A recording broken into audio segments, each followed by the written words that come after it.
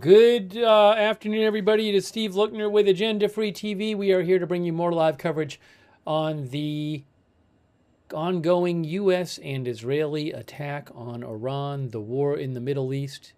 We're going to bring you updates. We are going to be taking your comments on the air.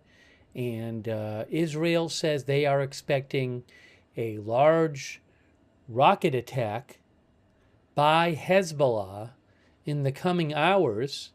And also, many of you probably heard, two top Iranian officials were killed by Israel since we were last on the air, since our last broadcast, including Ali Larijani, who some said was the person basically running the government. So we want to bring you an update on everything and bring you live coverage, take your comments on the air,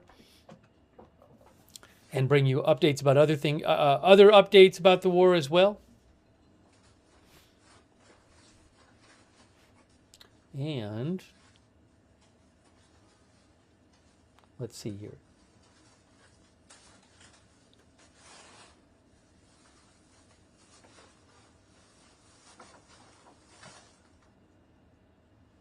Hang on one moment, everyone. Just give me 1 second here. I got to double check something. Okay, that seems to be working. 1 second here. That's working. Okay, good. Hey, thanks to our moderators. We have moderating right now. Beth Mythical and Ruth are over there on YouTube moderating. Thank you so much. And all of our other YouTube moderators, thank you. Also our Twitch moderators. I got that fire, Matthew Kohai 3, Surly, Devin, Tariag, thank you. Linda Belt, Larry, Misha moderate for us on X. Thanks so much.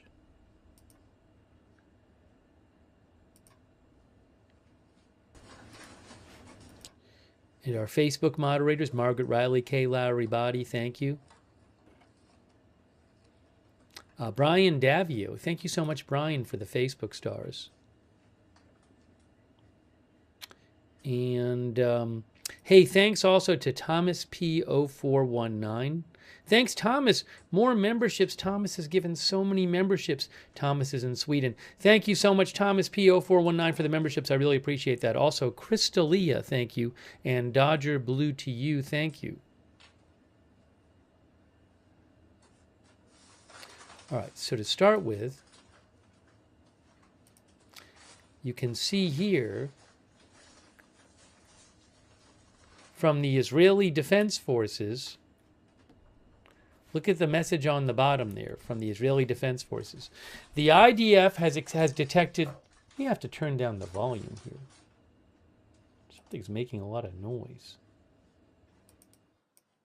Well, actually, I will say the Tel Aviv cam is less noisy than it was before. That's something.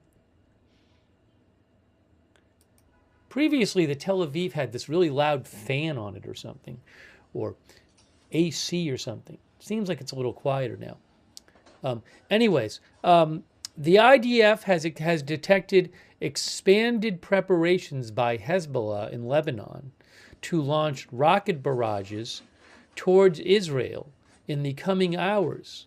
The IDF is operating in order to thwart Hezbollah's activities. The aerial defense array and IDF soldiers deployed along the border are alert and prepared both in defense and offense.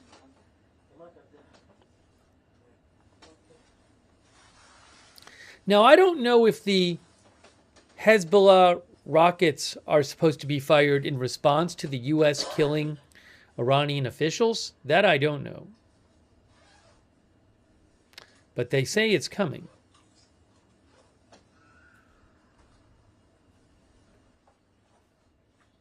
Hold on a minute here.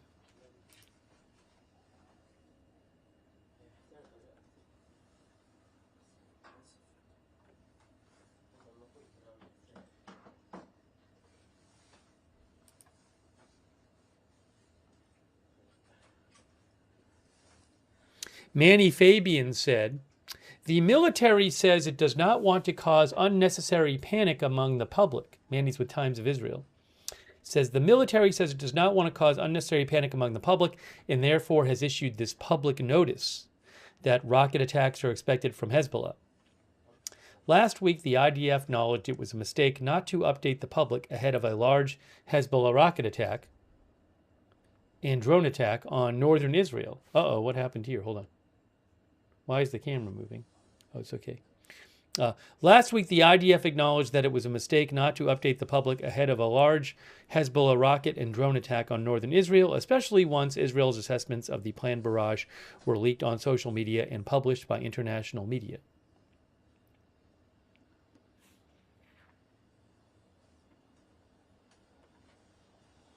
So we will be keeping an eye out. Now, I don't expect to have cameras when the rockets come in because remember, the Israeli government has told news agencies that they are not allowed to keep their cameras on and show rockets and missiles coming in.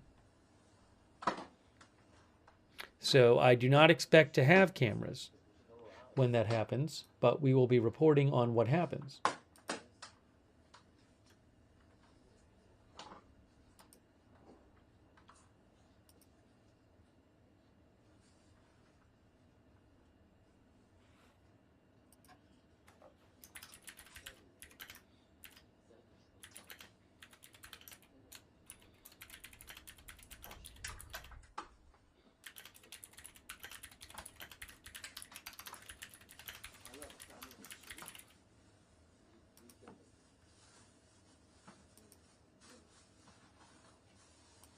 By the way, thank you so much to Jared Keehee. Jared Keehee, I really appreciate your support for the channel. Jared Keehee, thank you, Jared. Thanks for your note. Also, Sachin, thanks for the memberships to Sachin. And Mr. Slugsnail. Mr. Slugsnail, thank you. So if I hear anything more about... Dodger Blue says, I've got a work colleague stuck in Dubai right now. Scary stuff. If I hear anything about rockets coming in and new alerts, we will certainly let you know about that. Okay? Now, also, I want to mention Ali Larjani, sorry. Larajani.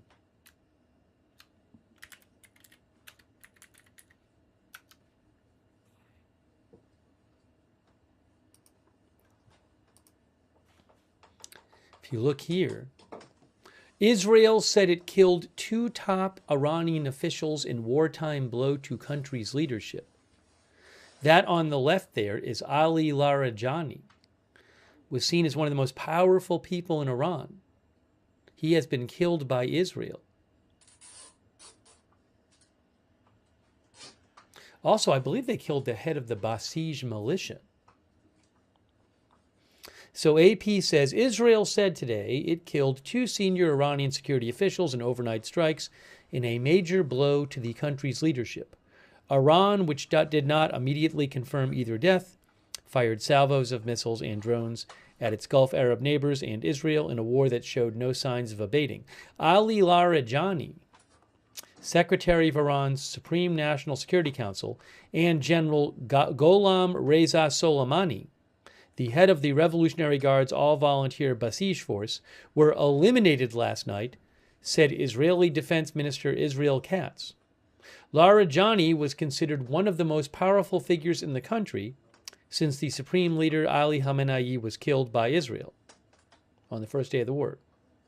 Both men were key to Iran's violent crackdown on protests in January that challenged the theocracy's 47-year rule. The killings would strip Iran of important leaders during a war that presents the greatest test for the Islamic Republic in recent decades. Also, with concerns growing about a global energy crisis, Iran launched fresh attacks against several of its Gulf Arab neighbors and oil infrastructure throughout the region. Dubai, a major transit hub for international travel, briefly shut its airspace. The second disruption to flights in the city in as many days. An Iranian official said Tehran had no intention of relinquishing its tight grip on shipping through the Strait of Hormuz, a crucial waterway for oil. Today, President Trump said NATO and most other allies have rejected his calls to help secure the strait. The Israeli military said it had begun a wide-scale wave of strikes across Tehran and was stepping up strikes on Iran-backed Hezbollah militants in Lebanon. A little more about Ali Larijani. Larijani, a former parliamentary speaker and senior policy advisor, advised the former Supreme Leader Khamenei on strategy in nuclear talks with the Trump administration. He was sanctioned by the U.S. Treasury in January for his role in coordinating Iran's violent suppression of nationwide protests.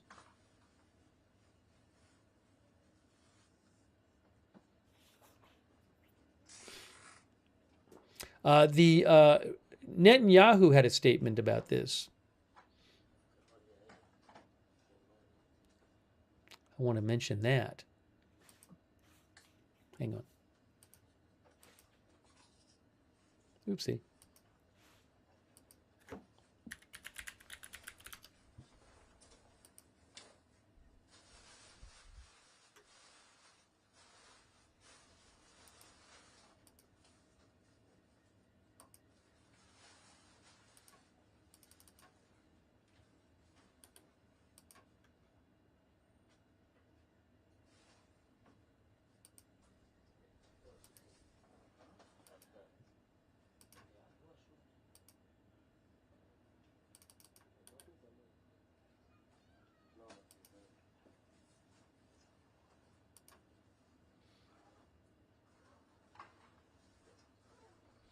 You can see, so there's a statement from Prime Minister Netanyahu about the killings of the Iranian officials. He said, "This morning we eliminated Ali Larijani. Ali Larijani is the boss of the Revolutionary Guards, that group of gangsters that effectively runs Iran. Alongside him, we also eliminated the commander of the Basij. They are the gangsters' assistants who are terrorizing the population in the streets of Tehran and other Iranian cities. We are operating there as well, operating from the Air Force, from the air with the Air Force jets and UAVs. We are undermining this regime," said Netanyahu, "in the hope of giving the Iranian people an opportunity to remove it. It will not happen all at once, and it will not happen easily, but if we persist, we will give them the chance to take their destiny into their own hands."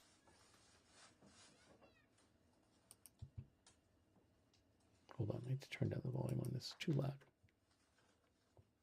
"At the same time, we are helping our American friends in the Gulf. I spoke at length with President Trump on this matter yesterday. There is cooperation between our air forces and navies, between myself and President Trump and his staff.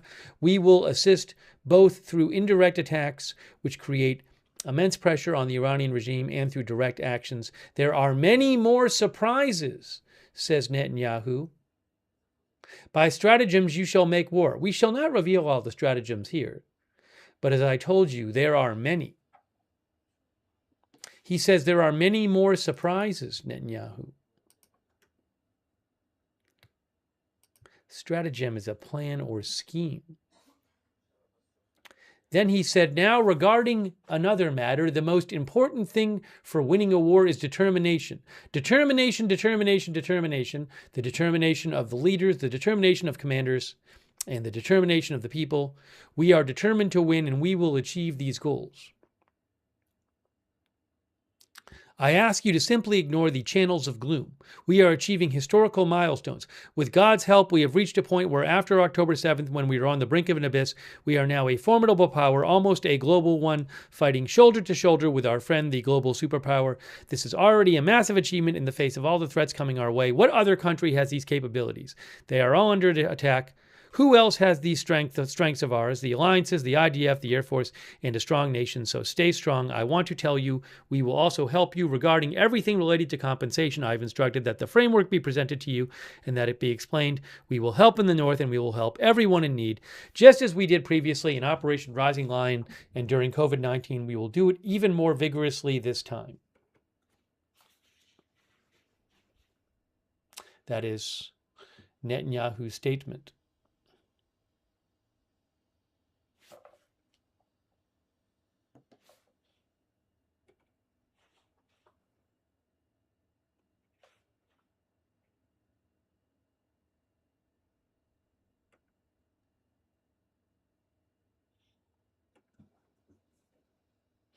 Again, I don't know if the Hezbollah rocket attack is in response to the anticipated Hezbollah rocket attack is in response to the assassinations of these leaders. Fred thinks it doesn't matter who you take out, a replacement is ready. I can't say personally how disruptive these assassinations are going to be to the regime.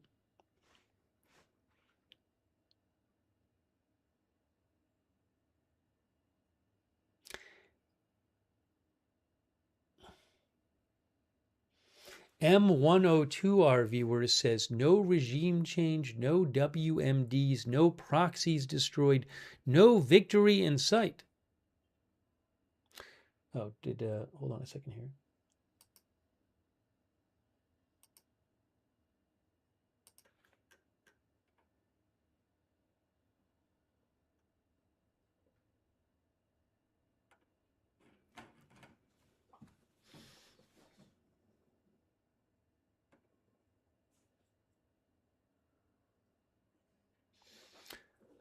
I have not seen any alerts since we came on the air, but I will keep an eye on the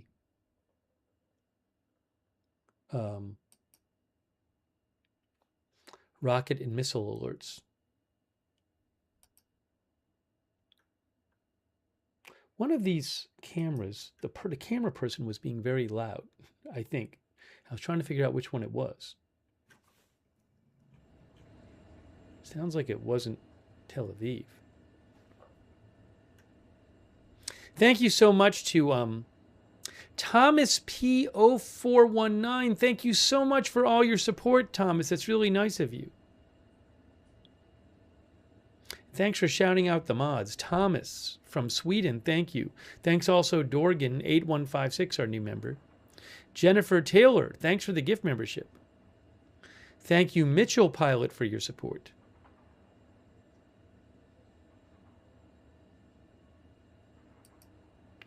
Mitchell Pilot said he saw a post on that appears to be a non-U.S. Israeli fighter jet striking targets over Iran. Appears to be a Eurofighter Typhoon. I'll have to look into that. I mean, obviously, I cannot confirm that myself.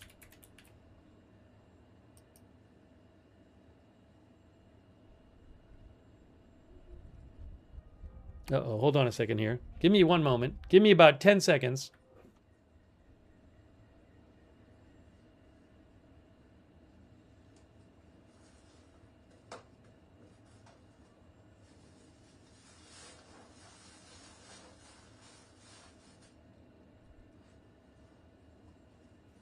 Sorry, we were hearing some noise.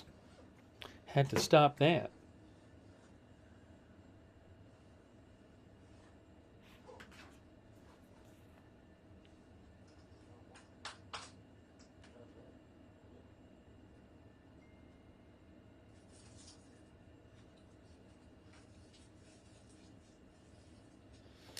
Yeah, I'll let you know if I hear of some other country which has not been participating in airstrikes now participating in airstrikes. I don't know if that's true. I will keep an eye out for it. Thank you, Mitchell, for the heads up, Mitchell Pilot. Thank you also, Mr. Slug Snail. And also, Mitchell said in the video, the fighter appears to be flying over Iran, not striking targets. It's all unconfirmed, of course. I'll keep an eye out. Thank you, Sobek. Sobek, I'm behind on my email, but I am always looking for new feeds, but it can be hard to get them. So, but I appreciate any suggestions on feeds. I've looked into a bunch, so But sorry for the delay, and if anybody's sent me an email, I'm kind of behind on everything. Thank you, Sobek. I appreciate the suggestion. I will look into it.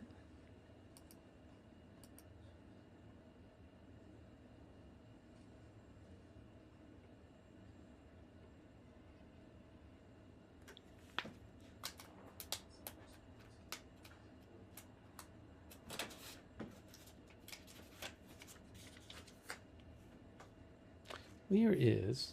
Uh-oh. Now I need 5 more. Oh no, I have it here.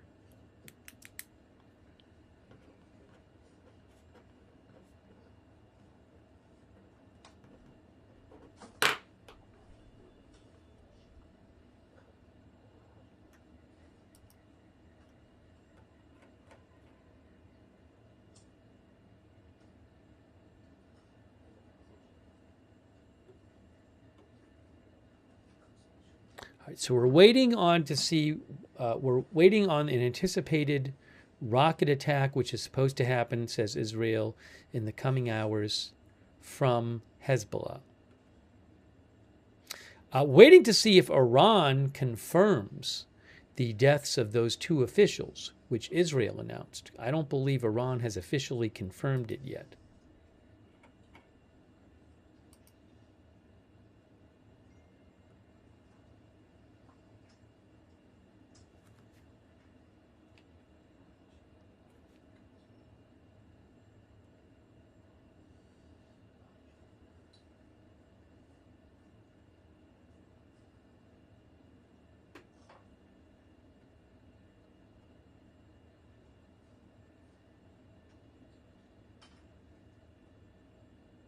Just give me a moment here. I'm catching up on a couple things.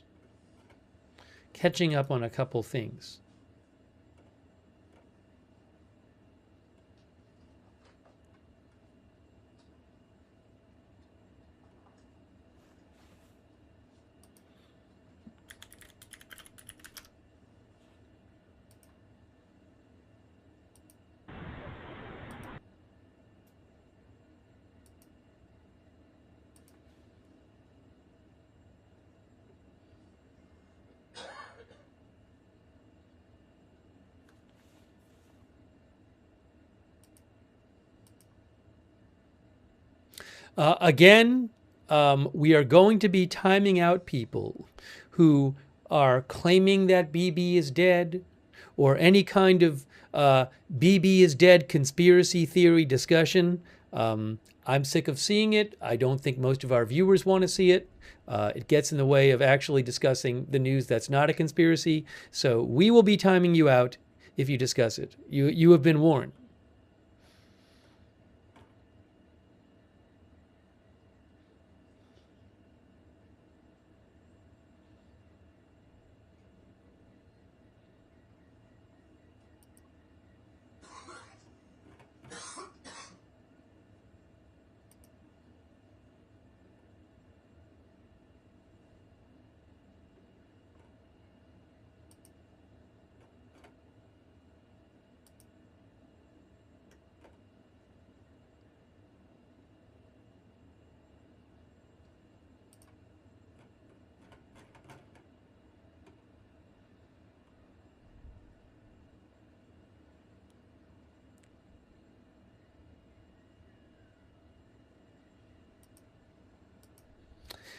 A Trump administration official also resigned today over the war.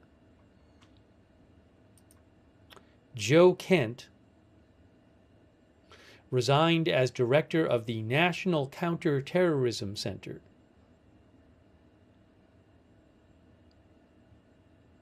He said that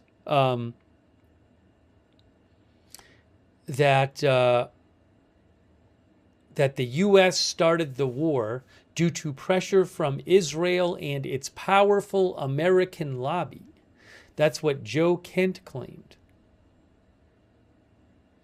You can see, hold on, I'll show you his letter he posted.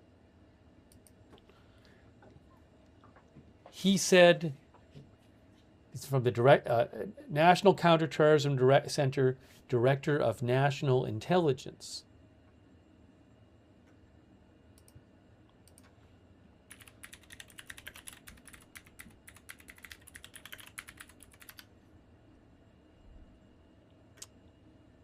By the way, the National Counterterrorism Center is in the office of the Director of National Intelligence.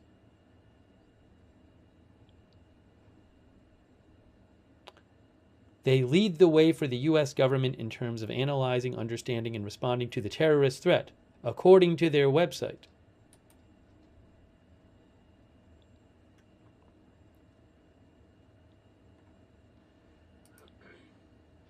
Wikipedia says it's a government organization responsible for national and international counterterrorism efforts.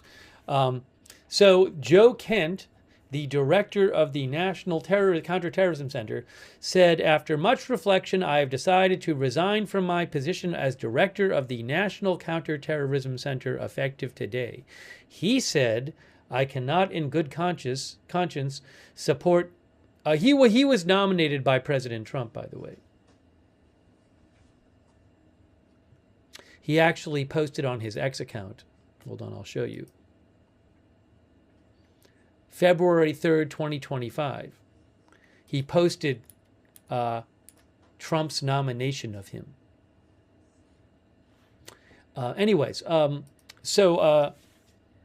He said, I cannot in good conscience support the ongoing war in Iran. Iran posed no imminent threat to our nation, and it is clear we started this war due to pressure from Israel and its powerful American lobby. So that's his claim. He said, I support the values and foreign policies that you campaigned on in 2016, 2020, and 2024, which you enacted in your first term until June of 2025. You understood that the wars in the Middle East were a trap that robbed America of the precious lives of our patriots and depleted the wealth and prosperity of our nation.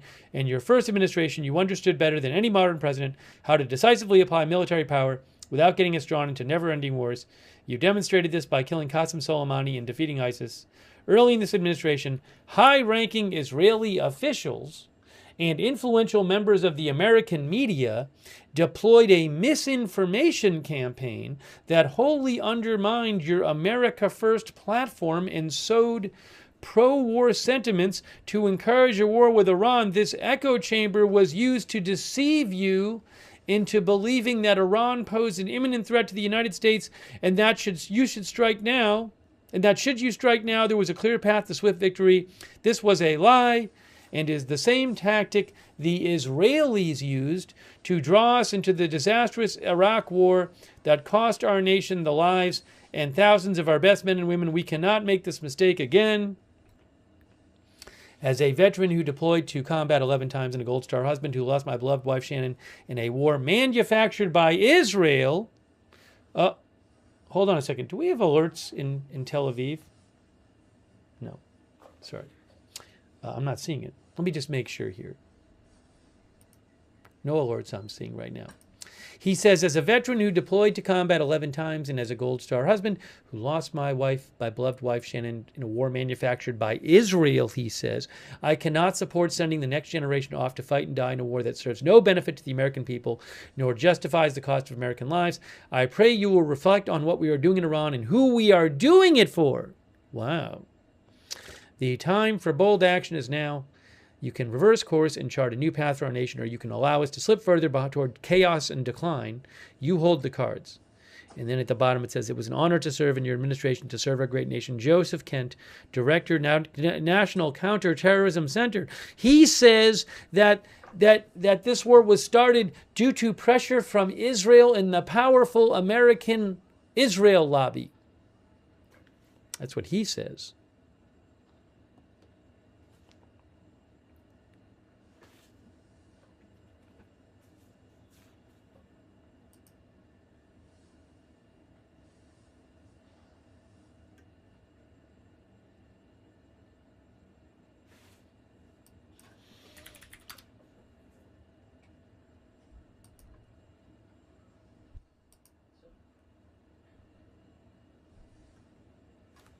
Reuters says Kent is known for opposing military interventions.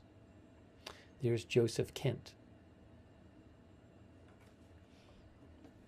Reuters says, Kent is close with the Director of National Intelligence Tulsi Gabbard, who has kept a low profile since the Iran war began.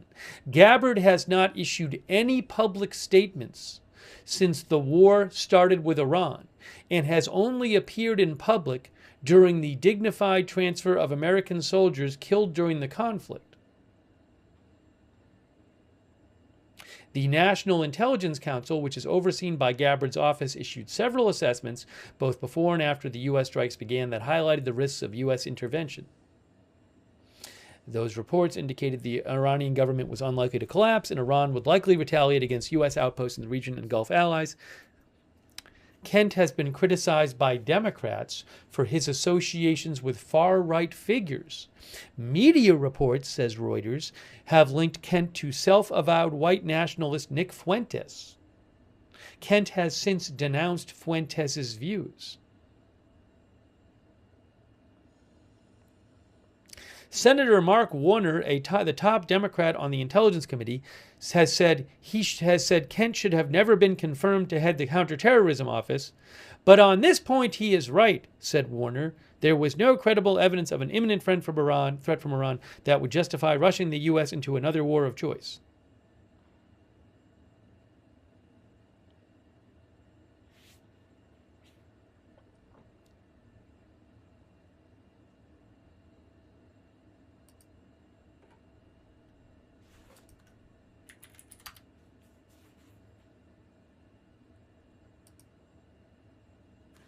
There's another picture there of Joseph Kent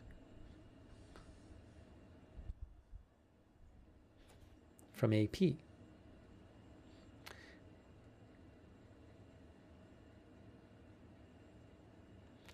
AP says he was in charge of an agency tasked with analyzing and detecting terrorist threats.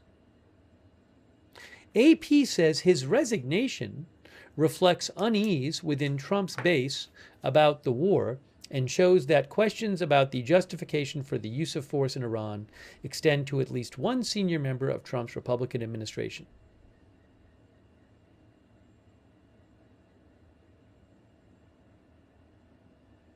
In an exchange with reporters in the Oval Office today, I'm going to try to show that in a little bit, Trump said he always thought Kent was weak on security. And if someone in his administration did not believe Iran was a threat, we don't need these people. We don't need those people, said Trump. He said they're not smart people or they're not savvy people. Iran was a tremendous threat.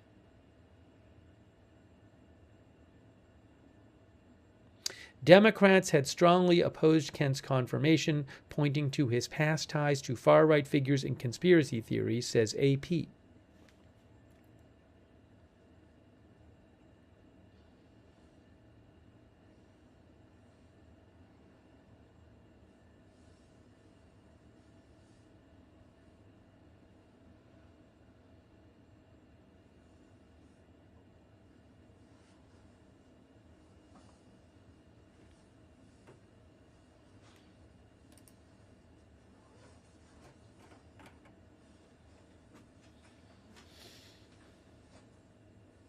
Fred Flintstone says, why didn't he say this before the war started? I don't know what he said internally about this war in the weeks and months leading up to it. It's an interesting question.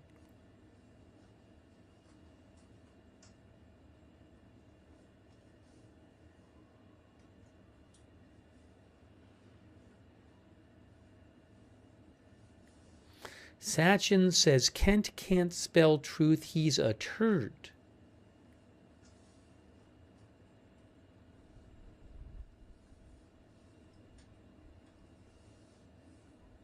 Salva Ronco says, do you think an attack is imminent? Well, there's a lot of speculation about whether President Trump could take new military action to try to take Karg Island or try to unblock the Strait of Hormuz by force somehow.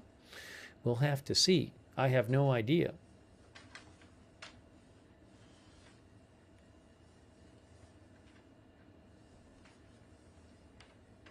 Seems like something's going to happen to have to make the President Trump wants the Strait of Hormuz unblocked, and it is currently essentially blocked. So something will have to happen. Thanks so much, I Am Charlie, for your support.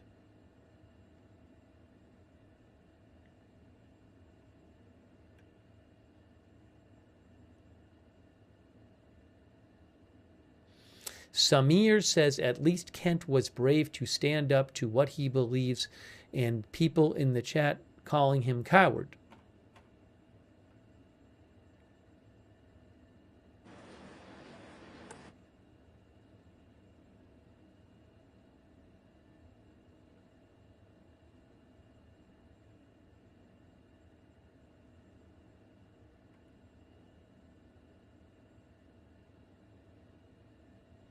It's Randy Pinball says, because now he sees Trump is losing supporters of this war and Kent is following the votes.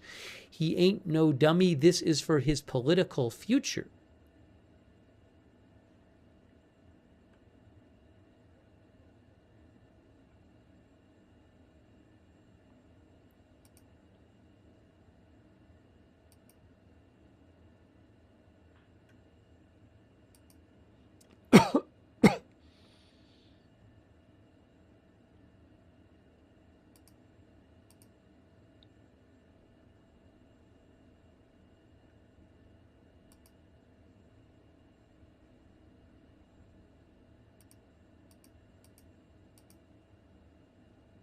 Trump made some comments today a short while ago.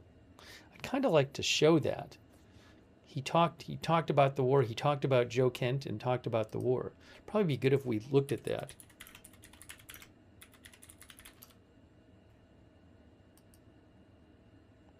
Tay Logan says he already ran and lost. He has no political future. Trump is participating right now in the Friends of Ireland luncheon. But I don't believe he is talking about the war right now.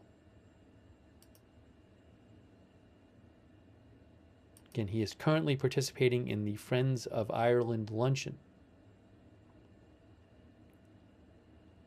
But,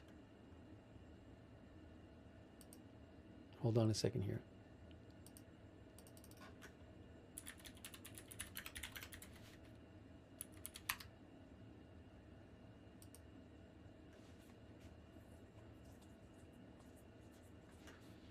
Today he met with the Prime Minister of Ireland.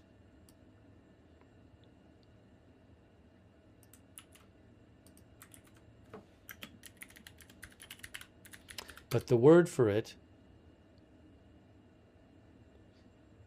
is it Taoiseach? How do you pronounce it? I don't know how to pronounce it.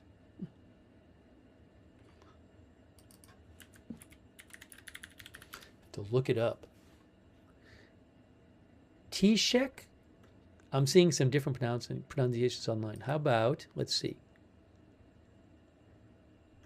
Taoiseach? Taoiseach? Somebody will say in the chat. Taoiseach? Give me a moment. I'm going to check something. I'm going to check myself. Wait one moment. Wait one moment here.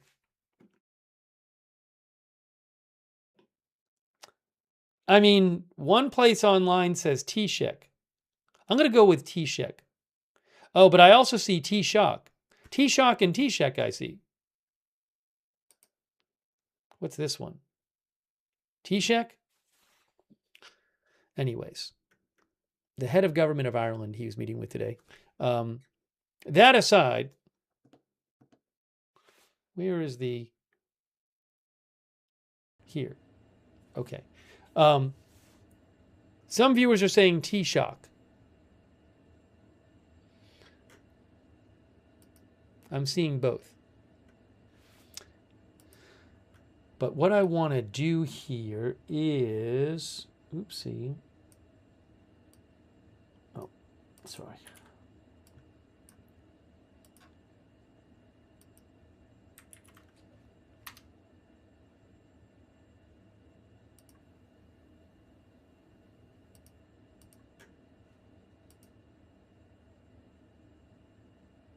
What I'd like to do is show you what President Trump, some of what he said about the war.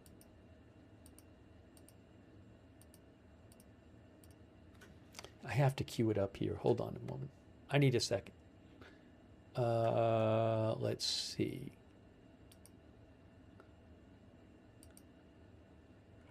I am not seeing a missile alert.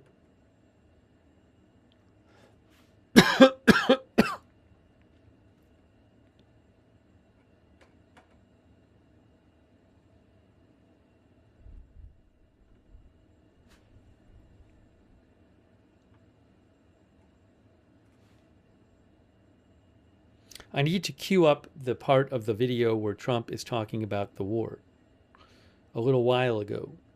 So give me a second. Let me do that.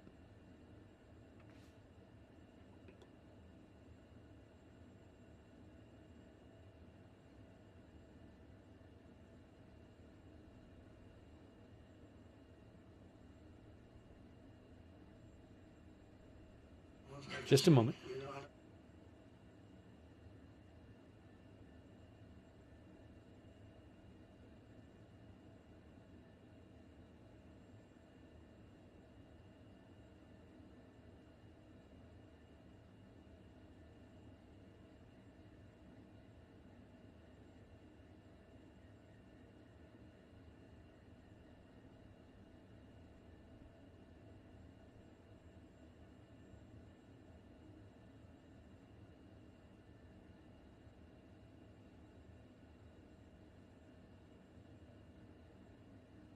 One moment. I'm just queuing this up.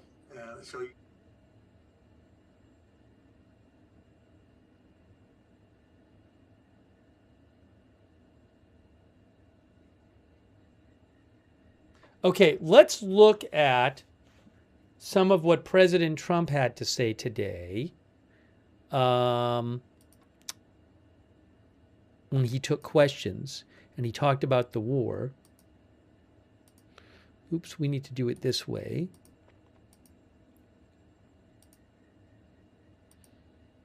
We're going to make it small, though. We don't need it big.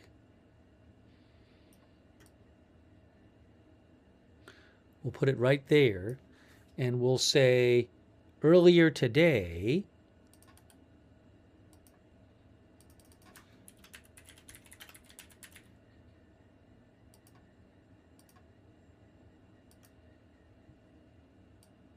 earlier today. Hang on a moment here.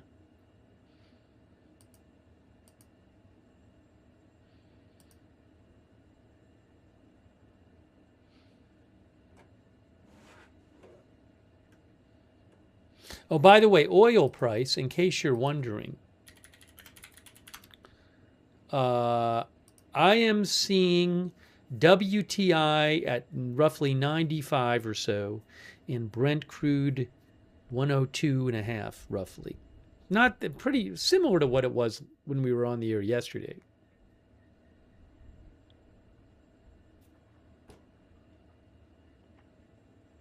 Claudio says France will send 5x0 warships.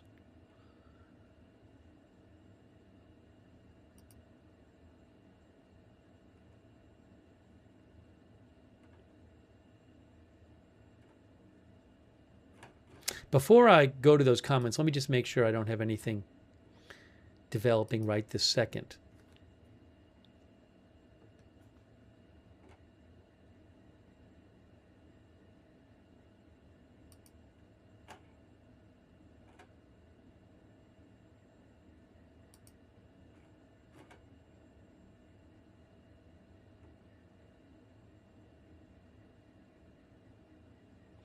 The IDF released a statement about the Basij militia in Iran. They said the IDF continues to locate and eliminate operatives of the Basij unit. Over the past day, the unit's commander was eliminated and more than 10 Basij posts were struck in Tehran.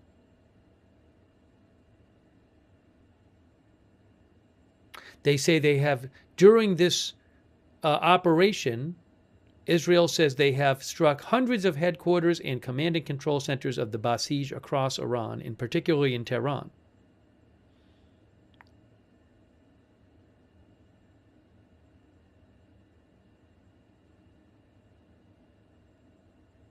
They say that they struck Basij forces in recent hours who were operating from more than 10 different posts across Tehran.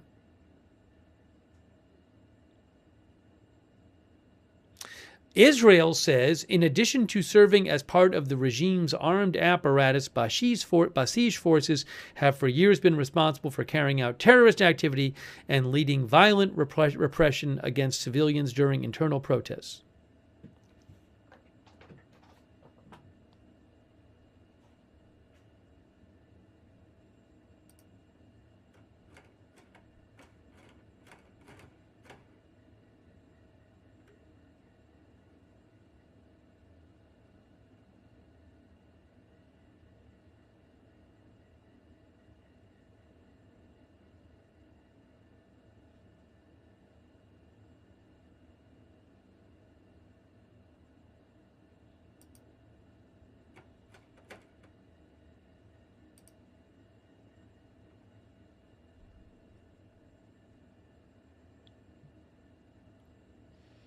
All right, let's listen to, first of all, let me say, hold on a second here.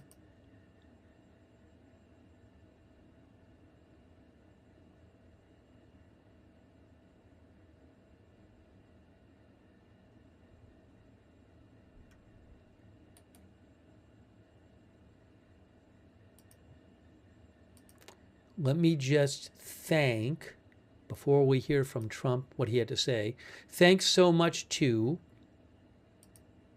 I want to thank our moderator too. Thanks to I Am Charlie and Rose I Know and Russ Dogfight. And also thank you to our moderators. We have Beth Mythical is moderating. Thank you so much, Beth. We have Charlotte Webb. Thank you for moderating over on Facebook. Kay Lowry Body, thank you. Linda Belk, Larry, Misha on X. Bastion Girl. DeBears, Good Luck Duck. I got that fire. Matthew Kohai 3, Sarah, and Surly Dev on Twitch. Huge thanks. Let's hear what President Trump had to say. This is when he took some questions today. I'm going to play this for you right now. All right. Let's listen in.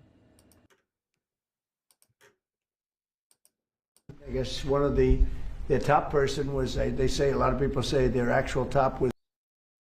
Oh, hold on. Playback error. Need to hit refresh and play again.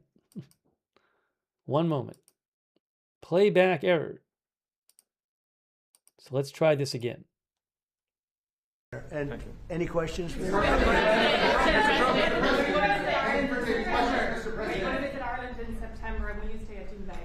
Well, I'm having, it's a great thing, my son and my family, we have a great golf complex in Ireland, one of the best in the world, called Doonbeg. It's in Doonbeg, and it's been amazing, and Rory McIlroy loves it, they all love it. Great golfers, you have a tremendous golf tradition, and it was chosen for the Irish Open, which is a big deal, that's a big event. Absolutely, looking forward to it.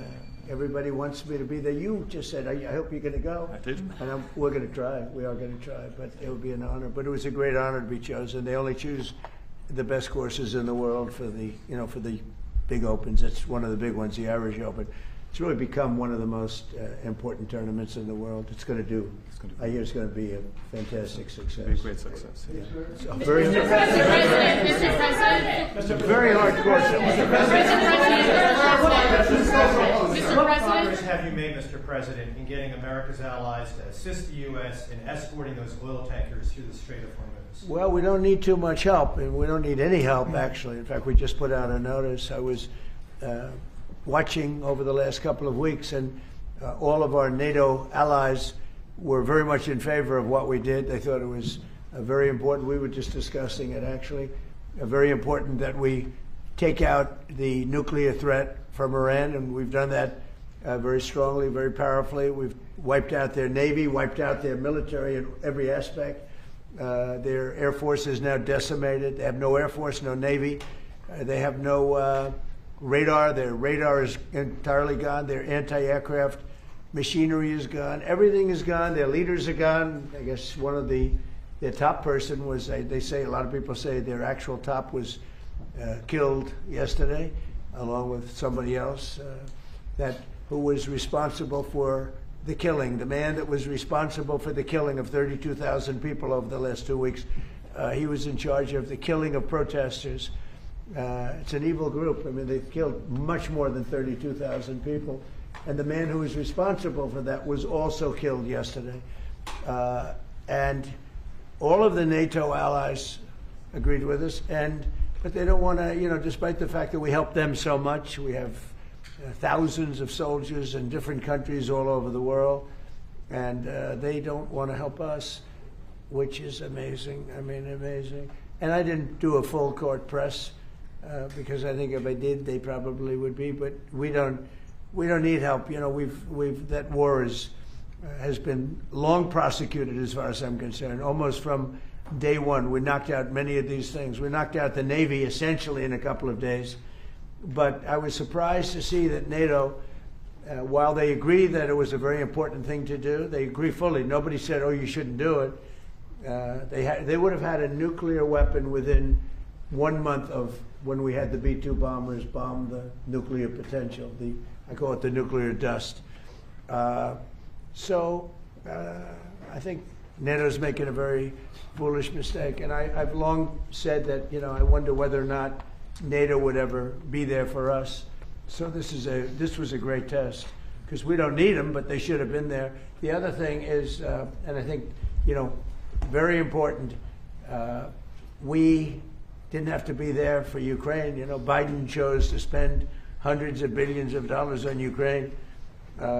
And I guess the head of Germany just made a statement that, they weren't involved and they have nothing to do with the war. But at the same time, they think we did a great thing by knocking them out. Nobody wants to have Iran, or anybody, but nobody wants to have Iran with a nuclear, because these people are crazy. They're absolutely crazy, and they're vicious, violent. I mean, they killed, think of it, they killed, now I hear it's about 41,000 people. They put out a notice 2 days ago. Anybody that protests will be immediately shot and killed. That's pretty tough stuff. So everyone agrees with us, but they don't want to help. And we as the United States have to remember that, because we think it's pretty shocking. French President Macron has just said in the last hour that he will never join a task force in the Strait of Hormuz until hostilities finish. Yet yesterday you said... Who said that? Who said? President Macron of France. What's your reaction to that, sir? Well, he'll be out of office very soon, so we'll have to see. I don't know.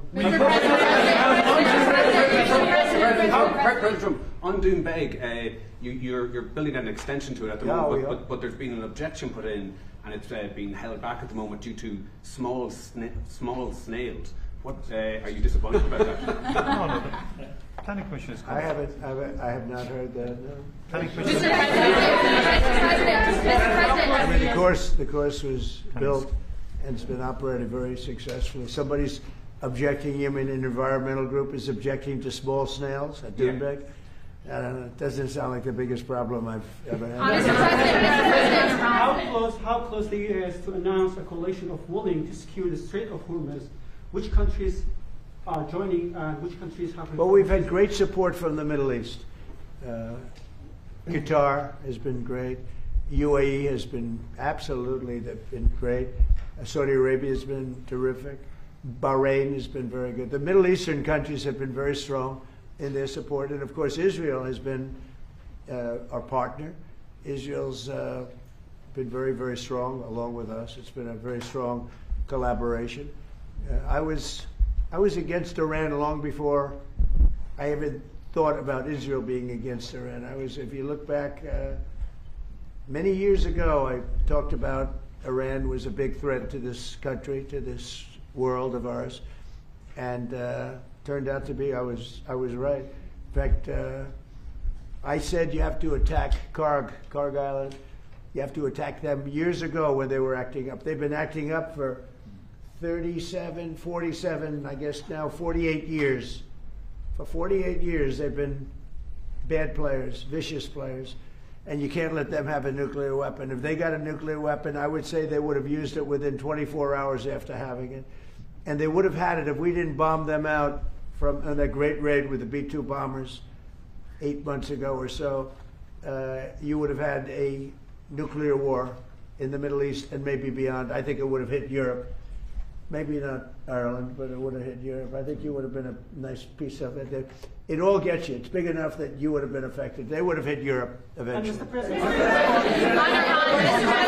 Mr. President, your Director of National Counterterrorism, Joe Kent, he just resigned today. He said he can't support your conflict with Iran. What's your reaction to that? And did you talk Well, I read his statement. I always thought he was a nice guy, but I always thought he was weak on security, very weak on security. I didn't know him well, but I thought he seemed like a pretty nice guy. But when I read his statement, I realized that it's a good thing that he's out, because he said that Iran was not a threat. Iran was a threat. Every country realized what a threat Iran was. The question is whether or not they wanted to do something about it. And many people, many of the greatest military scholars are saying for years that presidents should have taken out Iran because they wanted a nuclear weapon. They were, if we didn't do the attack, or if, I'll go a step further, if I didn't terminate the Iran nuclear deal given to us, one of the worst deals ever made by Barack Hussein Obama. Remember when they sent Boeing 757s over there, loaded with cash, hundreds of millions of dollars? You would have been very happy. This was a wonderful, they sent hundreds of millions. People forget that. Does anybody remember? Right? You remember. Hundreds of millions of dollars in a Boeing 757. I think they had two of them loaded. They took the seats out and they put cash. And it was so much that there wasn't a bank in Virginia, Maryland, or D.C. that had any money left. They stripped them of all their money, put it into place, sent it to Iran, almost as ransom. That's not going to happen with Trump. And nobody ever did anything about it. Nobody ever said anything about it. Can you imagine if I did that? So they've been a threat for a long time. But they've really been a threat. If I didn't terminate Obama's horrible deal that he made, the Iran nuclear deal, you would have had a nuclear war 4 years ago. You would have had nuclear holocaust, and you would have had it again if we didn't bomb the site. So when somebody is working with us that says they didn't think Iran was a threat, we don't want those people, because, and there are some people, I guess that would say that, but they're not smart people or they're not savvy people. Iran was a tremendous threat. And virtually every NATO nation, and this is the thing, if they told me it wasn't a threat, and therefore they don't want to help, but when they say it was a threat, and it was a major threat, every one of them, I think every one of them, I don't know of one that said they're not a threat, but when they say it was a threat, but we're not going to help, I think they're very foolish. You know, it's interesting. It's interesting because I could say this, that what's happening in Ukraine, we're probably in there for $400 billion. We don't spend any money anymore. They buy it from us and they pay full price. But Biden gave them between $350 and $400 billion of equipment and cash. Someday they'll have to find out about the cash. And you could say that wasn't a threat, you know, we're helping them. So we helped them, and they didn't help us, and I think that's a very bad thing for NATO. Are there any repercussions for NATO, and are you still going to China? Well, yeah, on China, it's a little different story. We're resetting the meeting, and it looks like it'll take place in about 5 weeks. We're working with China. They were fine with it. We're going to say, I look forward to seeing President Xi. He looks forward to seeing me, I think. But I do look forward to seeing him. We have a good relationship with China. China actually has become economically for us very good, as you know. It's much different than it was in the past. And we have a very good working relationship with China. So we're making it in about 5 or 6 weeks. Any repercussions for NATO for not supporting you on this? Any repercussions? Well, no, I just think that it's not good for a partnership when they say what you're doing is a great thing, but we're not going to help. Mr. You know, they President, say what you did is a great thing, but we're not going to help. Mr. President, in Iran, because the Iranian regime has told Sky News, if you put boots on the ground in Iran, it will be another Vietnam. Are you afraid of that? No, I'm not afraid of. I'm really not afraid of anything. Are you rethinking the United States' relationship with NATO possibly getting out? Well, I'm disappointed in NATO that we spend trillions of dollars on NATO. Think of it, trillions over the years, many trillions of dollars. It's one of the reasons we have deficits and we help other countries. And when they don't help us, I mean, it's certainly something that we should think about. I don't need Congress for that decision. As you probably know, I can make that decision myself. I'd work with some very smart people. And I'd always deal with Congress anyway, but I don't need Congress for that decision. But, you know, when you say rethink, I have nothing currently in mind, but I will say that I'm not exactly thrilled when we help them with Ukraine. Look, Ukraine would have been over in one day if we didn't help. Frankly, Ukraine would have been over the first day. They had the best equipment in the world. It was our equipment, given by Sleepy Joe Biden. No charge, no charge. Hundreds of billions of dollars of the best equipment in the world, no charge. I will say that I'm not happy about it. Mr. President, two questions, one on Iran and one on Cuba. Is Iran now a bigger foreign policy priority for you than China? And on Cuba, the Cuban government. Iran is just a military operation to me. Iran is something that was essentially largely over in 2 or 3 days because the Navy was wiped out almost immediately. The Air Force came next. The anti-aircraft came next. I mean, we're flying over Iran. We could take out their electric capacity in 1 hour. We have all the, there's nothing they can do right now because everything is knocked out. They have no radar, no anti-aircraft. They have nothing. And we don't, and it was a decision I made. We discussed it, Pete, Marco, JD, all of us, Chris, we discussed it. We can knock out their electricity in a matter of minutes if we wanted to. There's nothing they can do about it. We can knock out their oil in Karg Island. The only thing we didn't take down was their oil because if we knock out, I call them the pipes, very complex.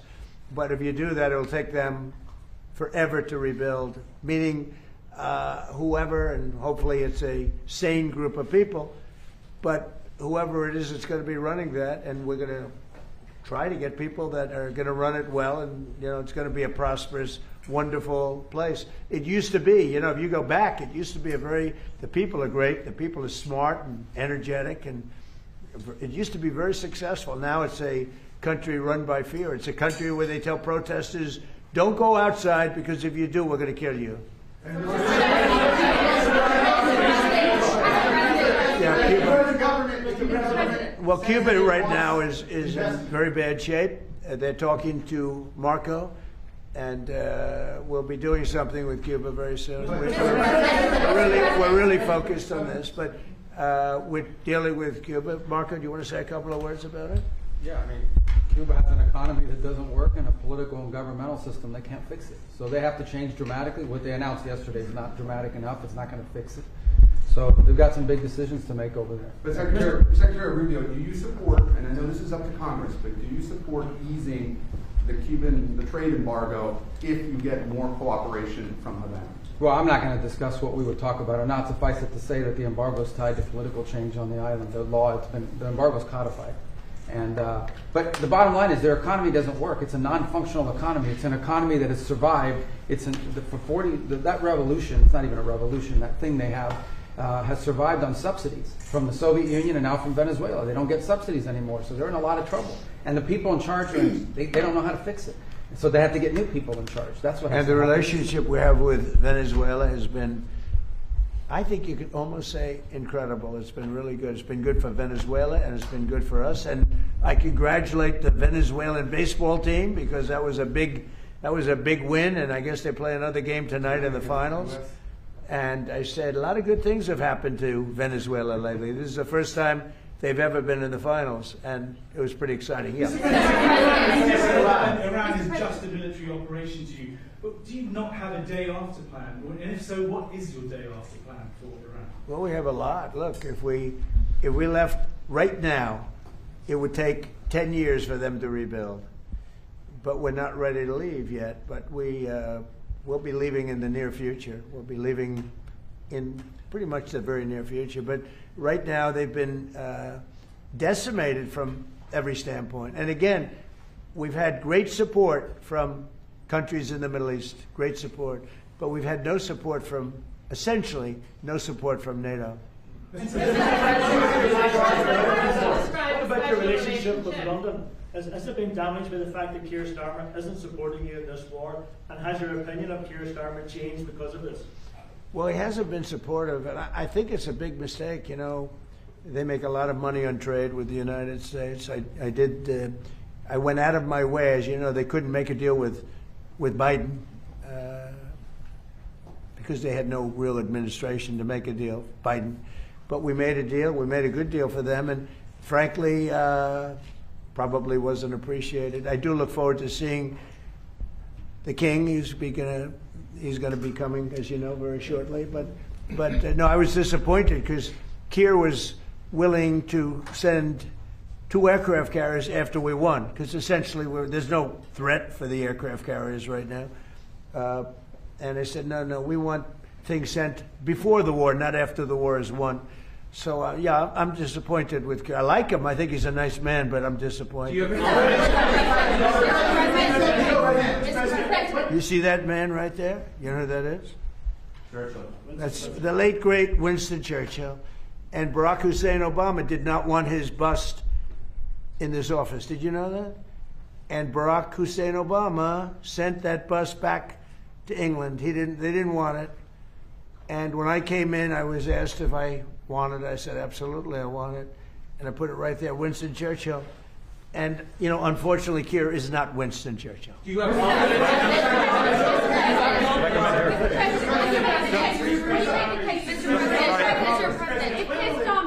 No, hold it.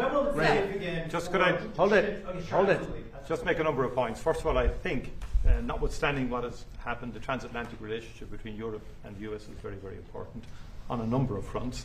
And I think we've had issues over the last year or two, but we settled them. And I think many of these leaders engaged with you, particularly on trade initially. Remember all the fuss last year, but we got a landing zone between Europe and the US, and I think we can get a landing zone again. And I think I just met with Keir Starmer last week. The British-Irish relationship is a very important one.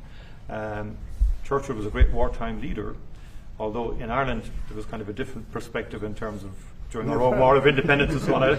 He created his own bit of difficulties for us. But that said, he was a great wartime hero. Keir Starmer has done a lot to reset the Irish-British relationship. I just want to put that on the record.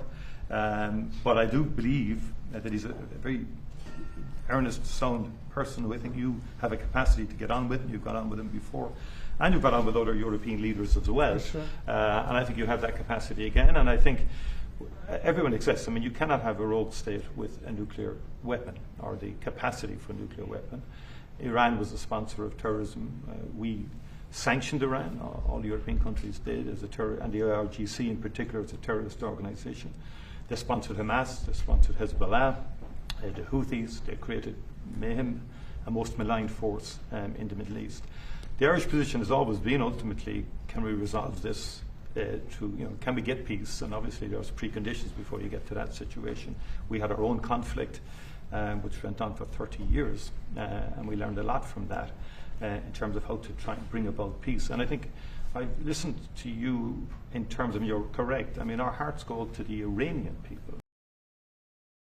I think we're seeing fireworks on the top camera, by the way. I don't think that is strikes. I just want to show you this real quick. Hold on. I think that's fireworks. See what I'm looking at there? Under me? That looks like fireworks. So just wanted to let you know, because I think some people were seeing that. I think like once in a while we've seen fireworks before. I don't know why. All right, let me just, I think there's just a little bit more in this Trump answering questions appearance. Let's see if he talks more about the war.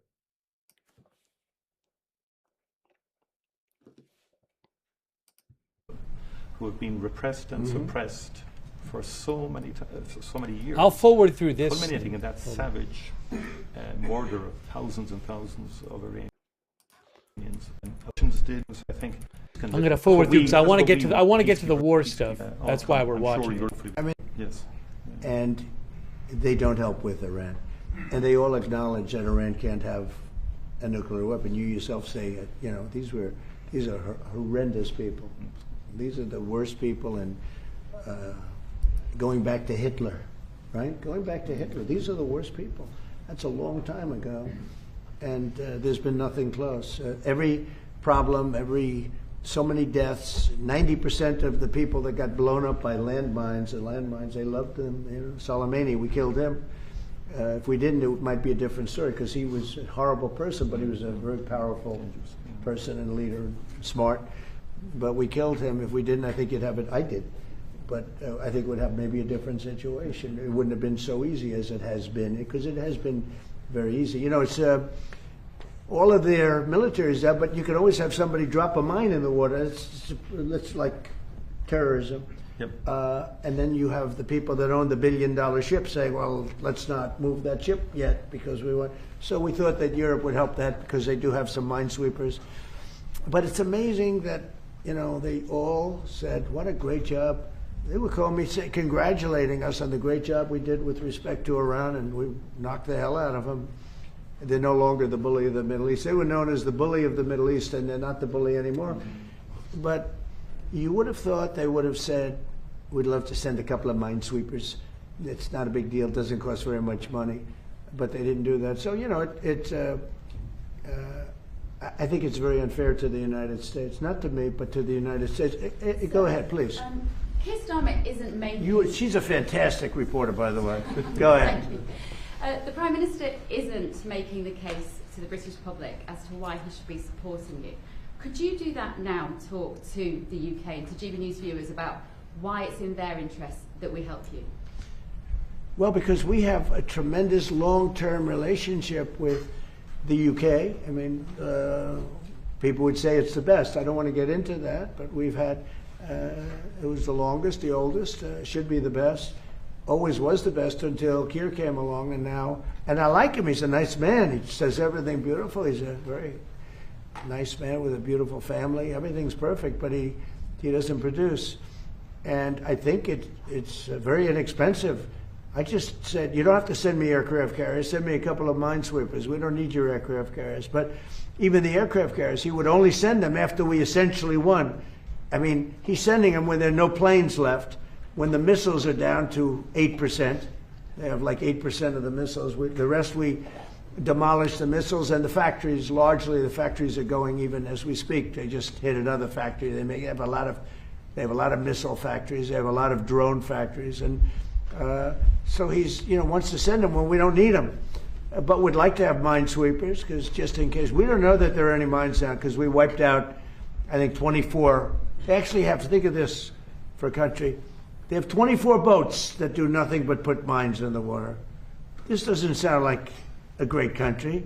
This doesn't sound like a friendly country. But we killed all of those boats. They're at the bottom of the sea.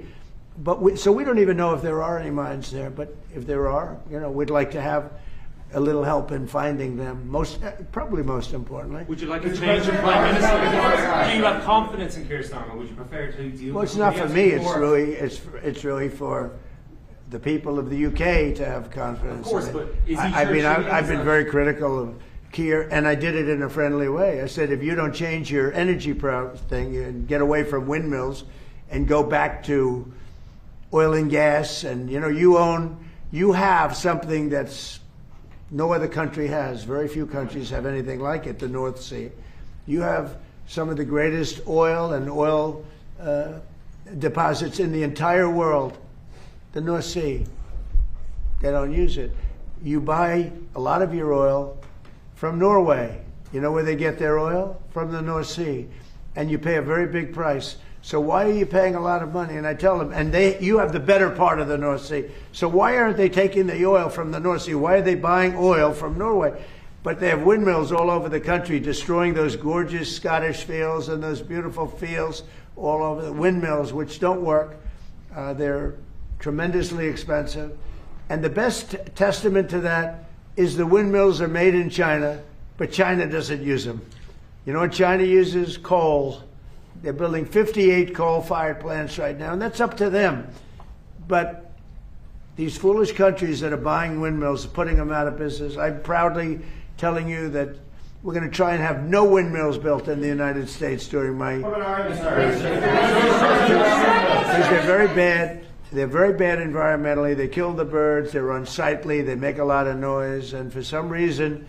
the environmentalists love windmills, okay? You say Keir Starmer is a very nice man. Mr. President, you say he's a very nice man. I think he's a nice man. I think he's a nice man, but I disagree with him on two things, primarily. His immigration policy is a disaster, and his energy policy is a disaster. And they're about the biggest policies you can have.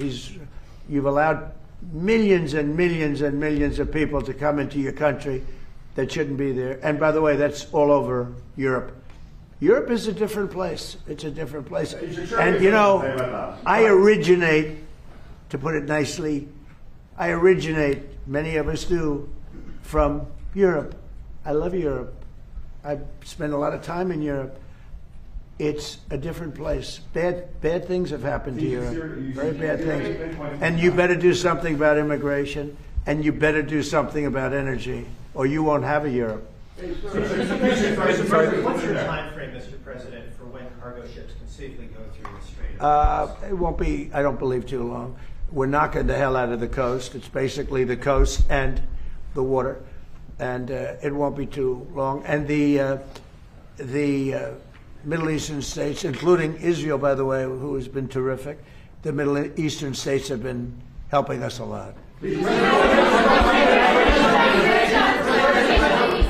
Go ahead, you, please. Mr. President, on fuel prices, what do you have to say to the people in Ireland who are paying sky-high prices because of your war in Iran? Well, I think the people in Ireland are very happy that I'm getting rid of, I have a lot of friends from Ireland, they're very happy that I'm getting rid of a nuclear power, a nuclear terrorist, and as soon as that war's over, which will be soon, your prices are going to drop like a rock. You watch. I've been very good at predicting. No, in the back. Yes. What do you think about our president's comments that your actions in Iran are breaking international law? Say it. What do you think about our president's comments? Can you speak? You're speaking right into your phone. Mr. President, how do you respond to the increased attacks by the Iraqi militia groups against the U.S. Embassy and consulate in Kurdistan region? You want to answer that, JJ? Do you want to? Yeah, well, Marco, obviously, the Secretary of State, has control over the embassy. Look, there have been a lot of militia attacks against our base, or our embassy in Iran. I think Marco's done a good job of limiting the number of people who are at that embassy so we can provide essential functions but also protect our people. But it goes to show there are a lot of terrorists in that region of the world, and we've got to eliminate them when we find them. And you can't give them nuclear weapons. You can give them rifles, you can give them guns, you can't give them nuclear weapons. I think we agree very strongly on that. Please. Yes, excuse me. Just first of all, I would say, like, Europe is still a very good place to live in. Good. Just to let you know. I'm glad to hear that. And our view is you have to have robust and fair rules around migration. But on the other hand, a lot of people, within the European Union, we have free mobility of people. And in Ireland, our population is growing, but in a very positive way. Our economy is going well because we're attracting a lot of people from Europe and beyond into work, legally and validly in our country. In fact, I'd love if we could develop a legal pathway between the US and Ireland into the future because of our history and so on like that, that we could have a legal pathway, because no one is in favour of illegal migration or and so forth. So you have to have robust rules for that. But fundamentally, I think sometimes Europe gets characterised wrongly in terms of it being overrun or whatever like that. It's much more robust now. There's much more stronger mechanism in place to facilitate legal migration. I think it's important that understanding is there. We need more economic growth in Europe. It doesn't have the same focus on innovation as you do here in the US. We discussed that earlier with the Vice President in terms of technology, in terms of AI. We need to pivot more to innovation. There are some alerts right now. I want to talk about that. Sorry to interrupt, but we have some. Are these rocket alerts or missile alerts? This I don't know. Some in. This is not. Hold on. Let me. This is Haifa, south of Haifa, and also, in the northern Israel we're talking about here. Let me check up on this and see. See what I can find out from. Hold on a moment here. From, let's see. Sorry if there was a pre-alert and I didn't catch it. I'm going and checking. Yes, you can check Intel cams if you'd like.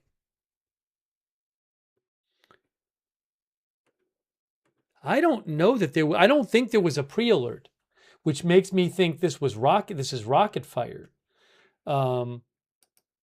That's my thought if there was no pre-alert. It's expected that there's going to be a bunch of Hezbollah rocket fire from Lebanon. I don't know if this is the start of that. Again, I don't have cameras in Haifa or northern Israel, and also the cameras I do have, they end up turning off when there's, per order of the government, when there is an alert. Enigmatic said there were some interceptions on Intel cams.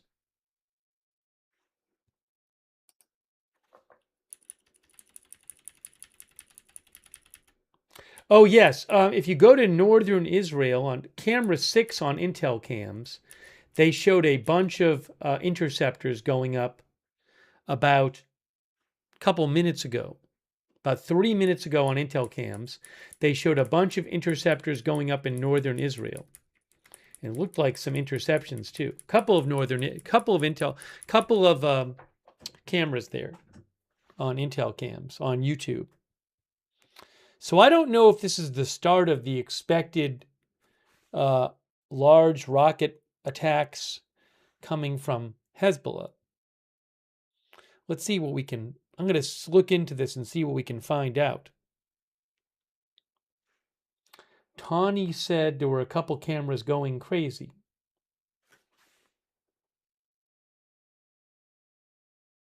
Three JSR says interceptions and looked like a few hits. Let me check.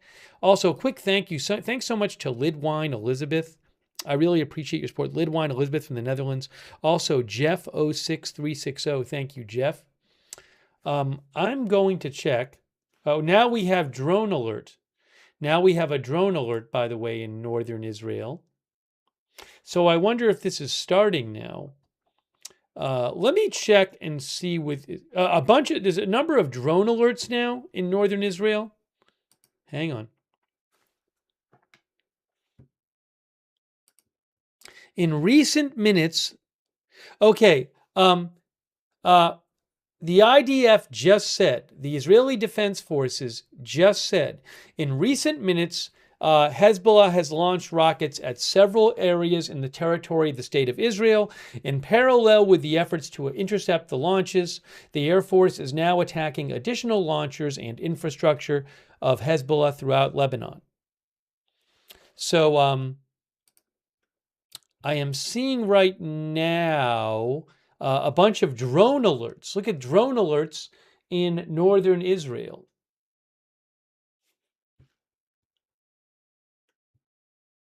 That is happening now.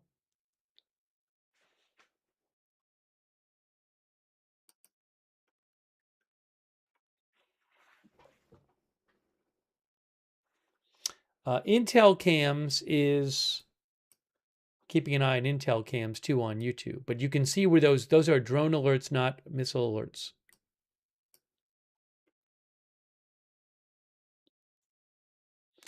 All right, so is this the start of the expected large barrage from Hezbollah in Lebanon? That I don't know. I'm going to be looking at some news from Israel and seeing what's being said from there.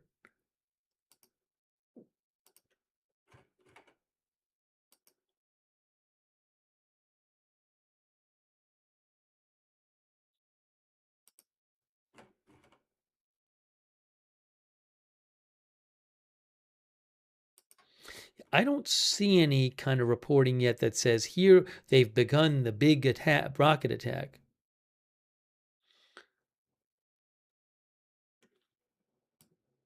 See, the Tel Aviv cam, which is on the bottom, the Tel Aviv cam, it already did the zooming in thing. Even though there wasn't an alert in Tel Aviv, just because there was a rocket alert north of there, the Tel Aviv cam already zoomed in. So you can't see anything.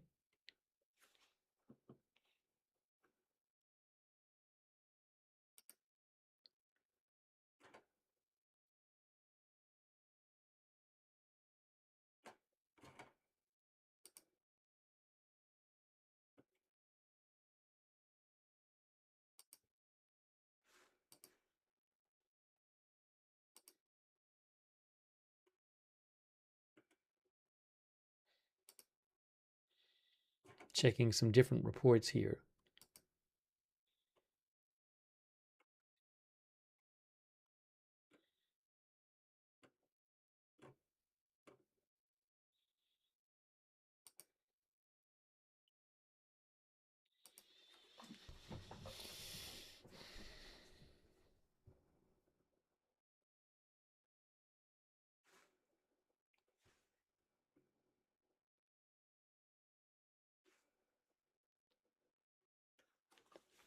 I should have the volume on these, but again, I don't know. I don't think we're going to see anything on these cameras. I think I just saw, if you go to Intel cams, again, Intel cams on YouTube has some cameras from northern Israel and southern Lebanon. So a few minutes ago, definitely saw some what appeared to be interceptions.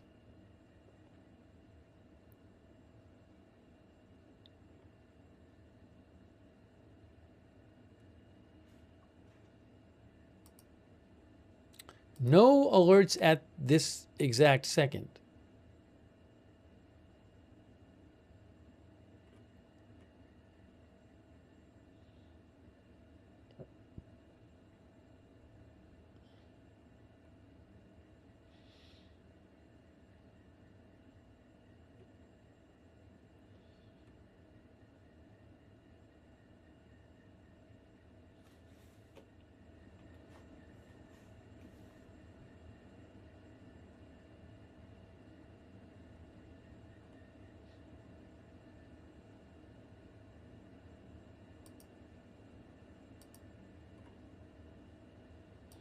The MDA in Israel says no reports of casualties from the latest rocket barrage. No reports of casualties, according to the MDA.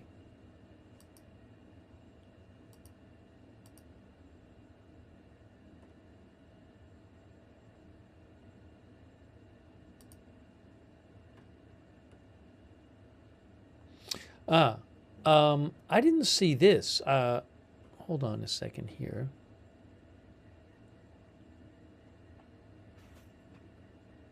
So I'm trying to keep up here and check a lot of different things.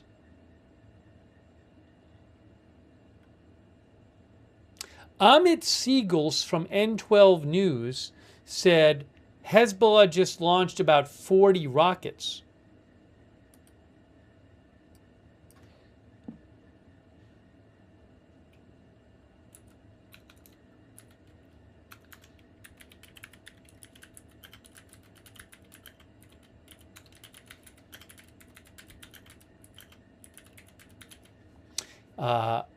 About 40 rockets. Now, I don't know if they're going to launch more. Amit Siegel of N12 News says last week they launched around 200. So according to Amit Siegel of N12 News, in that last barrage a few minutes ago, Hezbollah launched 40 rockets, around 40 rockets.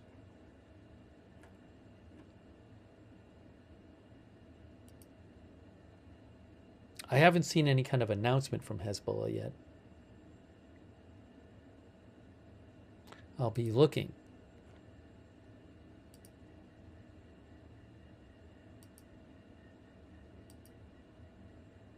Again, no casualties reported from that rocket barrage. Oh, I'm also seeing a report that Iranian state media confirmed the death of the Basij commander who was killed.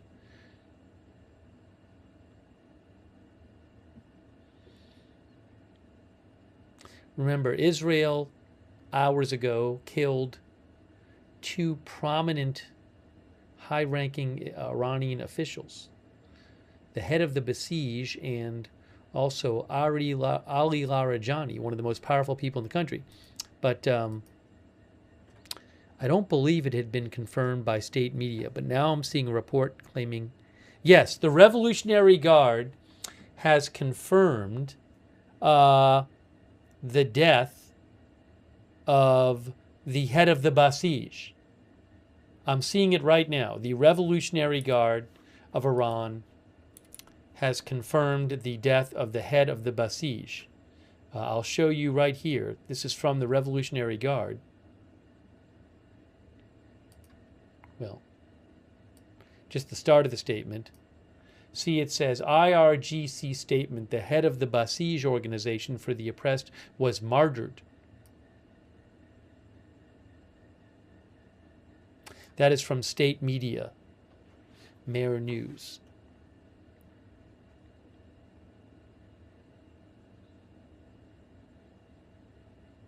The Revolutionary Guard of Iran says, this cowardly assassination demonstrates the importance and the role of the Basij in the all-out battle against the American terrorist army and the Israeli regime and their mercenaries, especially in the recent war. We warn the evil and terrorist murderers of this high-ranking martyr that the Mujahideen Basij will never abandon the bloodthirsty leader, martyred commanders, and various individuals of the people's martyrs. Undoubtedly, the pure blood of these martyrs will redouble the will of the heroic nation of Iran and all Basij fighters to continue the path of resistance and fight against global arrogance and international Zionism. So again, new statement from the Revolutionary Guard saying that the head of the Basij militia in Iran was killed by Israel.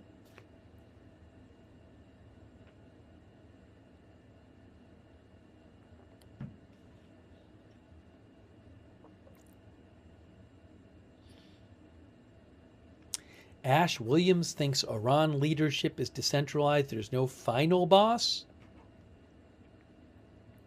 In theory, the supreme leader is the most powerful person, but it's unclear with the new supreme leader exactly how all of the power is breaking down there. And some people thought that Ali Larijani was the most powerful person in the country, but he was killed hours ago by Israel, said Israel. President Trump, when he was speaking a little earlier, said that the U.S. would be leaving in the region in the near future, and it won't be long before ships can go through the Strait of Hormuz. Oh, I did want to mention also that an Iranian official, the Speaker of Iran's parliament, posted about 20 minutes ago on social media saying the Strait of Hormuz situation won't return to its pre-war status. Again, the Speaker of the Iranian parliament said on social media about 20 minutes ago, the Strait of Hormuz situation won't return to its pre-war status, suggesting that it's not going to open up as we get our Tel Aviv picture back. I don't know about that, but that's what he said on his social media.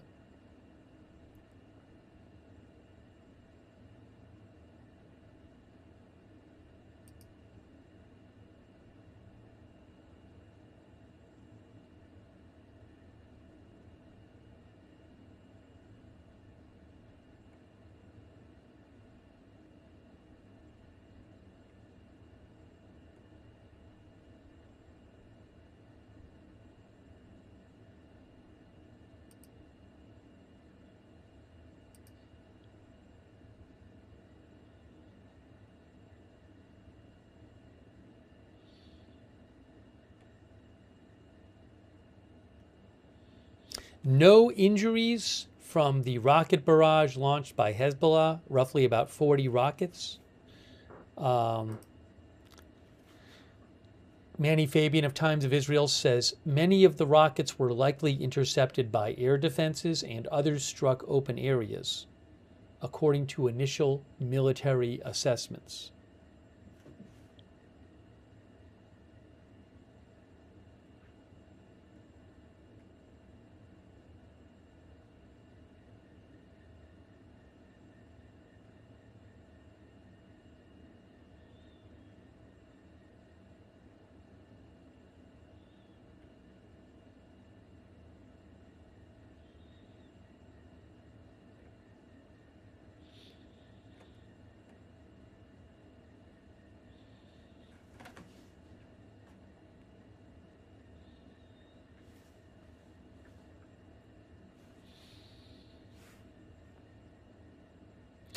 One of the viewers said they saw more on Intel cams. There's no alerts right now. Thank you, Space Fraggle, for your support. Thanks for shouting out the mods. Space Fraggle wishes everyone happy St. Patrick's Day. Happy St. Patrick's Day to everybody who is celebrating it. Lidwine Elizabeth said that she was trying to clean her screen, and then she realized that the Taoiseach, the head of Ireland's government, was wearing a brooch.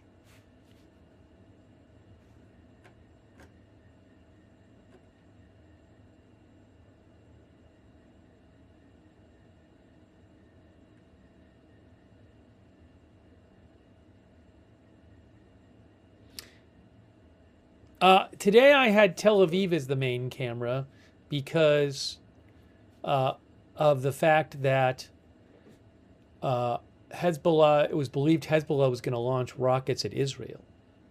I don't know if that is over. I don't know if they're going to launch more rockets at Israel. For now, the event has ended because the home front command in Israel has said people can leave their protected areas. So maybe we'll switch up the two cameras.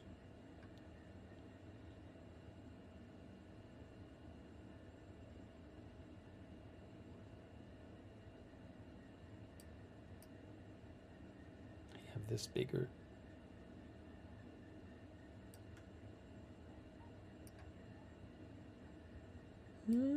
Oops, that's not what I want to do.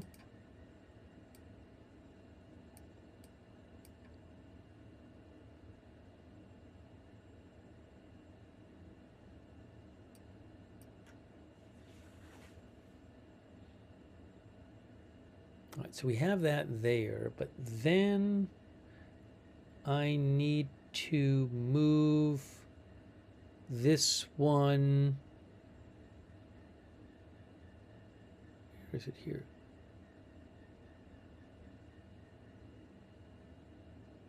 Oh, I see. Wait, what is this? Oh, I see.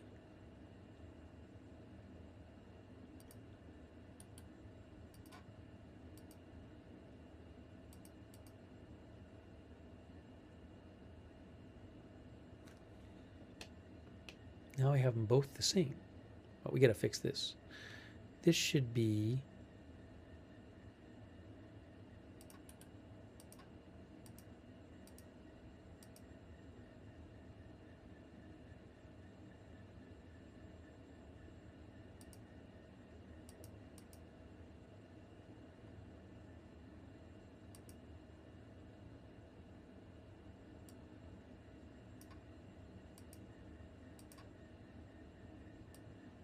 I think I finally did it.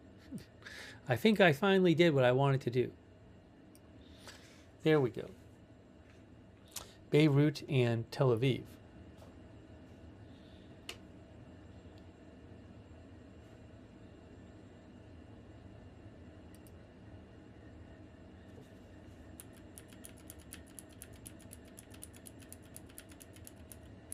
Are there more alerts? Hey, there's a drone alert Drone alert in northern Israel right now. Drone alert at the border with Lebanon, you can see. One of the viewers said interceptions over Haifa. That might have been the drones.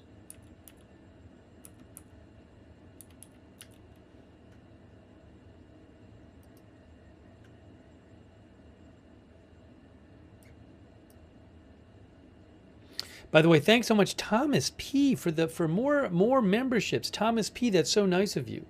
Thomas P 0419. You can see one rocket alert up there too in northern Israel. Thanks, Thomas P from Sweden. I really appreciate that.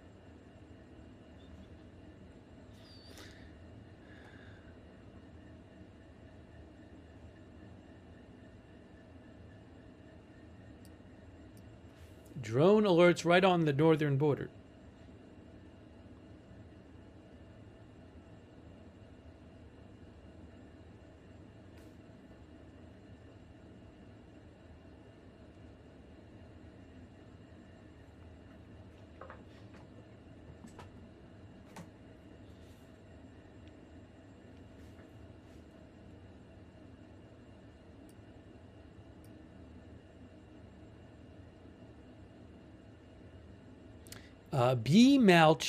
One of our viewers, B. Malachowski, thinks Gabbard will probably be fired soon. We were talking about how she has been very low profile during this war. I think her only public appearance was at the dignified transfer.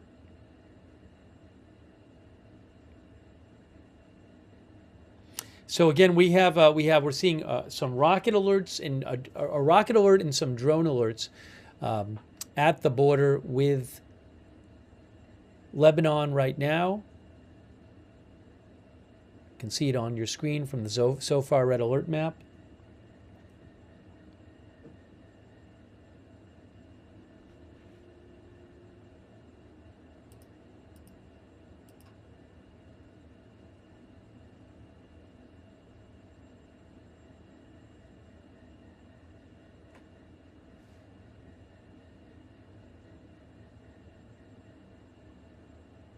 Some of our viewers claim there was a hit on camera 9 on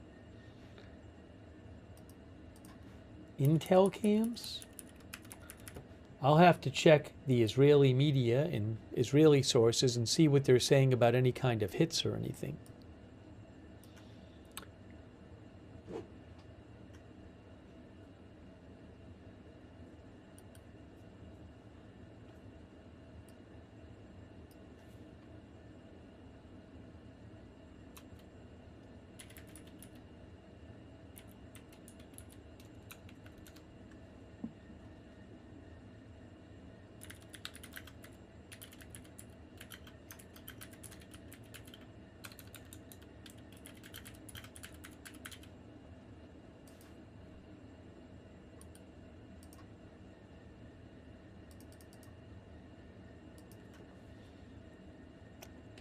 Let me do a quick check here and see what's being said about this.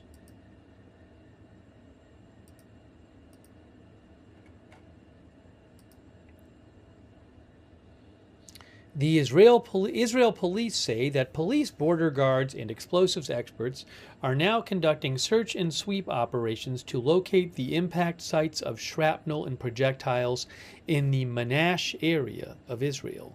No injuries were reported, they say. No injuries reported.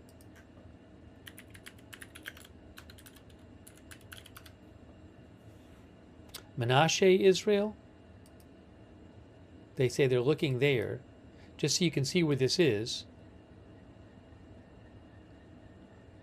That's in Menashe, or Menashe, is in northern Israel, south of Haifa.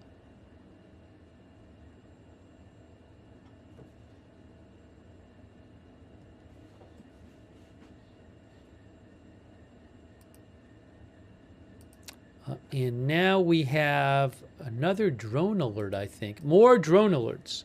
So we're getting a bunch of drone alerts in northern Israel here, near the border.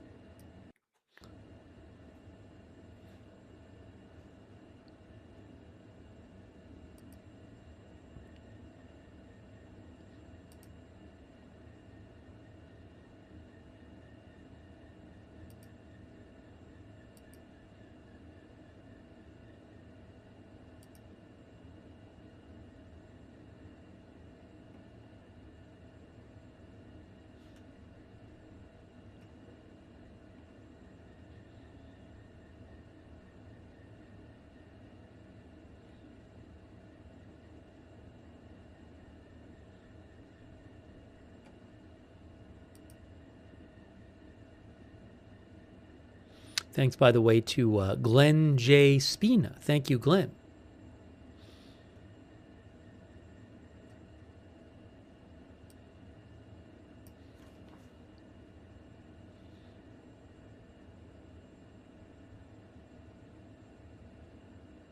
Runscal says that explosion in northern Israel on Intel cams was huge. Intel cams is on YouTube. You can catch them on YouTube.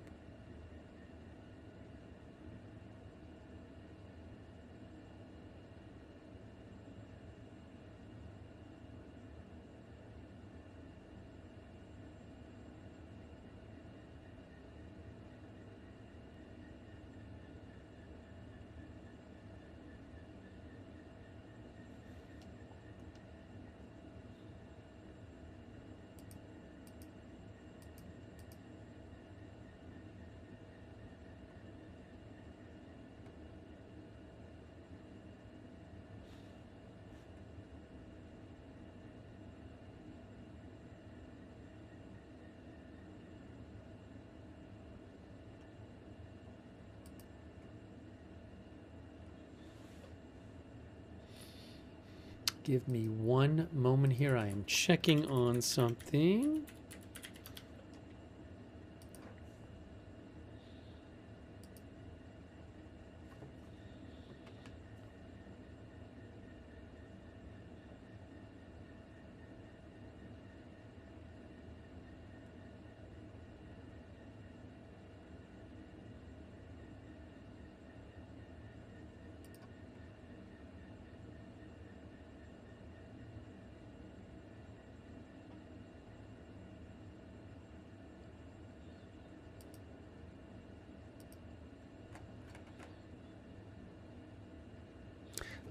N12 News says reports of damage to a structure in Carmel, Israel.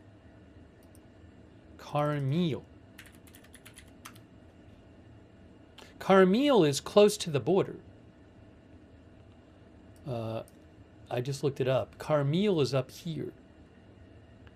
Looks like it's about 10 miles from the border. Reports of damage to a structure in Carmel, maybe from a rocket or interception, shrapnel. I remember when after the October 7th attack in 2023, if I remember correctly, 2023. Man, I can't even be sure about the year.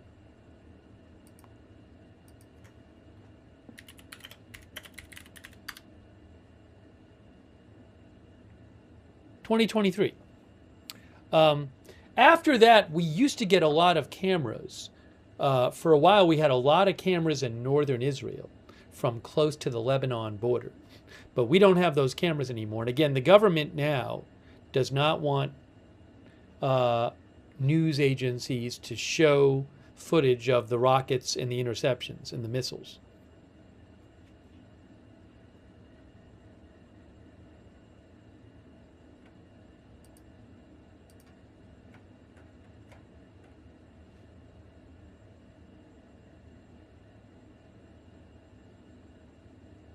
In the big scheme of things, we haven't seen a huge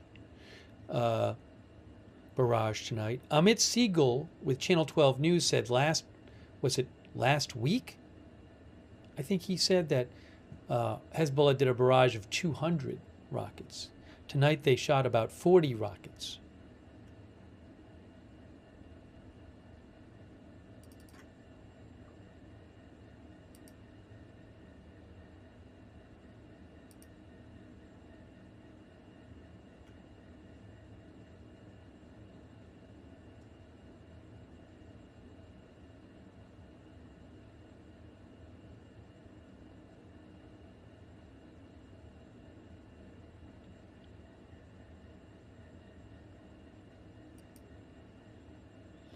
Reuters reports that the UAE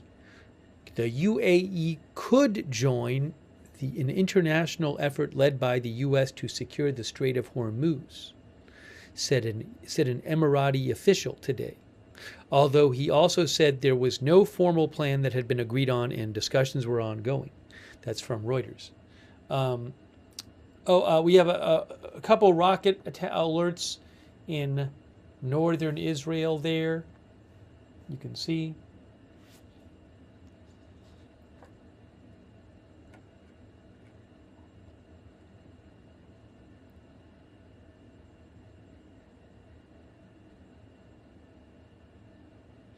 Austin said N12 posted a photo of the damage to a house in Carmel, and it looks minor. I'll have to see if I can find it. Here we go again, says it's quiet, too quiet.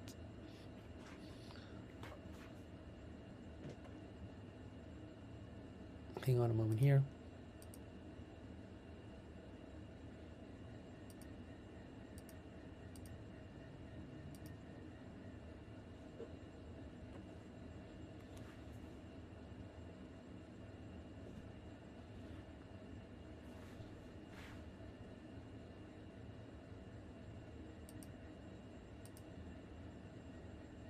I have a Tel Aviv camera, but there's nothing on the Tel Aviv camera right now.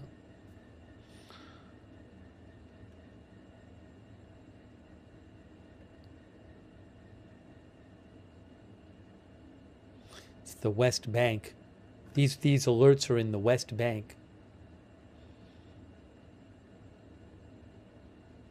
One of our viewers said it's not Israel. So, depending on who you talk to, it's Israel or occupied Palestine.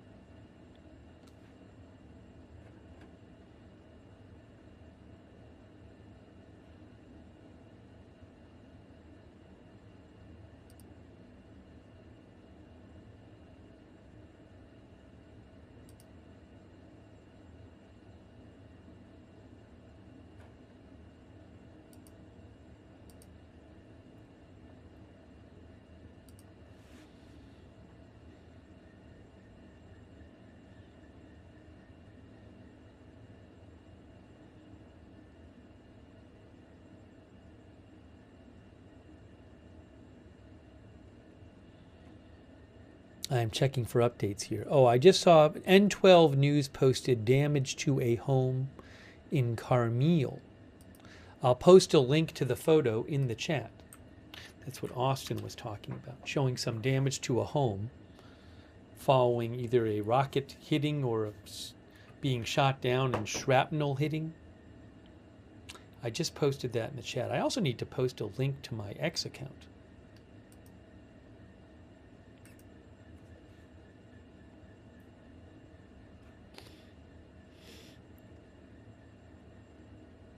Give me one moment here. I will post it. I will post it.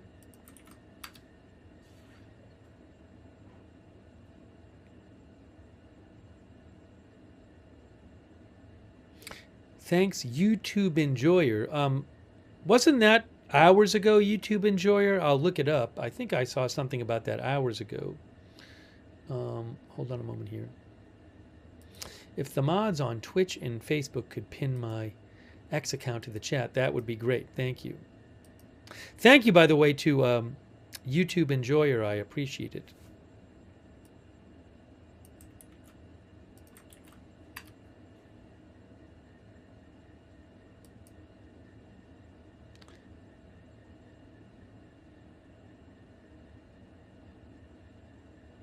Yes, there was a shooting at a VA clinic about an hour and a half ago, and one victim was found and the suspect was shot, according to the police. I hope the person shot is okay. Thank you also, Rory McLean.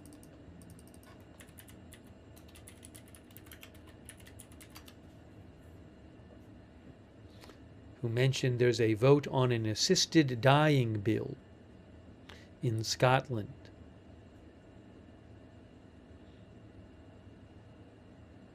They're having a vote on it tonight that would allow terminally ill, mentally competent adults to seek medical help to end their lives. Thank you to, again, Rory McLean. And also thank you to J.S. Morley. Thanks for being a member. Lil Dipcan, who said there were big explosions in the southern Lebanon cam on Intel cams. Thank you. Intel cams on YouTube you can watch. Has some cams in northern Israel and southern Lebanon. Thank you, Lil Dipcan, and also Enigmatic Enigma from the UK, who has family in northern Israel. I hope they stay safe. Thank you so much, Enigmatic Enigma. I appreciate that.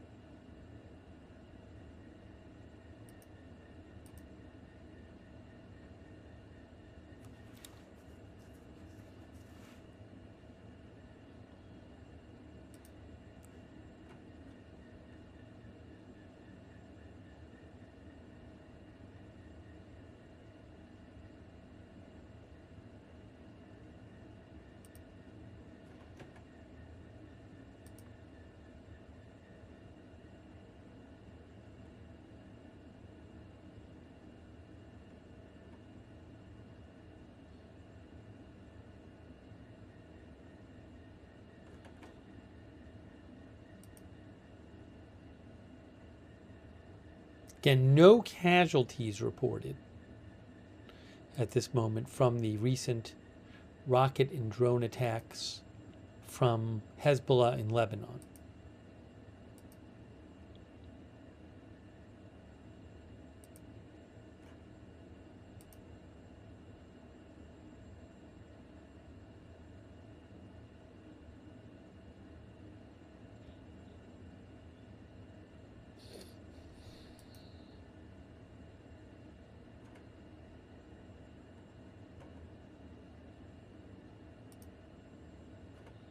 Homefront Command says people can leave their protected areas again.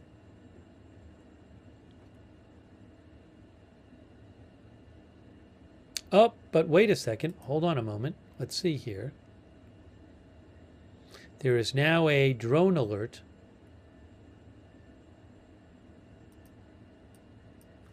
We'll see how long this is. This could go on for hours. I don't know. I don't know what Hezbollah's plan is. But now we have a rocket alert. It will now a drone alerts in northern Israel.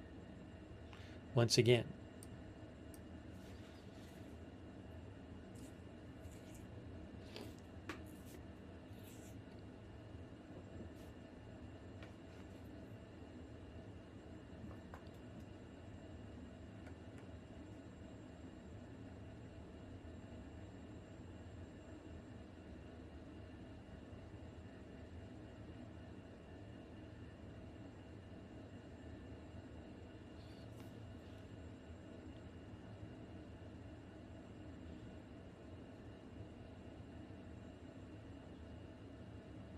Thank you, Googler, for watching. Let's see here.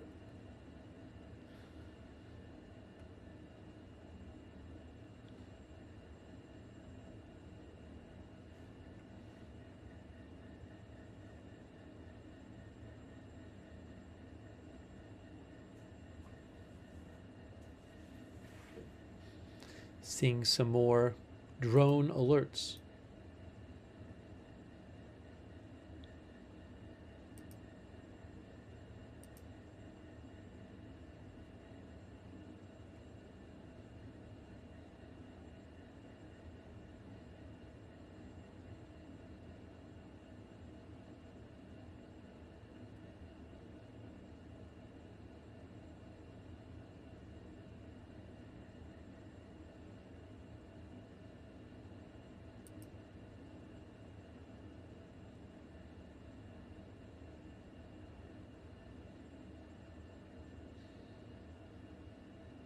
Thanks to our member, the one and only.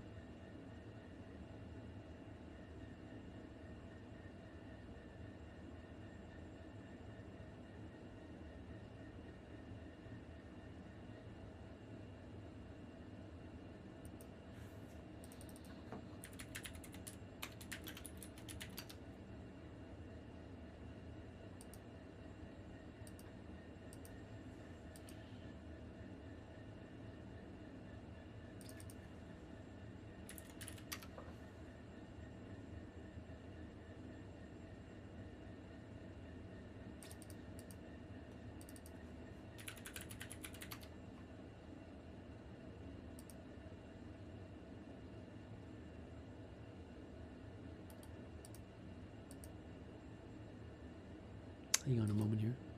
We're seeing some drone alerts now, guys. Drone alerts, a bunch of them in northern Israel. You can see right there. And it could be one drone, could be more drones.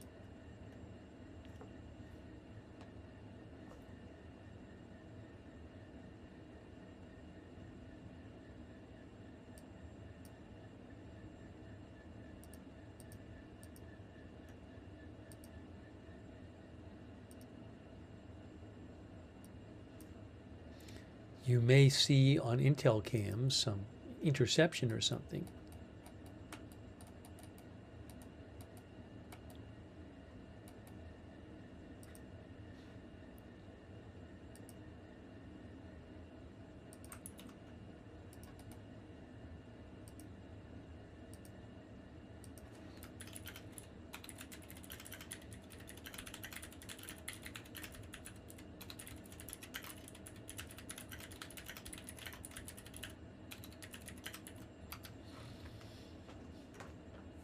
More drone alerts. Now the other ones are gone, and you have those. I don't know if this is a new drones, or it could be a drone that they're just kind of chasing around, or they spot and then they lose sight of it. So I don't know how many drones we're talking about here.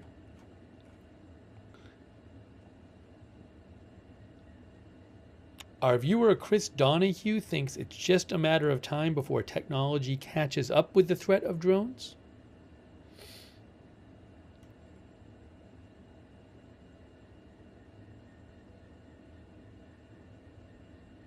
It's like one rocket alert there too.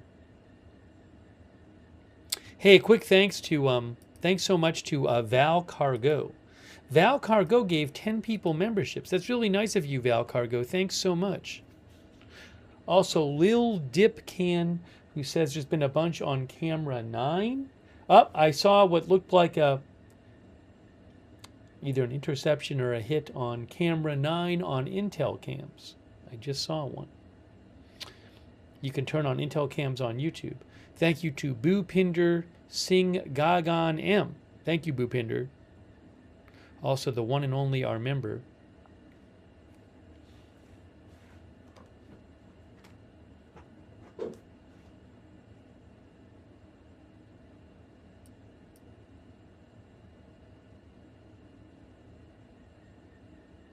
I will check for reports from Israel on any kind of damage or anything.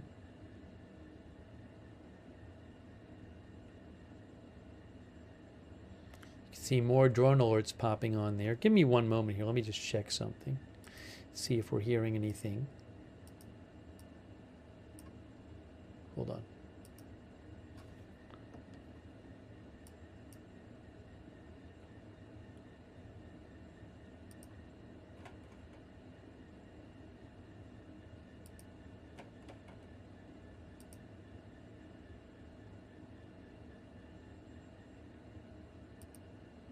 The orange alerts are drone alerts.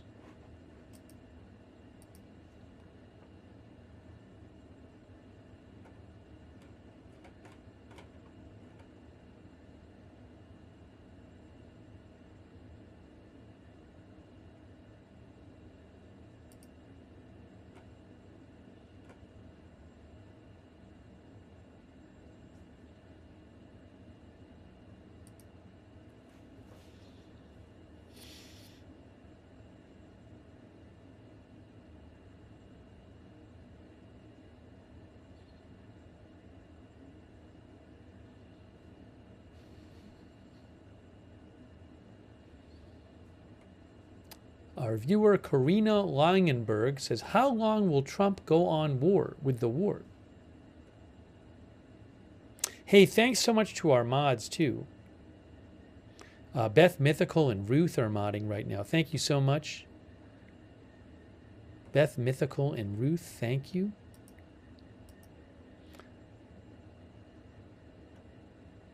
Linda Belk, Larry, Misha over there on X, real quick. Facebook, K. Lowry Body, Charlotte Webb. Thanks so much. Thanks, Margaret Riley. Thanks, Dolly Clark and Fawn Turton and Christy Claft for being subscribers on Facebook, and Barry Eisler and Susan Priest-Buchner. Thank you so much. And also thanks to our Twitch subscribers, our Twitch moderators. I got that fire, Matthew Coe, High 3, and Surly Death. Thanks for moderating. Thanks to our Twitch subscribers, people like Mini Disc, Naomi Rousseau, Bogan, Foot of Chaos, Rayapa90. Thank you for subscribing. Thanks, Naomi Russo, for your support on Twitch. I appreciate that, Naomi. Also, Toolman Tim, Transport PKMN, thanks for subscribing. Needle Nose, Sweet Pyro of Cairo, Dilge, Warren, My Mind Spray, Strong One, thank you for subscribing. Mike Zink, thanks for subscribing on Twitch. Blackup V2, Gina Pina, thank you. I am not seeing at the moment any alerts on the map.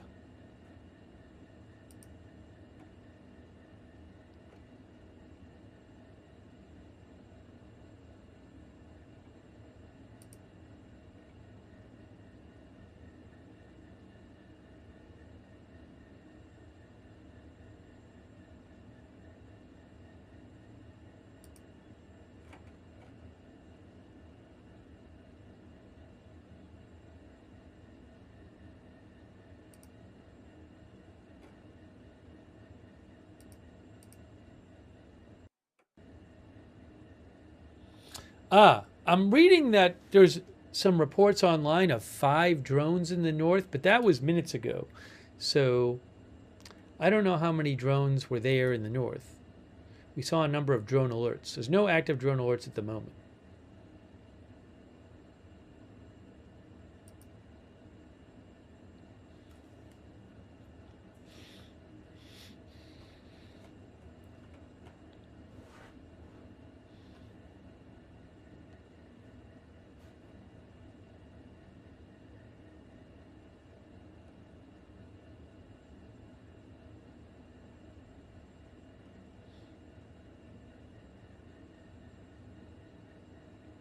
Mike J says, Israel and the U.S. have not gone in to get enriched uranium in Iran mountains still a risk.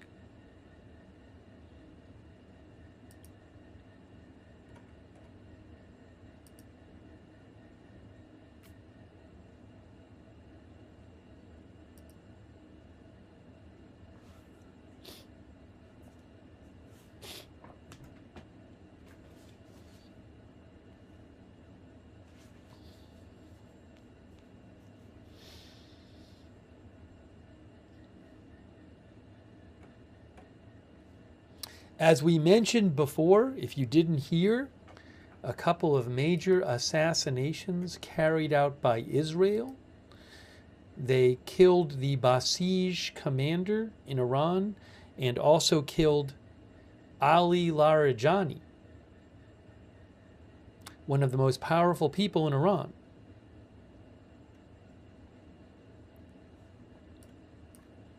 That happened in the hours before, well, it was announced in the hours before we came on the air today.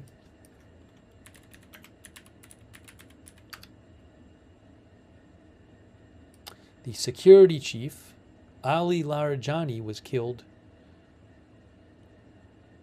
He was the most senior figure targeted since the war's first day, says Reuters. He was one of Iran's most powerful figures. He was a confidant of the former supreme leader who was killed a couple weeks ago, and his son. Confidant of both of them.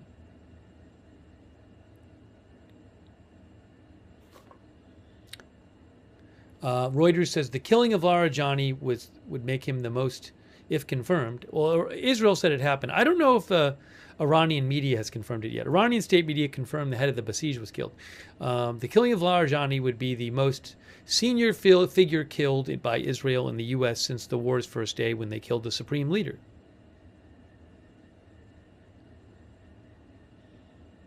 Israel also killed the head of the Basij militia, which plays a major role in domestic security. His name was Gholam Reza Soleimani.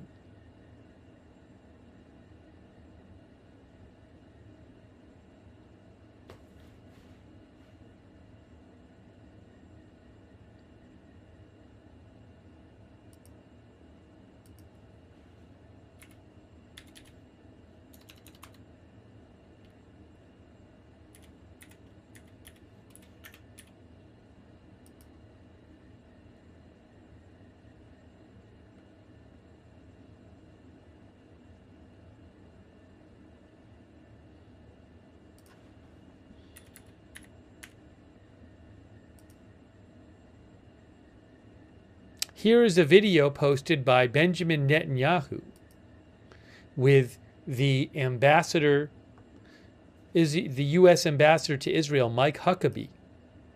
It says, crossing names off the list is good. Doing it shoulder to shoulder with our American friends is even better. Here's the video. Mr. Prime Minister, I wanted you to know the president asked me to come and make sure you were okay. Yes, Mike. Yes, I'm alive. I checked that, and I'm happy to see that. But he wanted to make sure because, you know, you guys get along too well. I know, and we shake hands with 5 fingers in each hand. You know, but I have to tell you, I'm alive, but I have this card. Oh. And, yeah, don't read it. So it's a punch card. Mm-hmm. Today, I erased 2 names on the punch cards. And you see how many more to go on this batch. You know what the good news is? My name is not on the punch card. Your name is on the list of the good guys. Thank you. And what the president, the U.S. forces are doing is incredible. We're very proud to stand shoulder to shoulder with them. And getting rid of these lunatics who'd like to develop nuclear weapons and the means to deliver them to every American city after wiping out Israel. They ain't going to do that. We're wiping them out. I love it. Thank you, Mr. Prime Minister. Good to see you. Thank you, Mike. Thanks. Take care. Thank you. Mr. Prime Minister. So that was Prime Minister Netanyahu and the U.S. ambassador to Israel, Mike Huckabee.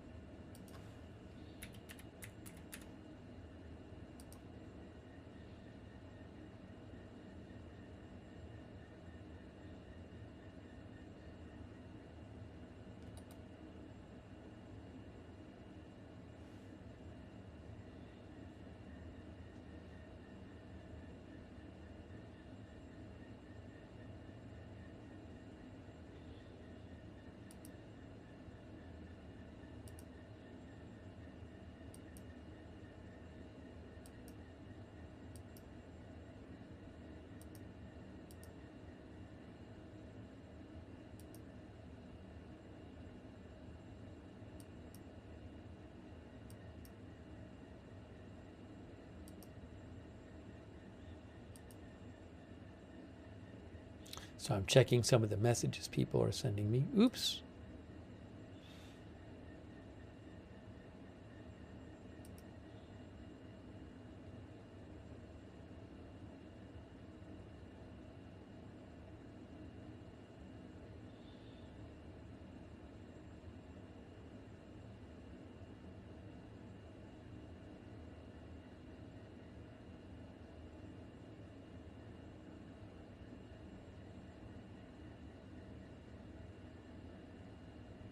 Hang on a moment here.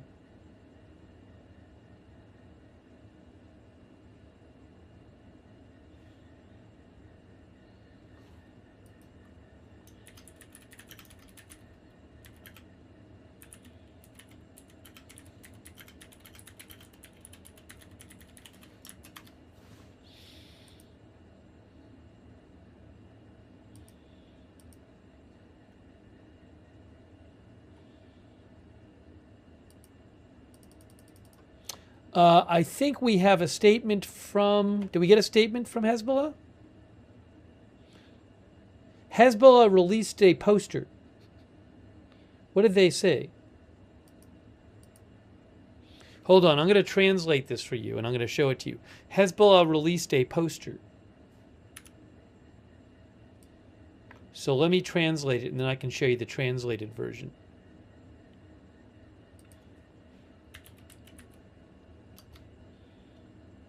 So I just need to go, wait a second here.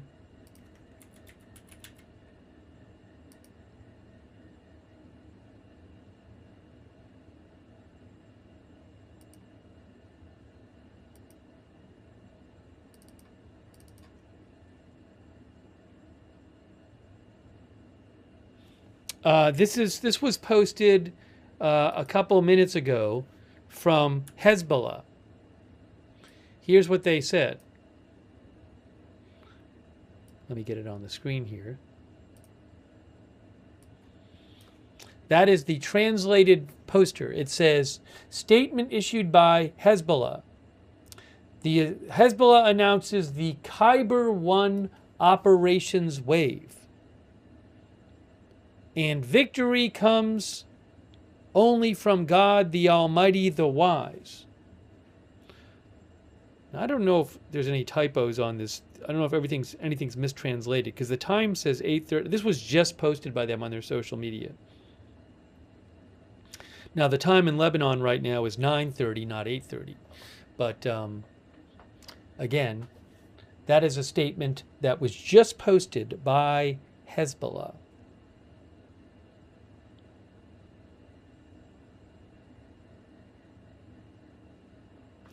They said the Khyber 1 operations wave.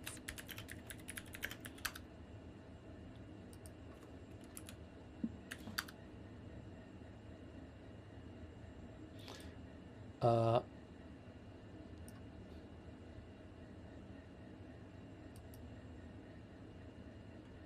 don't know about that spelling translation, by the way.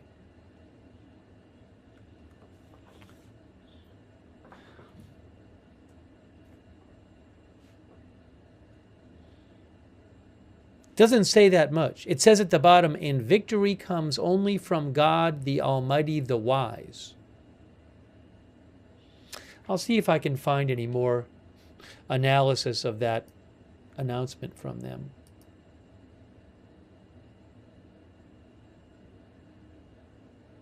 There is one rocket alert in northern Israel right now.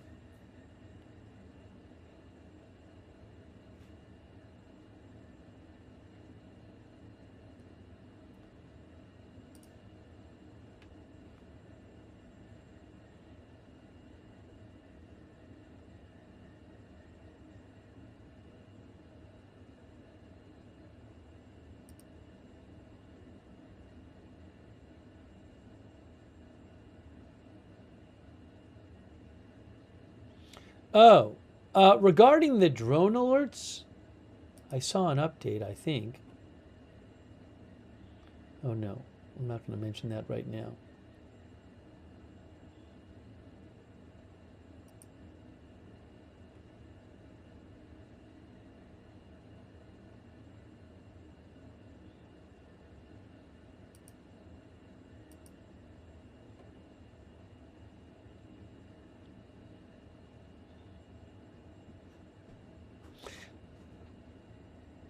I also don't know, implied in that announcement, it said one.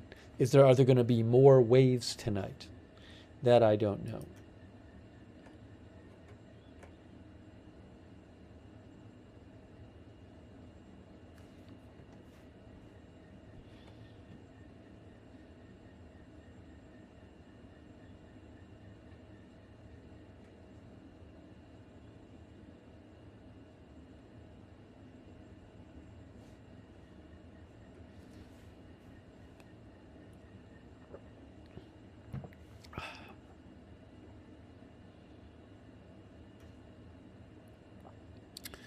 The First 48 Gaming thinks Iran can still make 500 drones a day easily. I don't know what their manufacturing capability is right now. It's a good question.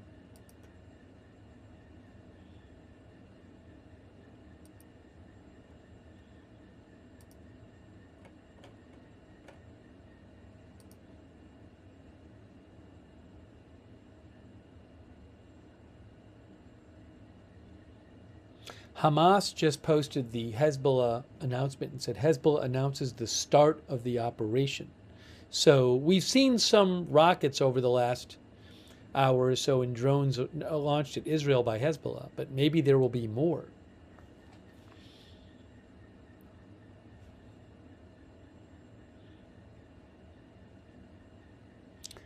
Danny G thinks they must have hidden drone factories.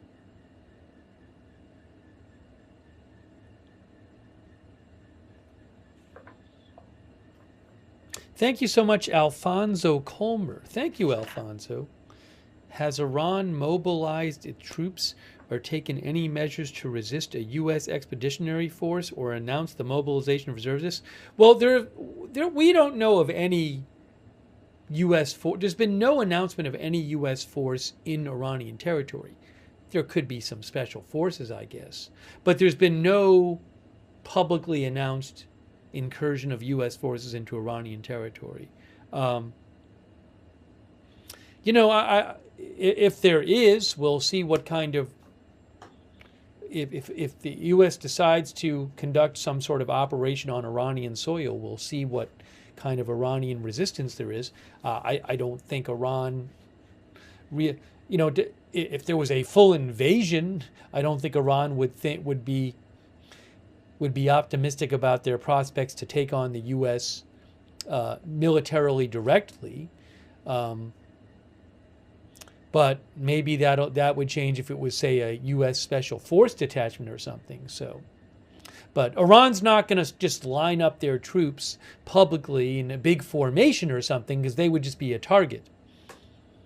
But I don't know what kind of how Iran would act if Trump decided to try to take Karg Island. Maybe they would just let the U.S. take it and then try to bomb it after or something, or fire things at it after. I don't know.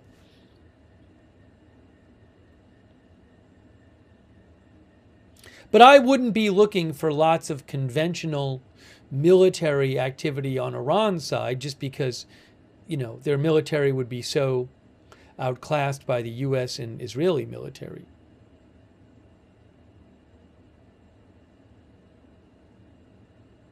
Given that there's no sign of any kind of large ground invasion going into Iran at this point. Thank you, Alfonso Colmer.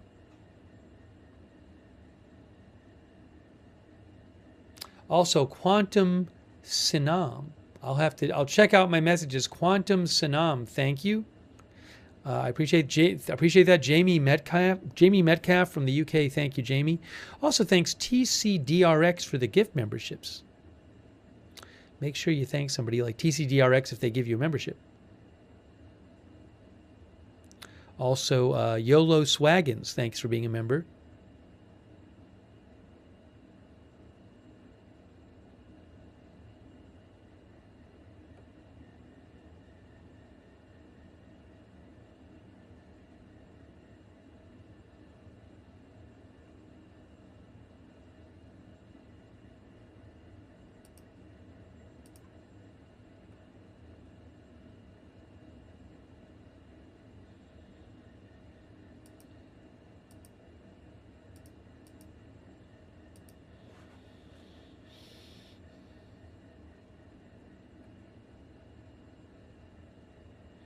I'm seeing a report that the USS Gerald Ford is headed for repairs after the fire.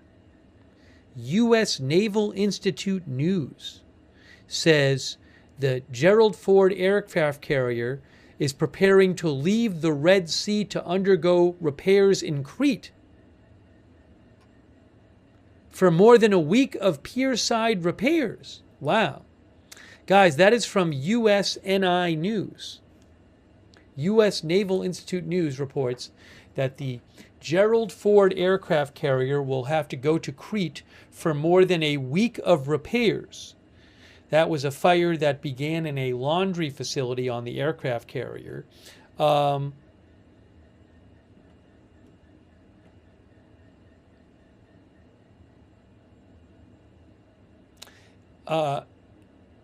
The New York Times had reported yesterday that hundreds of troops, hundreds of sailors had lost their berths in the fire. They said more than 600 sailors and crew members lost their beds and have since been bunking down on floors and tables. USNI, United States Naval Institute News, reports that in that fire, there was one sailor who was medically evacuated after being in the damage control effort and is in stable condition, and 2 others treated for lacerations, and more than 200 were treated for smoke inhalation and returned to duty.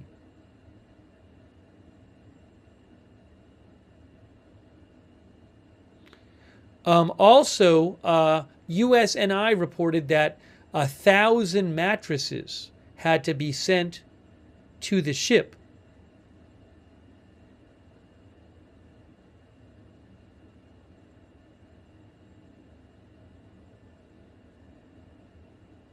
The New York Times reported that the fire lasted for 30 hours. USNI News said one source told them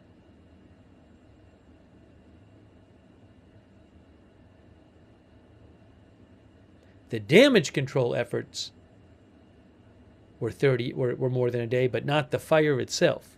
So some dispute about that. Anyways, you can read that update. I posted a link to it on my X account from USNI News.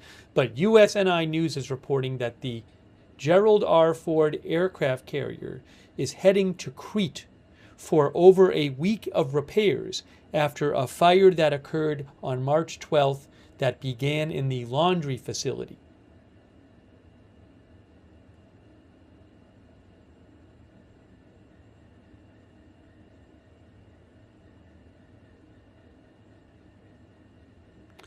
AFK Alien says, how does a non-combat fire even get that big?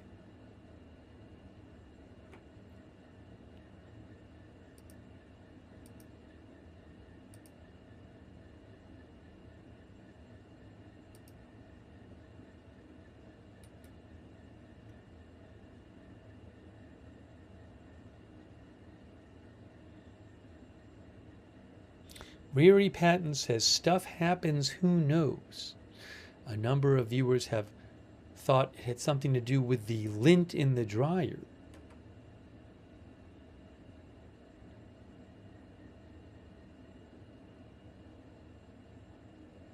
Oh, I think we have a new... Hold on a second here. New pre-alert for missiles in the south. Am I seeing that right?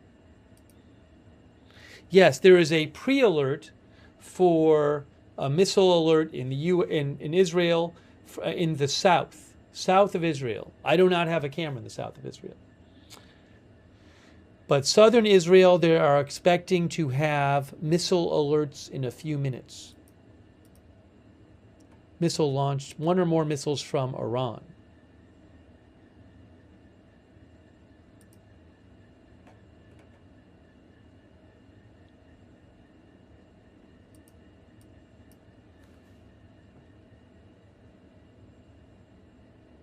So many alerts, says Joyce.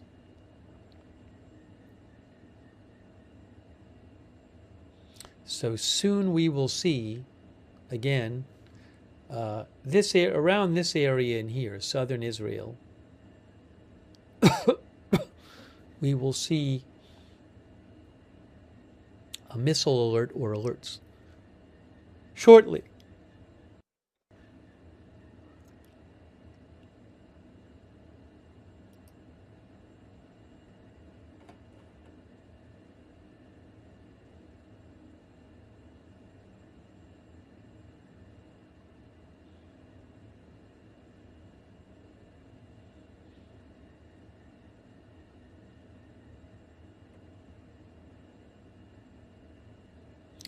One of our viewers said, Gina Pina says, wish we could hear from the troops on the ship, the USS Gerald R. Ford, about how they are doing. Okay, there is an alert right there. We're seeing some alerts come on. Again, there was a missile alert for a firing from Iran. You can see these alerts coming on the screen right now in southern Israel. Missile alert. Missile alerts. Southern Israel. You may see something on Intel cams.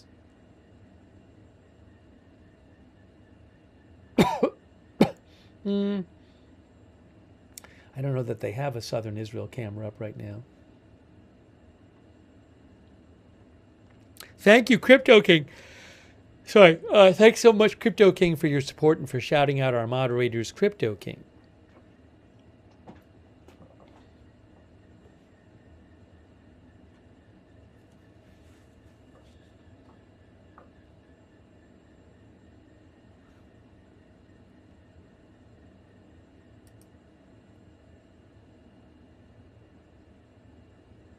One of the viewers mentioned dark mode. Again, I get this question once in a while. I prefer light mode. So I'm sorry if you want the screen to be dark in dark mode. I appreciate your suggestion. It's been noted, but I am keeping things in light mode for now. I recently started kind of darkening it a bit from total light mode, but all right, we can see these missile alerts happening right now. Missile alerts in southern Israel.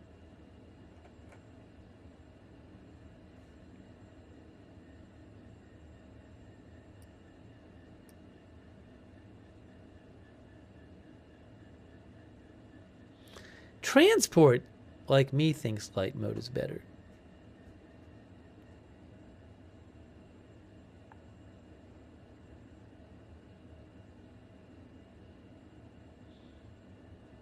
As soon as I hear more about this, you can see it, we're down to here.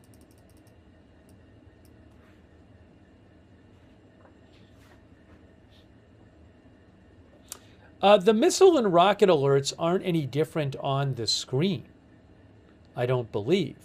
I say missile alert or rocket alert depending on whether it's believed to be a missile or a rocket.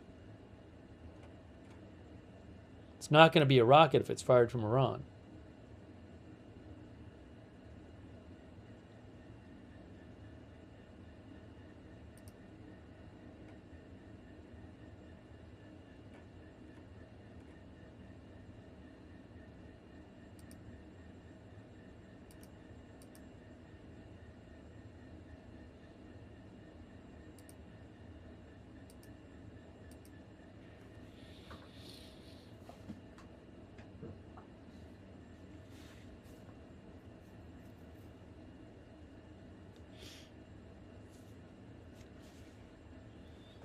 Sam Zavin said there are air bases in that area. Okay, the alerts are now gone, as you can see.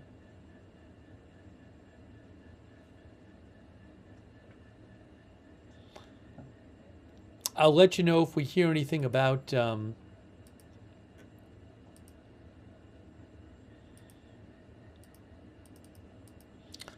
kind of damage or anything.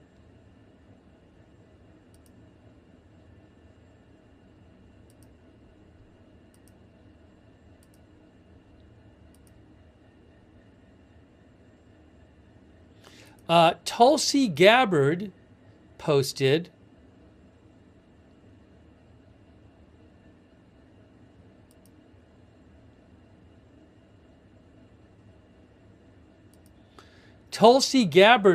so she's been pretty quiet about this, about the war. The Director of National Intelligence. She just said Donald Trump was overwhelmingly elected by the American people to be our president and commander-in-chief. As our commander-in-chief, he is responsible for determining what is and what is not an imminent threat and whether or not to take action he deems necessary to protect the safety and security of our troops, the American people, and our country. The Office of the Director of National Intelligence, which she heads, is responsible for helping coordinate and integrate all intelligence to provide the President and Commander-in-Chief with the best information available to inform his decisions. After carefully reviewing all the information before him, President Trump concluded that the terrorist Islamist regime in Iran posed an imminent threat, and he took action based on that conclusion. This is kind of a strange post to me, isn't it? This is certainly not saying I agree with this decision. It really is just saying he did it. It's almost like don't talk to me, he did it. It's very interesting.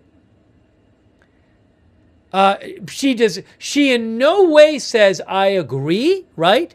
She doesn't say it was the right decision. I wonder if President Trump's going to be upset with this post. Wow.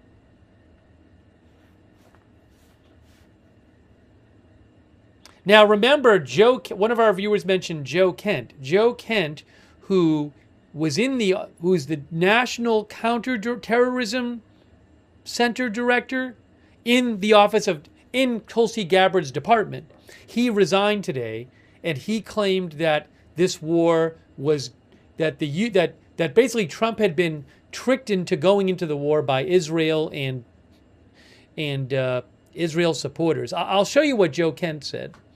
Joe Kent, who worked under Tulsi Gabbard, the director of the National Counterterrorism Center, isn't that what he was? He resigned today because he was against this war. But this is quite a statement here from Tulsi Gabbard. Yeah, the director of the National Counterterrorism Center just resigned today and said that Iran posed no imminent threat, and it is clear that we started this war due to pressure from Israel and its powerful American lobby. That's what Joe Kent said.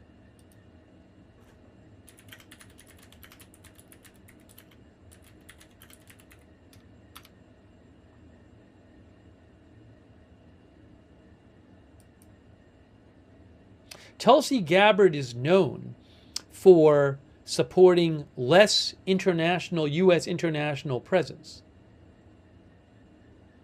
She has frequently questioned American interventionism abroad. There's a Wikipedia article that talks about this. Political positions of Tulsi Gabbard.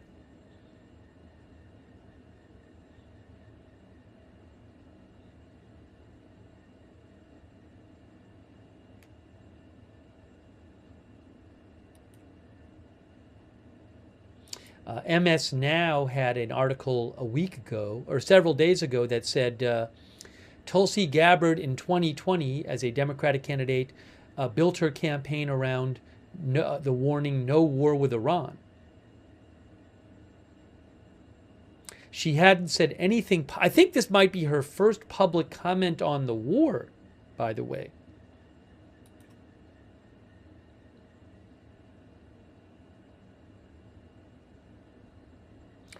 Oh, Fox News said something about Tulsi Gabbard? Hold on a second here.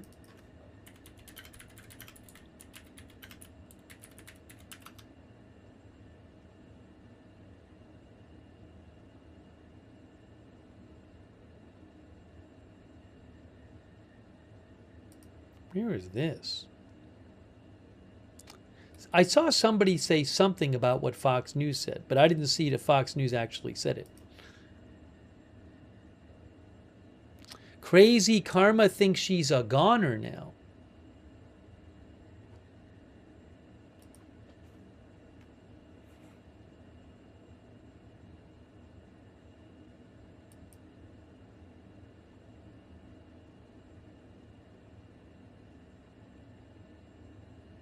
Oh, Fox News said sources told Fox News that Gabbard did not fire Kent despite a White House suggestion. So Aisha Hasni from Fox News said a senior administration official tells Fox that Joe Kent, who again worked as the National Counterterrorism Center director and resigned today over the war, he worked in Tulsi Gabbard's department. A senior administration official told Fox News that Joe Kent was a known leaker and he was cut out of the president's intelligence briefings months ago, and also claimed the White House told Tulsi Gabbard that Joe Kent should be fired for suspected leaks, but she never fired him. A senior administration official also told Fox News that Joe Kent has not been part of any Iran planning discussions or briefings at all. He was the National Counterterrorism Center director.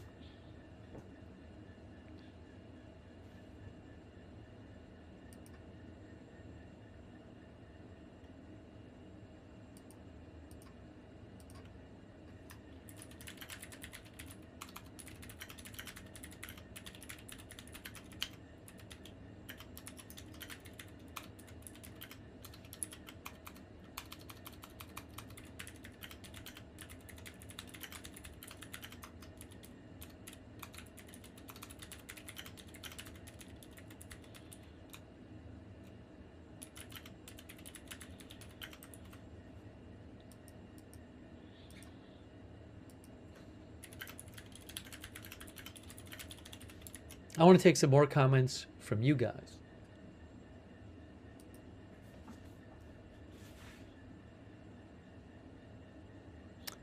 Let me read some more comments from you guys.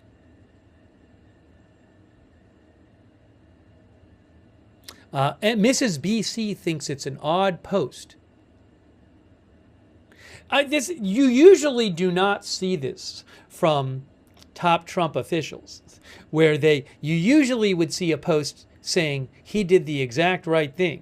I mean, this post really seems to go out of its way to not in any way agree with what Trump's decision, and to not in any way even say that the recommendations supported the decision. Again, Donald Trump was overwhelmingly elected. He is responsible for determining what is and what is not an imminent threat. We are responsible, my office is responsible for helping coordinate and integrate all intelligence to provide to the president with the best information available to inform his decisions. After carefully reviewing all the information for him, he concluded that the terrorist Islamist regime in Iran posed an imminent threat, and he took action based on that conclusion. It doesn't even say, she doesn't say they posted an imminent threat. She doesn't say I agree with his decision. She doesn't say good job, President Trump. It's really something.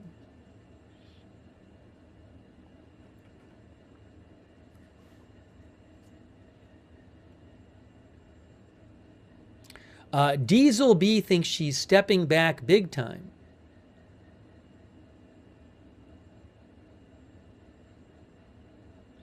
Brad thinks she's in big trouble.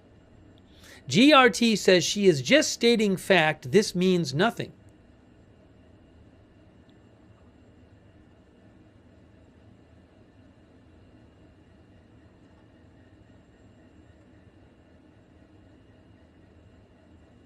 NetBeast thinks she doesn't want to feel the backlash of this. Richard Daka Big Rich Torres says, you are grasping for straws. She has to be careful of how she speaks of the commander-in-chief regardless war. I mean, I would think if she was trying to be careful of how she speaks, she would say something more positive about it. Melissa says, was this post in response to something specifically asked or just random? I mean, one of our viewers said, and that it could be a response to Joe Kent, who worked under Tulsi Gabbard, resigning today over the war. This is really... Let me see if I can get some commentary from some people who work in this field or specialize in this field. It strikes me as an quite odd post. Give me a moment here. I was not expecting to see that.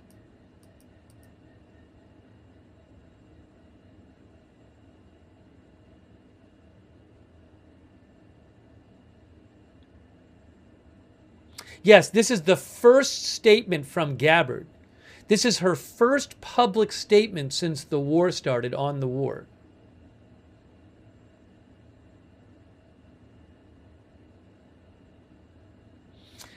Jake Tapper with CNN said when Trump ordered the killing of Iranian General Soleimani in 2020, Tulsi Gabbard posted "No war with Iran" on her X account.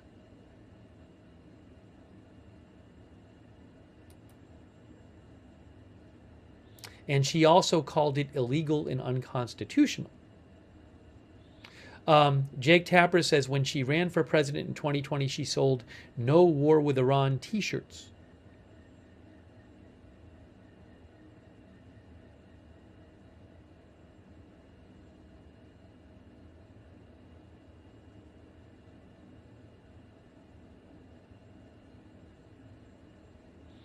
Mary Margaret Olohan, who is a correspondent with the Daily Wire, says it's not true that Tulsi Gabbard was asked by the White House to fire Kent. If she had been asked to do so, she would have fired him. Fox News reported that a source told them that she had been asked to fire him at some point.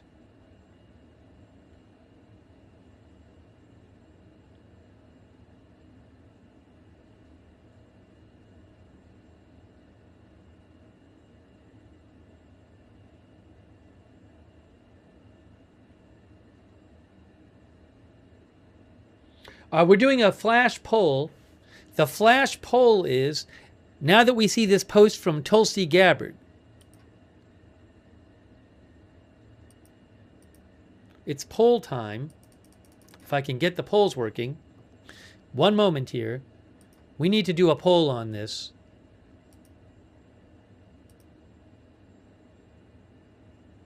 Sirens at Dawn says, will Tulsi be fired? Well, I was going to do a version of this poll. Oops, hold on a second. It wasn't exactly that. The poll is going to be,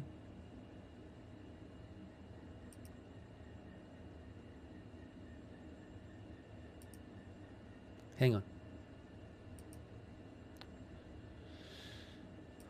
Give me a moment, and I will get it posted.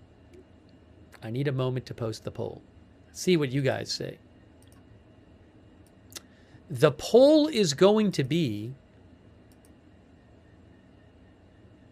thanks, by the way, to Lidwine Elizabeth. I really appreciate your support. Lidwine Elizabeth. Thanks also, Firejack. Firejack says, I read it as Tulsi Gabbard saying the president makes the decision as to what is a threat, not Joe Kent. And it is the DNI's office to give him information, not make a decision or opinion. Thank you, Firejack, for your support. I really appreciate it, Firejack. Mary McHugh, said, did Tulsi Gabbard throw Trump under the bus? Hang on a moment here. I'm still trying to get the poll up. Just one moment. Sorry, I'm having a bit of an issue here. I just need a moment to get this poll posted. Let's try this again. See if it works. Okay, I think we're in business. Will Tulsi Gabbard still be DNI director in 2 weeks?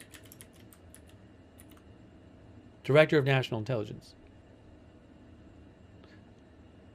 Oh, I guess you'd say director of DNI. Will still be in her job in 2 weeks.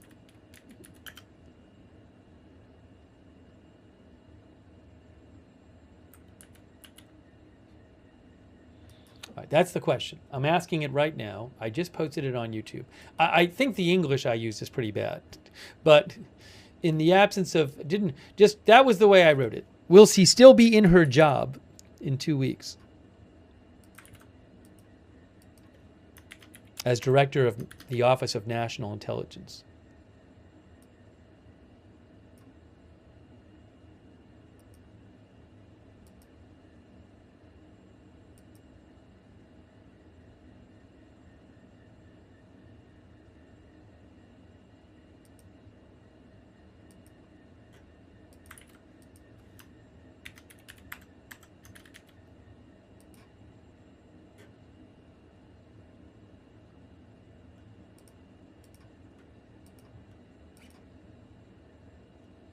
Okay. Let's see what our viewers say. Over on YouTube, the poll result right now is 52% say yes and 48% say no. Pretty divided about this on YouTube. How about on Twitch?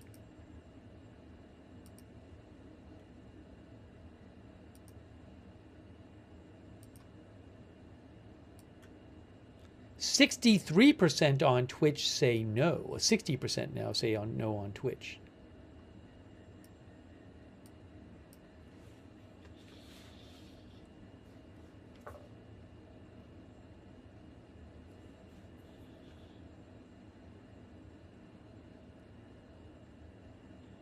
Chi-Town says, I don't think she posted that without talking to Trump. That's what Chi-Town Bear said. Justin Barron thinks she might resign. Snowseeker thinks Trump is not going to create a spectacle out of the DNI at this time.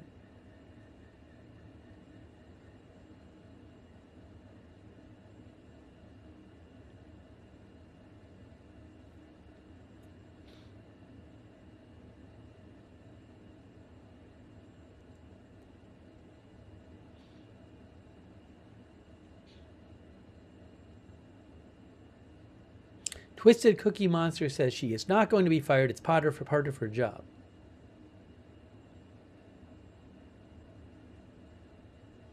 Malma says time to run Tulsi.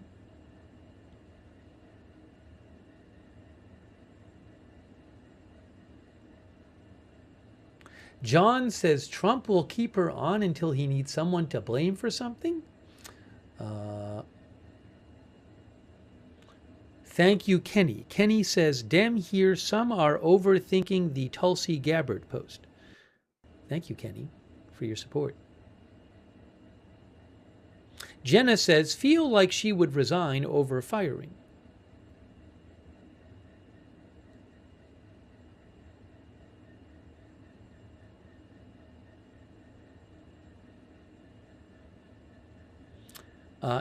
What says, distancing herself from the dude who quit today and you think she's going to be fired, LOL. Stuart Datkinson thinks she's gone.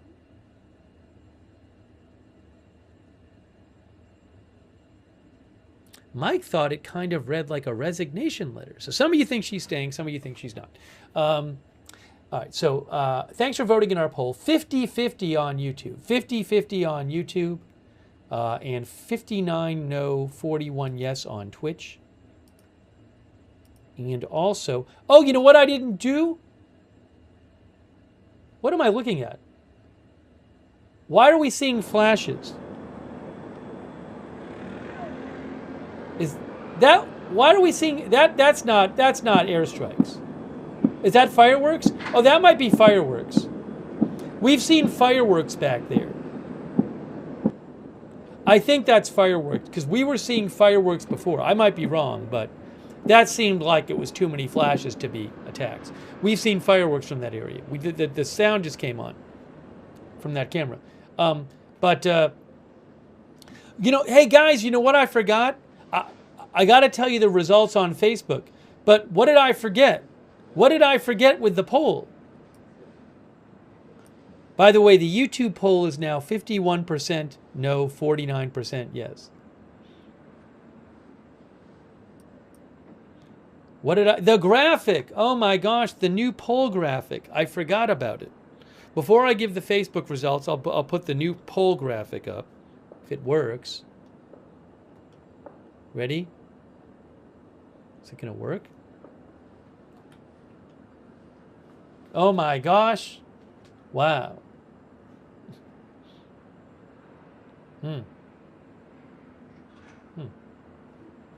Okay.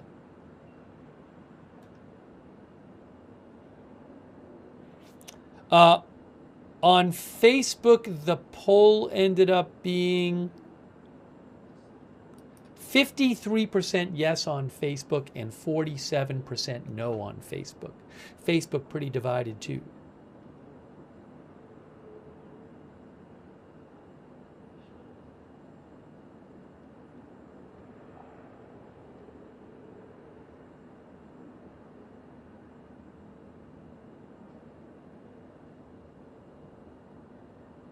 New graphic unlocked, says Sofa King. Thanks for voting in our poll.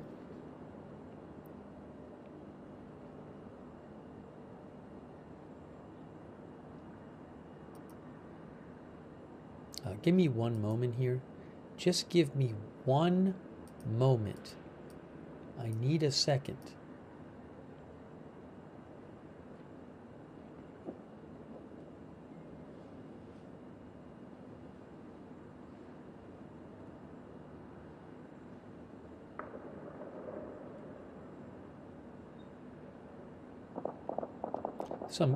I think there's again, that might be celebratory gunfire because we've seen some fireworks before. Hey guys, there was a report from Khan News that that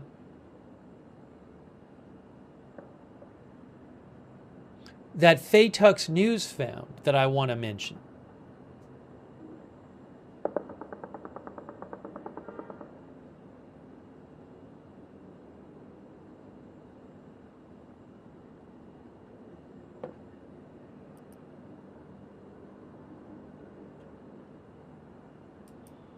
Give me one moment here.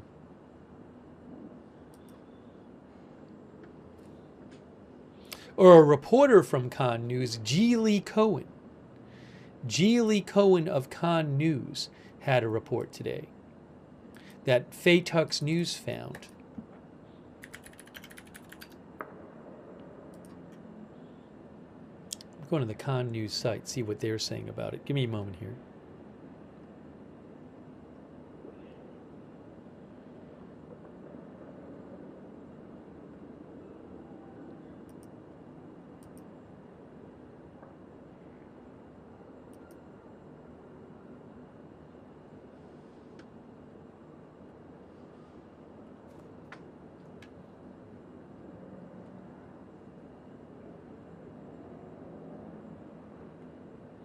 So, G. Lee Cohen with Khan News, again, Faytux News found this, claims that Trump plans to take control of the Strait of Hormuz by force.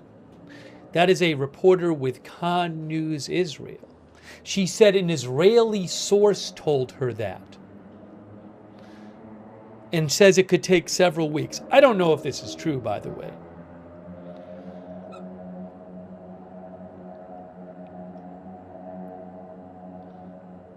That's a reporter with Khan News claims an Israeli source told her that Trump plans to take control of the Strait of Hormuz by force, which could take several weeks.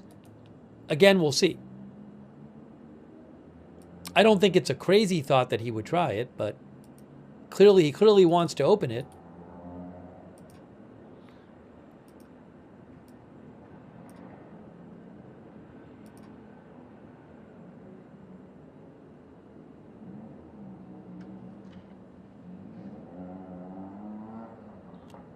And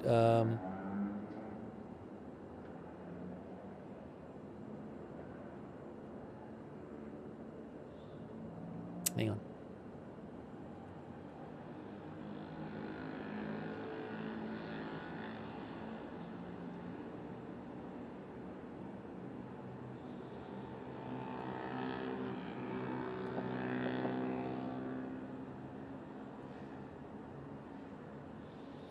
Oh, Faytux News also found that the Jerusalem Post said that if President Trump were to try to take control of the Strait of Hormuz by force, it could extend the war by as much as 2 months. That's according to the Jerusalem Post. Tux News found that.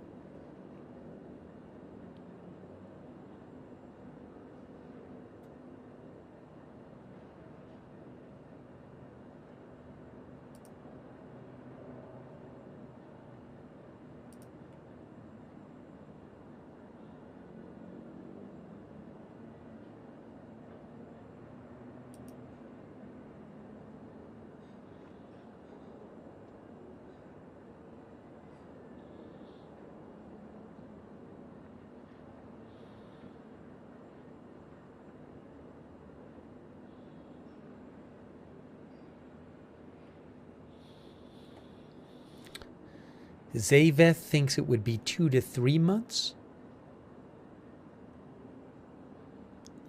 Kenopi says 2 months, good luck for next 2 years if that could be done. Look, I mean, we've been talking about this the last few days. The Strait of Hormuz is basically closed. Iran's letting a few ships go through. But that is not a situation that President Trump seems that he wants to be, that he would be okay with long term. That would have a huge economic impact. President Trump has said today it'll be open soon, but it's not going to open by itself. It's not going to open itself up. So how is it going to open up? This is the question.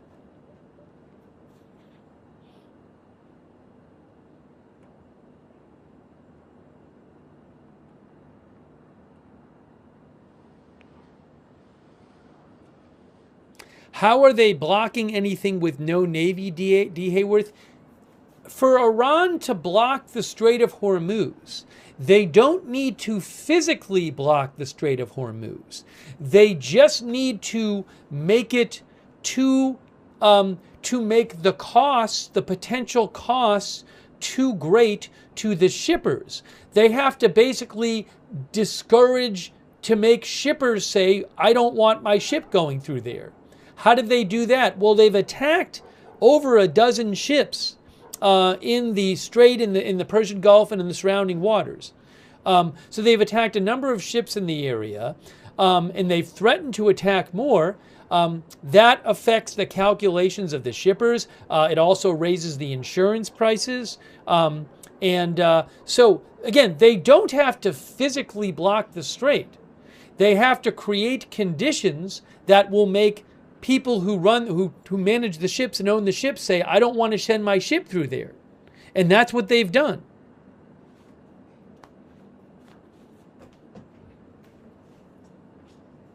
Danny G says, make it somewhat dangerous. They need to make it dangerous enough so that it's a choice that's not being made. And that's what they have done.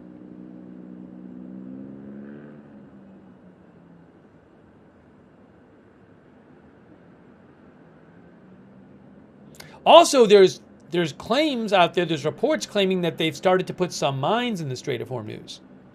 Now, that hasn't been confirmed by them, I don't think, but that would also make ships less likely to want to go through the Strait of Hormuz. No, Belfast Stargazer, it is not true. It is not true that ship tracking sites show hundreds of ships using it.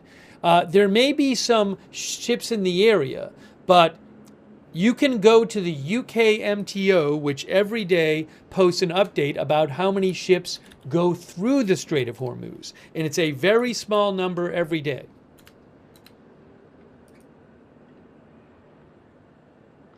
Here is the one from 3 hours ago from the UK Maritime Operations Center. Current observed Strait of Hormuz vessel traffic. 2 vessels per day. And a number of reports in recent days have said things like, well, there were a couple of Indian ships that went through, but India had talked to Iran beforehand. There's reporting there about this. So it seems like the few ships that are going through are ships that Iran knows about and is letting through.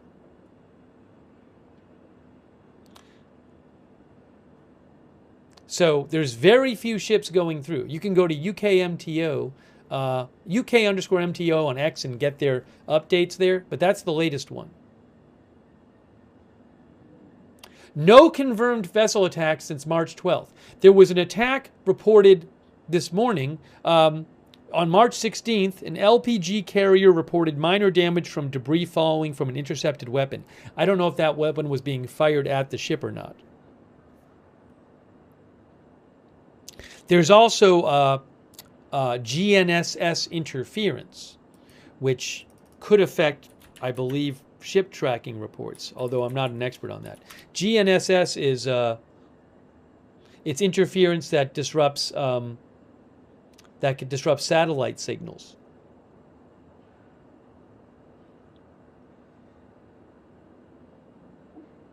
So thanks, by the way, to Belfast Stargazer. So I don't know. You might look at a ship tracker and it might seem like ships are there, but again, there's reporting every day on how many ships are going through. I mean, it's every day I look, it tends to be around 2 or 3, and you read reports about that these ships were approved. I don't know if any ships have snuck through, but from what I've been seeing, the few ships appear to be ships that are approved that end up going for approved by Iran. Thanks to Belfast Stargazer.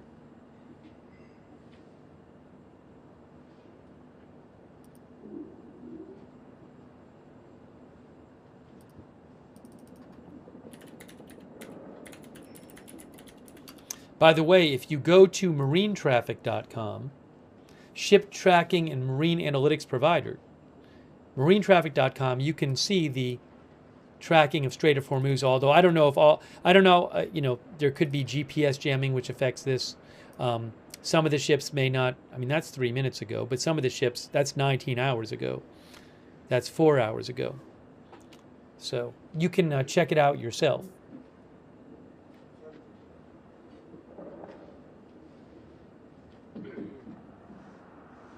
But there might be ships in the area that are just not moving. We're talking about this area in here.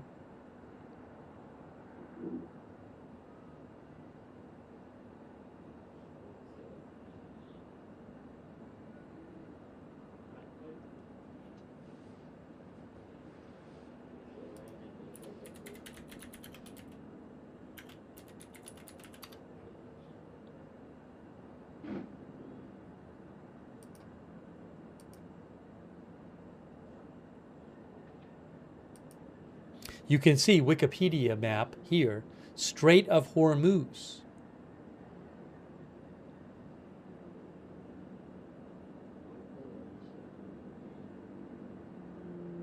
It says shipping lane right here.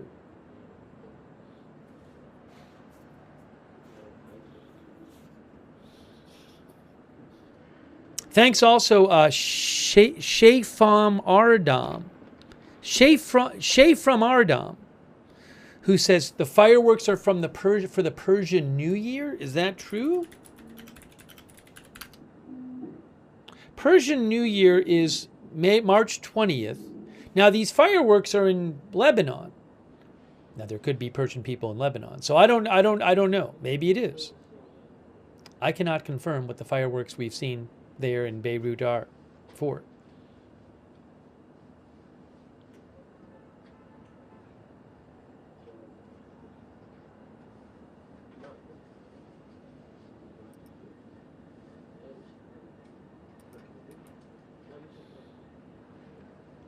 Also, thank you to Boston Brat. Thank you, Boston Brat. And Kenny E80, thank you. Friendly Actor Gardner. Is Trump eager to use nuclear weapons before he's a lame duck? I haven't seen any signs that Trump is eager to use nuclear weapons.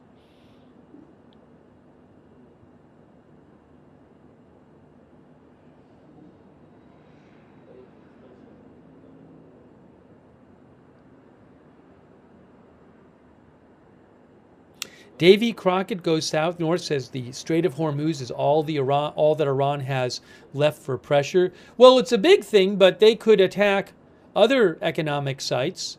There's talk that maybe they would have the Houthis attack shipping in the Red Sea. Saudi Arabia is shipping a bunch of its oil out, not right now, not through the Strait of Hormuz, but on the other side of the Saudi Arabia, the Red Sea. And the Houthis have not yet participated in this war by attacking anything. So would they jump in?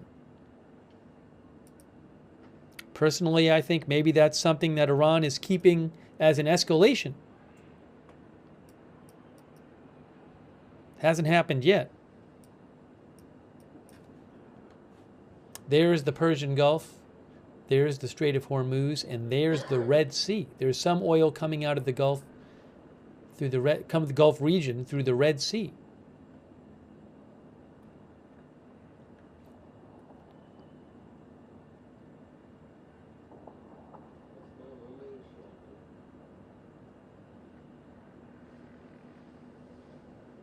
Thanks again, Lidwine Elizabeth from the Netherlands, for your support. Also, Uncle Donnie. Uncle Donnie says the Revolutionary Guard is actively shooting in the crowds of unarmed Iranians at their Festival of Fire. Now, I haven't seen that report. I'm not saying it's false. Iran International, which is not a fan of the regime, they are a news outlet which is, again, not fans of the regime. They say that authorities in Tehran have issued warned of a crackdown ahead of an annual fire festival.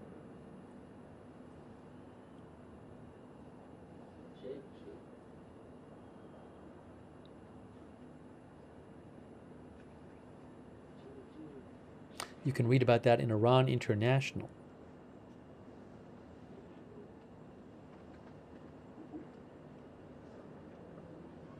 Warning, they say that the regime has warned against behavior that, for example, disrupts public order.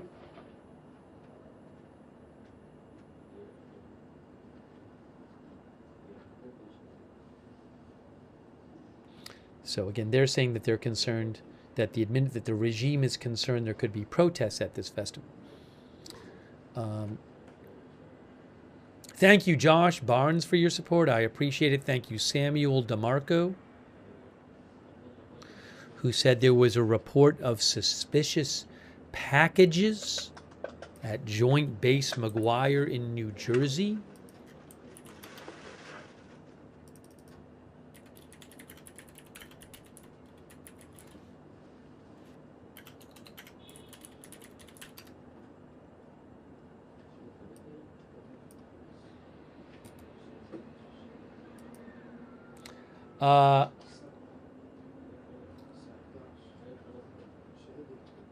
Where is this?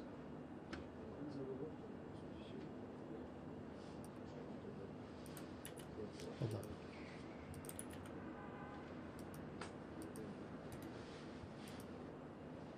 I'll let you know what they posted.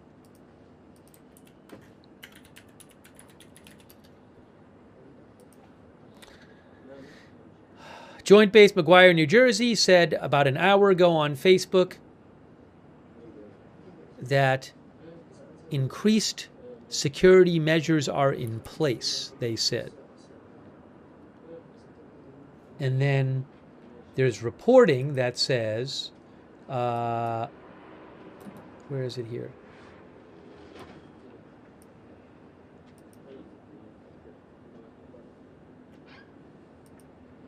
What this is. Jersey Coast Emergency News, which has a lot of followers on Facebook. I don't know much about them. They claim, well, they didn't even say anything about the package. I don't know if there was a suspicious package found there. I can't confirm that. There's somebody in the comments who claimed it was a suspicious package. I'll keep an eye out for more from Joint Base McGuire. They posted that about an hour ago.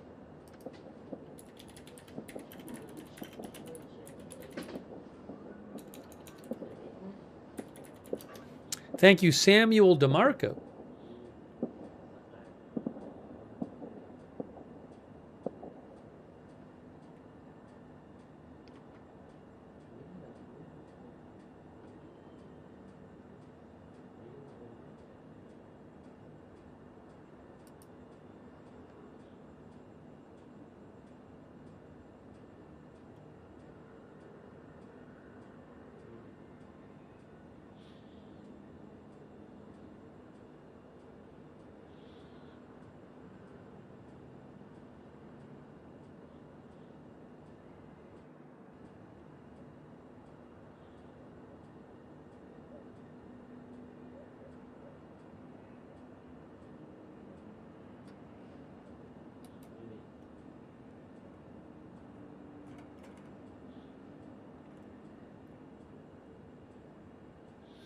I did want to just go over the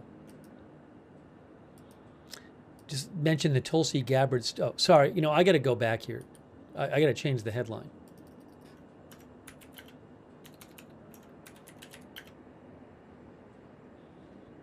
Hang on. Let's get the headline updated here. It was old information on the headline. Sometimes I forget.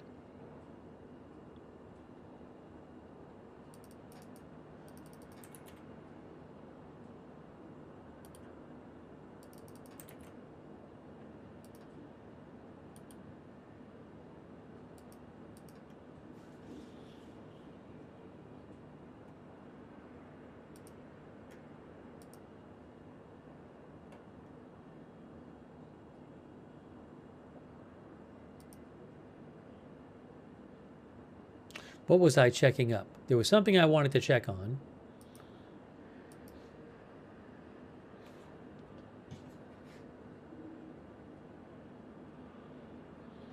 Oh, thanks to Susan Priest Buchner for the Facebook stars. I appreciate that, Susan. Thank you.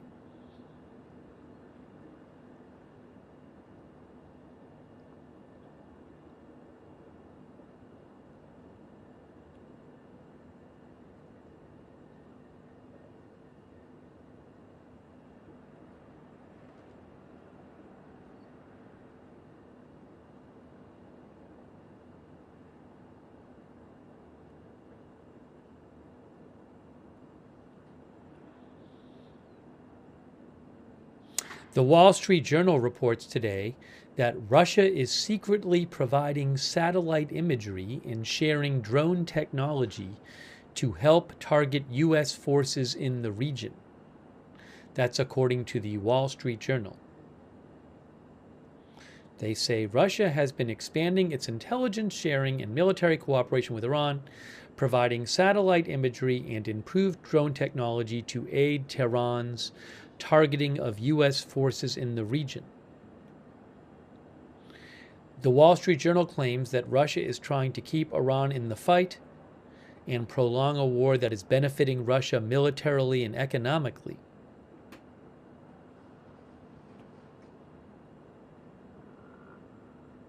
That's according to the Wall Street Journal.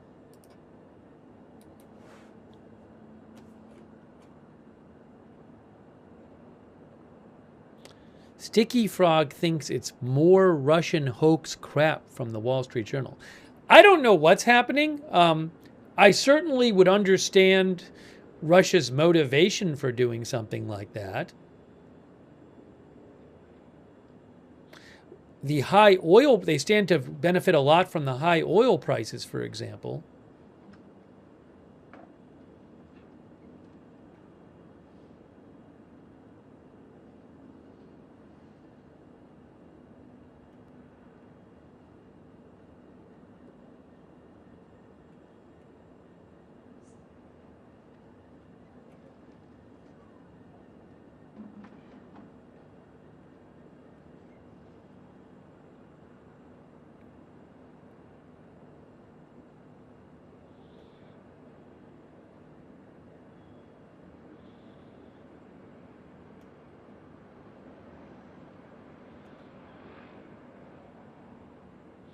Wall Street thinks Russia is making out like thieves in this war.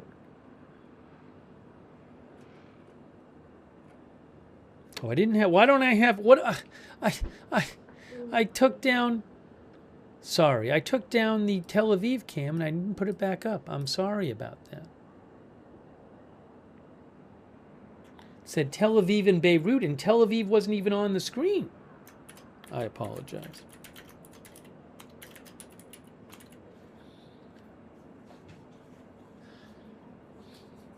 So just to remind you of, I want to just go over the Tulsi Gabbard thing again.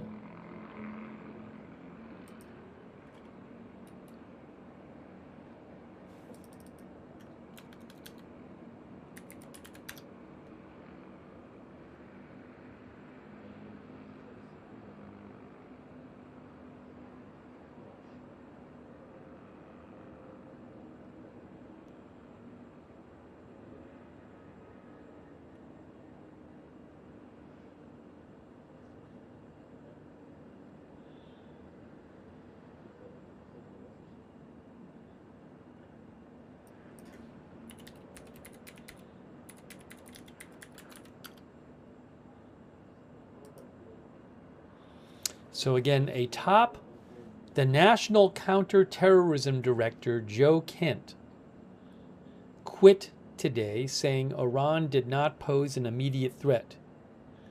He blamed the war on Israel and the Israel lobby, convincing Trump to do it, basically. I'll show you what he said. Reuters said he is the first senior official in Trump's administration to resign over the conflict.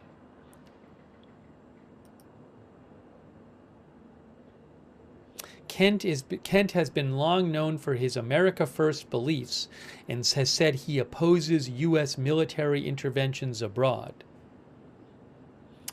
He is close with Tulsi Gabbard, who just today released her first statement about the war hours after Joe Kent resigned.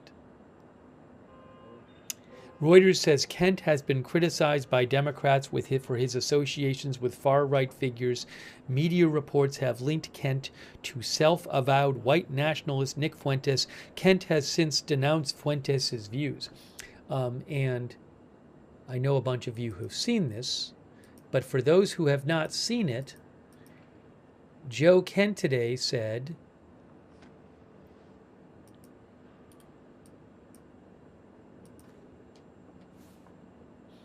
after much reflection, I have decided to resign from my position of Director of National Counterterrorism Center, effective today. I cannot in good conscience support the ongoing war in Iran.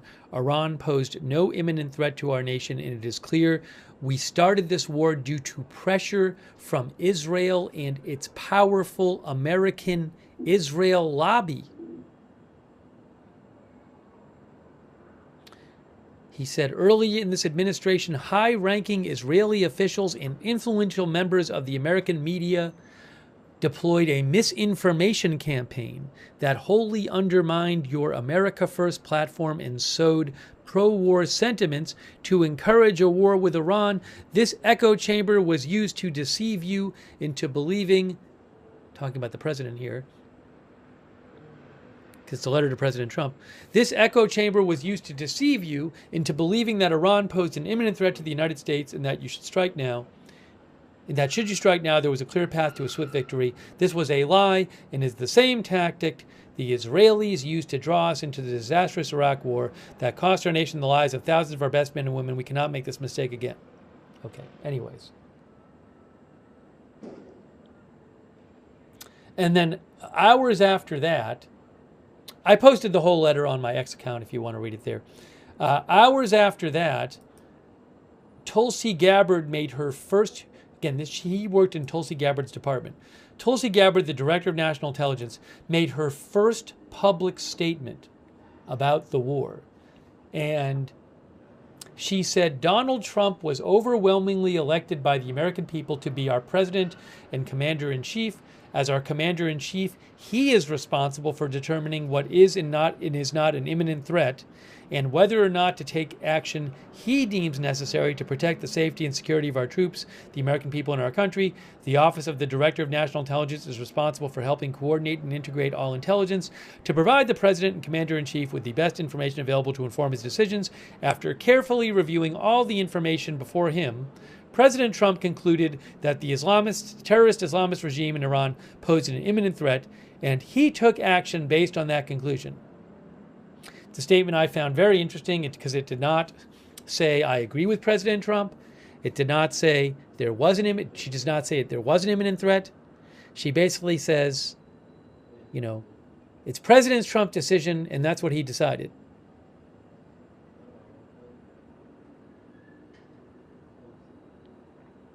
She has been known in the past for not wanting U.S. interventions overseas, specifically in Iran.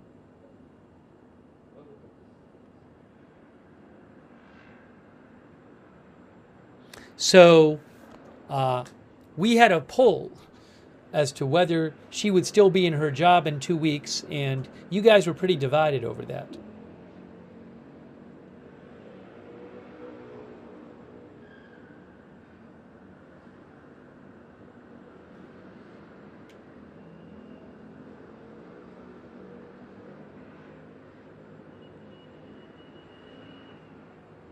Althea Thune says her job is to give intelligence, not to agree or disagree. Well, whether or not that's the case, it does seem pretty uncommon to me for somebody in a high-ranking Trump official like this to not be more supportive of him publicly, whether you agree with that or not. Whether you agree with Trump or not, usually the high-ranking officials are very supportive of him publicly.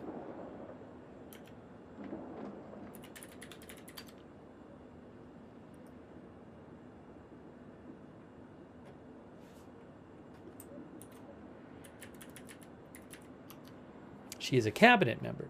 So again, maybe President Trump doesn't care. I don't know.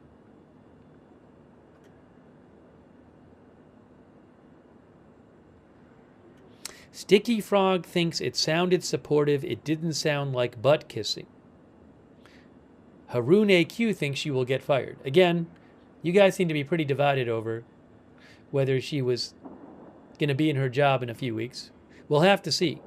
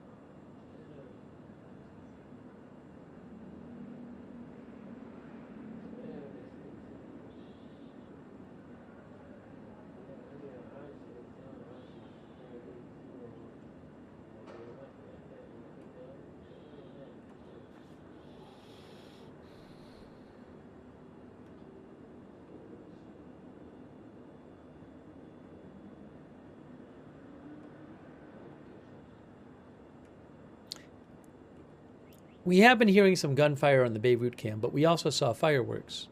So I don't know if it's celebratory gunfire.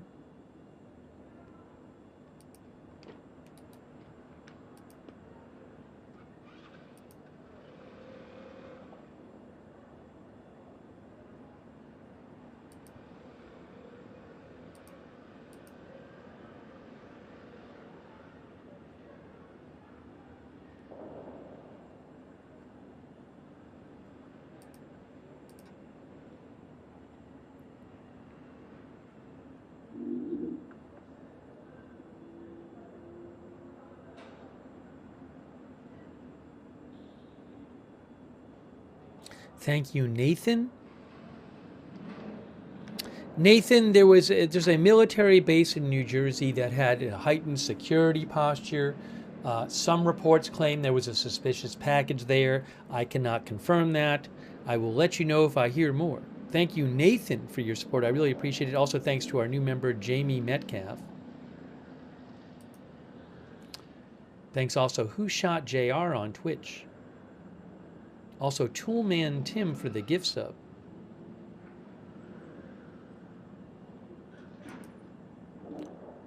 Where did this go? Oops, I see.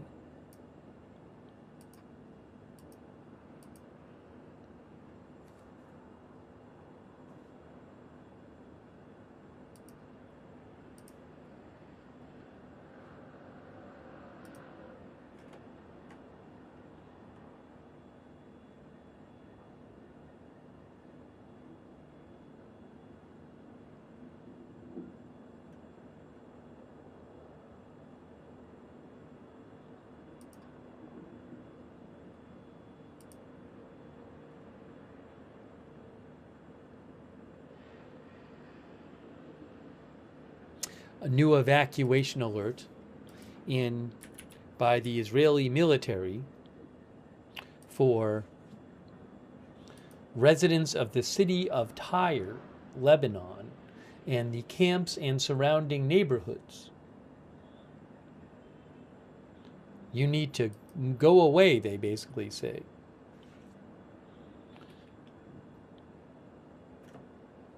Tyre, Lebanon, I believe, are in the corner here, or on this piece of land jutting out, if I have that right.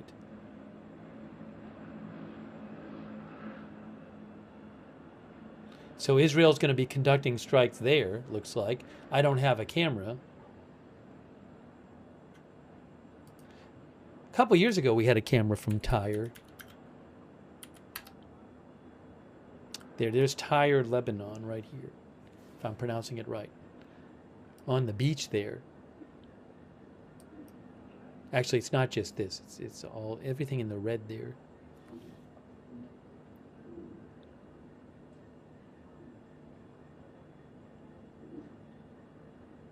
I remember watching live footage where you could see the beach, and then we could see these airstrikes happening a couple of years ago.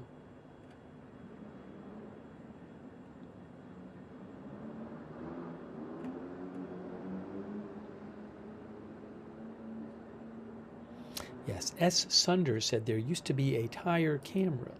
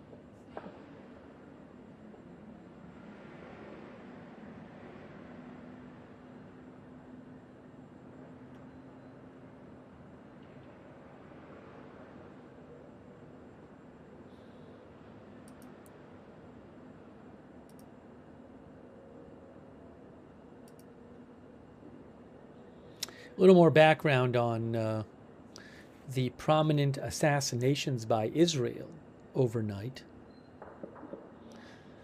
The Washington Post says Israel says it killed two of Iran's most senior officials in overnight strikes, the most significant blow to the country's wartime leadership since the supreme leader was killed at the outset of the conflict. Ali Larijani, the secretary of the Supreme National Security Council of Iran, and Gholam Reza Soleimani, commander of the Basij paramilitary, were eliminated in strikes overnight, said Israel.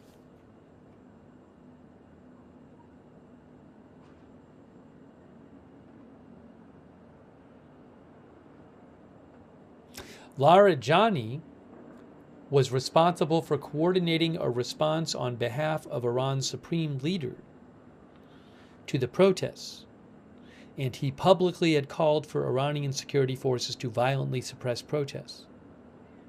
The Basij, the paramilitary forces under the Revolutionary Guard Corps, commanded by Soleimani, also played a lead role in the violent crackdown on protests. Larijani's death would mark one of the highest... I don't know that the state media has confirmed Larijani is dead yet. Larijani's death would mark one of the highest level assassinations of Iranian officials since the killing of the supreme leader at the start of the war.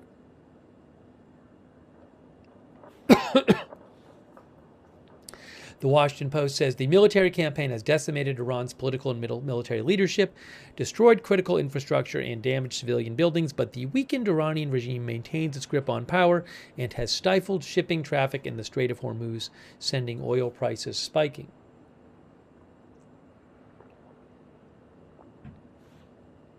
Larijani had recently shared photos and videos that appeared to show him in Tehran on Friday for a march marking Quds Day. He had remained defiant on social media in recent days, Larijani.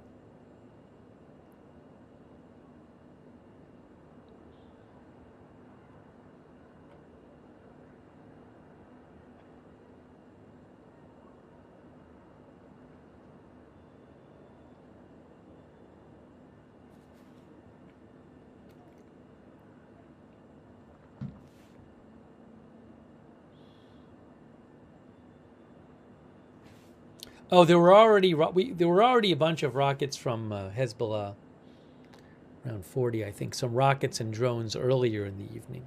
I don't know if there's going to be more tonight.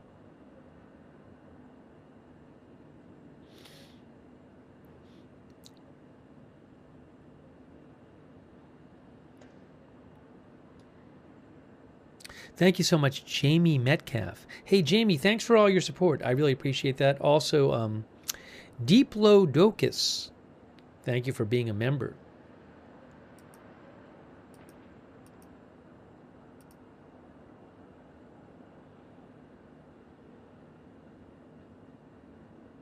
Oh, Reuters says that Iranian state media is now confirming Larijani's death. Let me check this.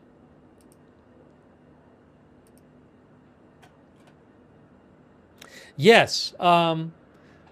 State media is confirming the death of Ali Larijani. I can show you from the state media statement. See, it says, statement by the Supreme National Council, Security Council on the martyrdom of Dr. Ali Larijani. That's from Tasnim State Media. So Iran has just confirmed that Larijani was killed. The Supreme National Security Council says, these martyrdoms will make the nation and the community more determined to continue the path of those men of God.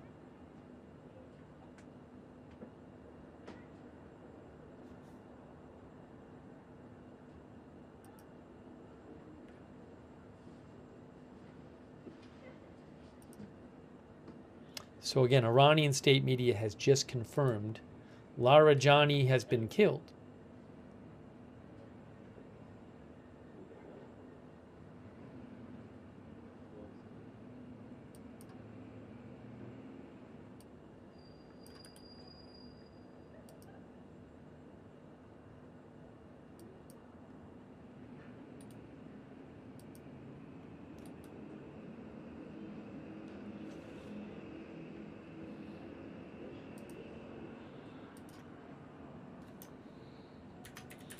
Iranian state media confirms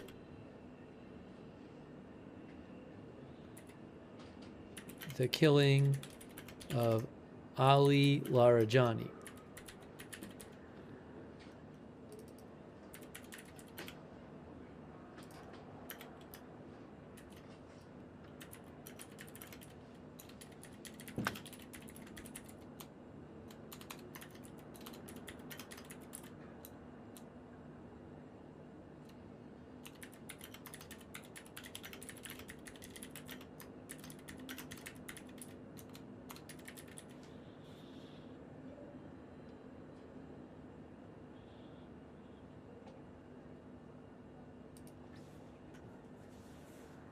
Hey guys, look, this is the post from Iranian state media. See right there?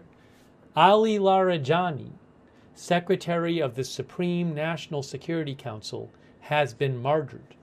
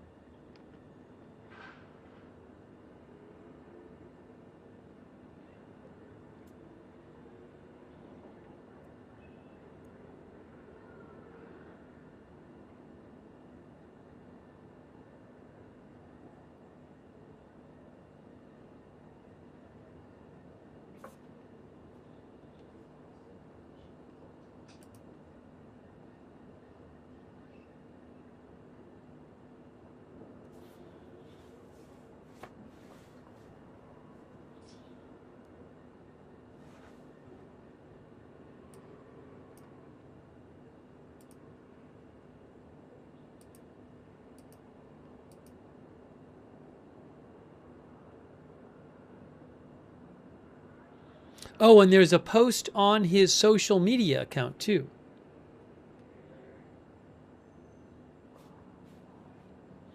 Look at this. Here's the post from Ali Larijani's social media.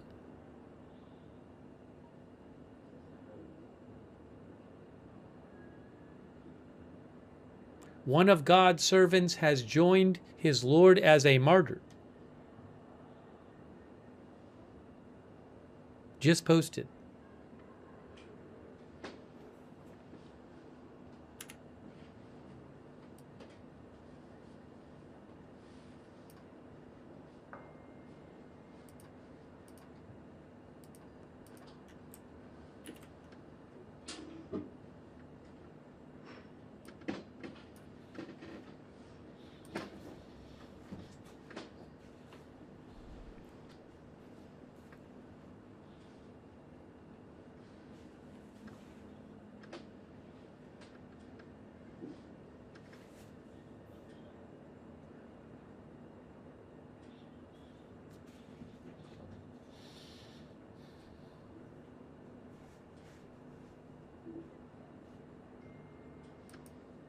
I don't know, what the impact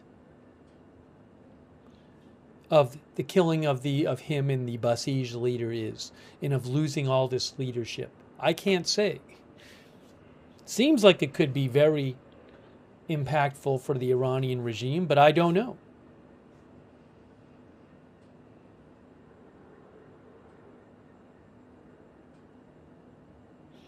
Cheyenne Sardarizadeh says that they have been talking about the killing of Larijani on Iranian state television.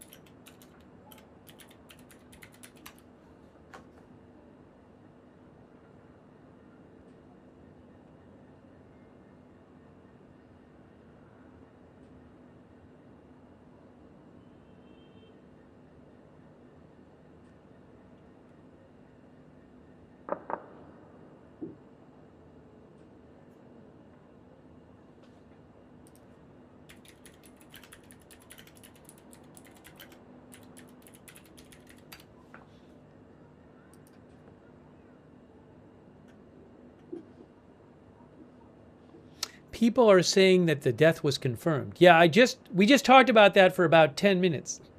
Maybe people just joined the stream, or they're behind. But we just for about 5 or 10 minutes talked about how Iranian state media confirmed the death of Ali Larijani. Oh, hey guys, I have a report. No threat at Joint Base McGuire from the suspicious packages. It turns out there's no threat from the suspicious packages.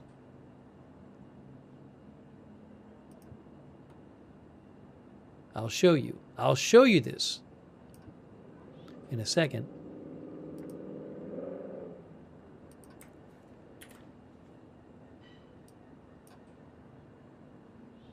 Here is what Joint Base McGuire in New Jersey says. Team JBMDL, minutes ago, suspicious packages were reported on the installation. Security forces and our first responders immediately responded, secured the area, and determined the packages posed no threat. So there you go.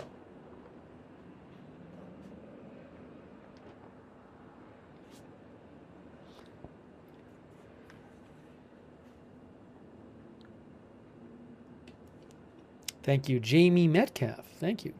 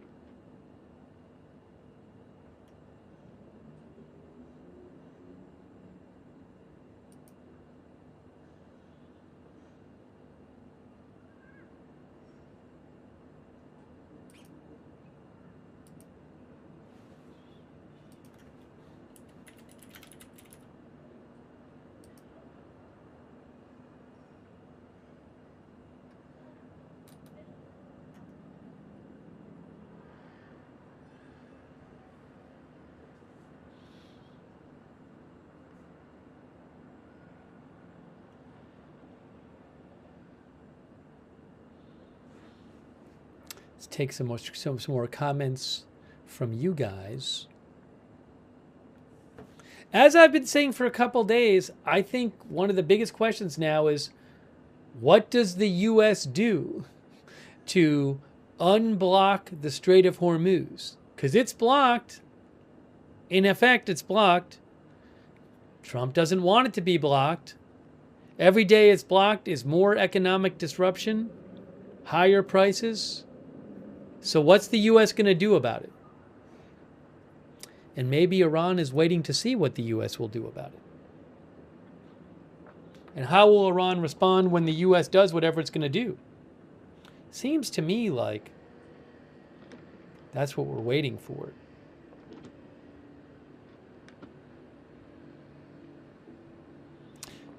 Breezy says the Joe Kent stuff seems strange to me.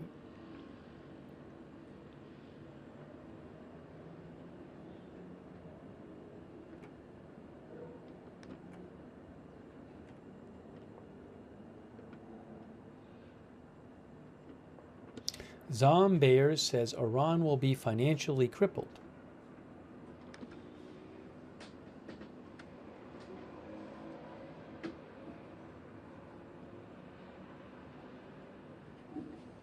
Tashnair says clean up the coastline. Mr. QQQ Crash says, what does he want to do with the Ford out of service? It's an interesting question. Does that impact the timeline? Again, U.S. Naval Institute News reports that the Gerald R. Ford aircraft carrier will need to have over a week of repairs. It's heading to Crete for over a week of repairs from the fire that started in the laundry facility there several days ago. Could that impact the timing? Will Trump wait for the aircraft carrier to be fixed?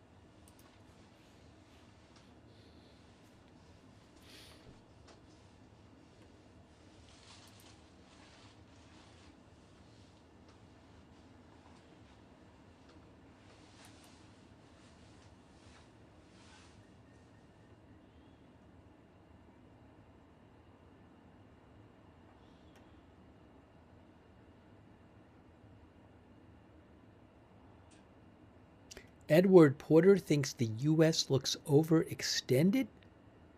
That's what Edward said.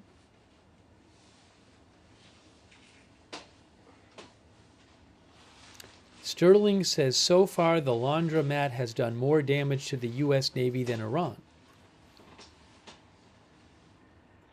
Hey, thanks so much to, hold on a moment here.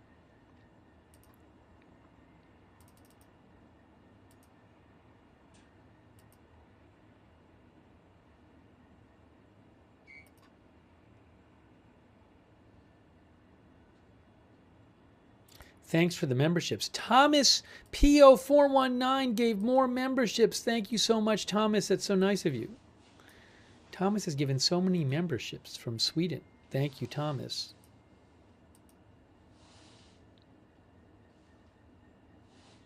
Thank you, Josh Barnes, who says it is suspicious that Iran said they hit the aircraft carrier and now the U.S. is saying the laundry room was on fire that needs repairs. Well, I mean, the U.S. said there was a fire days ago. I think back on the 12th, the government said there was a fire that started in the laundry room. But what wasn't reported is there was no reporting that there would need to be fixes. That's new today. Josh, you think that the aircraft carrier was actually a fire caused not by the laundry room, but by some sort of Iranian projectile, and the U.S. is covering that up? I don't know. It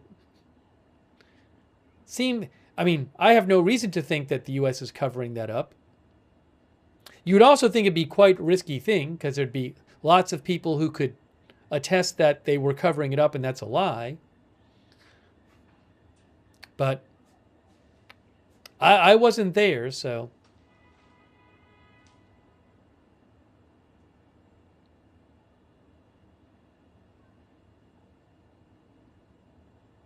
Oh, now one of our viewers, Joe, said Iran claimed it about the Abraham Lincoln, not the Gerald Ford. Yeah, I don't even remember.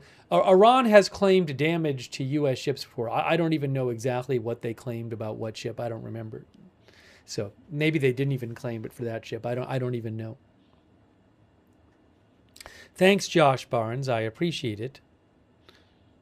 I appreciate all your support, Josh Barnes.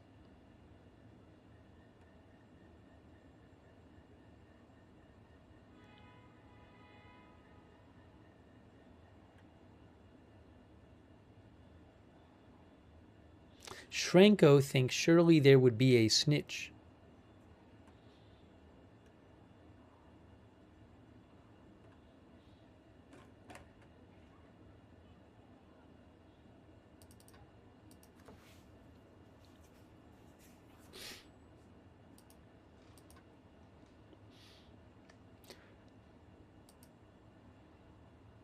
Oh, Joe Trusman pointed out something about the statement about the state media statement Ali Larijani. Joe mentioned. Let me go back and look at the statement.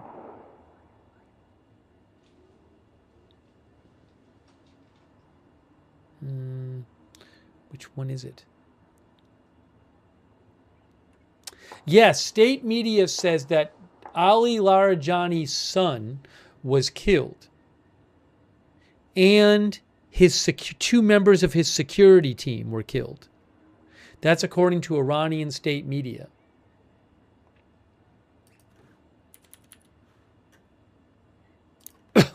They say his son was killed along with him and his security team.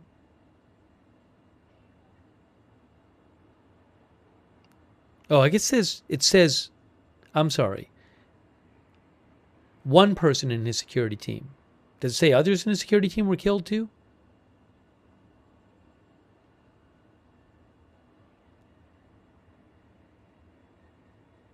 But his son and at least one member of his security team were killed.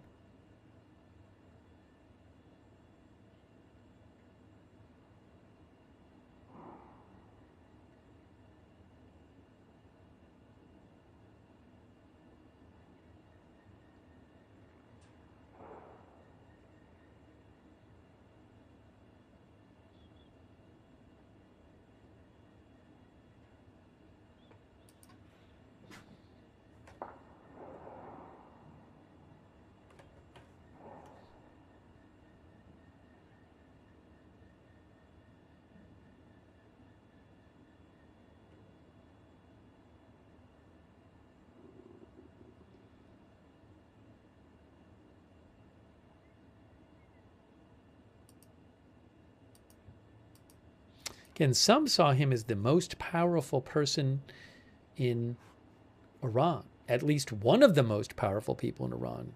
Many saw him as.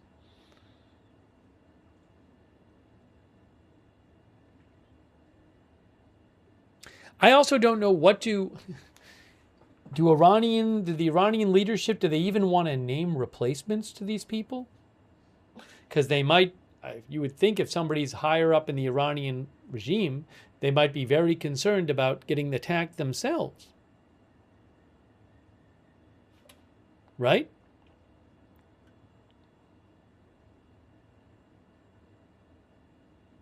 Thank you so much, Gabriel Morrow, who says, I guess the plan is to hit everyone with tariffs first, then ask for their favors when we need to reopen the Strait of Hormuz. Brilliant. That's what Gabriel says.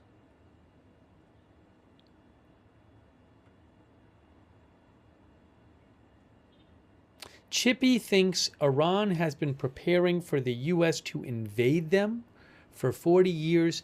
Doesn't matter how many they kill, Iran have got nothing to lose. U.S. won't win. That's what Chippy says.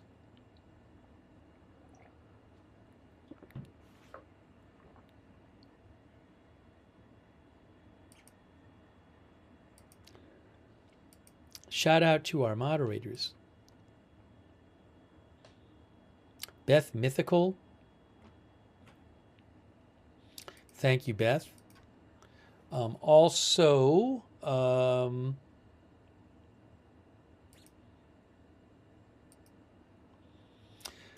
LB Prairie Dawn, Mark HNC, Matthew Kohai 3, Surly Dev, thank you.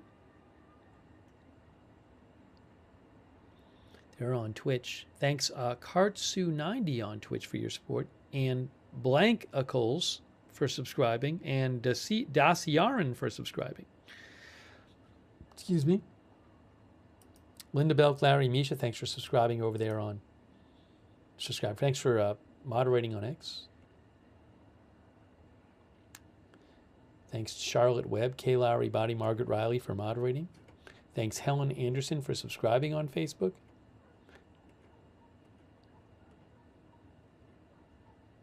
Brian Davio, thanks for the stars.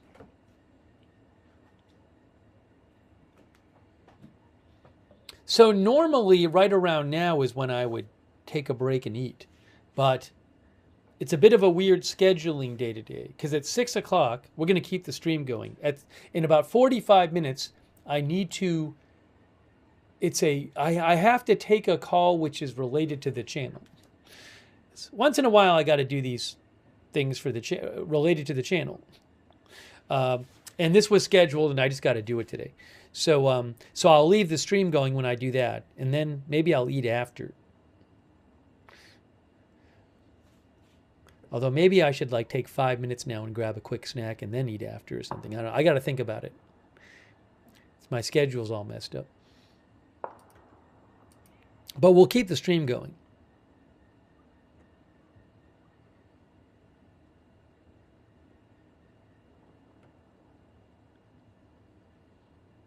A judge has ordered the wholesale reversal of Kari Lake's dismantling of Voice of America, including restoring 1,000 employees put on leave. That's according to Kyle Cheney. Now, I don't know if this is going to be appealed, but again, a federal judge has ordered a wholesale reversal of Kari Lake's, really the Trump administration's dismantling of Voice of America, including restoring 1,000 employees put on leave. That's he is with Politico, Kyle Cheney. He posted the ruling.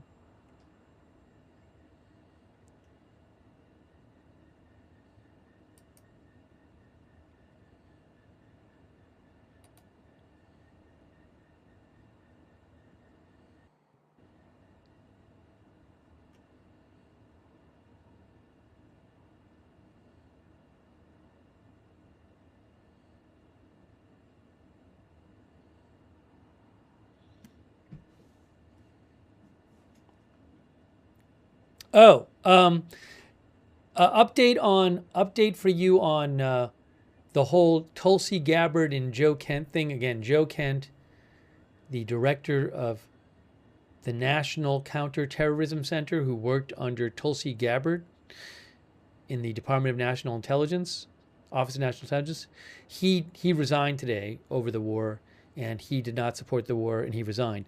And so John Hudson of the Washington Post reports that Joe Kent and Tulsi Gabbard met with Vice President J.D. Vance at the White House today, and during the meeting, Joe Kent presented his resignation letter to the Vice President.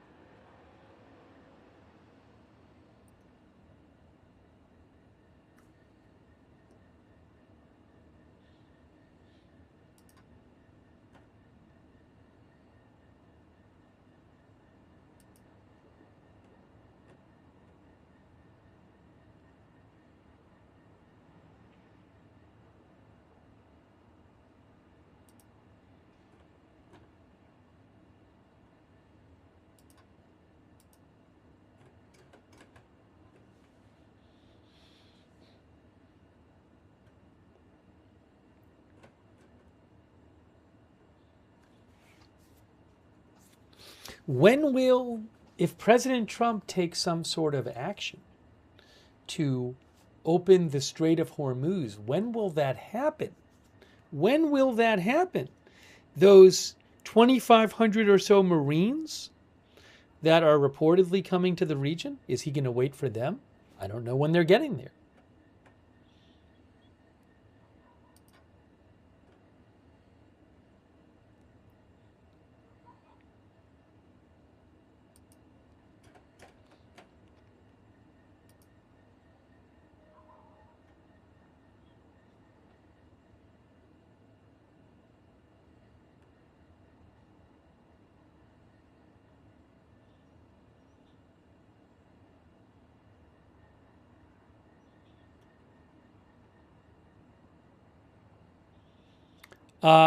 Ted Jamez, our viewer Ted Jamez, thinks that Marines will be on the ground in less than 36 hours, and that the aircraft carrier getting repaired story is a lie.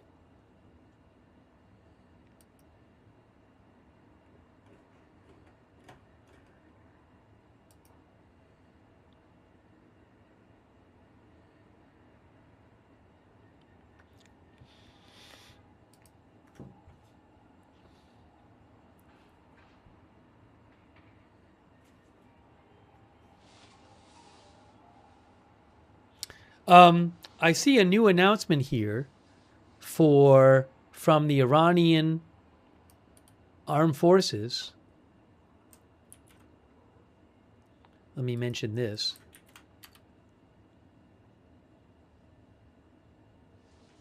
The Iranian armed forces has a new announcement. They say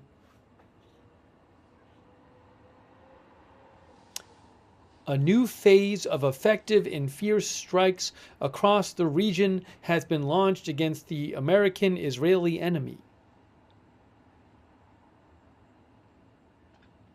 They're talking about supposed strikes on U.S. and Israel forces today and targets.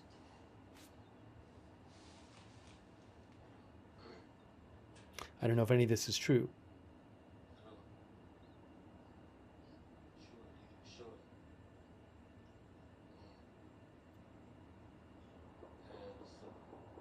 They say they successfully hit targets in Beit Shamsh, Tel Aviv, and occupied Jerusalem, and American bases. That's what they claim.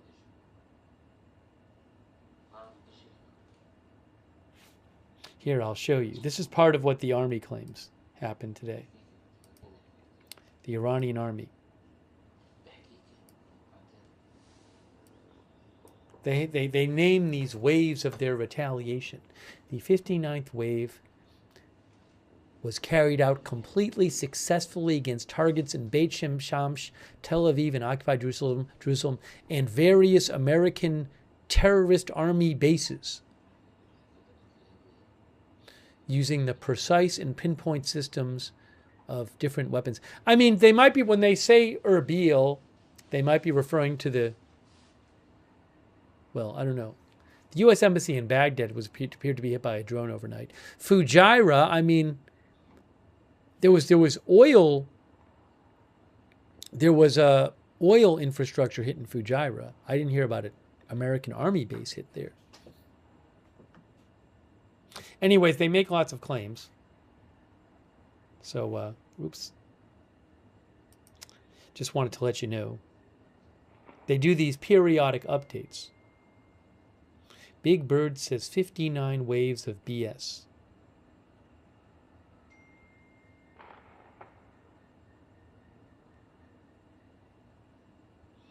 Elatron Zera says we can't trust anything this radical regime says.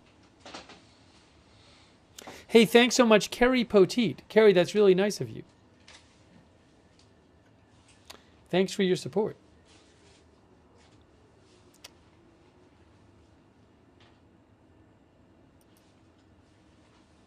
President Trump is hosting a Shamrock Bowl presentation in the East Room. I'm not going to show that at the moment because I don't think it'll be about the war.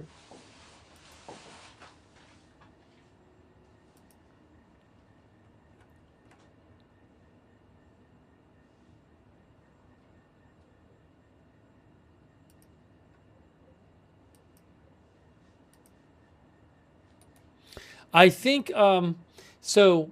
A short while ago, the Israeli army issued an evacuation notice for some of Lebanon, including Tyre. I think what what Hezbollah sometimes does is then they respond with their own evacuation notices for parts of Israel, and I think they've just done that. I'll show you one as an example.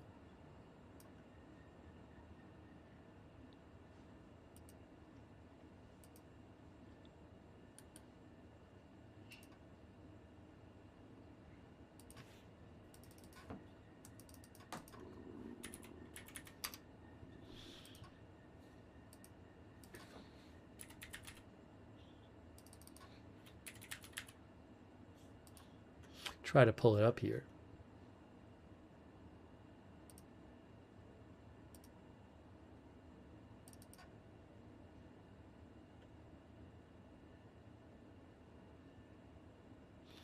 Yeah, so they just issued several of these. Here's one of them.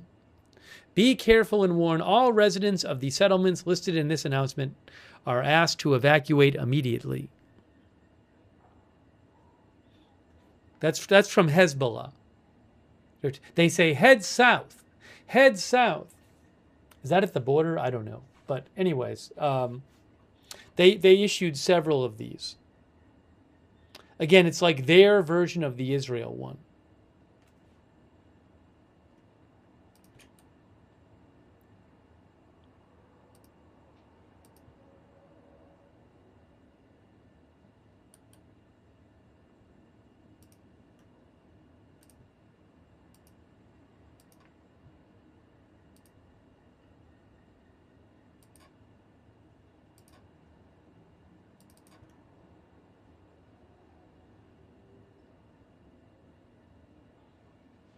Kiryat Shimona is a northern town, I believe. Here's another one. Look. Be careful. All residents of Kiryat Shimona, Israel are requested to evacuate immediately. Head south. That's from Hezbollah. Sounds like they might fire some rockets. Again, they do this in response to Israel doing it.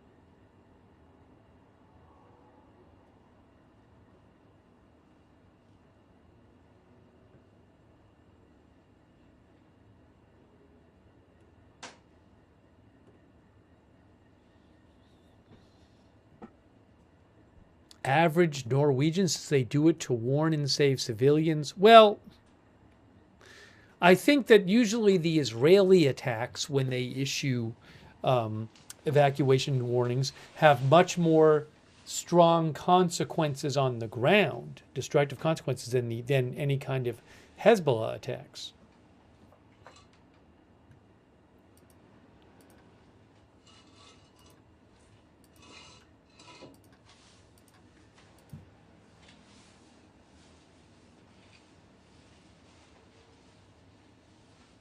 I think what I'm going to do is I'm going to just take a couple minutes right now.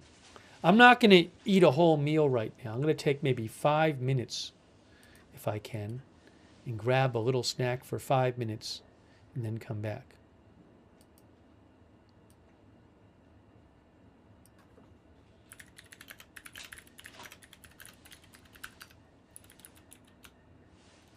How does that sound? So give me about 5 minutes. Okay, coming back. Then at 6, I'll have to go to the call thing. All right, so I'm leaving the cameras on. I'll keep about 5 minutes. I'll come back. Thanks for being here. We'll keep you informed of all the developments.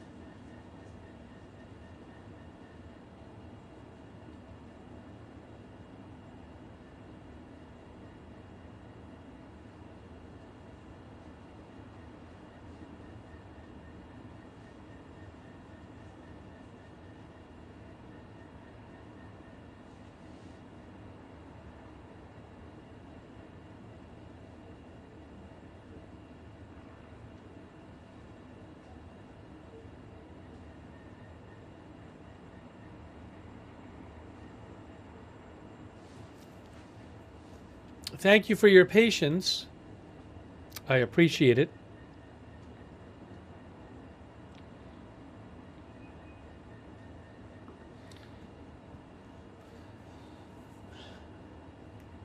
I'm going to turn down the volume on the Tel Aviv cam because it's annoying, that fan sound, and leave the volume on the Beirut cam.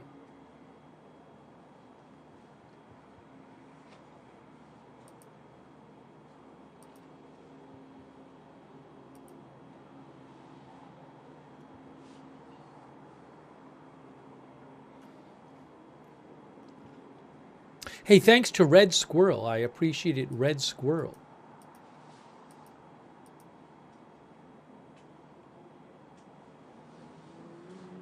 The siren has sounded in Bahrain. Bahrain Ministry of the Interior says the siren has sounded, so sounds like maybe an Iranian drone attack in Bahrain. Citizens and residents are urged to remain calm and head to the nearest safe place.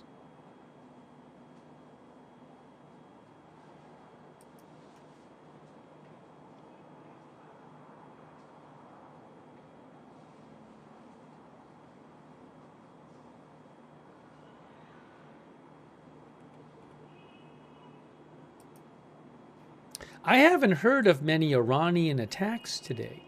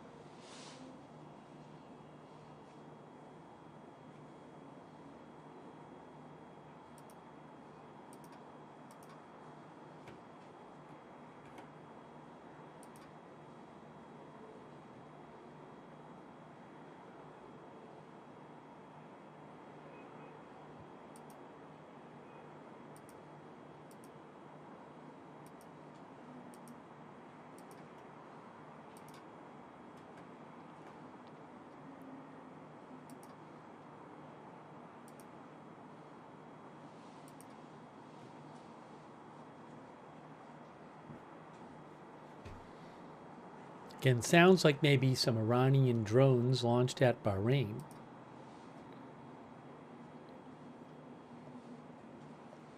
I'll let you know what I hear.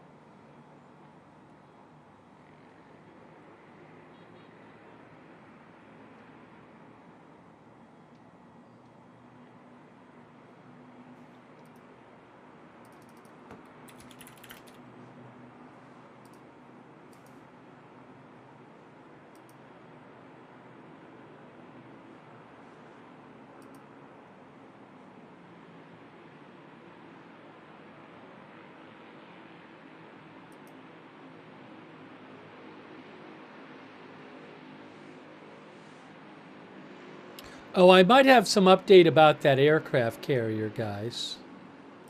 Hold on a moment here.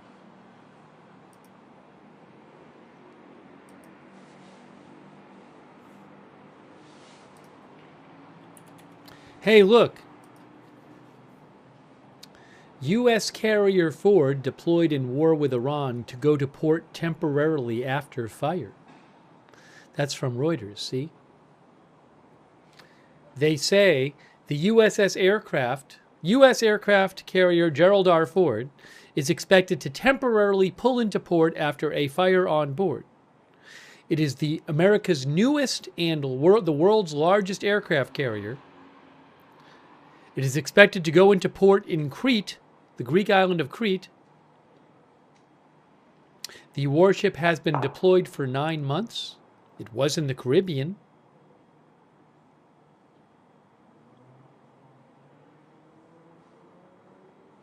One of the officials told Reuters nearly 200 sailors were treated for smoke-related injuries when fire broke out in the ship's main laundry area. The fire took hours to bring under control and had an impact on roughly 100 sleeping berths. Some other stories said it damaged more sleeping berths. One service member was flown off the ship for injuries.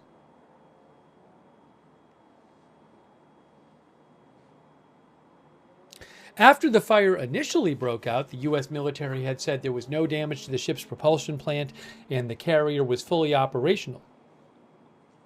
The Ford, with more than 5,000 sailors aboard, has more than 75 military aircraft and sophisticated radar that can help control air traffic and navigation. Will this delay some kind of U.S. attempt to open the Strait of Hormuz by force and or to take Karg Island? The biggest, newest aircraft carrier has to go to port.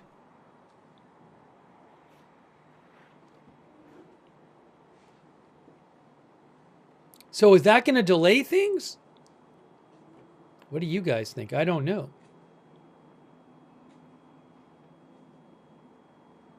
Freikas thinks yes.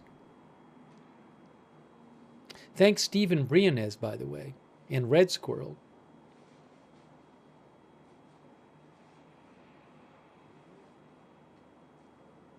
Chris N says maybe a little pause. Trump is currently at an event about Shamrock. He's hosting a Shamrock Bowl presentation. So I'm not showing the Shamrock Bowl presentation event. We showed him speaking and taking questions earlier today. King Nothing says we have 3 carriers in the theater. That's more than enough. Yes, D-Trade, the Speaker of the Iranian Parliament, said the Strait of Hormuz is not going back to its pre-war situation, but I don't know if that's really true.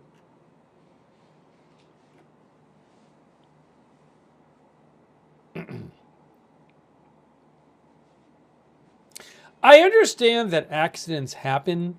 It does seem pretty bad that you have a fire in the laundry area that ends up knocking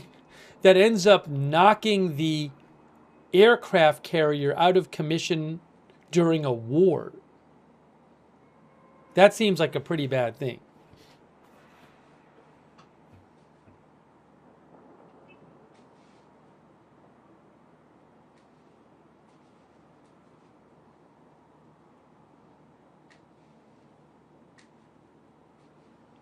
VBN says, has sabotage been ruled out? I know nothing about what actually caused the fire. There's been no reporting of sabotage. You never know.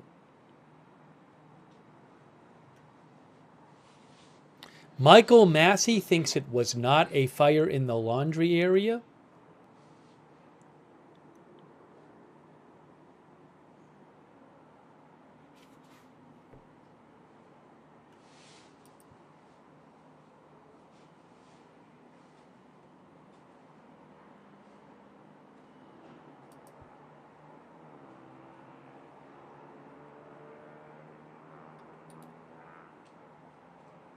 Seems pretty serious. Seems pretty serious if the boat has to go into dock.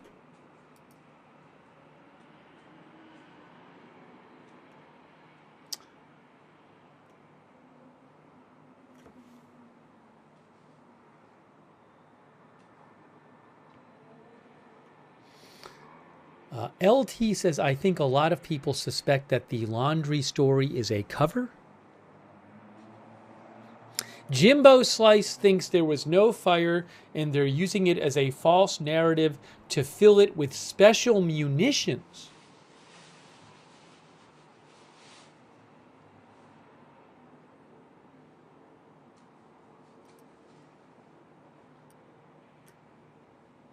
Maybe it'll become a bigger story.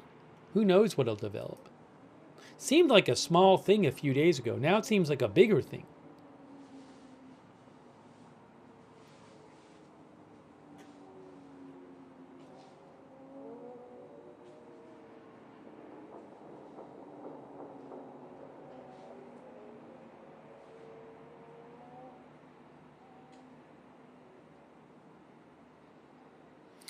Supermax Dan says must have been pretty big if it took over a day to contain.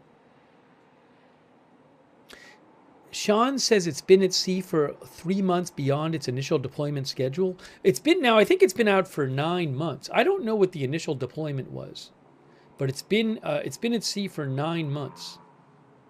Right? Yes, 9 months.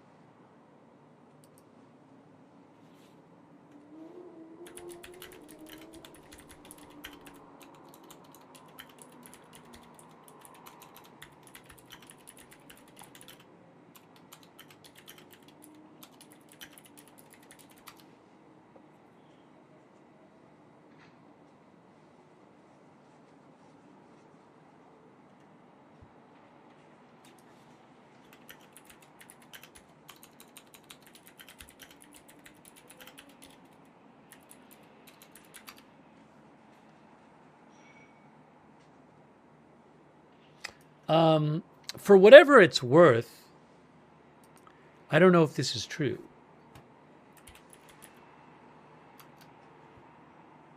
Does he even say it here?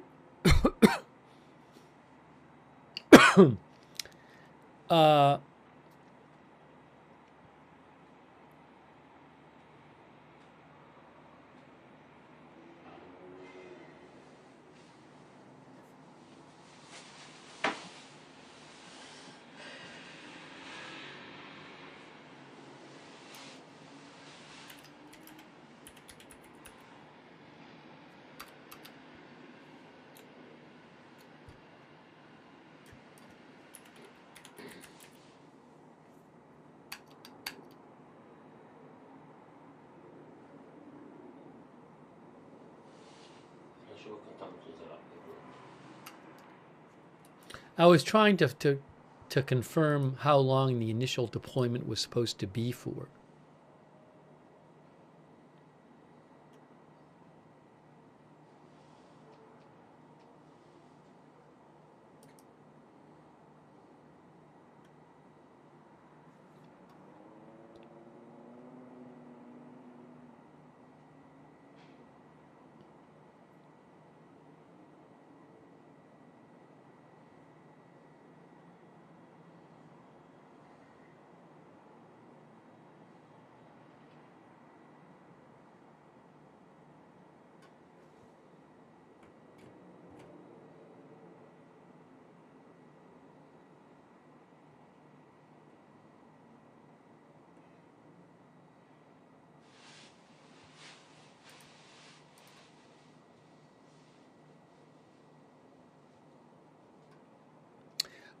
John Hudson reports with the Washington Post that Joe Kent, who retired from the Trump administration today because he opposed the war, will record a live episode of the Tucker Carlson show on Wednesday,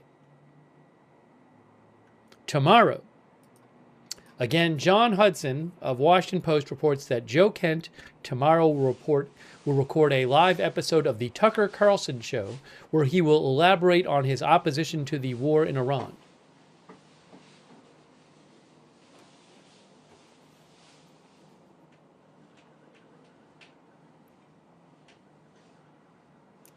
Janet says, I will definitely watch. Janet Fitz flew by.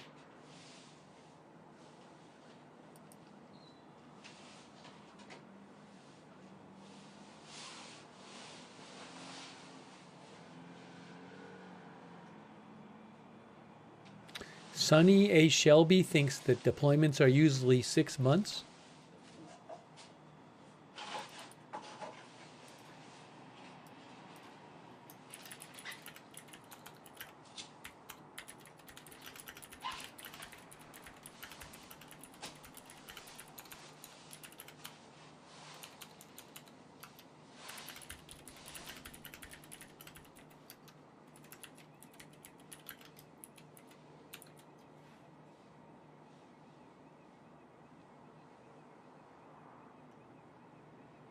Thank you, Carolyn Phelps. She said the Ford had, some of our viewers said the Ford had toilet problems.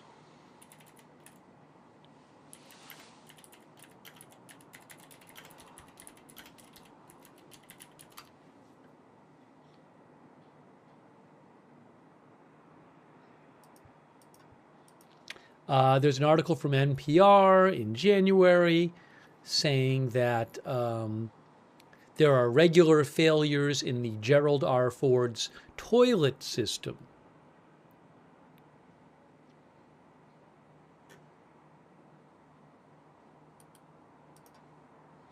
They say the toilet system continually fails.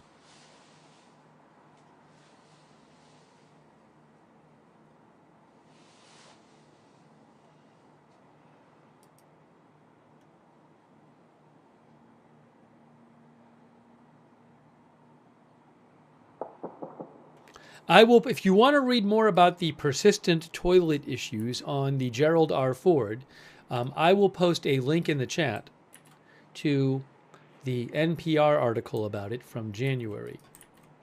Trying to post it. Oops. You can read about it.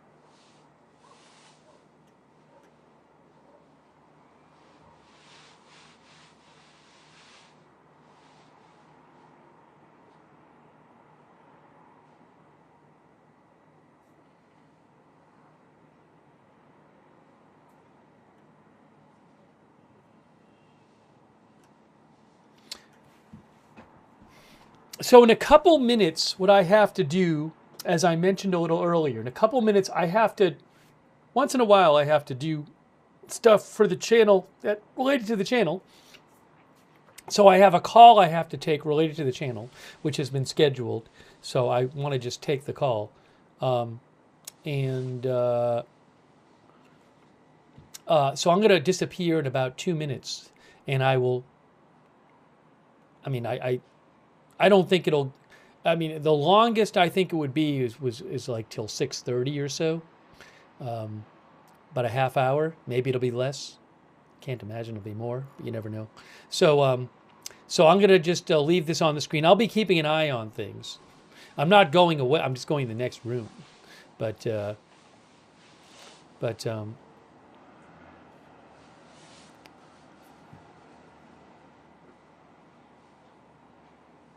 thank you, by the way, to Live Animal and General Junobi. Thank you. I appreciate it. I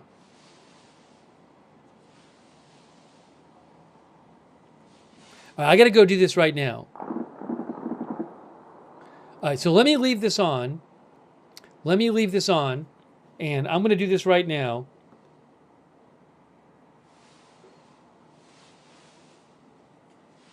And I'll keep an eye on things too. But thanks for your patience, and we'll have more coverage in a little bit, okay? Thank you to our moderators too. And again, I'm going to be keeping an eye on this. So if there's something crazy urgent, maybe I can just run back in here.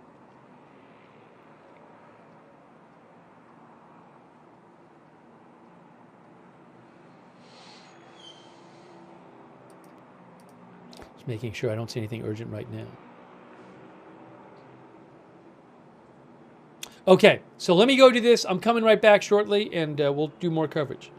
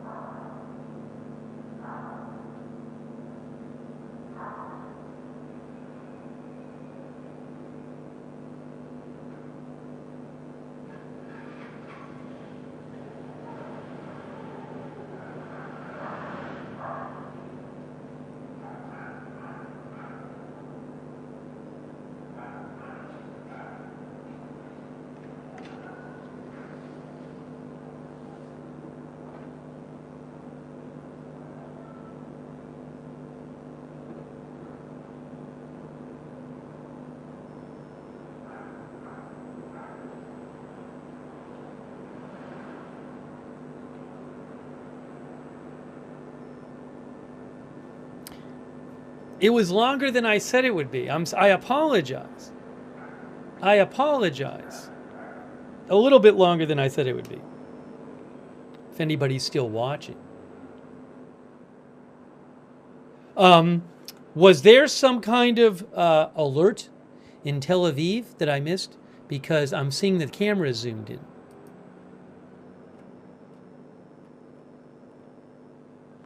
There must have been a missile alert. A few minutes ago. Because I see the Tel Aviv camera zoomed in.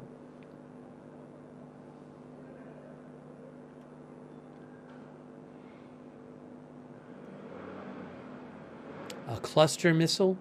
Sorry.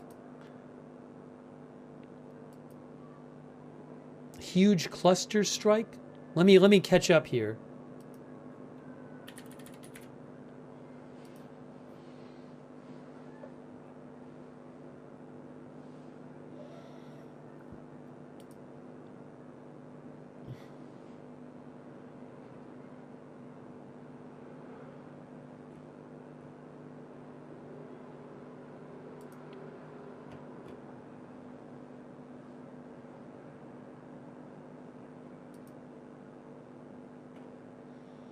Okay, so there's been a couple of missile.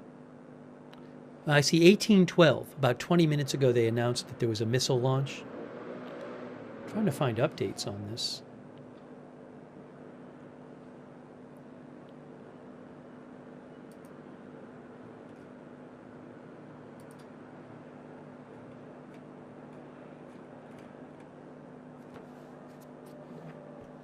I'm seeing some video.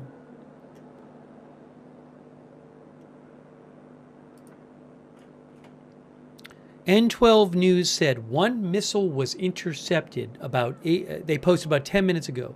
One missile was intercepted, another missile that was launched scattered, some fell to the ground. Oh, and then a couple minutes ago it said initial report of damage from interception incidents at 4 sites in the center of Israel. No casualties known.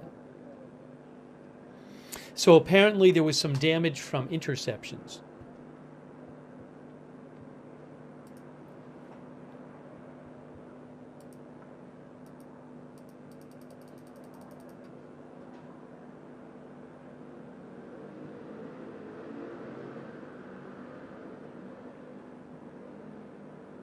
There was a big cluster on Cam 10, says the British dude. You mean on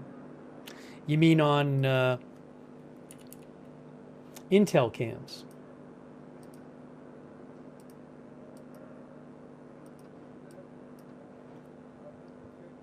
Thanks so much, Carrie Poteet, for the gift memberships. Thank you, Carrie. It's really nice of you. Also, Tom Lewis.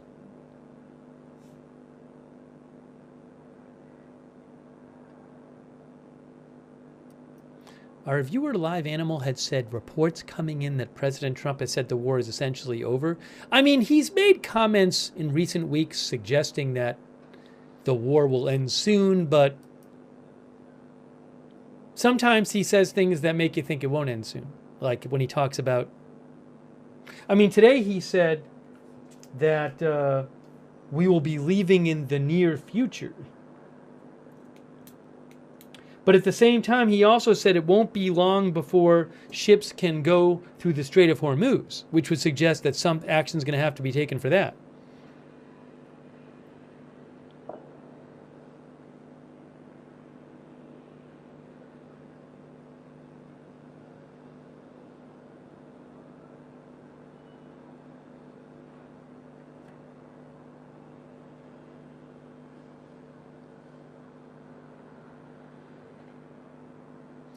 A couple of our viewers said there was a cluster on Intel cams.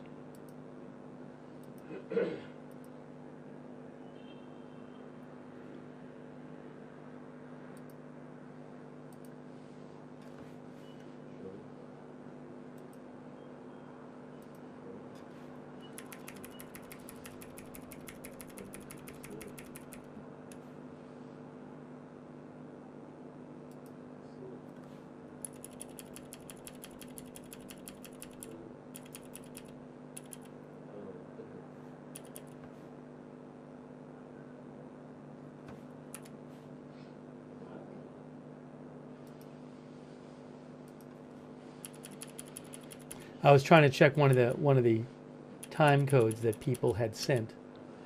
Oh, I see.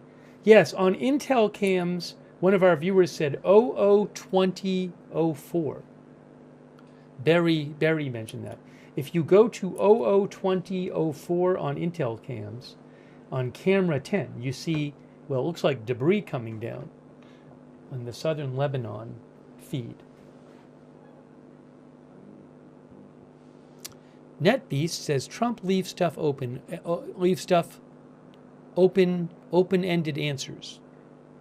Sharking Lee says the war has been ending soon for 3 weeks. Douthis says he also said we won, but we need to win some more. Oh, look, the camera came back.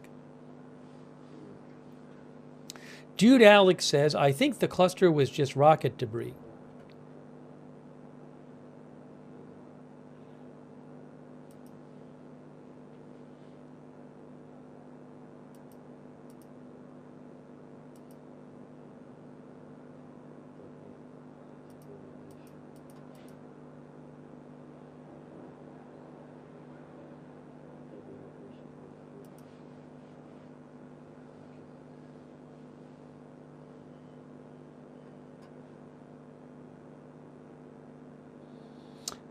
Donna Simmons says there are lots of bars in Crete near the U.S. base.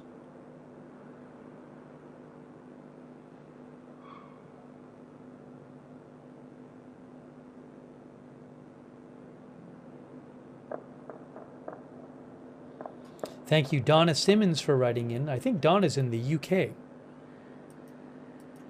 Remember, the USS Gerald R. Ford aircraft carrier is reportedly going to Crete for repairs, possibly longer than a week after, due to a fire on board that reportedly started in the laundry area, I think about 5 days ago.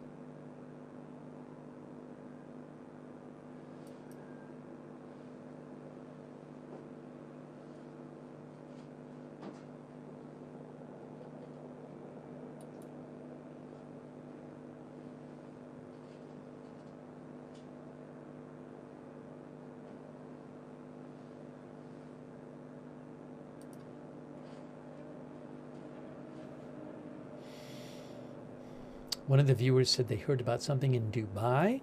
I'll check.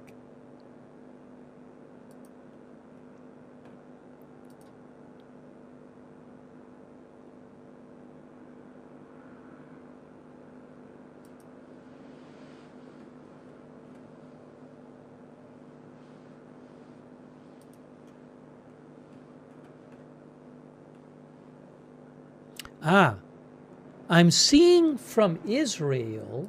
What's this?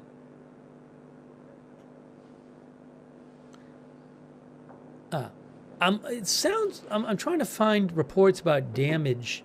Again, there were reports of interception damage in Israel. I saw a photo that supposedly showed some, but I don't know if that's legit. Has a building been hit or something? Trying to I'm seeing some unconfirmed reports about damage from the latest missile or rocket attacks. Okay. I am seeing some photos of damage right now. We might get a video from this damage. It's possible.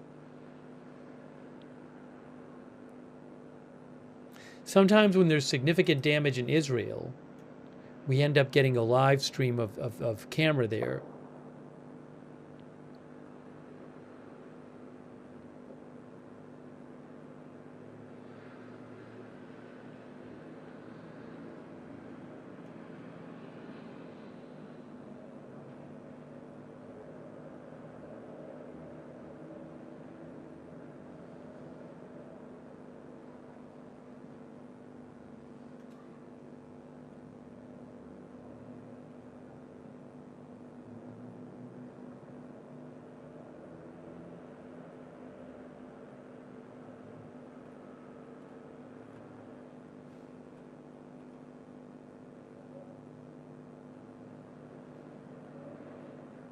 Damage at the train station in Tel Aviv.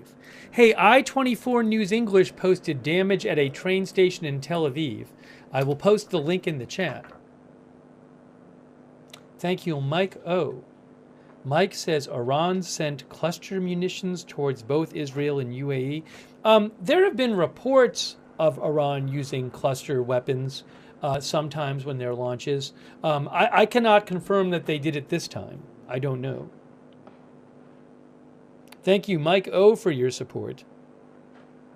I mean, there's videos from the latest launch which show a bunch of things going through the air. I don't know if that's cluster munitions or debris from after an interception. I don't know. Thank you, John Bella, as well. Maybe we'll get, we might get, it's possible we will get a video in from Israel. I don't know, though.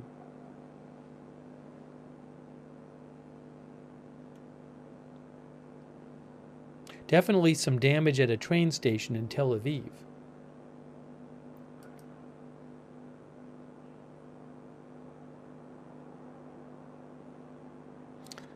I'm seeing possibly some damage at a building.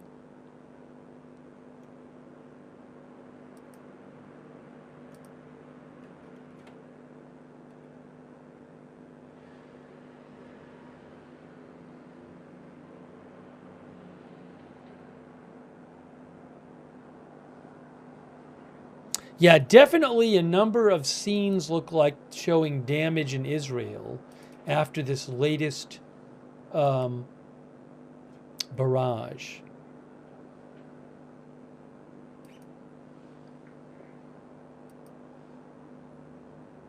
N12 News Israel says 2 slightly injured in barrage in central Israel.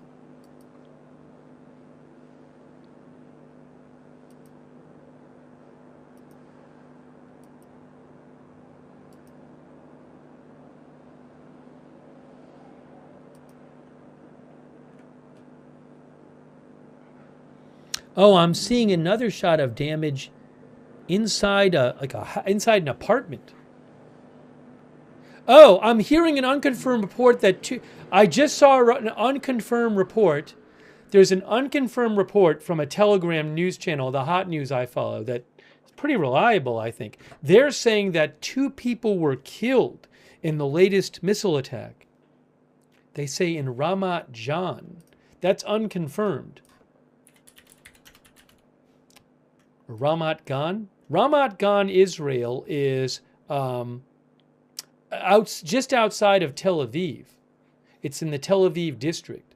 So, unconfirmed reporting of fatalities. Al Jazeera says 2 were critically injured in Ramat Gan.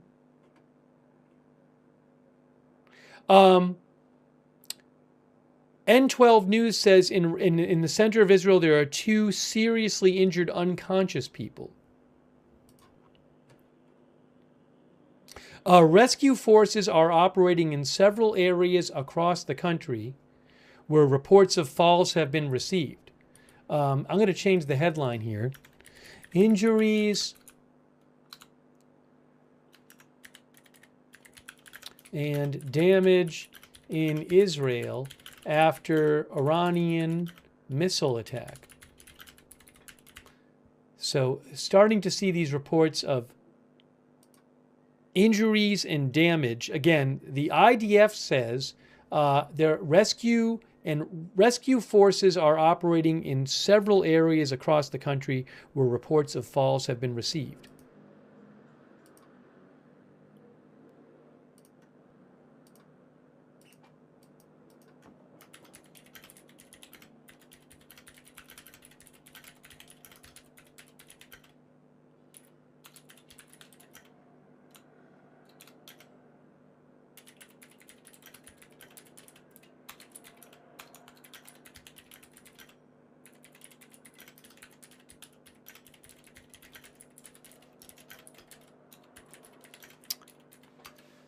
I'm keeping an eye out. Again, it's possible we'll get a video from one of the scenes. So give me one moment here.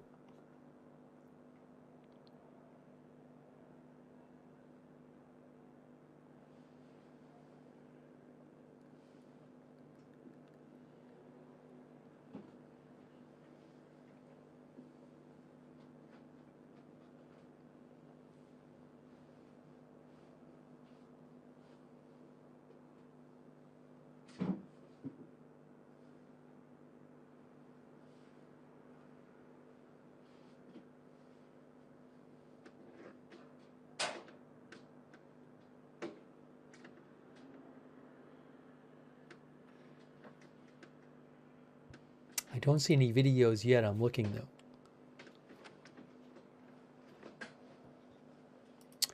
MDA says, okay, the MDA, which is the Israeli Emergency Medical Service, says they are scanning several scenes where there are injured people in several scenes, and at least 2 injured people in serious condition.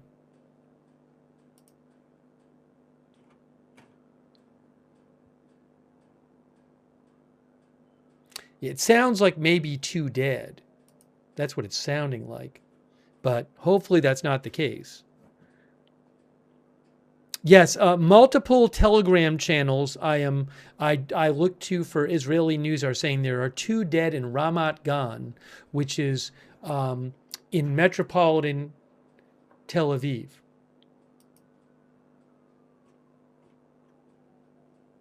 The Hot News, which is a Telegram channel I follow, says there are 2 dead in Ramat Gan, both in their 70s, and 2 trapped.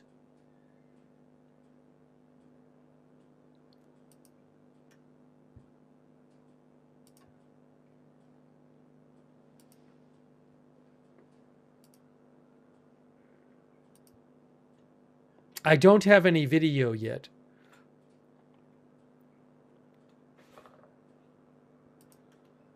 But again, hearing reports of possibly 2 dead and multiple injured.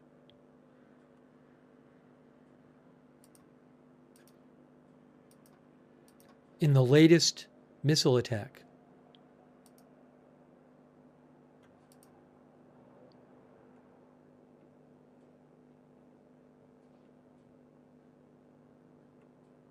Possible cluster munitions.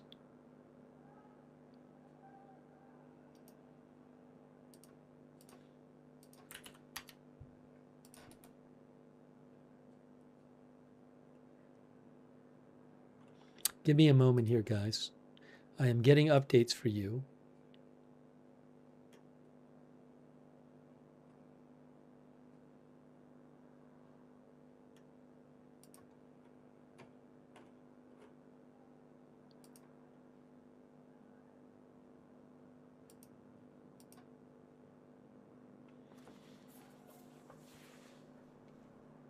Yes, Channel 14 Israel is also now reporting that 2 have been killed.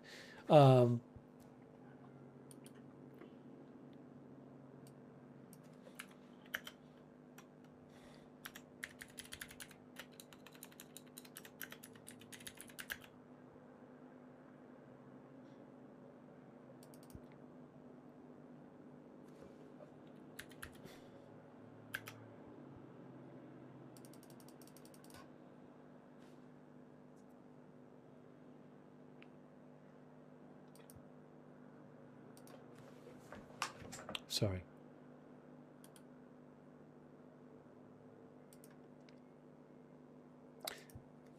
I don't know,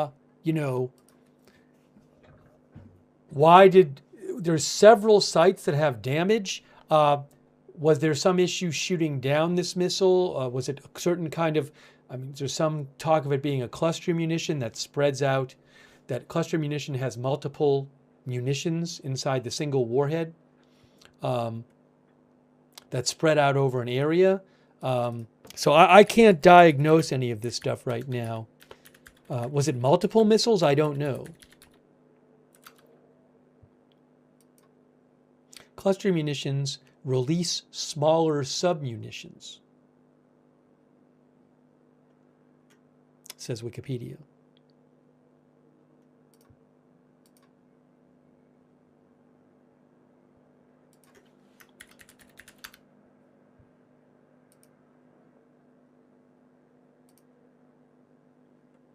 So several areas with damage.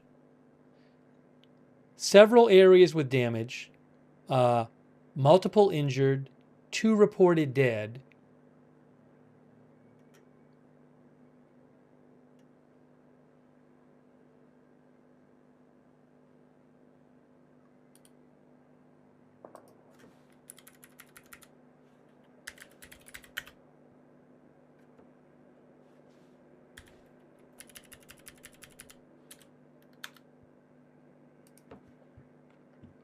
Look, so I mean, one thing people will be asking about is there's been some reporting saying that Israel might be low on interceptors.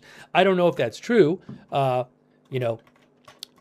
So I've seen some people, I believe, in the chat talking about that. I cannot diagnose why this happened.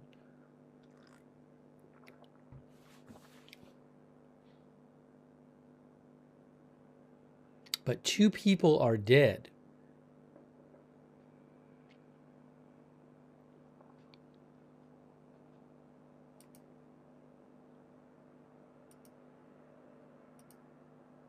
Okay, here's a picture from MDA. This is from MDA, Magen David Adom.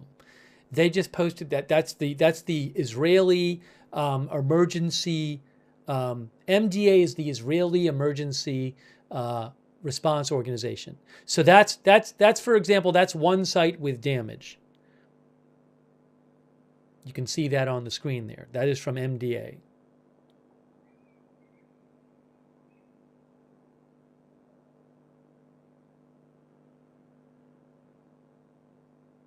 There are several sites with damage, so I don't know how many I don't know how many sites there are.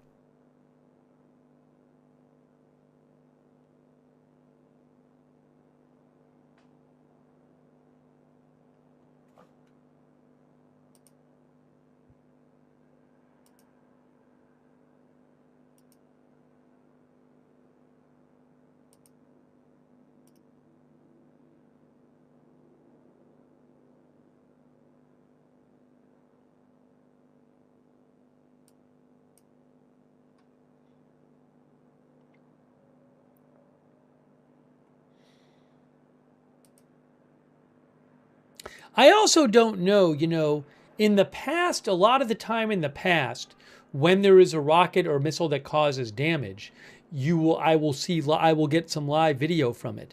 I don't know though, because they've changed, the government has clamped down and said that these news agencies cannot show the feeds of the rockets and missiles coming in.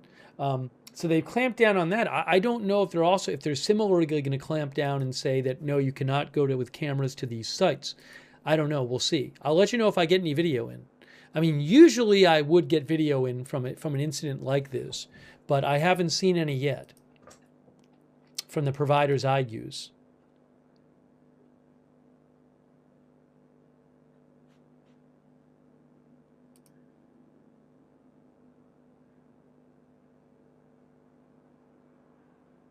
Oh, I'm seeing another video. I'll post a couple things in the chat when I see them. I don't have the rights to show every video I see.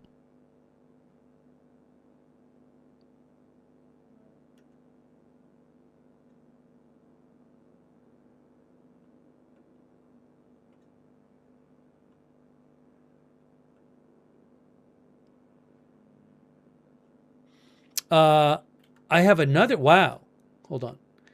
I have another couple pictures I'll post in the chat too. Wow.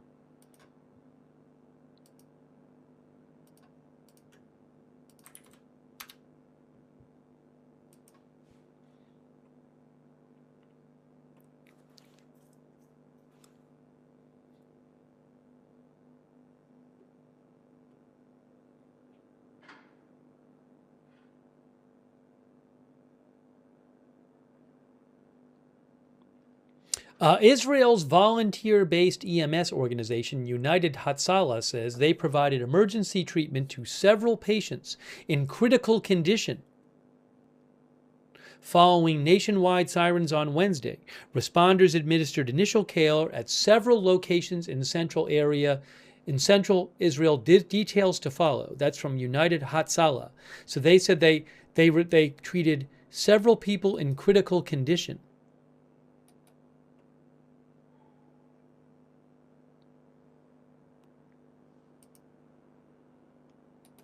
Here is something they posted right here. Hold on. This is from United Hatzalah. Hold on, I want to show you this.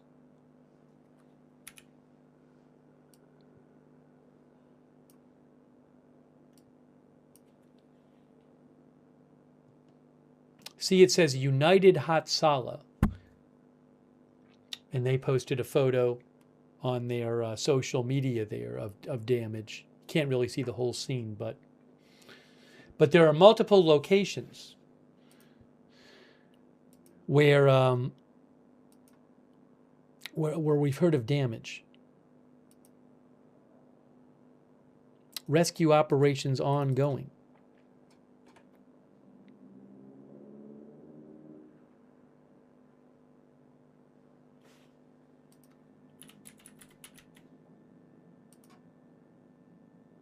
By the way, CENTCOM just posted and said, hours ago, U.S. forces successfully employed multiple 5,000-pound deep penetrator munitions on hardened Iranian missile sites along Iran's coastline near the Strait of Hormuz.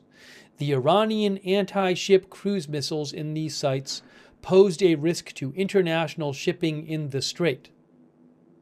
I don't know how much of a dent that would put in Iran's keeping the Strait of Hormuz closed, but that is from Central Command.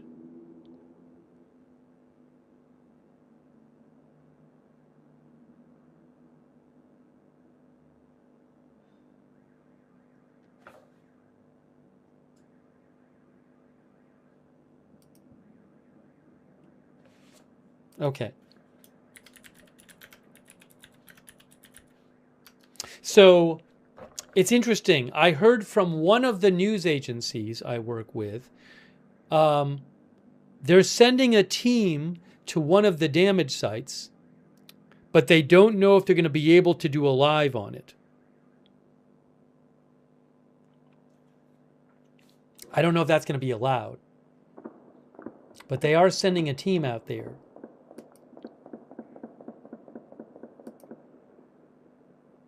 Again, as soon if I get any of that video, I will let you know. Don't have any yet. Thank you, Katie Kubiak, by the way. I appreciate your support. Katie Kubiak, thank you. Also, what is real? Casualties in Lebanon or Iran? Yeah, I don't have good numbers. I mean, it's very hard to get reporting out of Iran. The government... the internet is down there. The internet's been down the entire war. See, the internet doesn't work. The government controls the press, largely speaking. So it's just generally very hard to get reliable information. There's still a debate over how many people were killed in the protests. So it's just hard to get reliable information on. Also, you know, in a case like this, you might wonder how many people have been killed in U.S. and Israeli airstrikes. Well, the government would have an interest in inflating those numbers, but I don't have a good sense at all of how many people, both of all types, civilians, Revolutionary Guard members. I don't know. I have no idea how many people have been killed or injured in these strikes in Iran.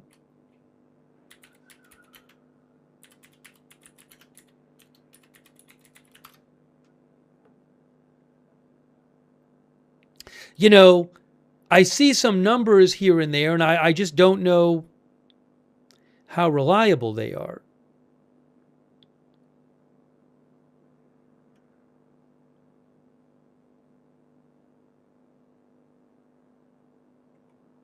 And in Lebanon, about 15% of as we've said before, about 15% of the population of Lebanon has had to move, has been displaced by the Israeli attacks after Hezbollah started firing rockets at Israel.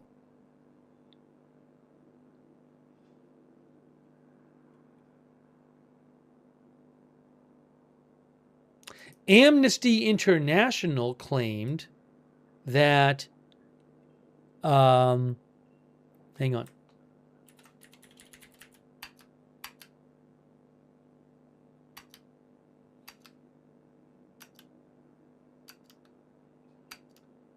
Trying to find this.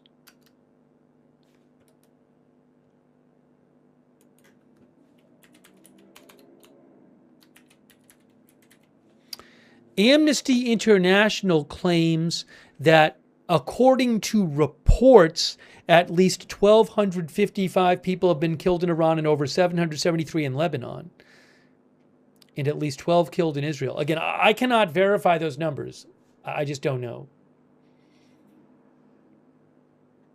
I mean, certainly with all of the airstrikes in Iran and Lebanon, I would not be surprised if there had been multiple deaths, including deaths of non-combatants. But it's just very hard to get reliable information. Thank you so much. What is real? I appreciate you bringing that up.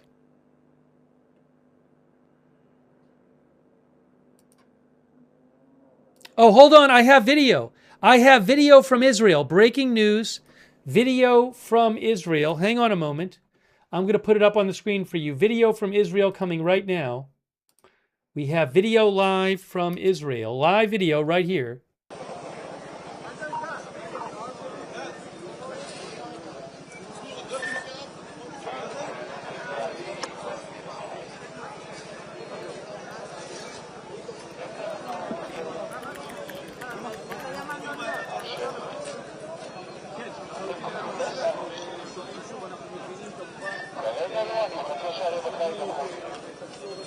This is the site of a missile strike in Ramat Gan, Israel, which is part of metropolitan Tel Aviv.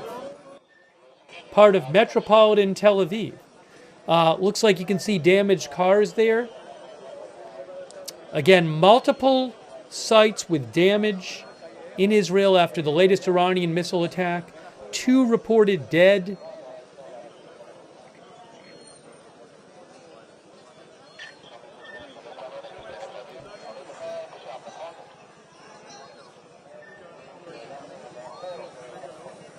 Is there damage up there? Is that where are we looking? I'm trying to see where we're looking. Looks like I can't tell.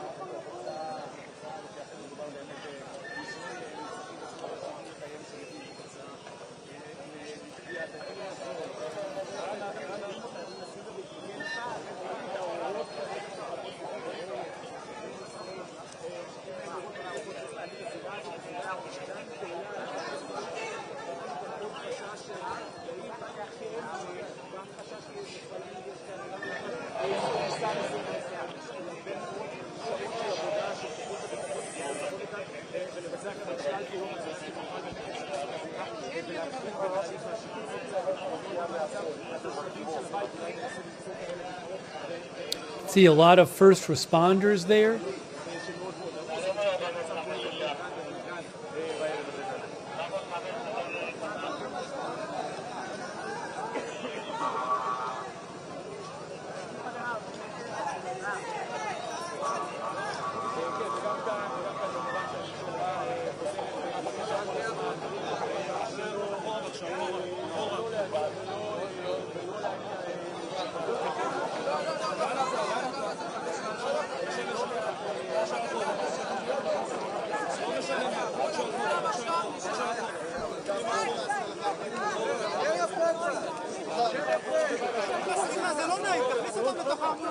Oh, maybe that person got rescued. Did that person just come out? I don't know. Putting him in the ambulance.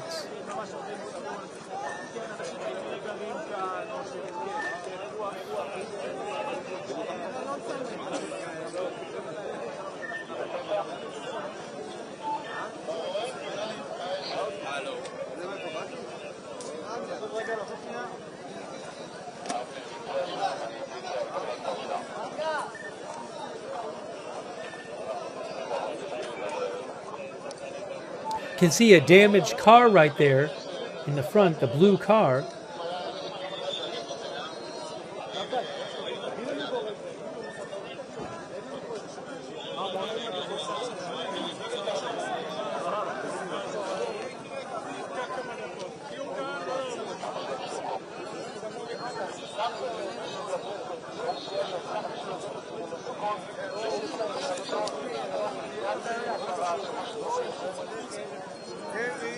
Couple damaged cars. Several damaged cars.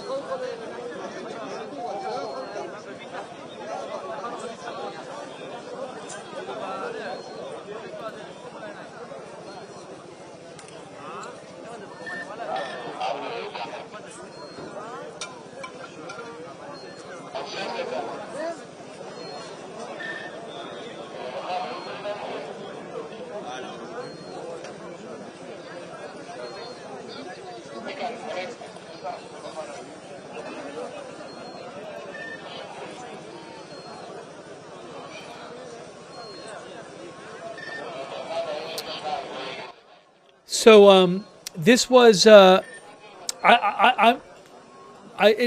believe at this scene, I believe it is at, if I can turn down the volume for a second, I believe it is this scene where somewhere in this area,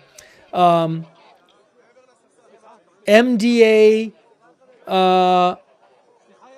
a man and a woman died from serious shrapnel injuries. I've seen it reported that they were in their 70s, but they said that was at the scene in Ramat Gan, and this is the scene at Ramat Gan. Then they say in Bnei Barak, there is a man with 25-year-old man who has been hospitalized in mild condition with shrapnel in his hand. But again, this is a scene in Ramat Gan. Look at the damage there. Ramat Gan, Israel, 2 dead, reportedly a man and a woman in their 70s, dead of shrapnel injuries.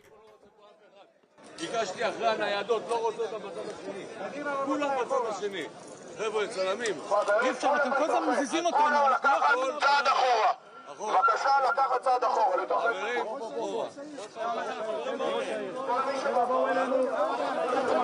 למה אתם דוחפים? אחד בבקשה, לאט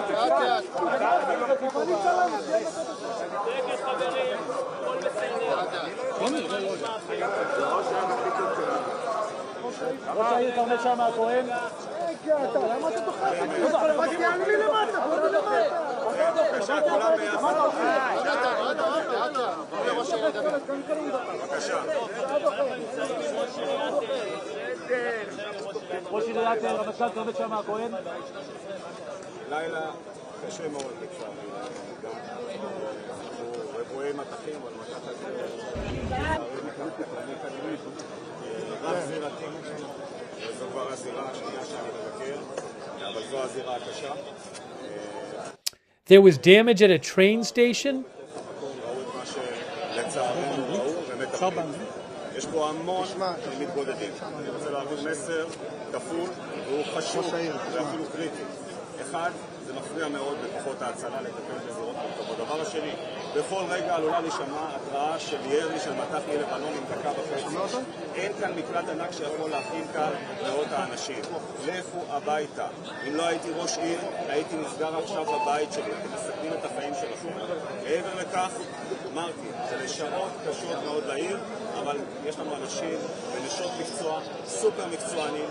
אנחנו חזקים גם ברגעים האלה, אני אומר. יש לנו גיבוי מלא לממשלה ולצבא להמשיך במשימה ולסיים אותה. כל מה שצריך להכין כאן ולטפל כאן, אנחנו נטפל יחד עם פיקוד העורף, יחד עם משטרת ישראל, יחד עם קב"א, הכל מטופל כמו שצריך. אולי תיתן לנו סריקה של כל הסבירות האחרות? לא, הפגיעות כפי שאני דווחתי, הן לא בתוך המרחב המוגן לצערי. זה נראה מבנה יחסית חבל שיש לו מרחבים מוגנים, התמונה עוד לא ברורה, אבל התמונה היא קשה מאוד. זה מה שזו השורה התחתונה.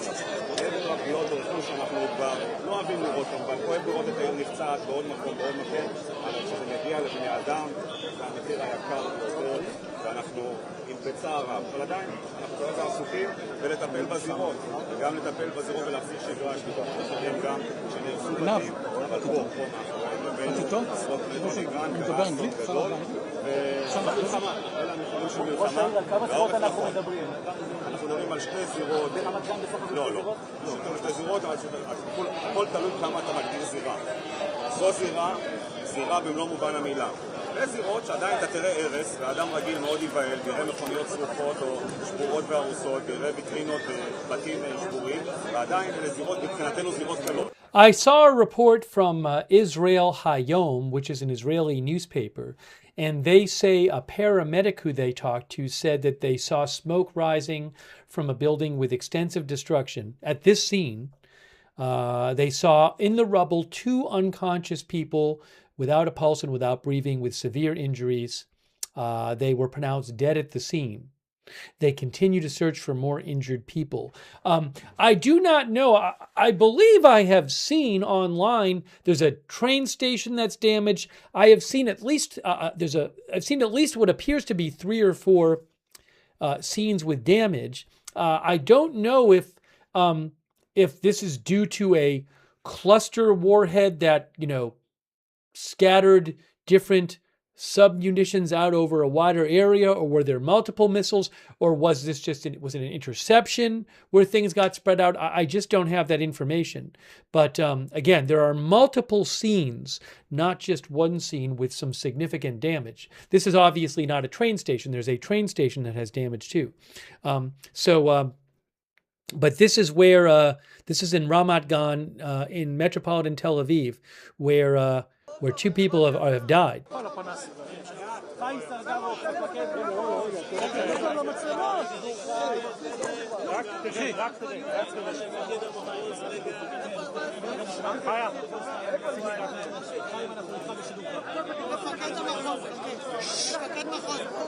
Maybe somebody can translate. Hold on.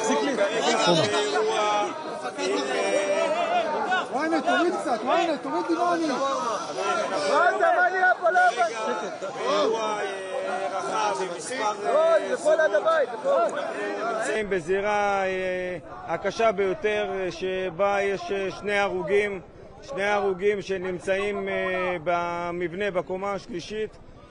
ככל הנראה לא מצליחים להגיע לממ"ד, מטרים ספורים לפני הממ"ד נפגעים ונהרגים.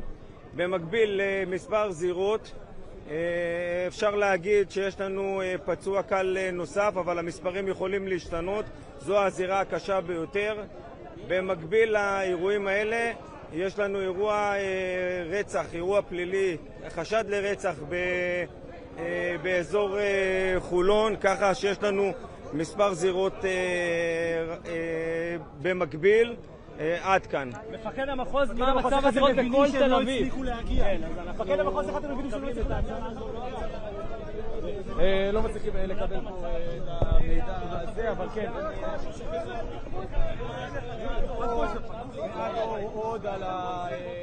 One of our viewers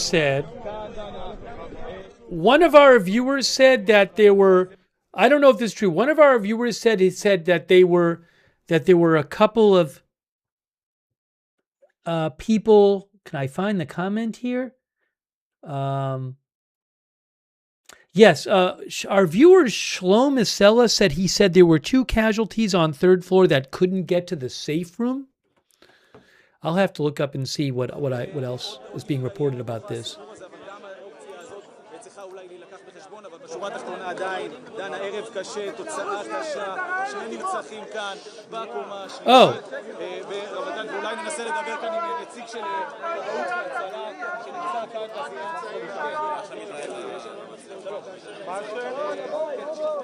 רגע, תביא אותו לפה, יונתן. Hey guys, I just saw Zach Anders, who I believe is in Israel. Zach says that there are more than a dozen impact sites. He's the Newsmax Middle East correspondent. He says there are more than a dozen impact sites across the Tel Aviv metro area. Yeah, Zach is in Israel, I believe. So again, he says there are more than a dozen impact sites. Again, I don't know if this is a case where you have a cluster munition causing this.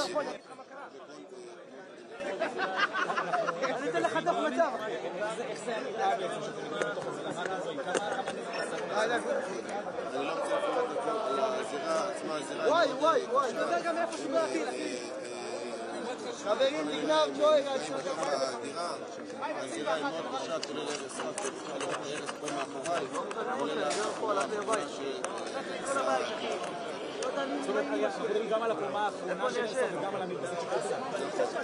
Okay. Jerusalem Post says 2 people killed, and they say 8 suspected impact sites. According to Israeli media, 8 suspected shrapnel impact sites. That's according to the Jerusalem Post. That's what they say. Okay, so whatever the exact number is, there are multiple impact sites.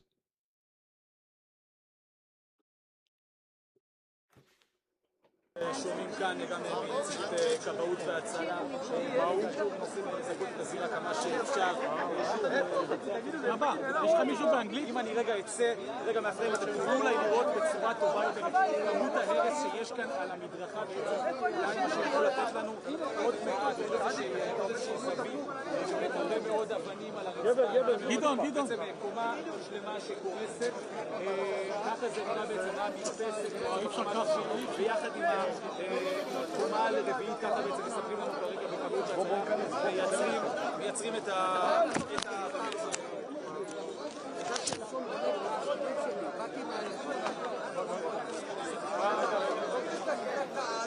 מוטי, תרים לי גבוה, מוטי, תרים לי גבוה.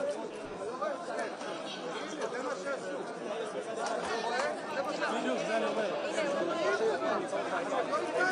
מוטי.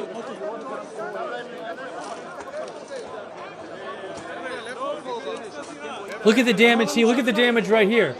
There's a shot of the damage, right? Some damage right there. You can see on this camera.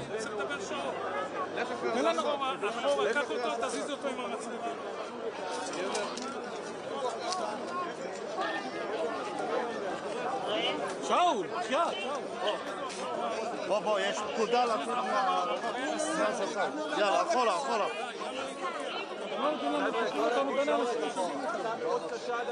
Now they basically let them take some pictures of it.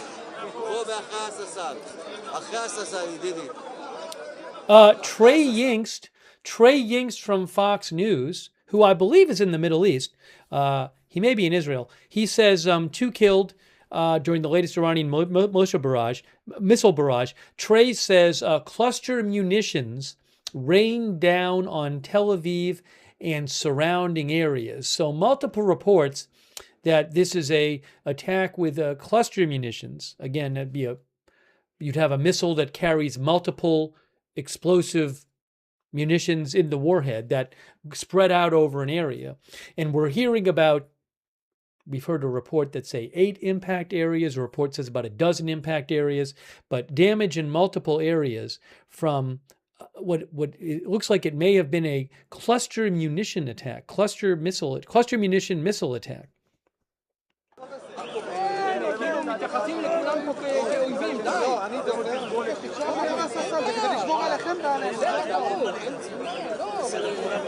נכון, אתם עושים את העבודה שלנו. אבל שוטרים, אנחנו לא רואים כלום. כן, מי בהופעה? כן, מי בהופעה? אתה בתוך הזיר. לא, אתה לא רואה כלום, אתה בתוך הזיר. אין מה לראות. לאן? תסתכל מה קורה, לאן? זה לא רלוונטי חיובי. זה אחד. אם אני רק שנראה קצת. אתה לא מקשיב למה שאני אומר. לא, אתה לא מקשיב. I thought they were crossing the line, but we are good here. No, because they're standing like walls. תנו לנו רק...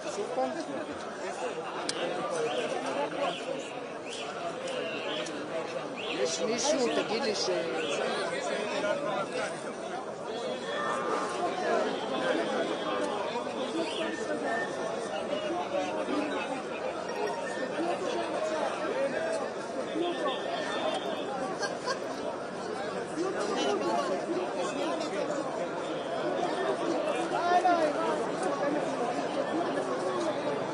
This is live, by the way. You're watching it. This is live video right now.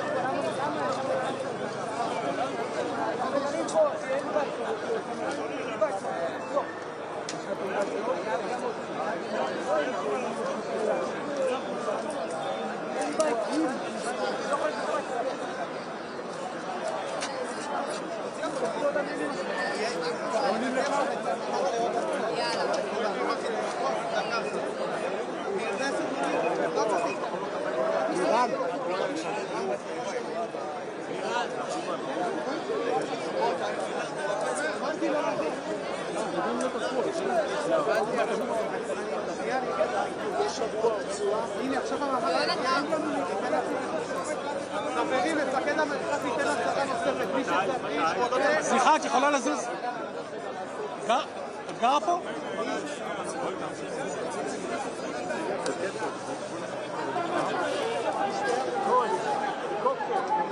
עוד טיפה אחורה.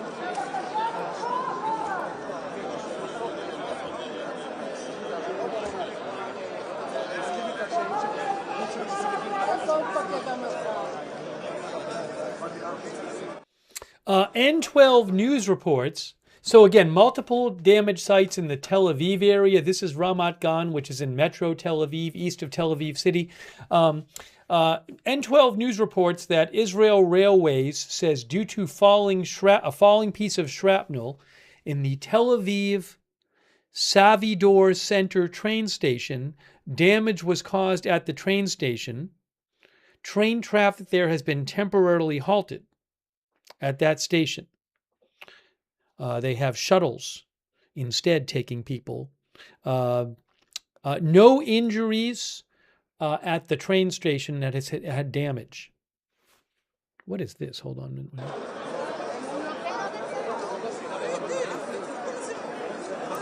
Whoa, whoa, whoa.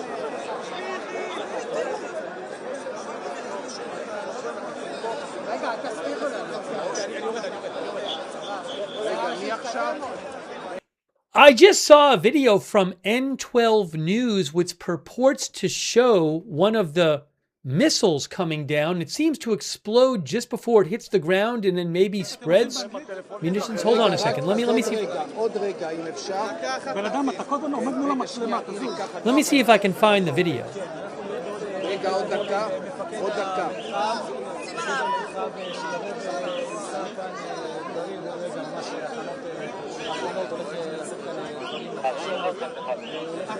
גלון, אתה רוצה?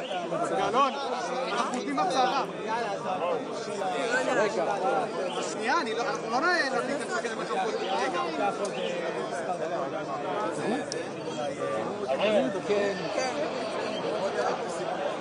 המפקד, אפשר גם סיג באנגלית או שלא? I am looking at a video that N12 News posted, and it shows what appears to be a missile coming down, and then, hold on a second here. And then they say it's in central Israel, and it seems to explode like before it hits the ground. I'm going to try to post it if I can here. Where is it here?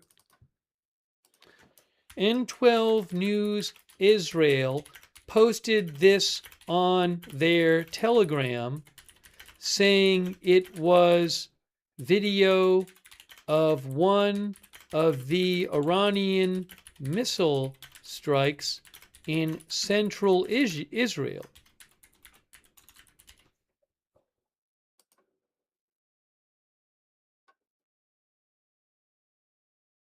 Hang on a moment here.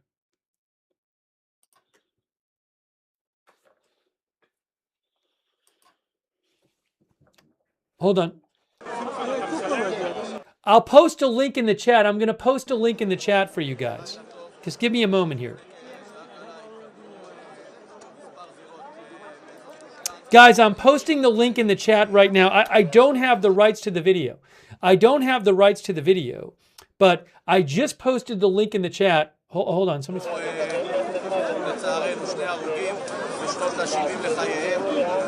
ככל הנראה, הם היו או בדרכם או ביציאה מהממ"ד.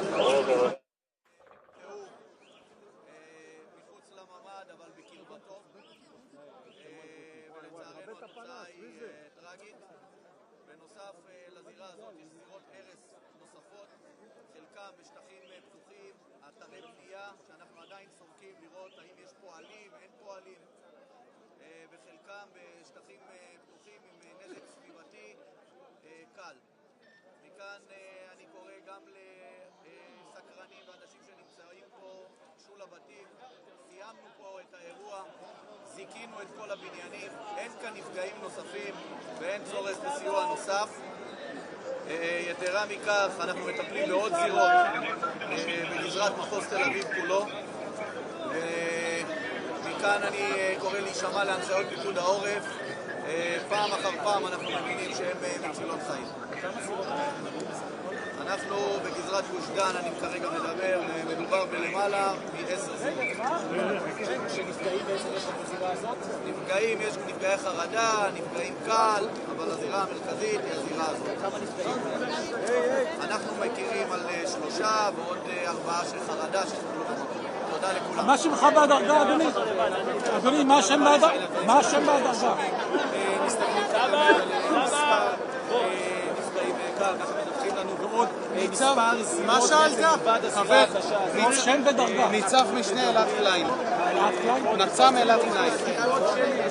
מד"א, מי רוצה מד"א? יש לך באנגלית? תכף יהיה באנגלית, שיהיה תחשוב מה זה. Is there English spokesperson? I can speak English, but not סליחה, כתב, אם אתה לא זז אני מזיז אותך בכוח, בסדר? די, הגזמת לגמרי, אתה מזלזל בכולם פה. אל תצא. סתום את הפה. אתה מתנהג. לא, אבל אתה לא יכול לעמוד ולהסתכל בטלפון מול המצלמה. אבל אני אמרתי לך כבר, למה אתה לא מדבר? אני לא רואה שאתה מחבר את שלי.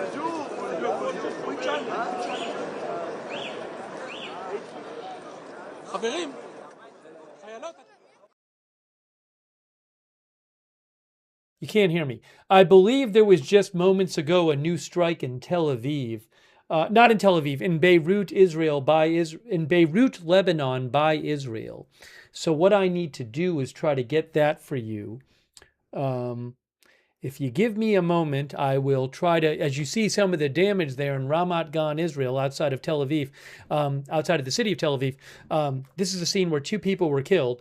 And I will try to get you the video of the strike moments ago in,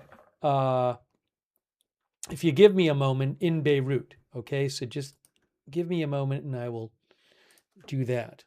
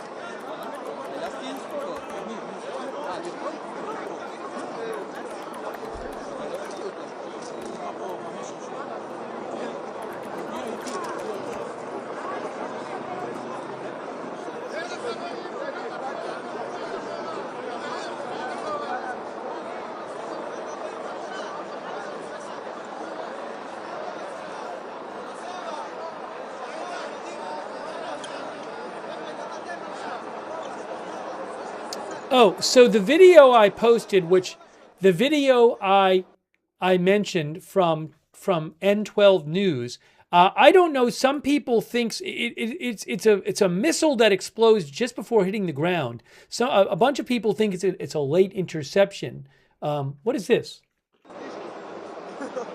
Is that a helicopter? Looks like a helicopter. So I'm going to post a link to this video again in the chat. It's on my X account. My X account should be pinned in the chat. But again, N12 News said that is one of the missile attacks. So I just posted the link again.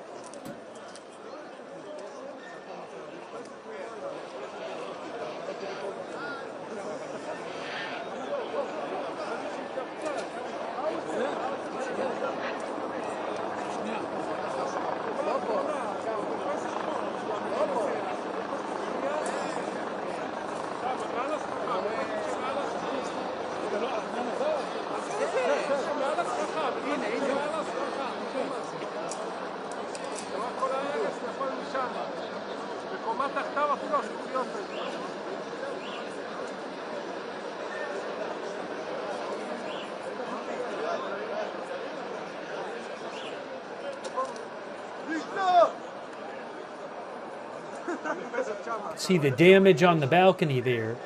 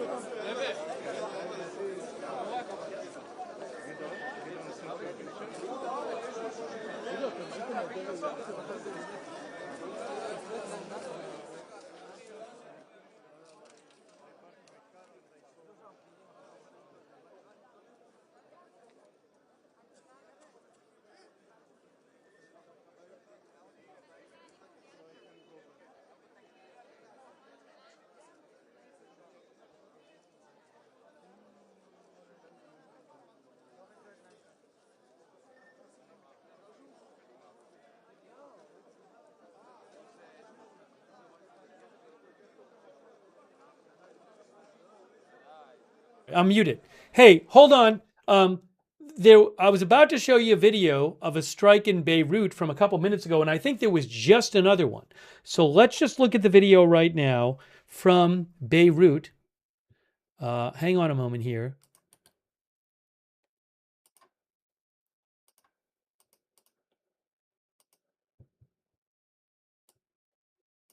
Okay, this is moments ago. Moments ago. And again, I think there were two in Beirut that we've missed moments ago. So here is, I'm just going to play this. Sorry, everything's a little confusing here. We're not hearing anything.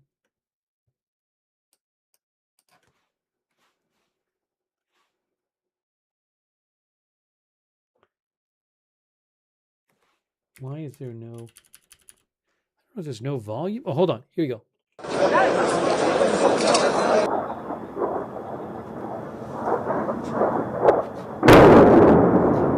Hold on. I need to rewind that.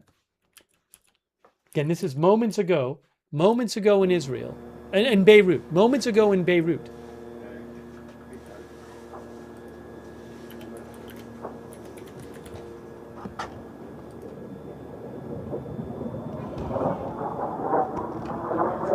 There's the flash right there, and then you hear the boom.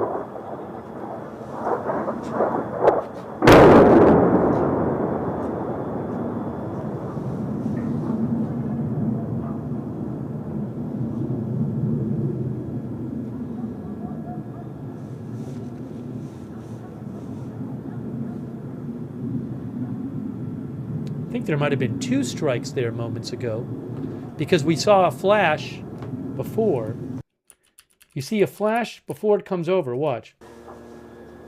Watch on the right.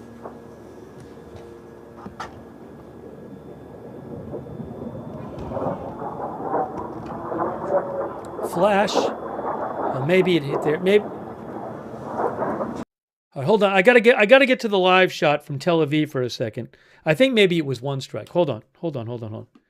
There's Tel Aviv. Not Tel Aviv. This is live from Ramat Gan in metropolitan Tel Aviv. We'll go back to Beirut in a second. But I just want to show you that shot of the damage there, where two people were killed.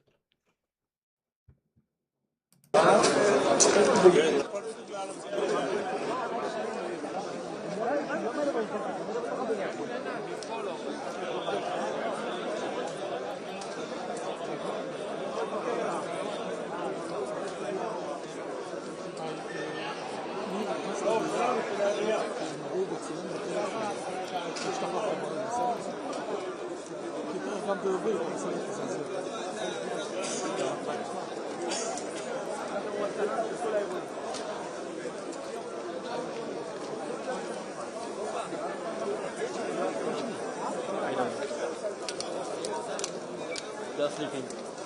All right, hold on a second. Let's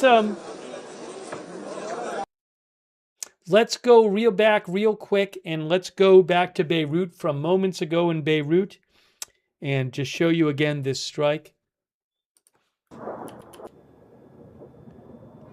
There's a second strike. Hold on. Oh yeah, you see the flash on the right, which I think maybe is a reflection from the explosion further right.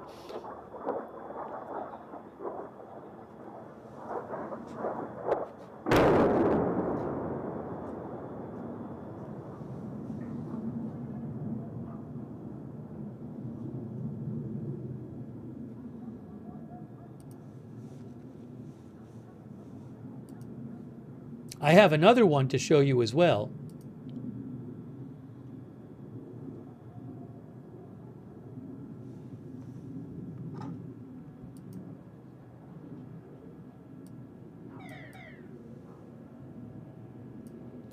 Here is the other one. All right, hold on. Here's another one. This is also moments ago in Beirut. Actually, hang on. Before I show you that, let me show you this. Here is a shot of the damage in from the missile attack in Ramat Gan, Israel.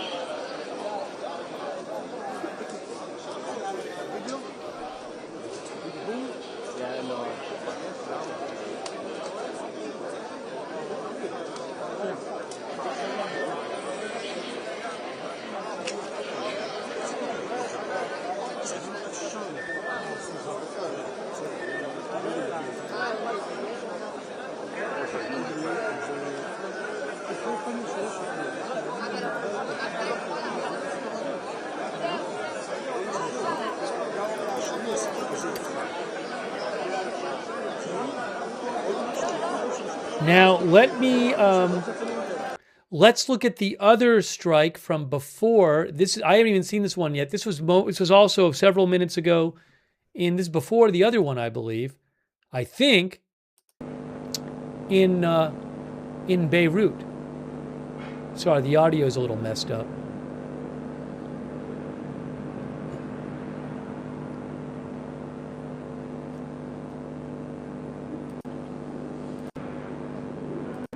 Oh, I can see it on the right. Hold on, look behind my head. Look behind my head on the right. Top right. Top right.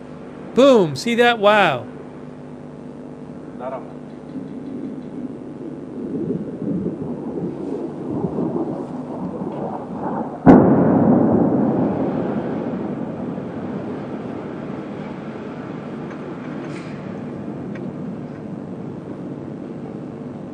Let's see that again.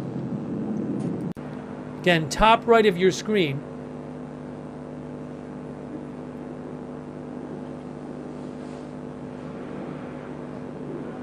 You saw it.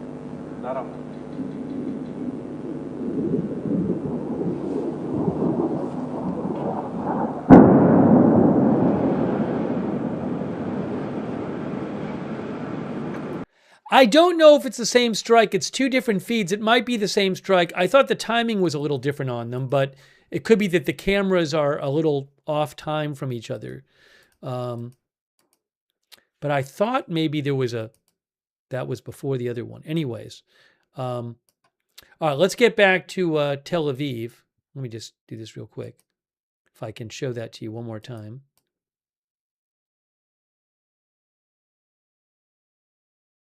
There it is on the right there, top right, when it hits. So I'm not sure if that was two strikes or one strike. It's different providers. I thought it was different times, but it may be the same strike. Anyways, back to Tel Aviv. There has been a missile attack by Iran in Israel. A number of sites have damage. 2 people are dead. There are injuries reported. And reportedly, cluster munitions were used, which would be a warhead with multiple munitions inside that could spread out over an area. I don't know how many missiles there were, but we've heard reports of between 8 and 12 damaged sites on the ground.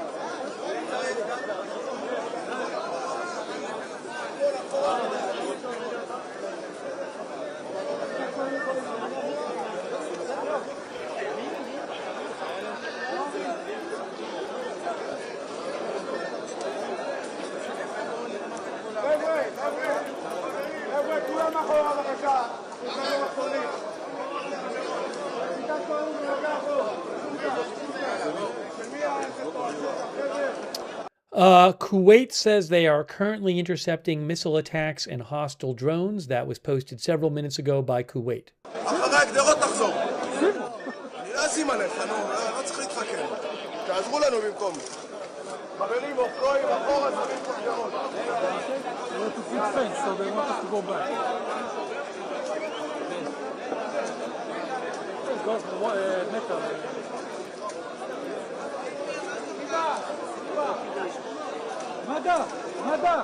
No. This is not, this is live. This is not Beirut. This is live right here.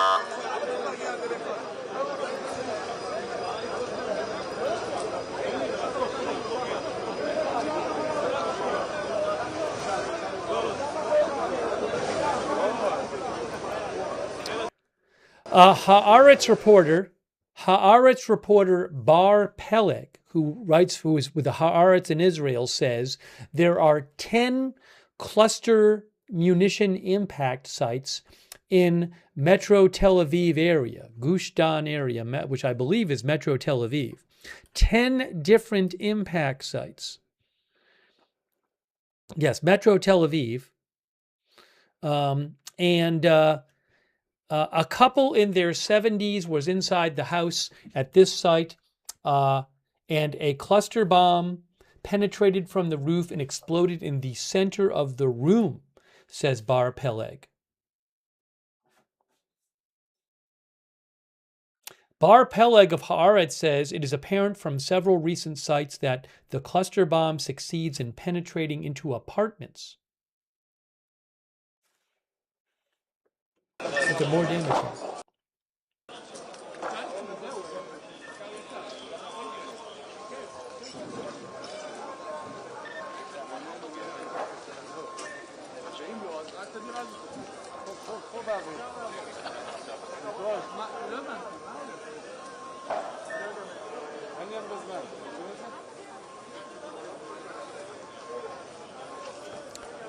Channel 12 News' Elad Simchayev says reportedly this couple in their 70s could not reach this. They were not able to reach their safe room in time.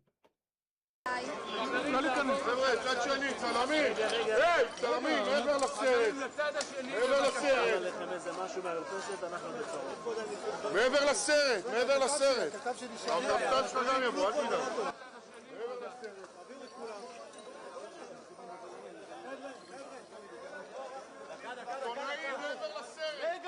רגע, יש פה רחפן יורד, רגע, לא לדחוף אותה.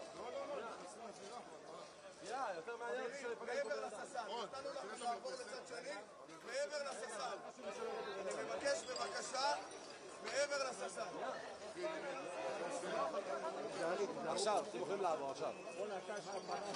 זהו. איפה הכתבת? חסר לי כתבת.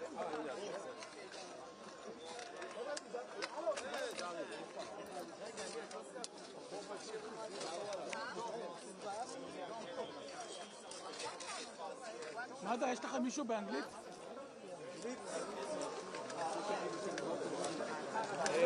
איפה השוטר?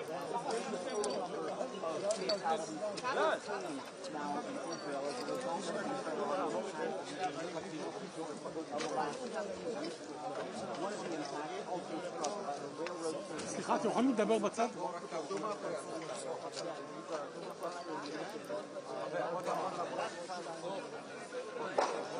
דברו בצד.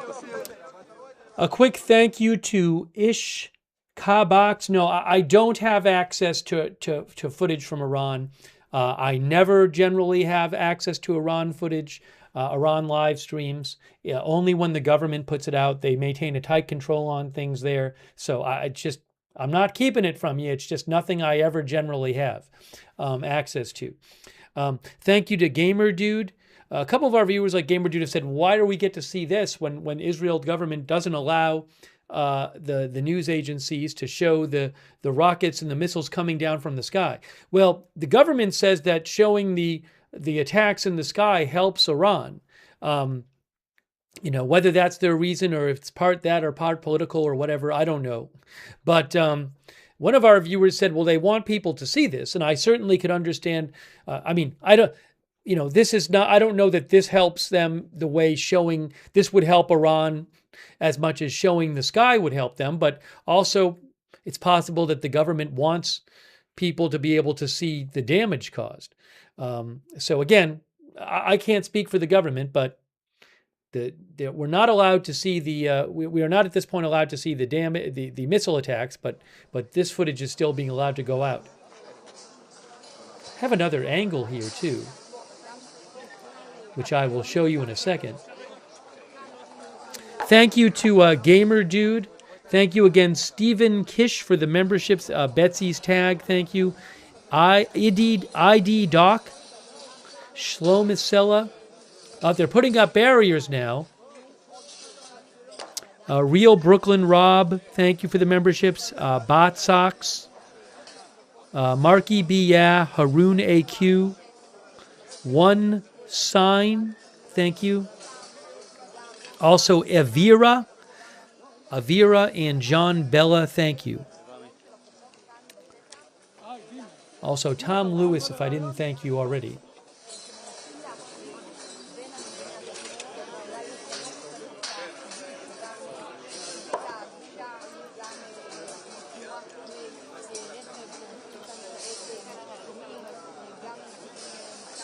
They are blocking off the area. I have a different shot for you. This is the Reuters cam. I have the AFP camera too. There's a different angle. Same shot. But that I have to move down.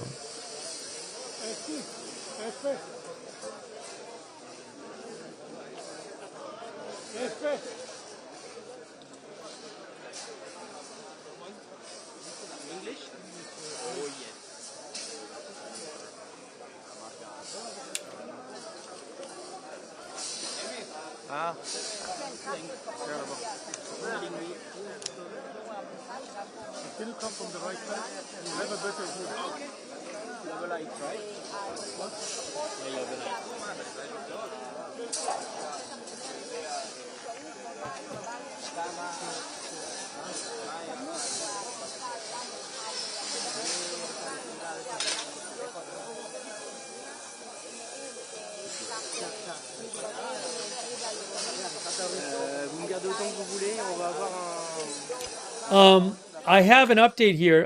The Hot News, which is Hot News is a Telegram account I follow. They have a statement from the local statement, a spokesperson from a local official here in Ramat Gan, who says, among other things, there have been five major impact sites in the Ramat Gan area alone. 5 major impact sites in Ramat Gan, which is a city, I think it's basically next to Tel Aviv. There are multiple injured and 2 fatalities, okay? So there are multiple injuries. Again, 5 impact sites in Ramat Gan alone.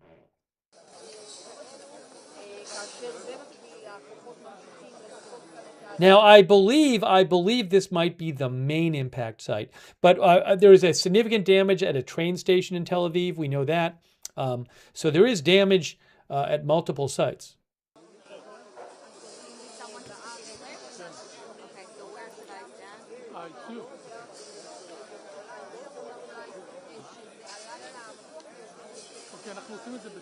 Hold on. Is she going to be interviewed?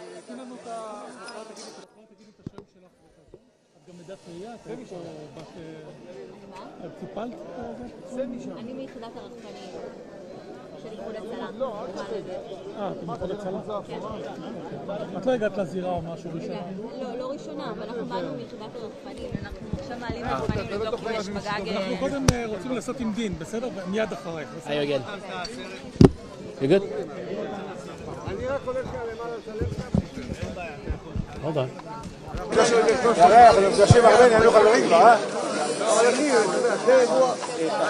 Okay, you're מוכנים? Are you ready? Yeah, I'm ready.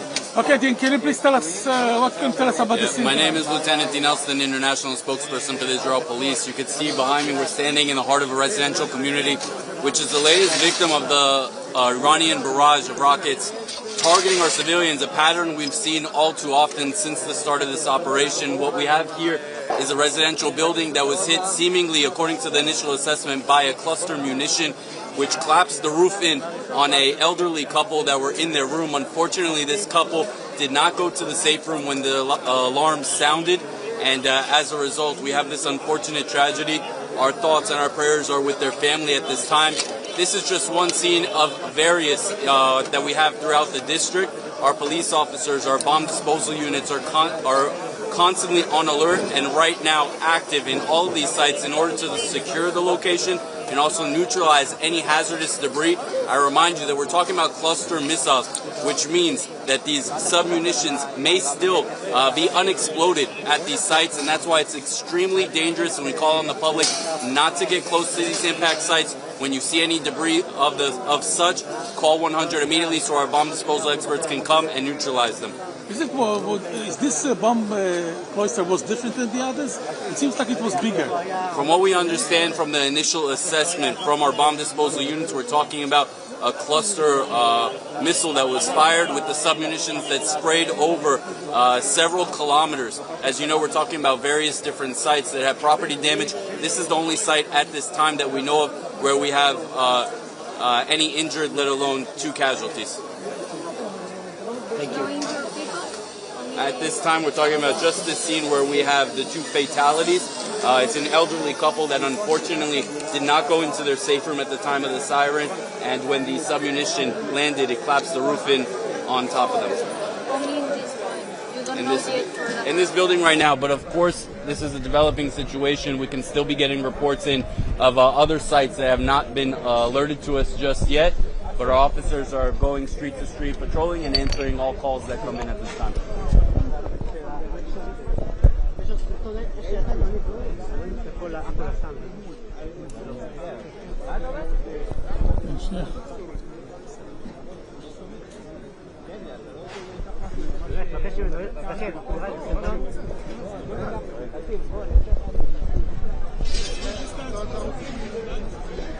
Again, sorry, I didn't. Can you please tell us what's happening here tonight? My name is Penina Beer. I volunteer in United Hatzalah. We're here in a site in Ramat Gan where a missile hit. As you can see, very impact site. Our volunteers treated 2 people who got killed, 2 people who got injured, and many people who were in shock. As you can see, now our drone unit is taking care to see if there are any more people who are injured on the roof, as you can see. Thank you. Thank you. Yeah. How do you spell it in English? P-E-N-I-N-A. So the police said that this was a cluster missile attack, a cluster missile, cluster munition, cluster missile, and that the submunitions, so it carries in it multiple smaller bombs, spread out over several kilometers. Again, multiple scenes with damage, and they say it was a cluster missile that spread out, and there could be unexploded submunitions, but those submunitions spread out over several kilometers. אדוני, אפשר לשאול אותך בבקשה? אגב, אתה מדבר אנגלית? אפשר לספר לנו היה פה בום מאוד חזק. שמע, לא יודע, איזה ערוץ זה?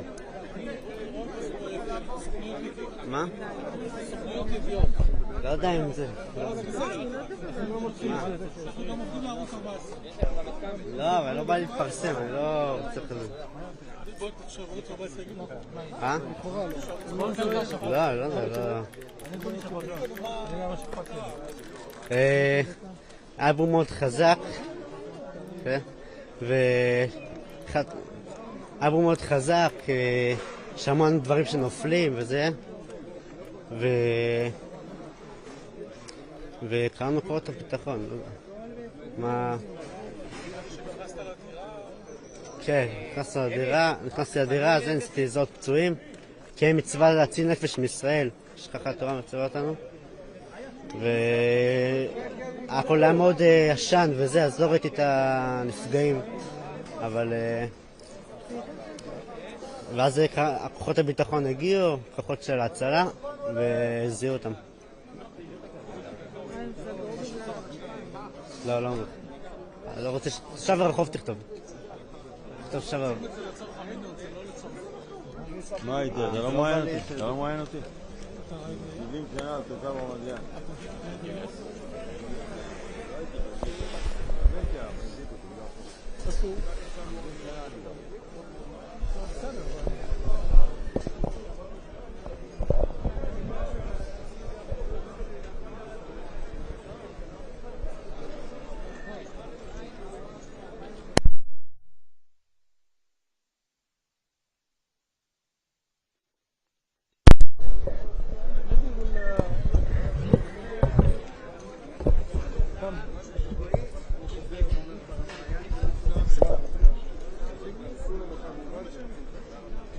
Come. So, what is your name? Omer. Omer? Yes. O-M-E-R? Yes. I live close by. רגע, בחור, שנייה. Yes, I live close by. So what happened basically is that everyone was in the safe space, the mamad, and suddenly we heard like a streak of booms. Like it was not just one; it was the splitting missile. So it's like the whole mamad he was shook. זהו, כאילו, anything else you want me to add? כאילו מחלקה 4, כאילו הכי טובה. So when I arrived quite early. I arrived quite early to the scene. סימונה? מה הגעת? הגעתי מהצד השני. So when we arrived, like there was no the perimeter. They didn't set it up yet.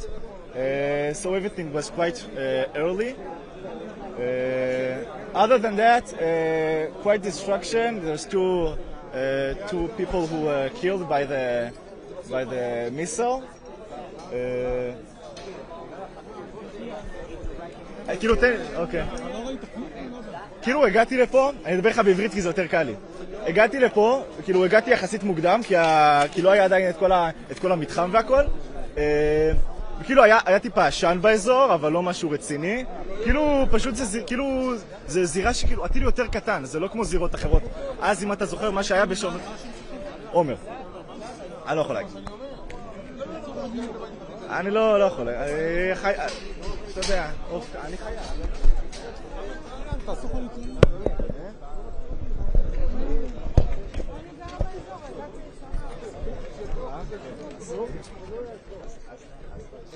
By the way, 5 minutes ago, Kuwait posted again, 5 minutes ago, that they are, Kuwait says they are currently engaged in intercepting hostile missiles and drones that breached the country's airspace.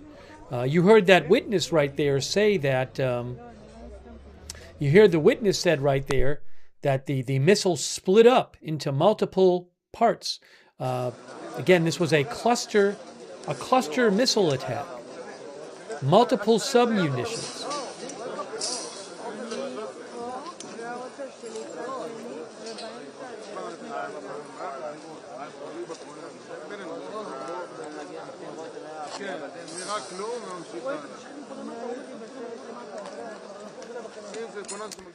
Thank you, Stephen Kish. Thank you. Stephen, I'll check for alerts. I don't have any on the screen right now. There might have been a rocket alert about 12 minutes ago in northern Israel. I believe that was a rocket alert and not like a missile from Iran alert. But I'll keep an eye on that. Yeah, I don't really have any big updates on the Strait of Hormuz. It seems like it's status quo there for right now, where it's essentially the Strait of Hormuz is still closed. And ships generally are not going through the Strait of Hormuz.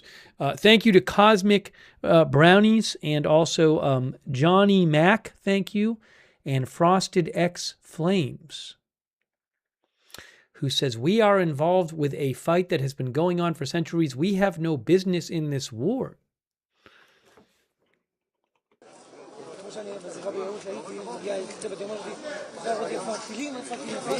Also, quick thanks to CC on Twitch and Merrill Games and Merciless Heart and Kepuli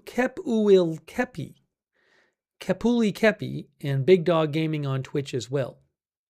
Also Kartsu 90.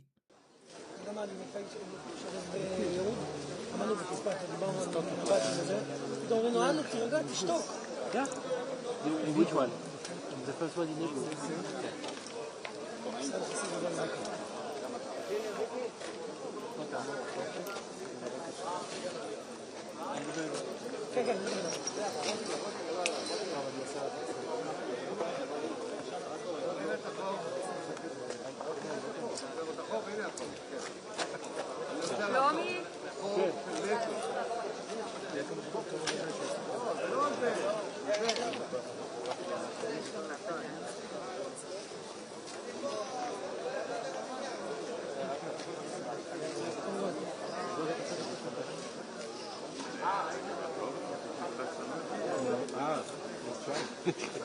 You will see. I mean, if you ask politically, to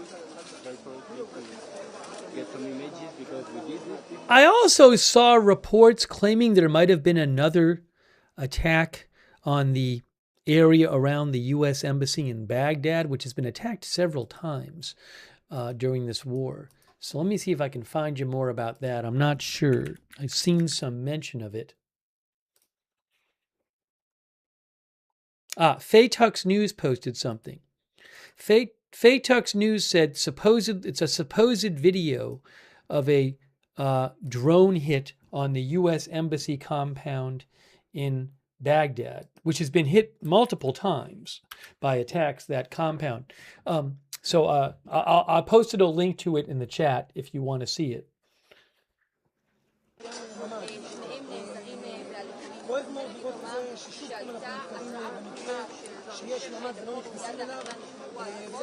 Oh, yes. Hey, guys, hold on a second. AFP now says, AFP reports a drone attack targeted the U.S. Embassy in Baghdad early Wednesday. A security source tells AFP. A security official told AFP that a drone directly hit the embassy, but did not specify whether there was any damage.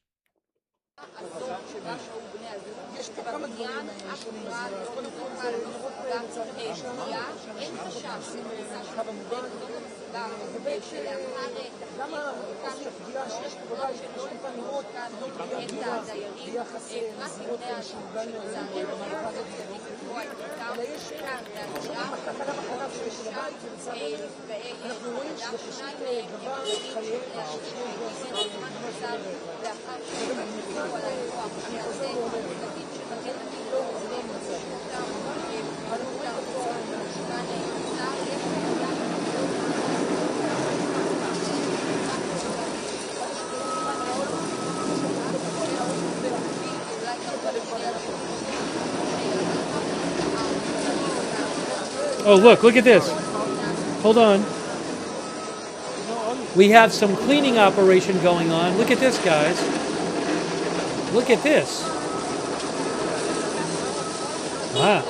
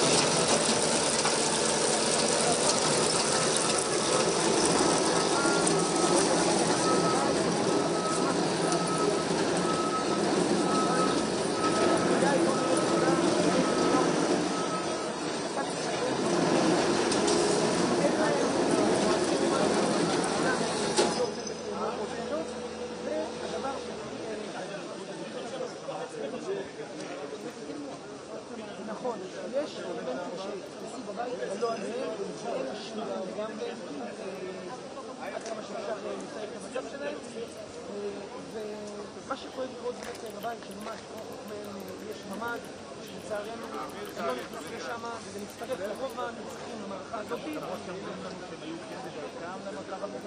זה אני לא מבין, גם אם יש מצלמות בצבא הן לא פועלות עכשיו בבית, אני לא יודע מי אומר את זה, אבל במרחב מוגן הם לא היו וזה מצטרף לרוב הנרצחים במערכה הזאת. זה כבר 14 הרוגים שנרצחים אפשר לקרוא להם ורובם שהם לא נמצאים במרחב המוגן.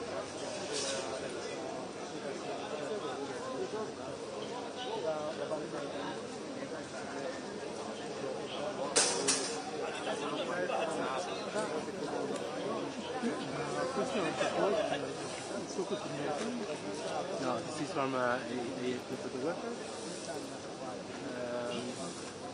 Send me. Jack. He's taking pictures from his roof. כן, הוא רוצה לנקות פה רגע. תודה.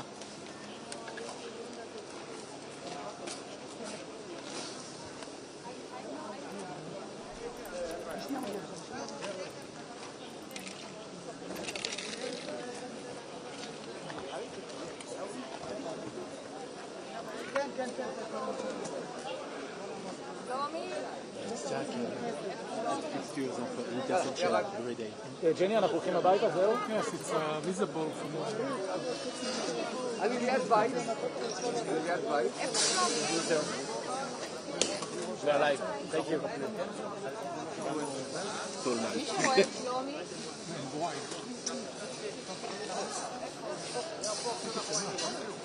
I see. Are you cutting?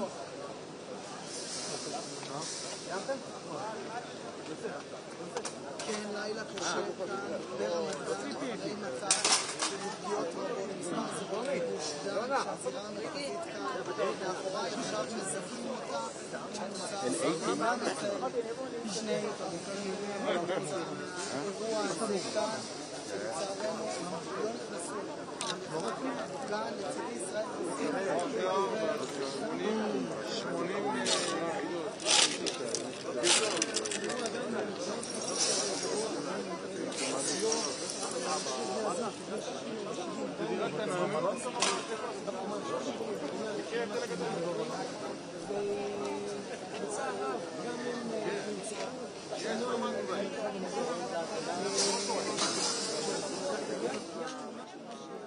All right, so trying to bring you the latest updates here. Again, 2 people were killed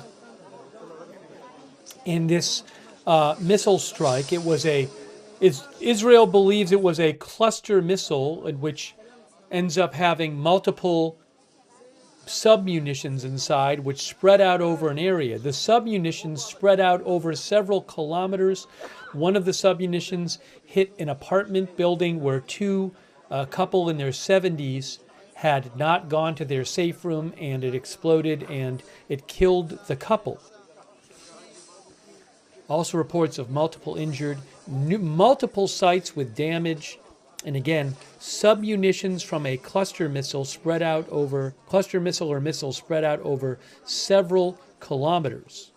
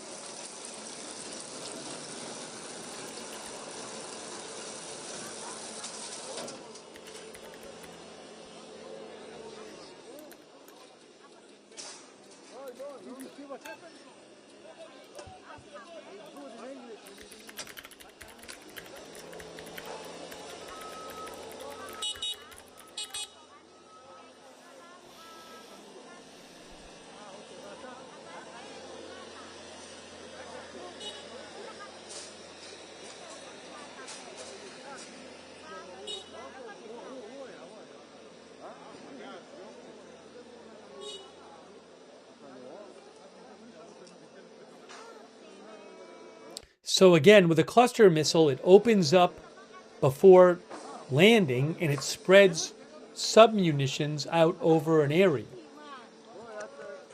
And one of these submunitions hit this apartment and killed the people in it.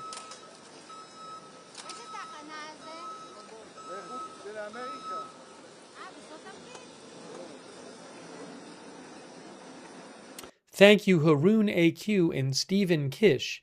I've heard talk of Ukraine helping the U.S. with missile defense. I mean, helping Israel with the missile defense. I don't know specifically. Well, actually, I'm sorry. I've heard talk of Ukraine helping the U.S. with drone defense. I've heard, but I'll talk about that in a second. I want to see what she is saying. I don't know if this is going to be in English. Let's see. What's your name? Or English or Hebrew? English. Here we go.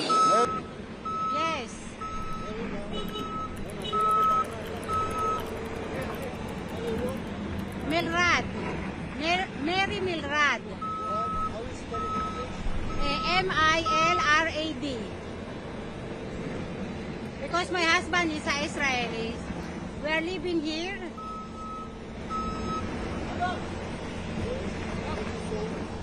So I go out from the bomb shelter, in the public bomb shelter. So we went out. So I saw the dust. I saw the dust. There's so much dust coming from here. So I told to my husband, maybe the bomb is, the fall down from the rockets is from us, from our building. So I'm afraid, I'm thinking about that. So I saw that only here. So, but what we can do, that is happened, someone died. So it's so sad for what's happening. But my friends, the other Filipino, was here downstairs. So they heard also, but they don't want to make an interview about that. So what can I do? So, yes, I heard the bomb because every time we received the message, so we went hurry in the bomb shelter. So and that's it. It's kind of easy. And then we sit in few minutes maybe, and then we heard the bomb. It's so strong. So I said maybe near in our building or here in the area. So that's why. Okay, thank you. What's your name again? Mary. Mary what? Milrad. Mary or Milrad? Mary Milrad.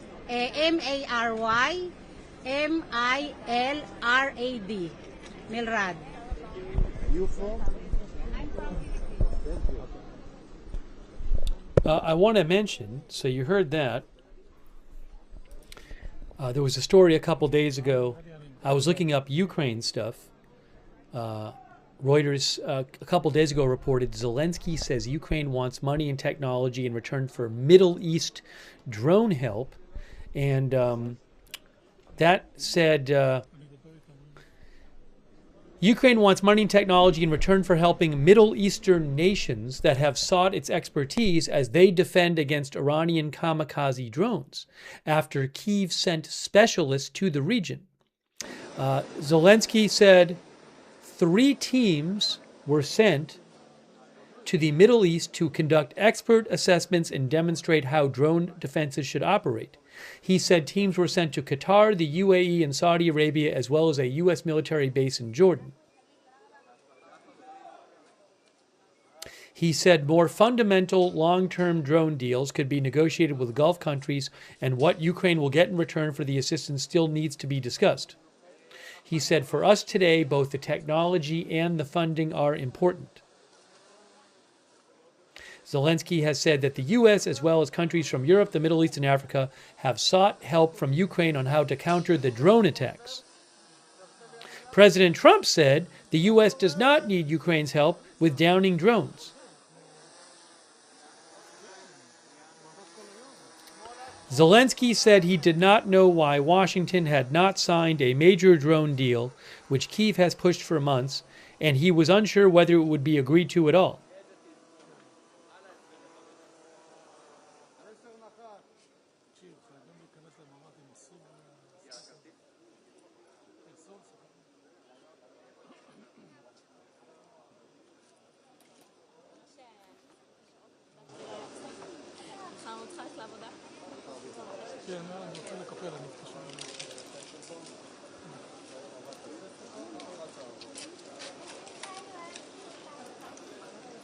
I wanted to mention something else. There's an article that Reuters had called, Why Might President Trump Find It So Hard to Reopen the Strait of Hormuz? And one thing they mention in the article, it says, why is the strait so hard to secure? Shipping lanes are just 2 nautical miles wide and must make a turn opposite Iranian islands and a mountainous coast that provides cover for Iranian forces, according to shipping broker SSY Global. Iran's conventional navy has largely been destroyed, but the guards still have plenty of options, including fast attack craft, mini submarines, mines, and even jet skis packed with explosives, said Tom Sharp, a retired Royal Navy commander. Tehran has the capacity to produce 10,000 drones a month, according to the Center for Information Resilience. Escorting 3 or 4 ships a day through the strait would be feasible in the short term using 7 or 8 destroyers providing air cover and would depend on whether the risk from mini submarines has been reduced, but doing so sustainably for months would require more resources, Sharp said.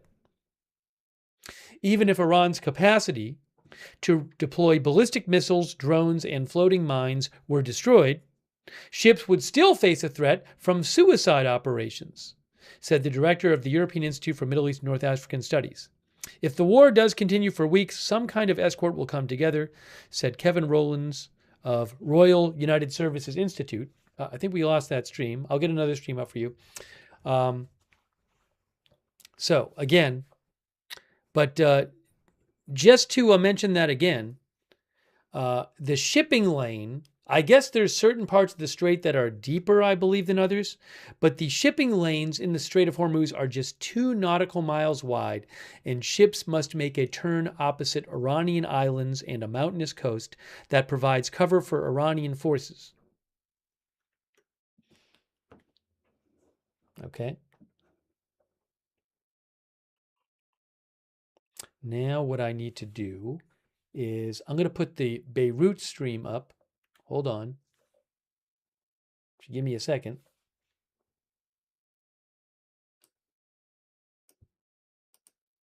Here is the Beirut feed. Oop, that's not it. Here is the Beirut feed. I think both of the Israel streams at Ramat Gan just ended. So we'll put up Beirut and Tel Aviv for now. Get you some volume here.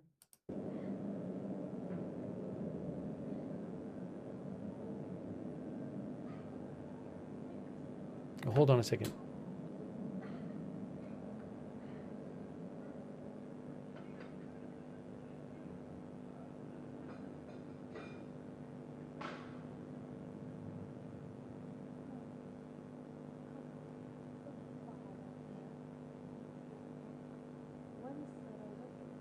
I mean, the other camera has better audio. So let me get that one up for you. Just give me a moment here. I'll get the other Beirut feed with the better audio.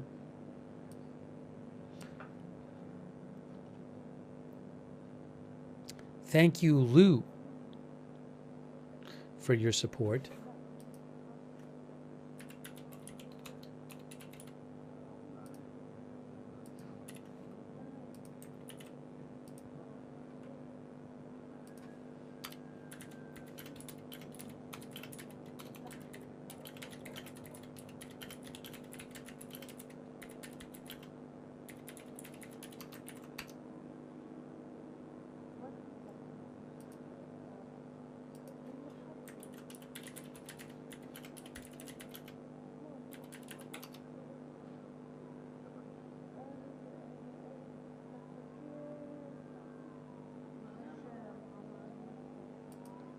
The New York Times reported, by the way, talking about Zelensky and Ukraine, the New York Times reported that Ukraine has sent interceptor drones and a team of drone experts to protect U.S. military bases in Jordan.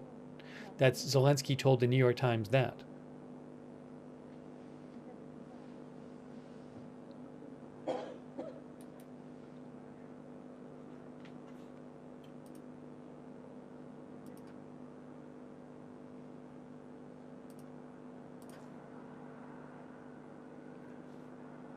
Give me one moment here. Let me just get the other feed up here. I think that'll be better. Here, yes.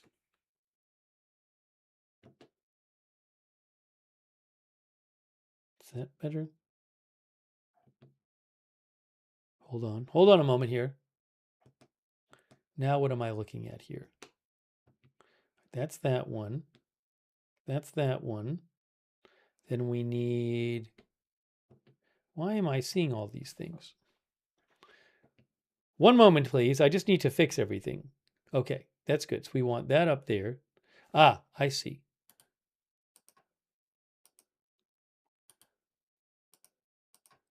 Okay, there is Beirut, and then there is Tel Aviv.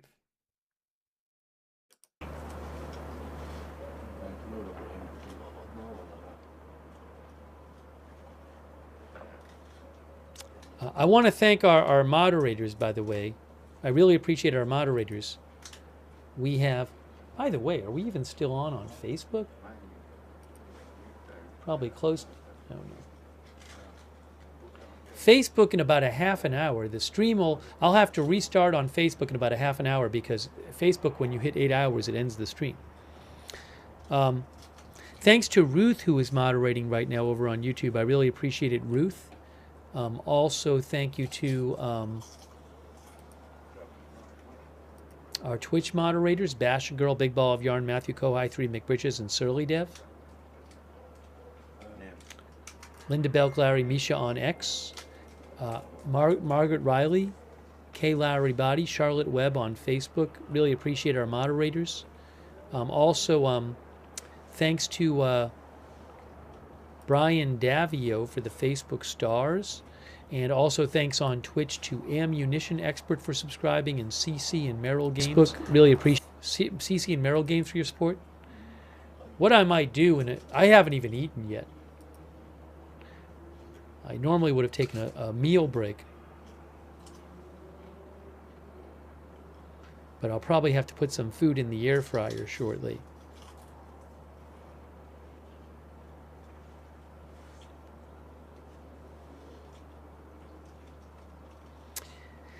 And look, I don't know, we just saw a missile hit we saw a missile attack from Iran hit multiple places in Israel, 2 people killed.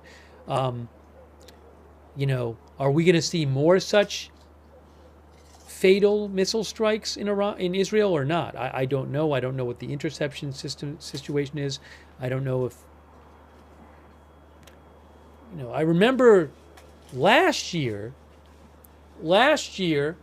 as things went along in the 12-day war with Iran started varying their missile firing strategy, and towards the end where there were several incidents where people were killed and injured with strikes.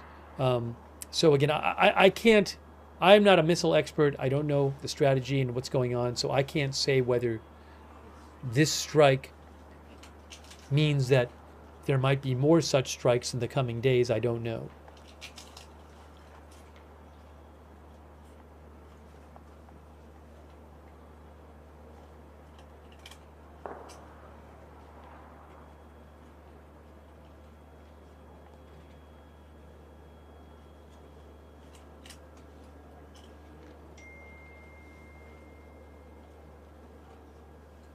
And why did this missile not get shot down, whereas others do?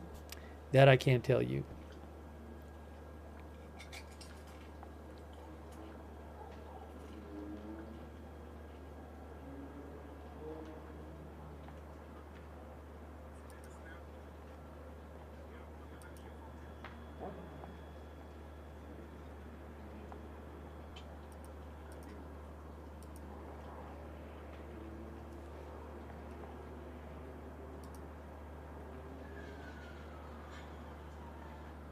Oh, was there a statement from the Revolutionary Guard about this attack? Let's see if I can find it for you.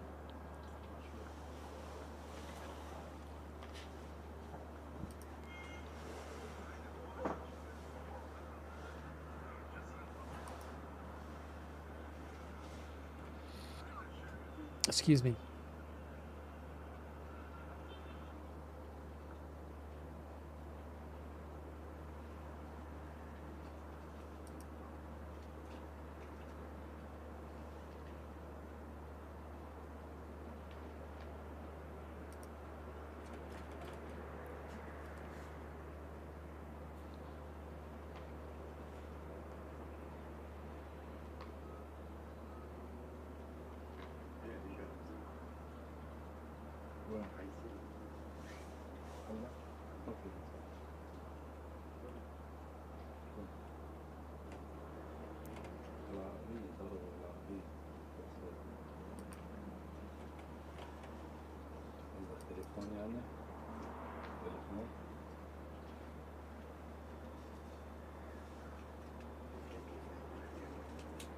Oh, I just saw something here. Hold on a moment. Hold on. Hold on.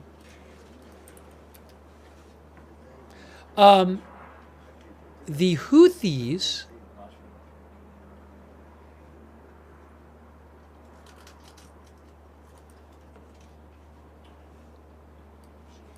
Houthis just put out a statement, according to a few minutes ago, according to Iranian state media.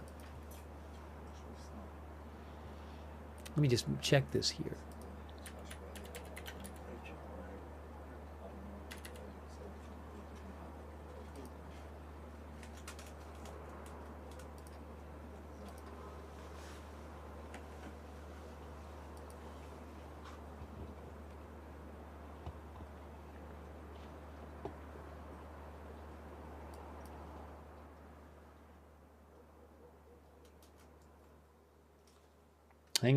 Hang on a moment.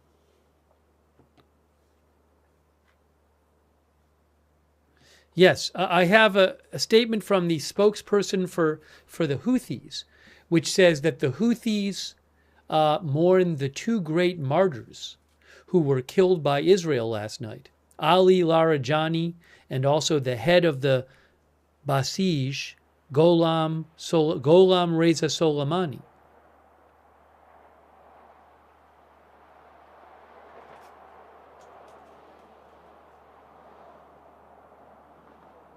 What did they say here? For this these great sacrifices cannot weaken the Islamic Republic, nor will they diminish its strength. Rather, they will add to its power and firmness and determination and steadfastness on the path of jihad and resistance in confronting the nations of disbelief and global arrogance.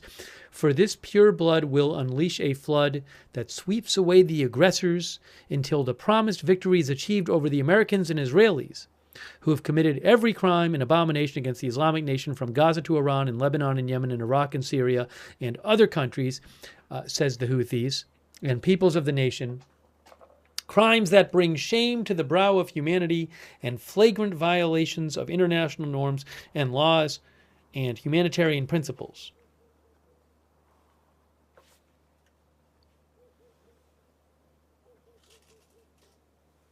It's a statement from the Houthis.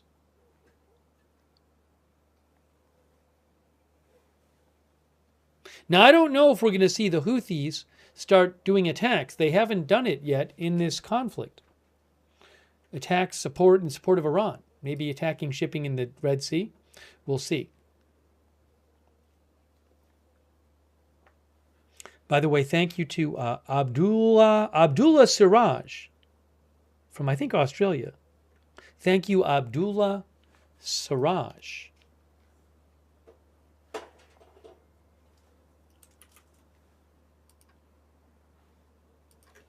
I wonder if we'll see the Houthis get involved. I have to put some food in the air fryer in a second. I really have to.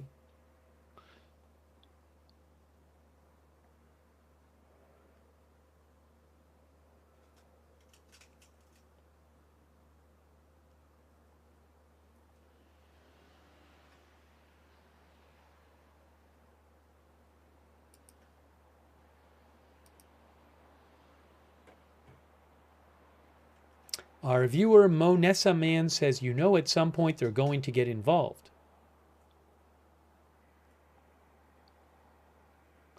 Our viewer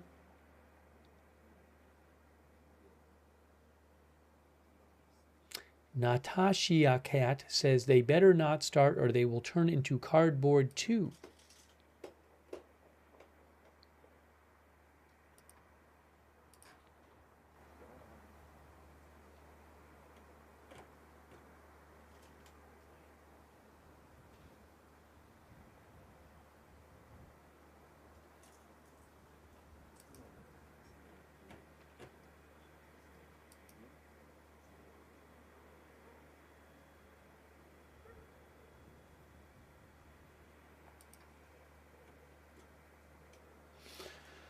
Okay, what I'm going to do is I am going to take a couple minutes and put the food in the air fryer.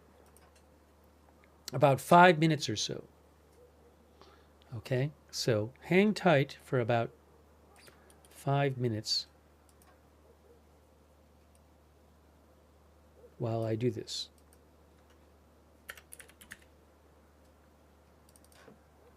I appreciate everybody being here for the coverage.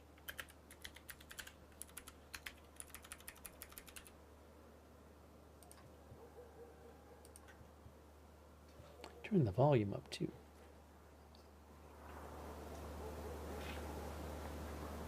All right, I'll be back in about 5 minutes, okay?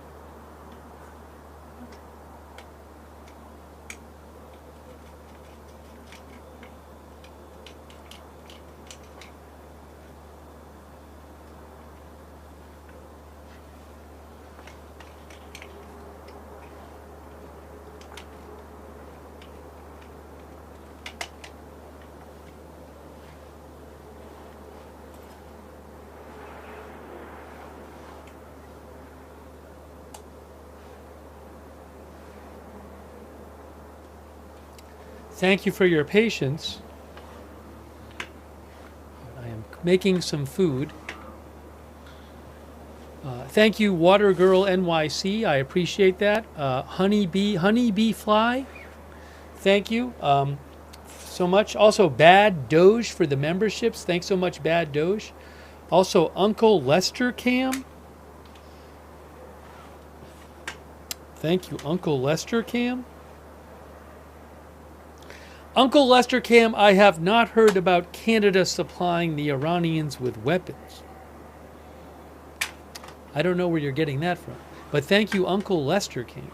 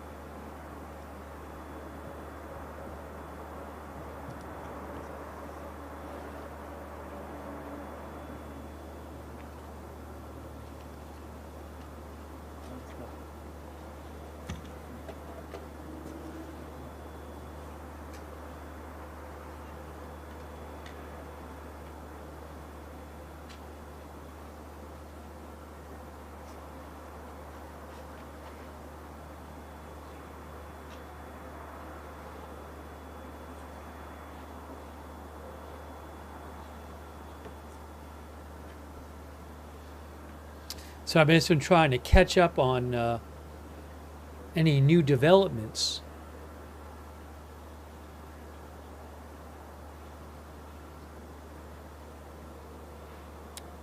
(2:51) Israel time right now.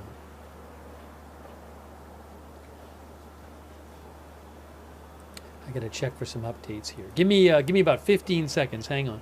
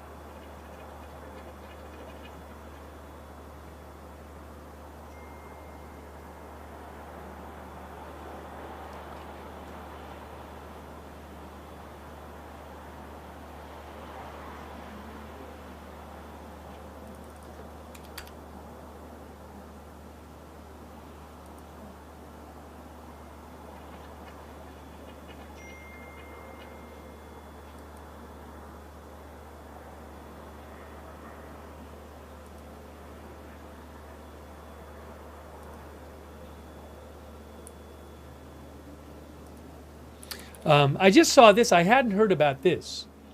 AP says the International Atomic Energy Agency said early Wednesday that it received a report from Iran that its Bushehr nuclear power plant complex had been hit by a projectile.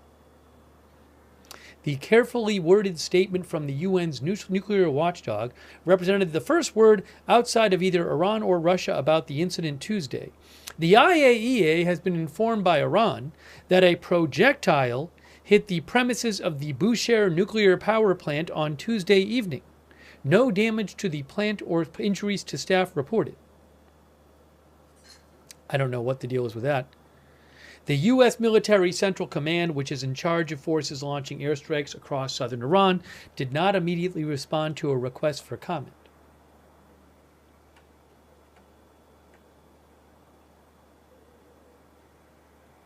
Our viewer Massive says, green zone hit again. Drones have changed war. Yes, as I mentioned before, the U.S. Embassy complex in Baghdad was reportedly hit again in recent hours. AFP reported that. Oh, here's some more. Iran and Russia are alleging a strike near the Bushehr nuclear power plant, says AP. Iran and Russia have alleged that a strike hit near the Bushehr nuclear power plant on the Persian Gulf Tuesday. Russia's state-run TASS news agency quoted Rosatom CEO Alexei Likachev as claiming a strike hit the area adjacent to the metrology service building located at Bushehr nuclear power plant, in close proximity to the operating power unit. Is this true? I have no idea. Russia has made repeated claims about nuclear sites in its war on Ukraine that have turned out to not be true. Bushehr has long been a concern of Gulf Arab states, either due to earthquakes in Iran or the fear that nuclear material could be released in the case of any war in Iran. Bushehr is operated by Russian technicians.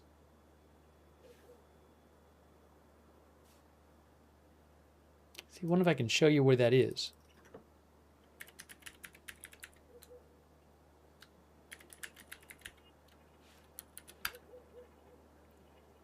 Here it is, Bushehr nuclear power plant. I'll show you.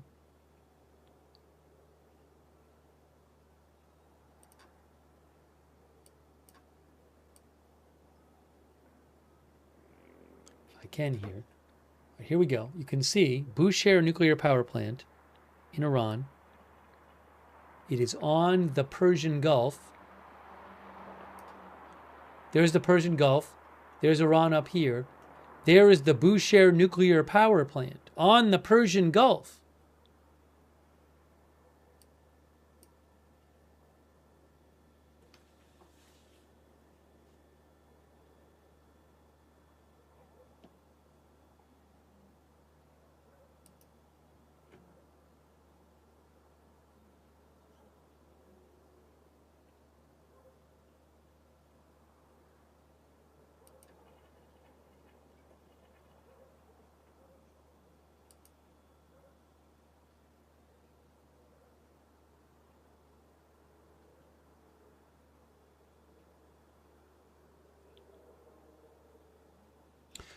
Also, AP reports the non-combat fire in the laundry room of the Navy's newest and largest aircraft carrier, the USS Gerald R. Ford, rendered more than 100 beds unusable and led to about 200 sailors being assessed for smoke inhalation. Officials told AP the fire was extinguished in a few hours, while broader damage control took around 30 hours. Sailors spent the bulk of that time watching for flare-ups, draining water, and clearing damage. All crew have returned to duty except one sailor who was evacuated in stable condition. The official said some sailors had to sleep in temporary accommodations. Other outlets are reporting that the ship is going to need repairs and is going to Crete to get repaired.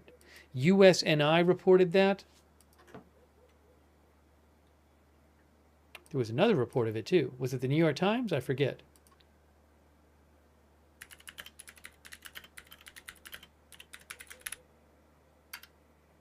Oopsie.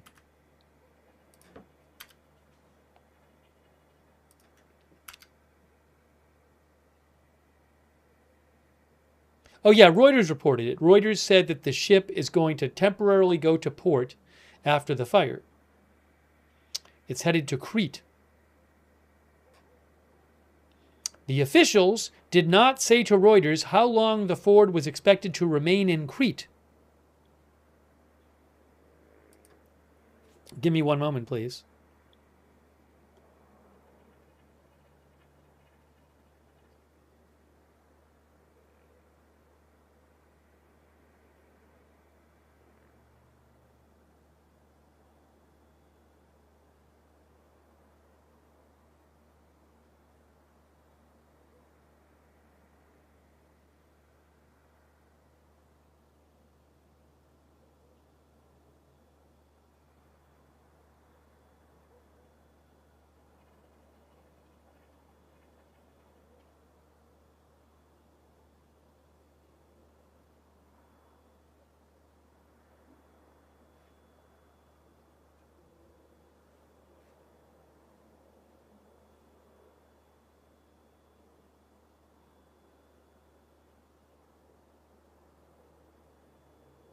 soon, very soon, I'm going to need to eat because I haven't eaten. And I just made my food. The Facebook stream. Hey, if you're watching on Facebook, people watching on Facebook, when we hit 8 hours, which is going to be in like 10 minutes, I think the Facebook stream will end. So maybe I should restart the Facebook stream now before I go eat. Hey, viewers on Facebook. I'm looking at the Facebook chat right now. Viewers on Facebook. I might restart the Facebook stream now because if I don't, I'll just have to restart it in 10 minutes. Paul Anderson is modding there, by the way, as along with Charlotte Webb and Margaret Riley, Kay Lowry Body. So why don't I restart the Facebook stream now? Okay. Susan says fine. Michelle says fine. Okay, so if you're watching on Facebook, this is Facebook only, Facebook viewers only, I need to restart the Facebook stream.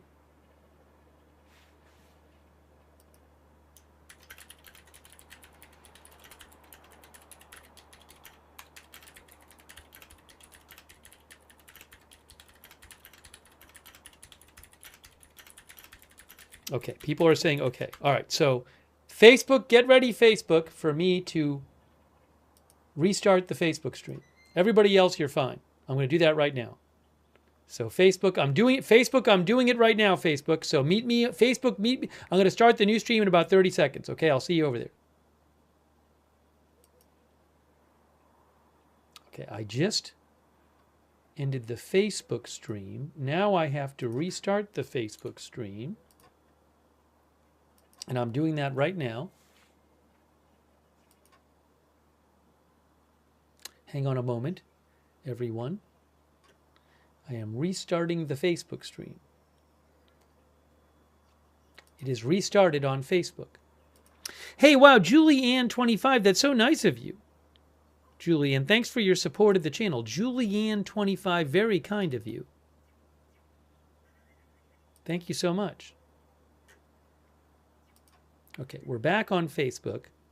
Okay, so here's what I'm going to do. Those of you who are normally with us know the drill. Oh, in case you want to see it, I do have a view of Cuba where it seems that some lights are on. Hold on. Here is the view of Cuba. Real quick, here is the view of Cuba.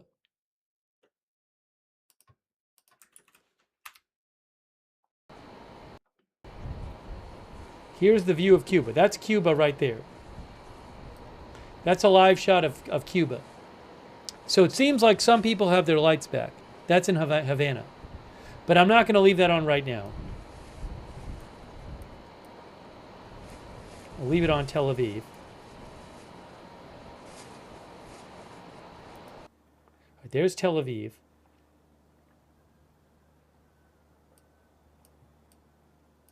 So what I need to do is eat. And I'm going to eat. And after I eat, I'll come back and we'll do some more coverage. And if I'll be keeping an eye on what's happening while I'm eating. And if there's some huge development while I eat, I can put down my fork and come in here. So let me do that, and let me just post.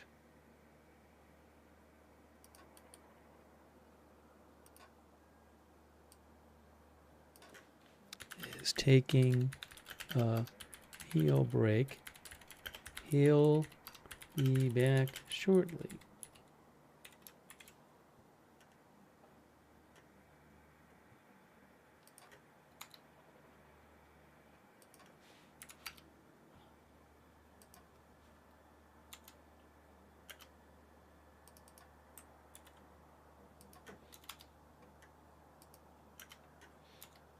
See if this works. Hold on a moment here. Hey, thanks to David Brazier. I think it's Brazier. David Brazier, thanks for the Facebook stars. All right, so I am doing this now. Hang out. I'll turn the volume up. Again, I'm going to be watching what's going on. Oh, you know what I should do? I should make this a little different here. I'm going to make this spaced a little differently.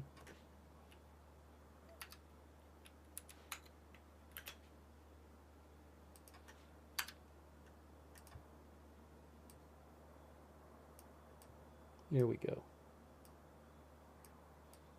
Steve is taking a meal break. He'll be back shortly. All right. So hang out. I'm coming back shortly. If there's some huge thing that happens while I'm away, I can rush back in here. Otherwise, we'll have some more coverage soon. And after I eat, and thank you to our mods, I'll be back in a little bit.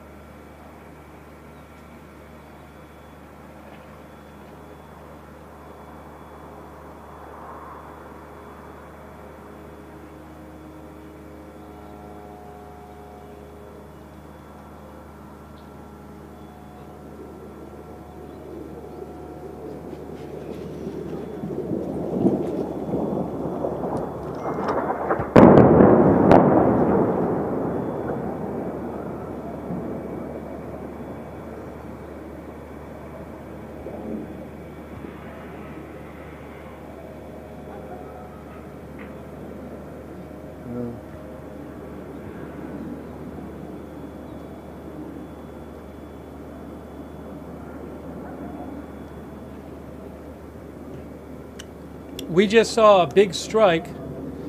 We just saw a big strike in Beirut. So I'm not done eating, but I wanted to just come and mention that. I will replay it for you. There could be another one too. We were hearing the drones. A lot of times you hear the drones before the strikes. Let me just replay that real quick.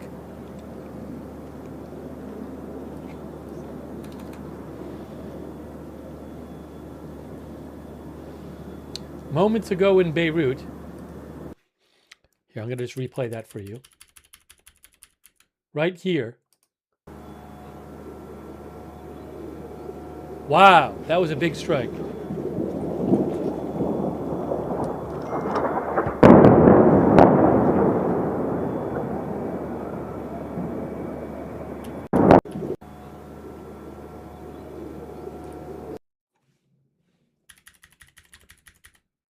There is a big strike there. Play it one more time.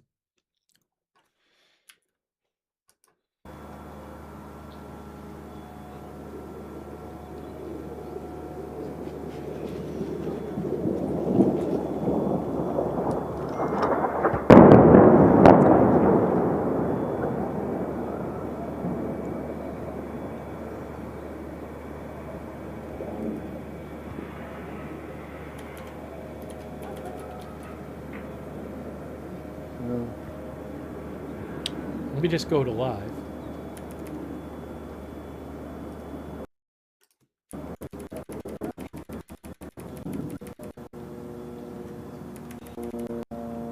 All right, it's live. I'm going to keep eating, but I'll be back shortly.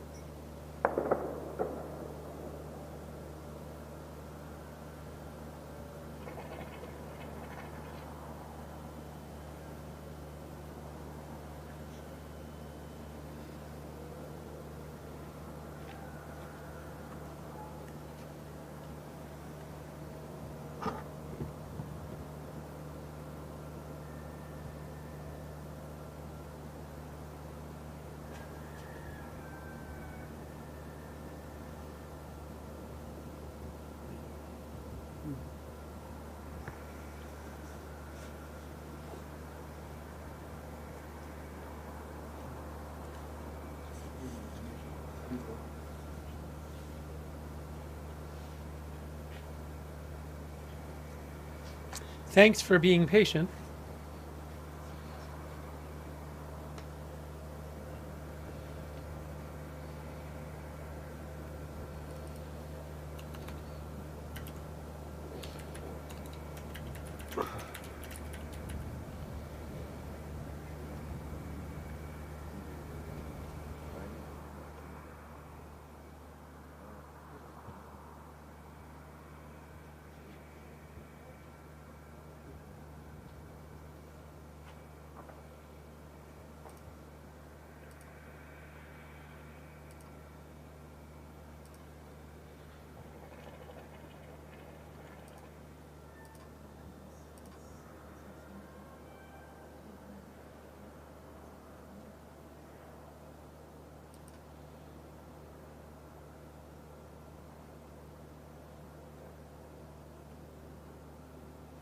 Oh, is there a new missile pre-alert?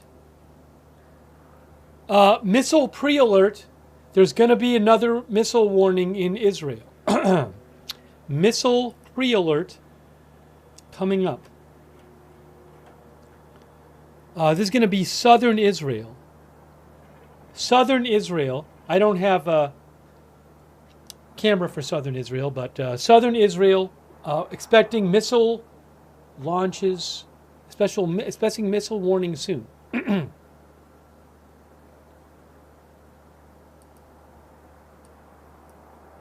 So we'll keep an eye on that. And in the previous missile attack, 2 people were killed. So this is going to be in the south coming up. As soon as I see it, I'll put it on there for you.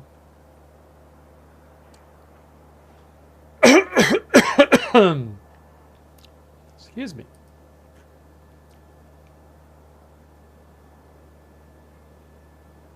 This is a launch from Iran.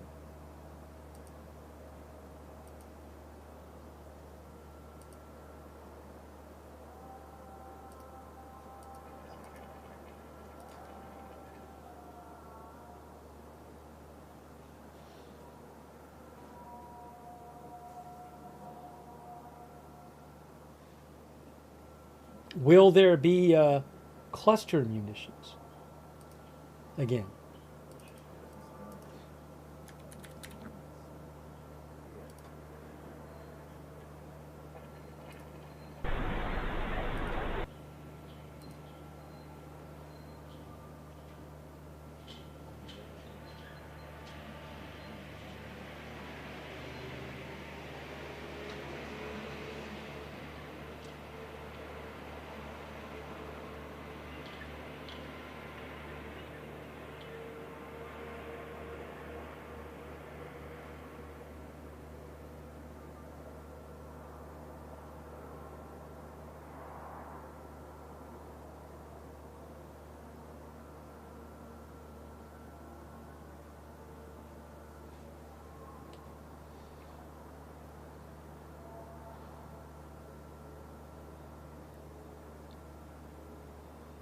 Again, any moment now we're expecting missile alerts in southern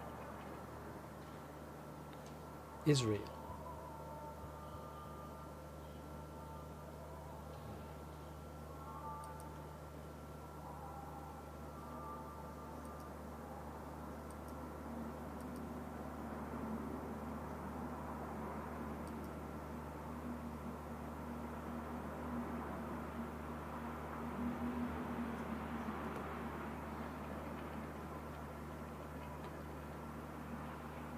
Right now, here we go. We do have missile alerts in southern Israel now, as you can see. Again, this is southern Israel.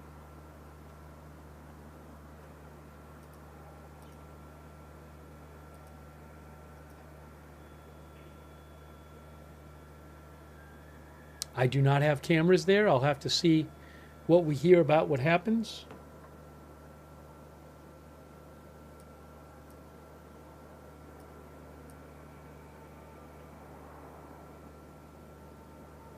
That doesn't mean there's tons of missiles. Just means that it's unclear where the missile's going to go. One or more missiles is going to go. Narrow down over time.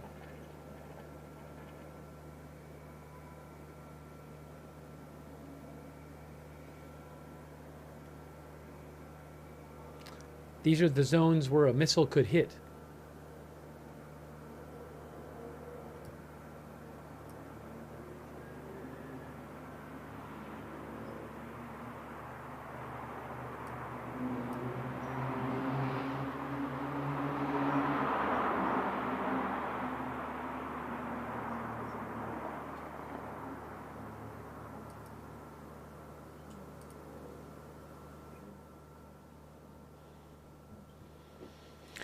Again, we'll have to wait and see. You can see Beersheba, east of Beersheba, it looks like.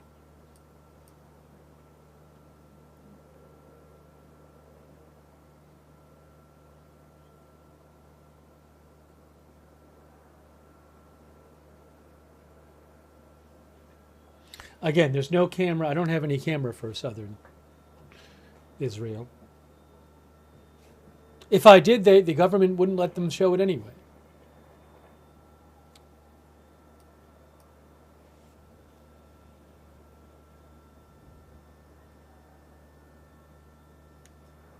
I'm going to see if there's any reporting on this alert from Israeli media.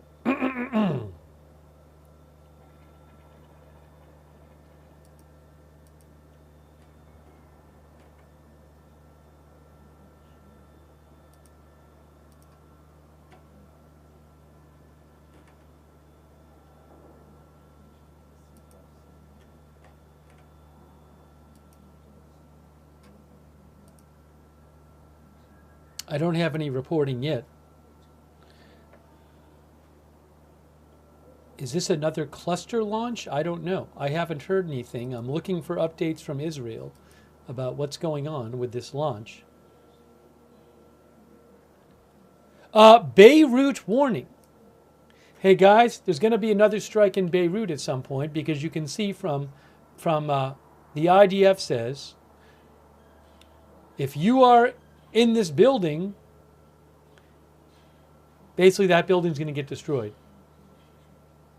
So we are expecting we're expecting to see at some point, I don't know, an hour, less, more, we'll see them go after that building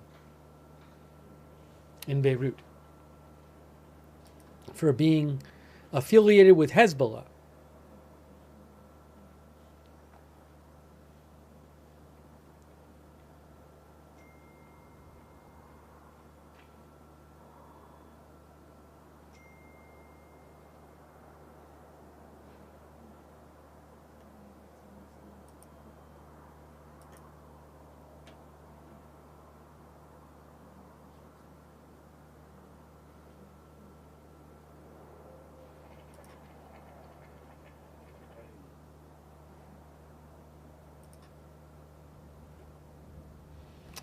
I don't have any confirmation about the latest missile alert. Was the missile shot down or not?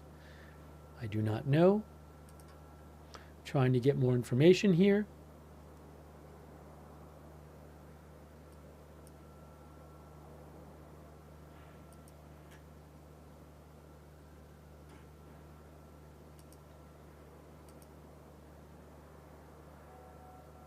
I'm seeing an unconfirmed report of an intercept online.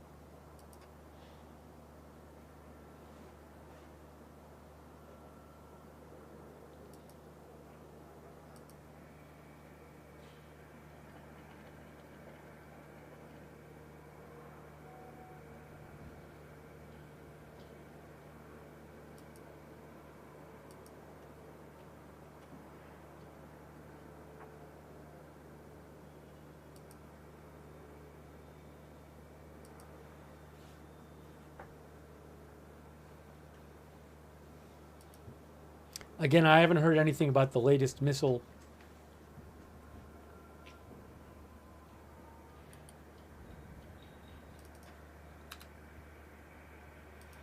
wave.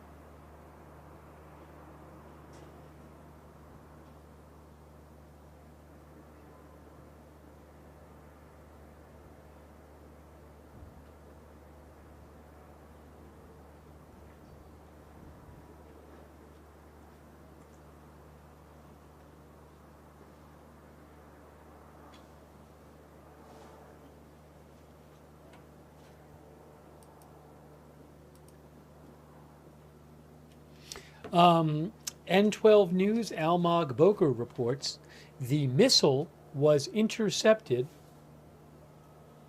The one to southern Israel, the missile was intercepted. No reports of casualties. That's the latest missile that was fired.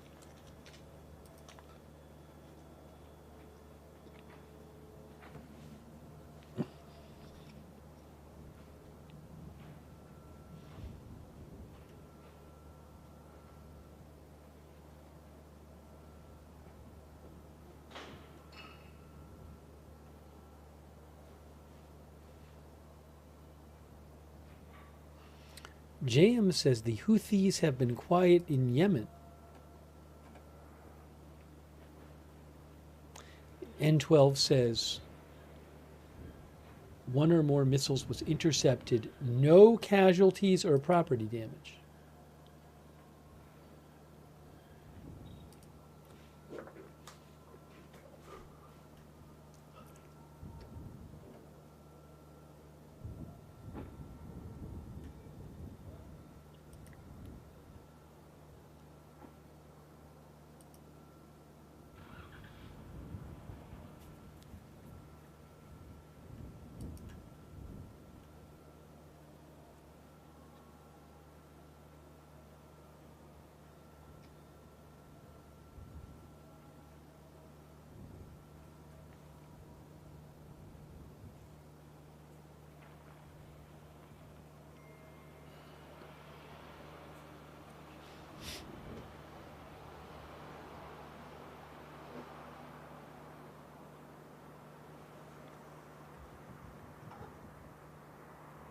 What's happening here?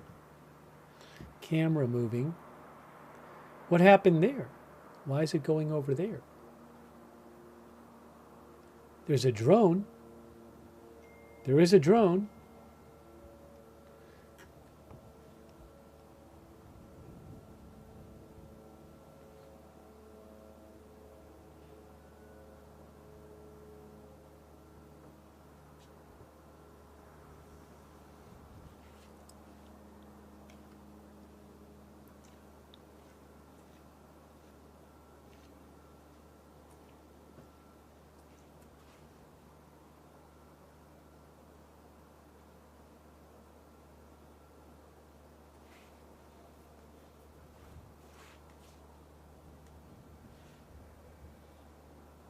Thank you so much. Tips Finn.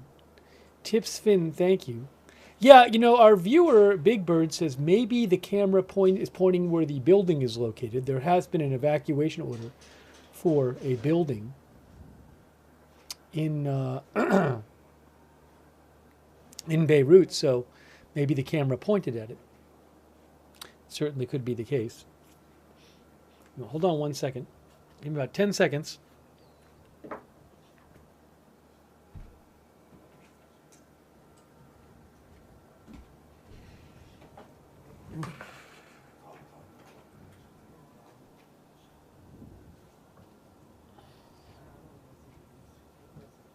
Here we go.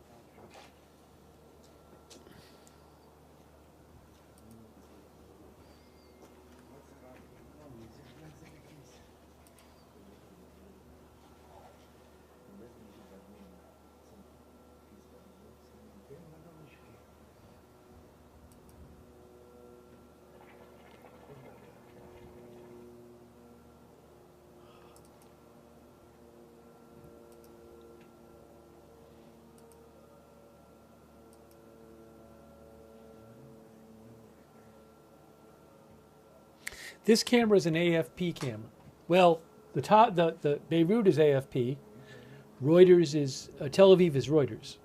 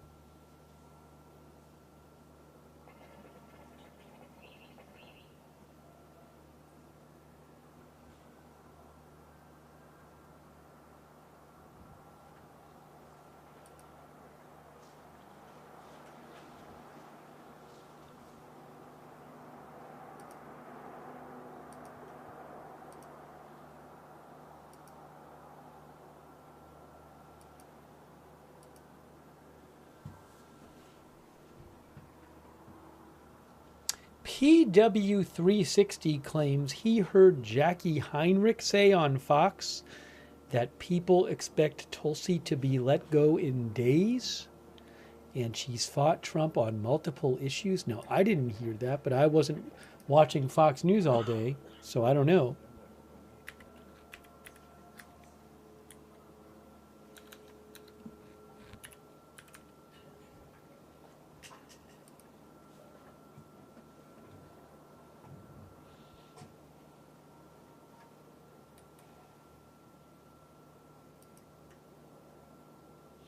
That's what PW360 said he heard.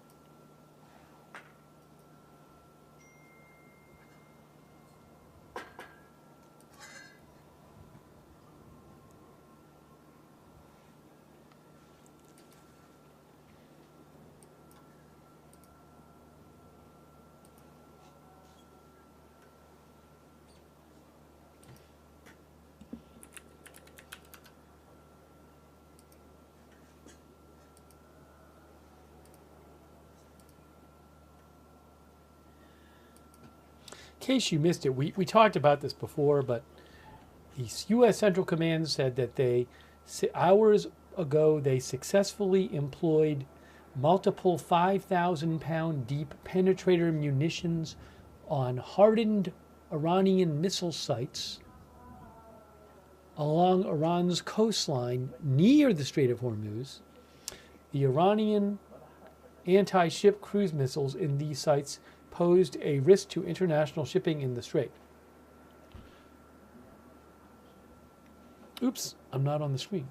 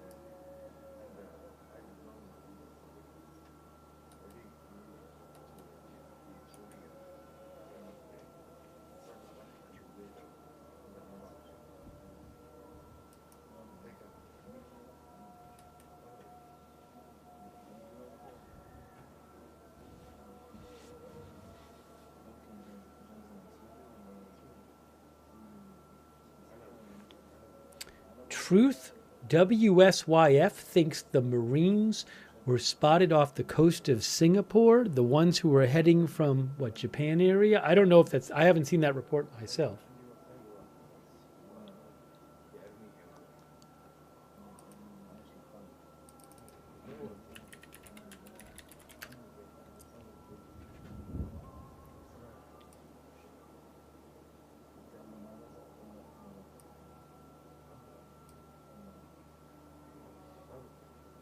So if that were true, I don't know if it is true, just so you can see it. I think those Marines heading to the Middle East were heading from Japan area. Well, if they were, Singapore would be right here. Oopsie. There's Singapore, where the marker is. Japan would be up here. And then Persian Gulf is up here. Iran here.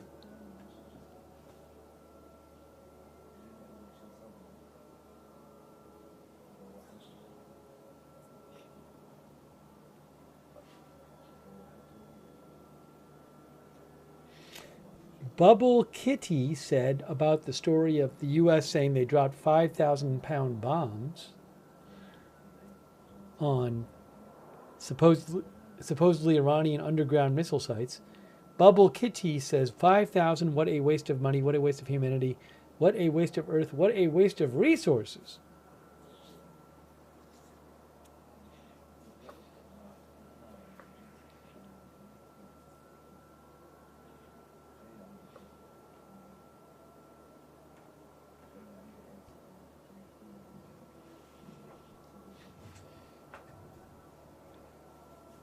So I'm a bit of a, we've been on for a while today. We started a little earlier today. So I might be a bit lower energy than normal. But I'm going to stay on for a little while longer. But we started a bit early today.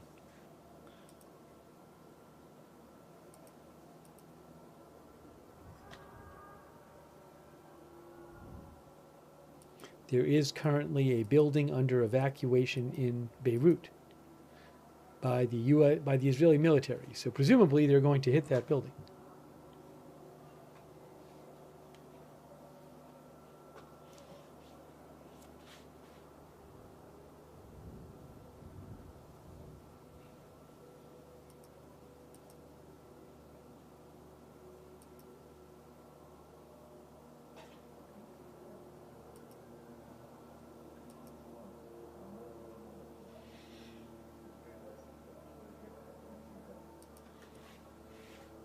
The New York Times has an article today you can read if you want called "Israel Keeps Killing Key Iranian Leaders, Will It Work?" We've been talking about this topic some today because Israel killed 2 key Iranian leaders overnight.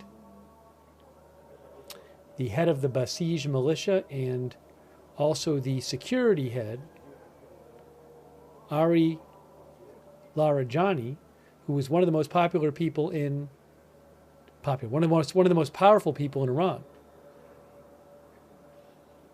And the question is, can that be a major strategy of yours, I guess, to win the war and achieve, maybe even achieve regime change?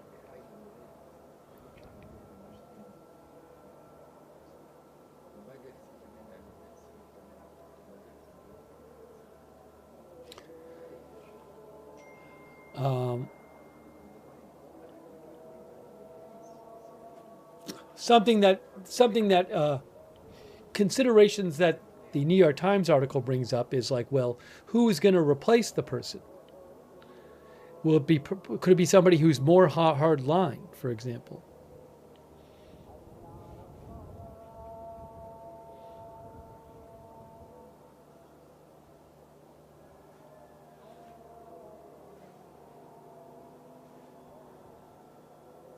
Also, how much is that going to, I don't know the answers to these questions. It's a great question of how much will it weaken the regime to do these targeted assassinations?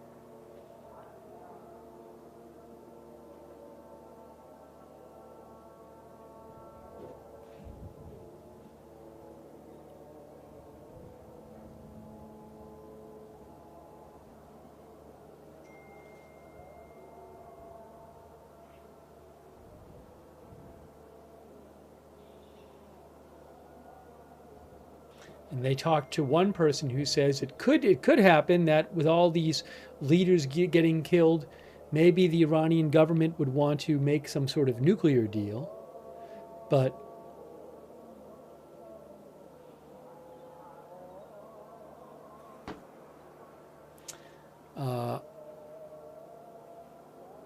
they talked to somebody else who thought that there are plenty of people who could replace the ones who are being killed.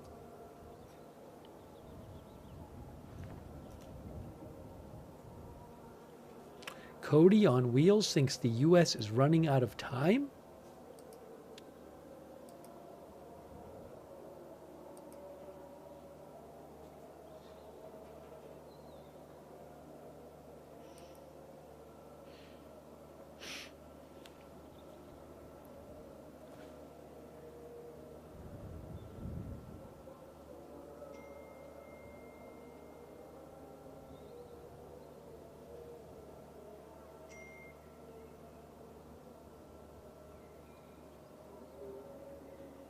A lot of unconfirmed claims being thrown around our chat.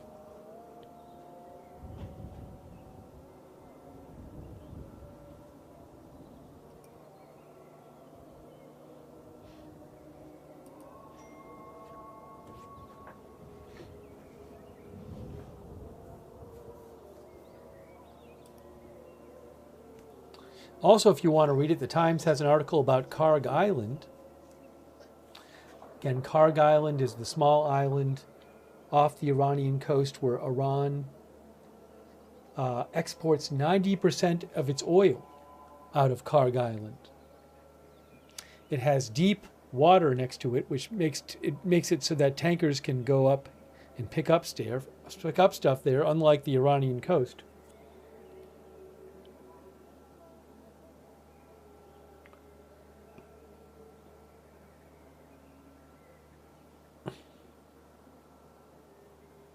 This is actually interesting. So, they point out, we've talked about this, that, if the U.S.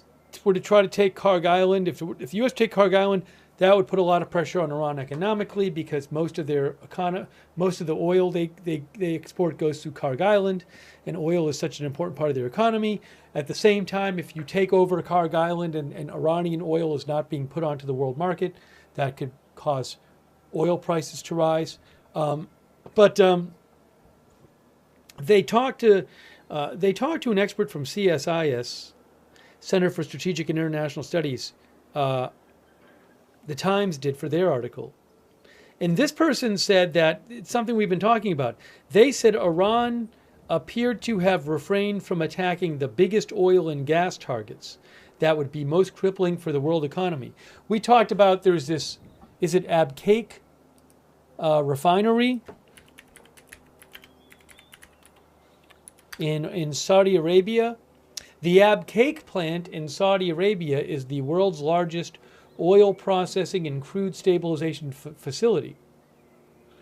So I don't believe that's been targeted yet. I'm not sure. But hold on a second.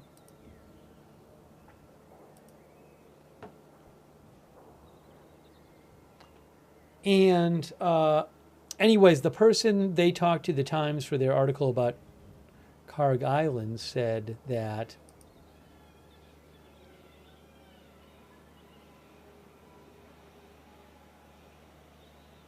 that there are still targets that Iran could target to escalate their response to strikes on their own oil infrastructure.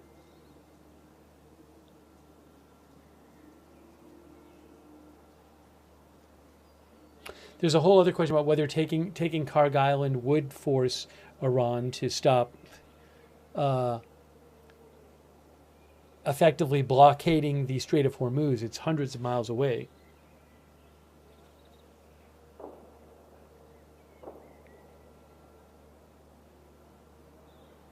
Remember also another risk about seizing the island we've talked about is that Iranian forces could fire missiles and drones at the troops on the island. It's only like 15 miles away from the Iranian coast, Iranian proper coast. It is part of Iran.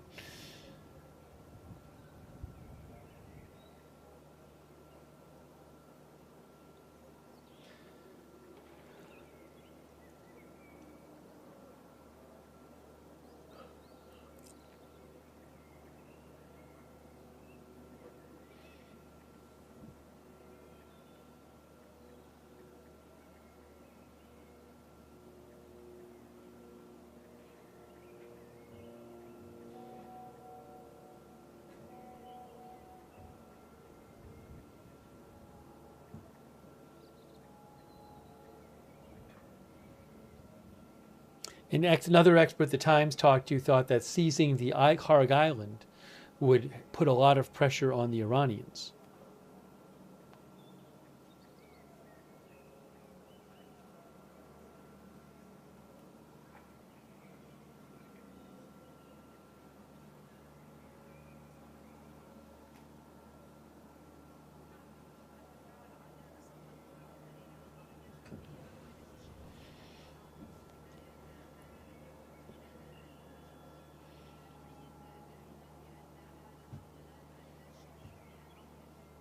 Another expert the Times talked to said that because it was so powerful for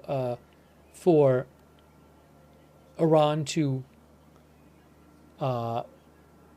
block the Strait of Hormuz, that that has such a big impact on the oil markets, that another expert thought that even if Trump threatened to bomb Karg Island, the oil infrastructure, they wouldn't give that up.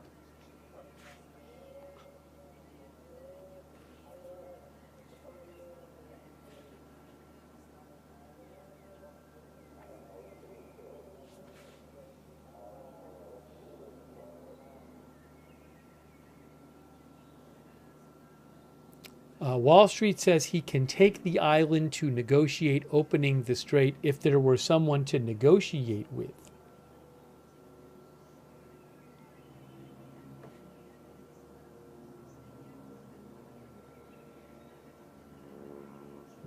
VBN channel says, if Karg Island is seized, could the Iranians in desperation hit the oil infrastructure on a Karg Island?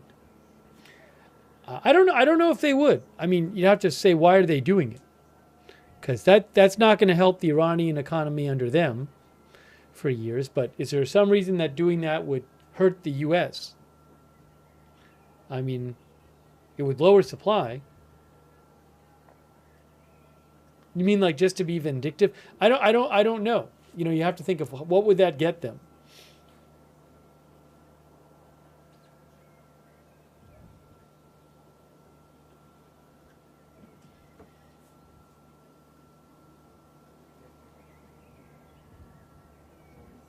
As Brian Daviau said, Trump said earlier today, we struck the island, but we left the pipes untouched.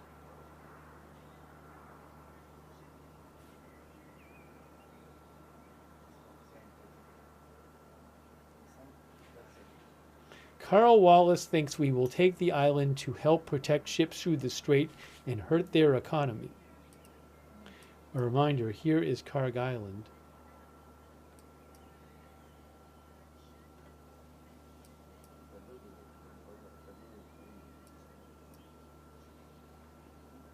Right there.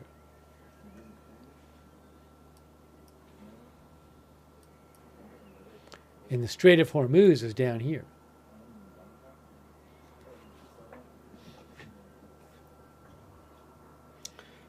Sean Mahoney thinks no one trusts the Americans right now. Each time Iran negotiated, they were attacked. Trump attacked during negotiations. So they might not trust, they might not want to make a deal with him, you're saying?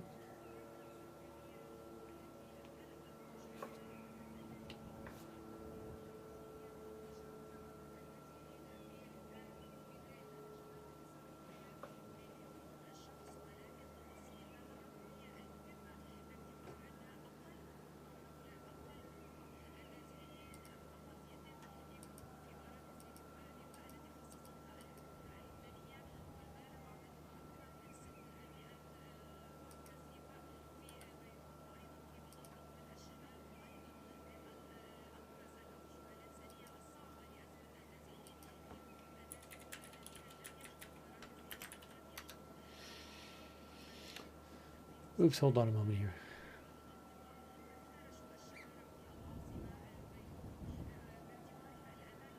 Oh, I just saw something from Kuwait, Kuwaiti National Guard. Hang on.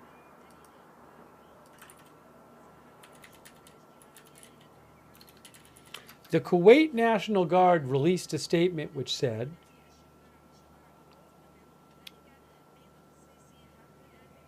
oh, no. Radiation readings in the atmosphere in Kuwaiti regional waters are in normal levels.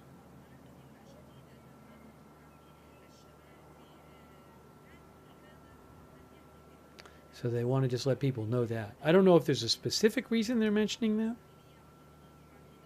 I'm not aware of anything.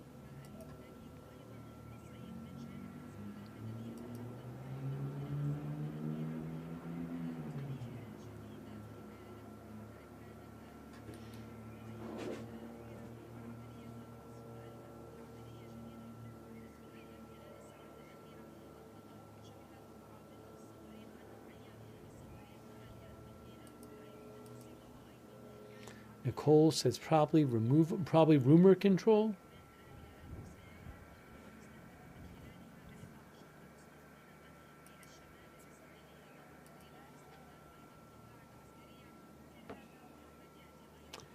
PW360 says an Israeli official claimed to Trey Yinks on Fox that this week or next they were focusing heavily on nuclear sites. I didn't see that myself. That's what PW360 says. Thank you.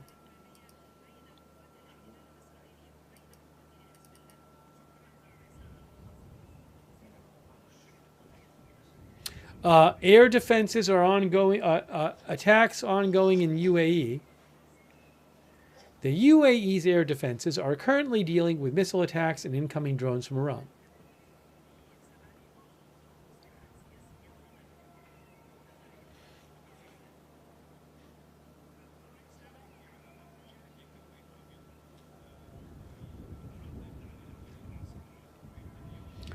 Xin Zhao says, I thought we already took out their nuclear sites.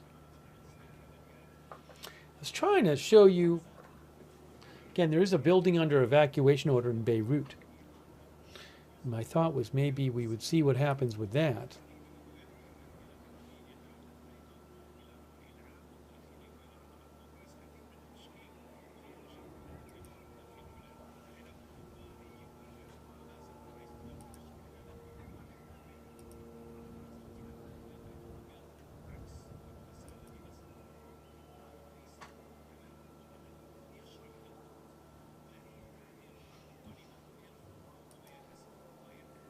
Thanks to Anonymous Gifter on Twitch.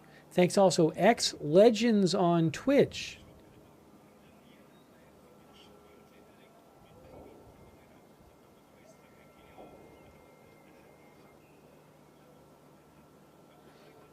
X Legends say the people who are doing filming at these locations are risking their lives for the content.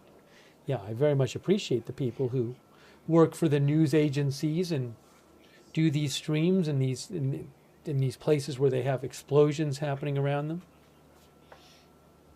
Thank you, Meat Missile, for the gift sub.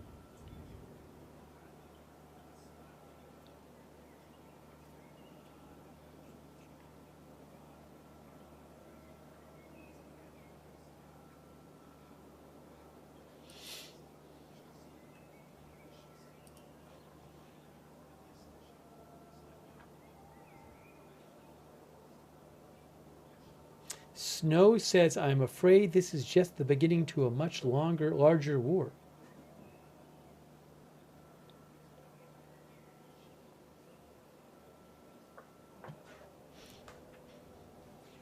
I think what I may start doing is I may start saying some of my thank yous now,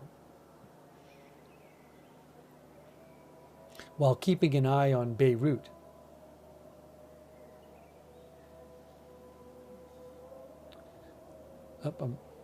I think we're hearing call to prayer.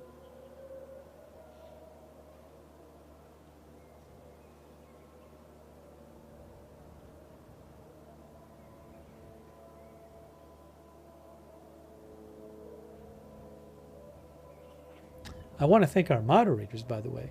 Thanks to real Bilbo Baggins I am, by the way. Thank you. And JJ's Digest. Thank you, JJ's Digest. I want to acknowledge our moderators, by the way. Shout out our moderators.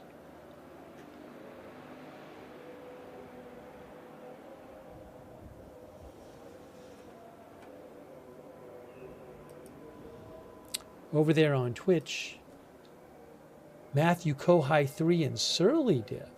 Linda Belk, Larry, Misha on X. Kay Lowry Body, Margaret Riley, Paul Anderson on Facebook. We've had Ruth and others today over there on YouTube. Hold on a second here. We have... Oh, I think we have a pre-alert. I think we have a missile pre-alert. Do we? Missile pre-alert for Tel Aviv area. We're not going anywhere. Missile pre-alert for Tel Aviv and other surrounding areas. So we are expecting to see missile alerts there.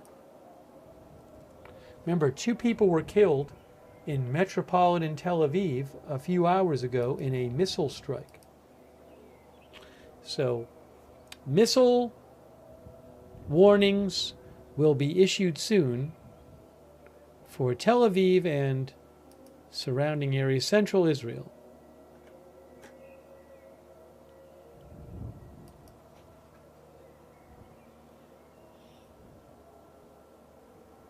Toward the center and Jerusalem. Toward the center and Jerusalem, I think. Maybe what I should do, well, I don't want to turn off the... All right, here's how I need to do this. What I need to do is I need to maybe get prepared by getting a Jerusalem camera up or ready. Give me a moment. I'm just pulling up here a Jerusalem camera just in case I need it. Oh no, I got to do that. I'll have to do that in a second. Hold on a second. Here we go. One moment. Now I have to do it this way. All right, so here is, that's the Beirut. I'm switching Beirut cameras. That's a Beirut cam, but I'm also going to get a Jerusalem cam ready.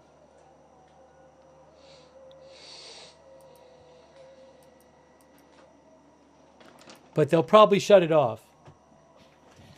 But I'll just have it ready. I have a Tel Aviv cam right here. You can see the Tel Aviv cam right there.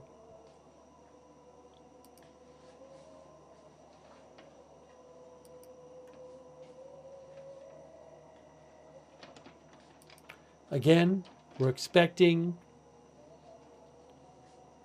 in the coming minutes missile alerts.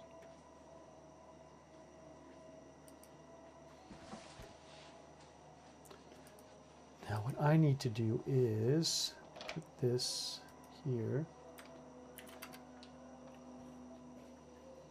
Okay, I have Jerusalem if we need it. If we need Jerusalem, well, again, I think all of these Israel cameras are going to go off the air temporarily when the alert happens.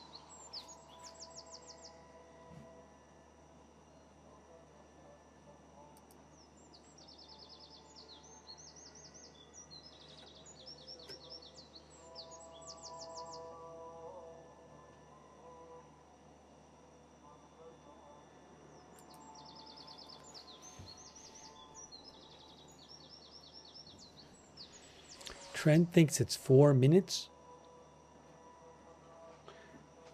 Intel Cams thinks it's about 3 minutes.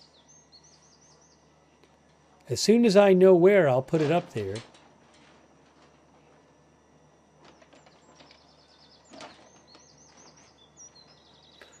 I'm waiting for it to pop onto the map here.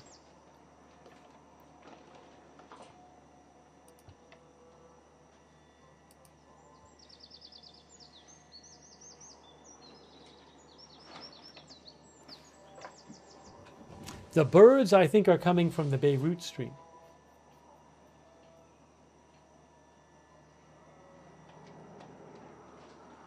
Again, waiting for the alerts.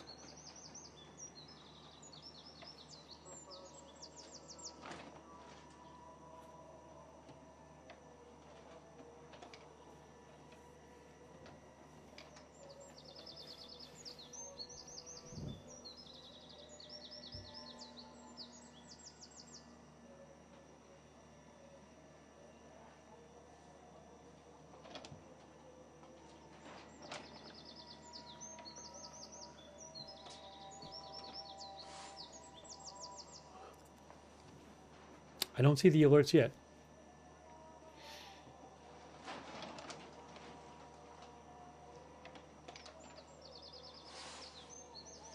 Crypto Craze is watching on X.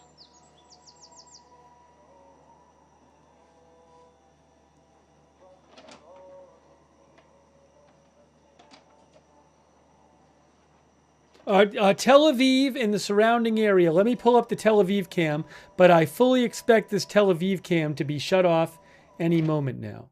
I am putting it on the screen for you, but again, I am pretty sure they will shut up. Oh no, they might leave this camera on but zoom in.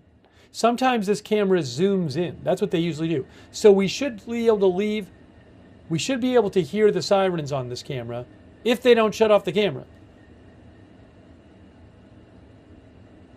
Usually this one zooms in. So again, Tel Aviv right now, we have alerts. You can check out Intel cams if you want to. You should hear the siren shortly. I hope they zoom in rather than shut off the feed. But this is our live camera from Tel Aviv. Here, sirens.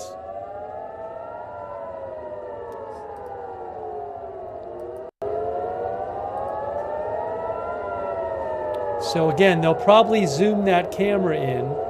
I hope they leave the camera on, zoomed in, and don't kill the feed.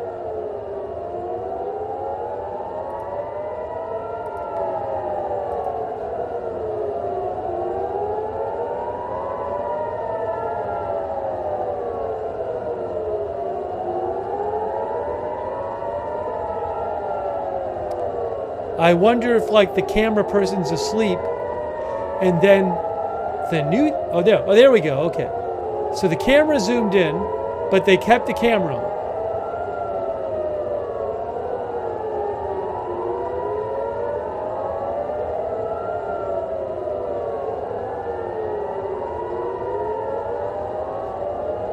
This is Tel Aviv.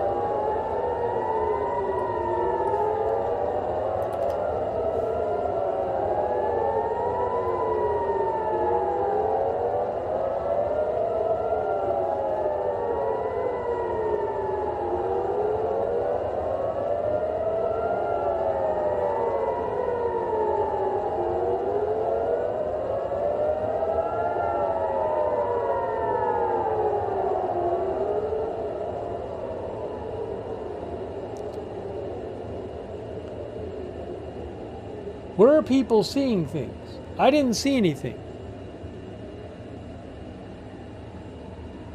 Where did people see stuff on Intel cams? Because I didn't. We just heard the sirens. We didn't hear any explosions.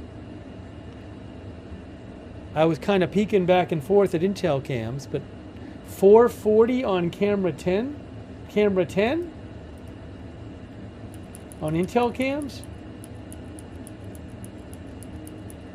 Oh yes, on Intel cams, if you go to 440.05 on Intel cams, it showed,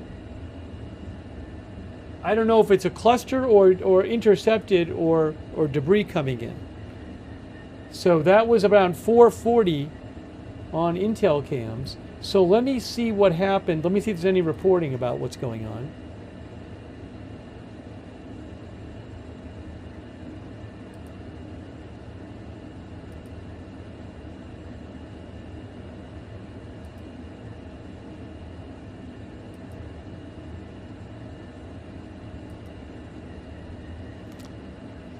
Brian Burchett, our viewer, thinks they were both intercepted.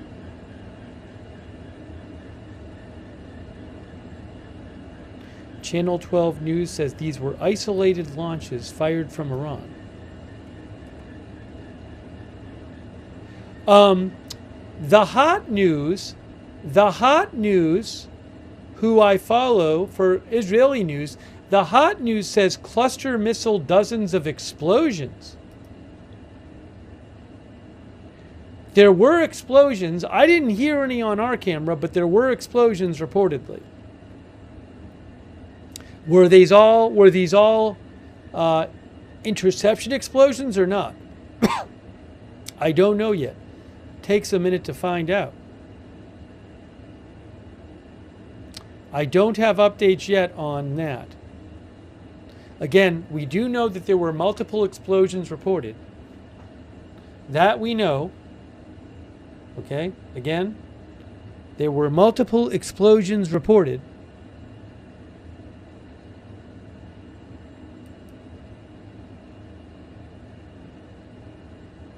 But I do not know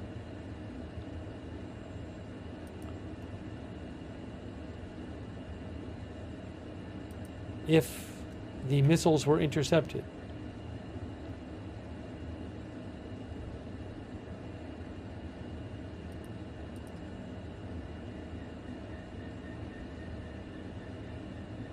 Or the missile, or the sub munitions from the cluster missile.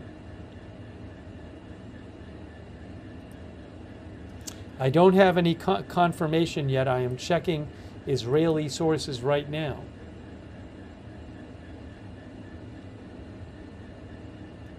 Again, a number of explosions heard.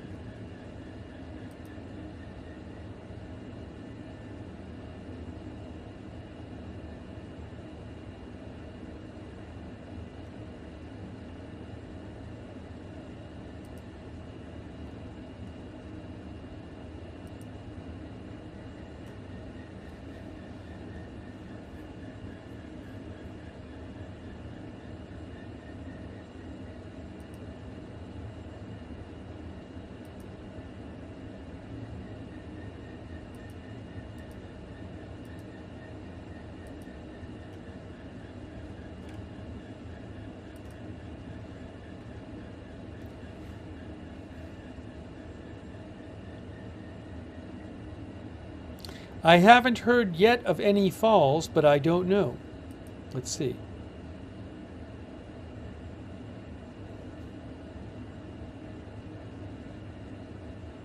So far, says United Hatzalah, so far there have been no reports about casualties. There have been no reports about interception, shrapnel, fallout scenes. I just saw that from United Hatzalah.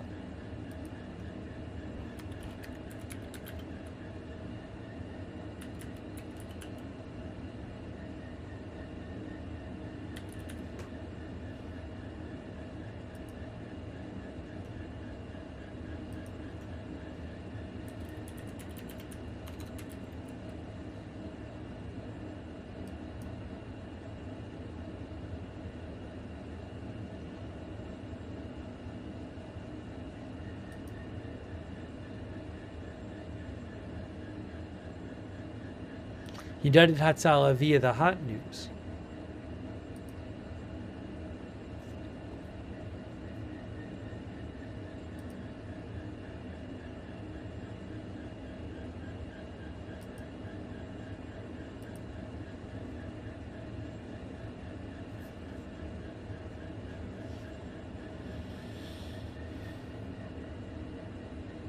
There's video of, multiple things flying through the air. I don't know if that's a lot of cluster munitions or if it's just, debris from an interception. But so far, no reports of injuries, no reports of damage.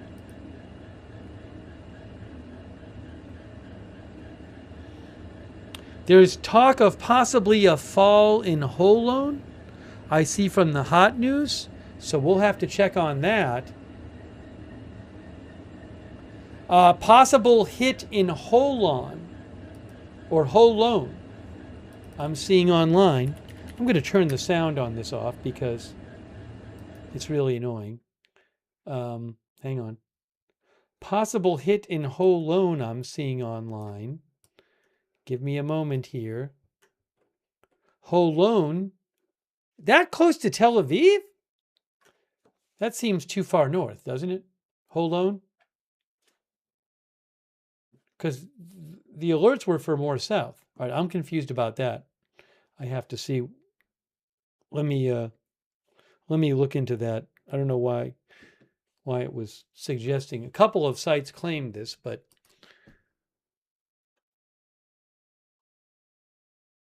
oh no, Tel Aviv. What? I'm sorry. My brain has stopped working. Yes, Holon would be reasonable because this was a Tel Aviv alert. Sorry, I was thinking a southern Israel alert. No, Holon would be reasonable. Holon is part of Metro Tel Aviv. So unconfirmed reports of a fall in of a munition hitting in Holon. Right there, you can see. Let me see what else I can hear. Oh, I'm hearing possible reports of multiple hits in Holon. And I'm seeing, hang on. N12 News reports it's being examined whether some of the missiles were cluster warhead missiles. So we're waiting to hear more about possible munitions hitting the ground and exploding in this latest missile launch from Iran. It takes a little while. Hey, look, guys, Manny Fabian says, the latest Iranian ballistic missile targeting central Israel seems to have carried a cluster bomb warhead, footage shows. See all the different lights there?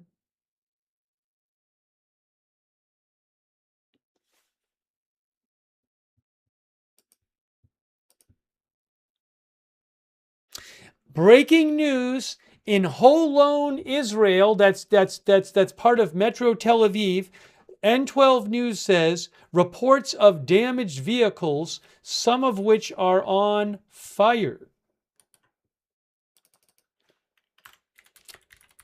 Reports of damage in latest Iranian missile attack.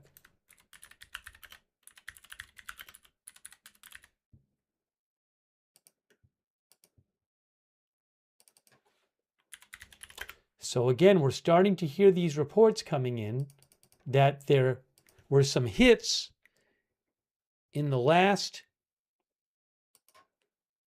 attack that we just saw. The attack itself is over. Now, there's an MDA, let's see. It's a little I've heard of damage. I haven't heard of any injuries. Haven't heard of any injuries yet. But N12 News says in Holon, reports of damaged vehicles, some of which are on fire. Here is Holon. Holon is in Tel Aviv district, right there. See, it says Holon.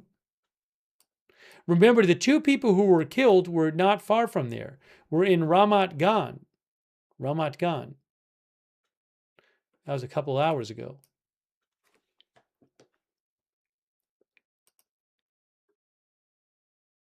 Magen David Adom says, MDA says, no known injuries at this point. MDA teams went out to scan the scene where a report was received. Update later if necessary. So no known injuries at this point. That's from MDA. No known injuries. Sounds like there is damage of some sort.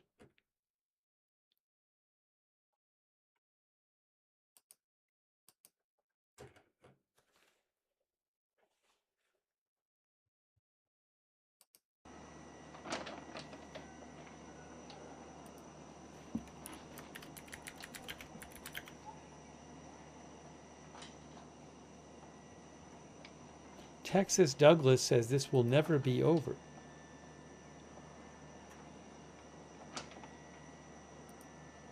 N12 News says, oh, incident has ended. I know. Let's see.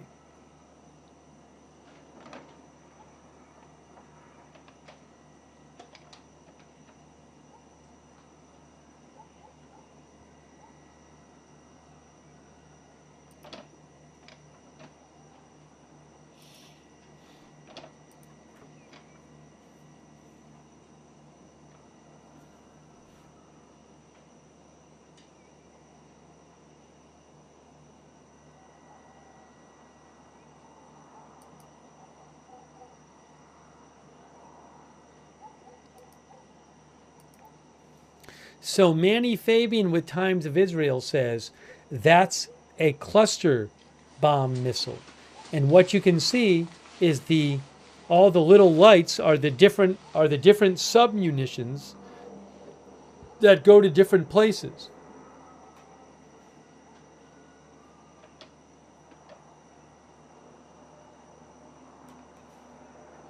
But so far, no reports of injuries.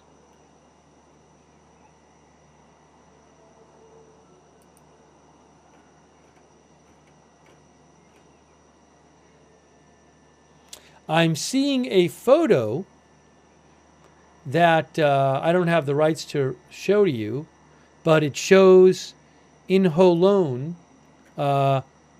damage on a street with several cars damaged in a car on fire.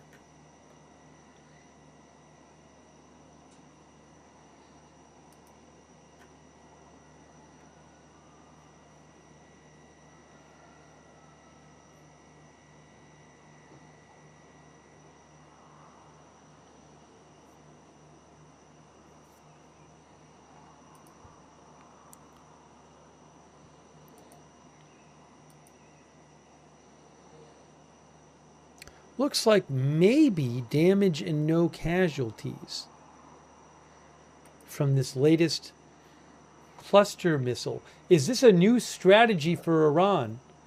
It seems like what's happening the last couple times with these missiles that headed towards Tel Aviv is that the missile has managed to open up and spread its cluster munitions out before getting shot down.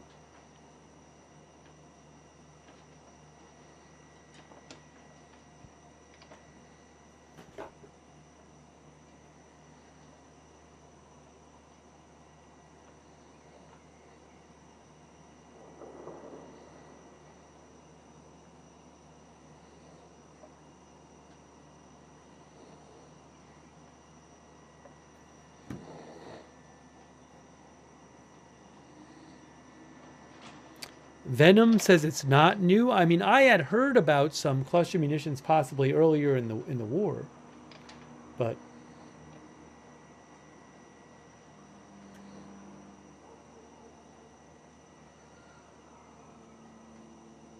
I don't think that's a fire on the bottom there. But I wonder if this is happening more now, or is there a difference? I don't know.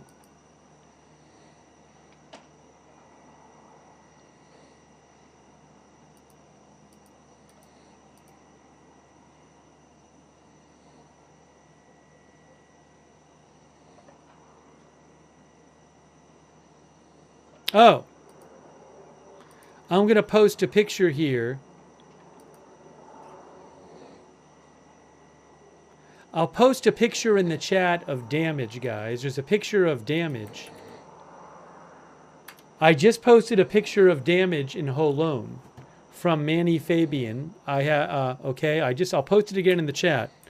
But it's a picture of, you'll see a car, it looks like a car on fire and some damaged cars.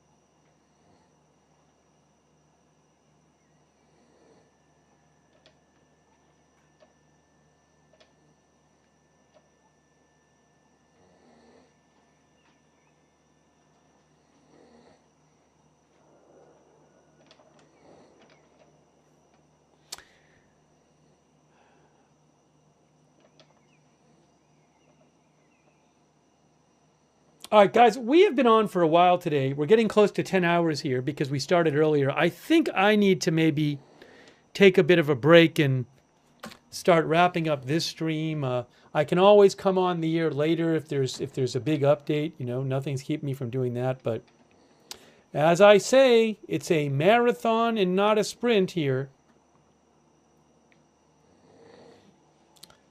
But yeah, I think it's time. Again, I'll keep an eye on it tonight. Kenneth Cobb said it'll still be going on tomorrow. That I'm sure about. But let me start wrapping it up and see what happens.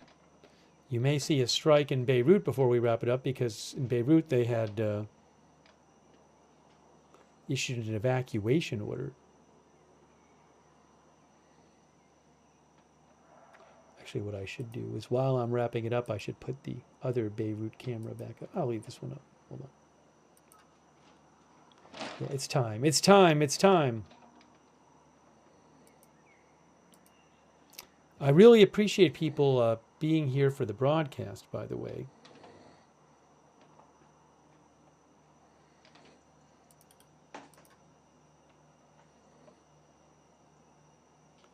What did I do here? I did something wrong.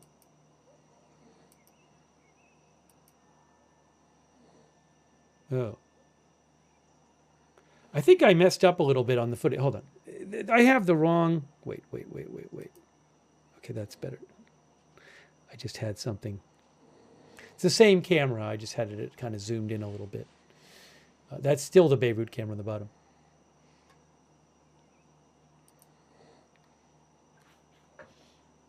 I really appreciate people being here for the broadcast. Thank you for coming and participating in the chat and sending me comments and updates. Sorry I can't get to all the comments, but we got to read a bunch of them today.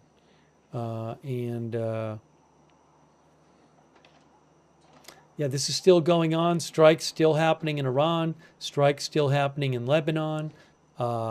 Missiles and drones being fired into Israel. Other countries being attacked by Iran, like, UAE, Kuwait, Saudi Arabia. So this is still going on, and we will be covering it. But I really appreciate people joining the stream and being here. And let me just, while I'm waiting here, I just got to do one quick thing.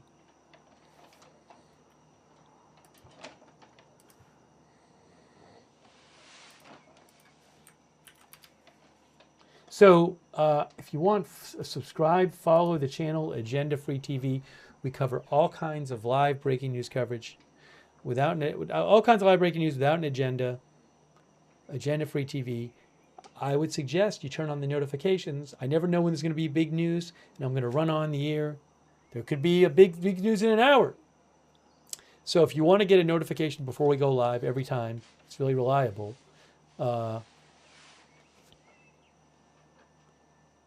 Sign up for our free notifications.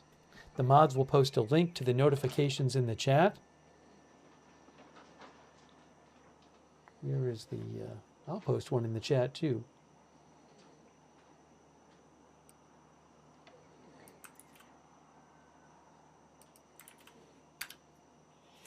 And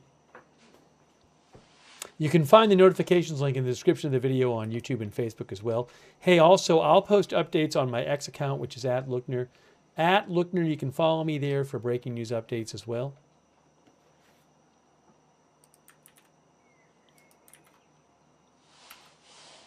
Oh, thanks, Bad Doge. Bad Doge says the lack of alarms tells us a lot. The lack of alarms. Now, we did hear... You mean the lack of overall missiles being fired by Iran, or some sort of lack of alarms in Israel? We did hear the missile alarms going off in Tel Aviv. Thank you so much, Bad Doge. I really appreciate that.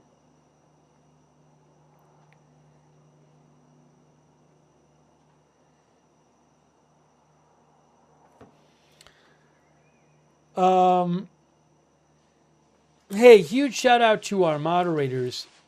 They are awesome. I really appreciate our moderators being here. And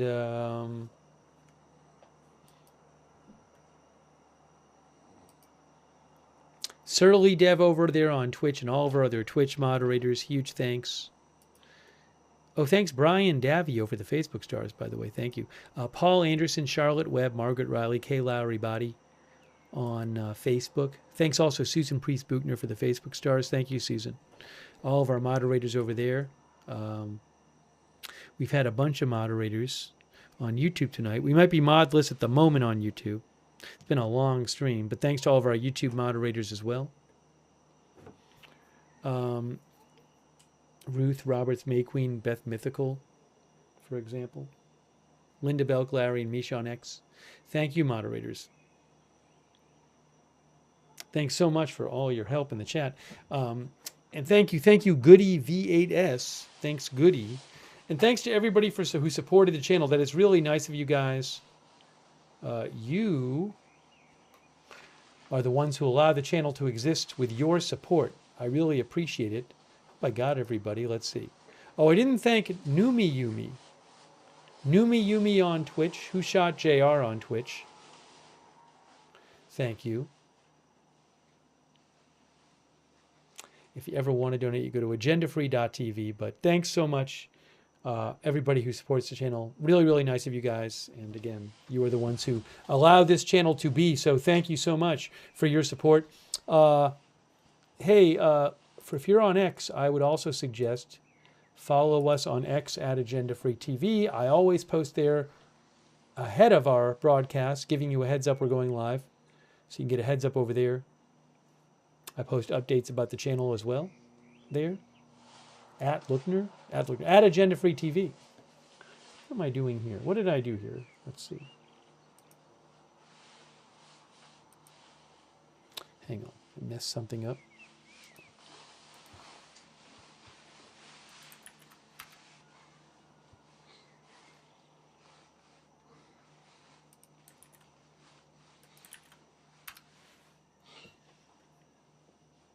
Again, if there's some kind of big news, I can come back on the air.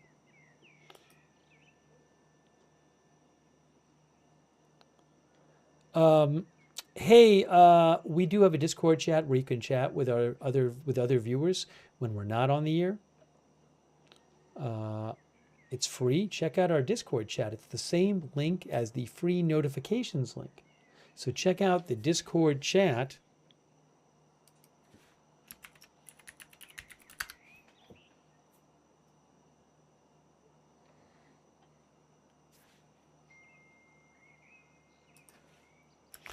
Put this here. And thanks so much to our Discord moderators who help moderate our chat. Thank you, Discord moderators. Also,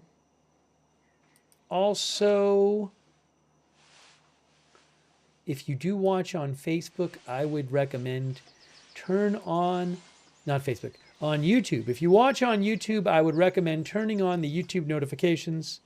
The way you do that is you need to subscribe to the channel, and then you click the bell, and then you choose all notifications.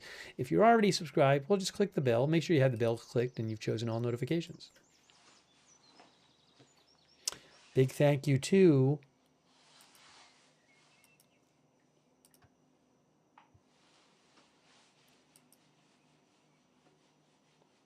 our Facebook subscribers who support the channel, like Brian Davio and Susan Priest-Buchner, Margaret Riley, Kay Lowry Body, Robert Rial II, Martha Crawford, Christy Claft.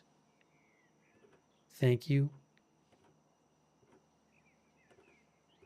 All of our other Facebook subscribers, thanks so much. Hey, thanks to Damone Hogan. Damone Hogan, thank you, Damone. That's really nice of you.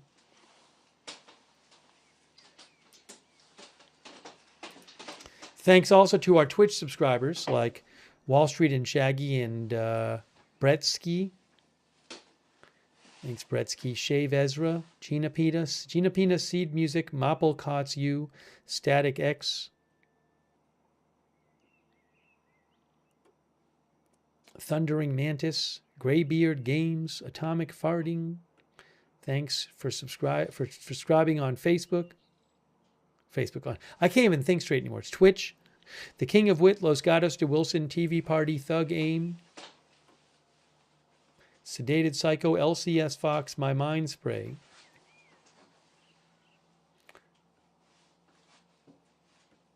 All of our Twitch subscribers, Electronics Anonymous, Judge Hat, Cesarone, Alperer, Dog Bees, Divergent Plumbus, all of our other Tatsiki and Static X, all of our Scumble. Thank you to all of our Twitch subscribers and our YouTube members. Big shout out to our YouTube members like Rock K9, Jimmy ZNJ, Kaz Michelle, Bluesy Girl, Berea Beard, Haruna Q, Val Cargo. Sorry I didn't thank the members and subscribers earlier. Maybe next time we can get to do that earlier. Barry, Cac, UV Lightning, the one and only. Platinum Dose, Gary Baines. Thanks for being members. Evelyn in Maine, did I say? The one and only Kaz Michelle. Dozer Camden. Teresa. Lisa Sawyer. Bad Doge. The one and only Noticer the Great. Lee. Chris In. Chung Peter. Jason Carlton. Frozen Stone.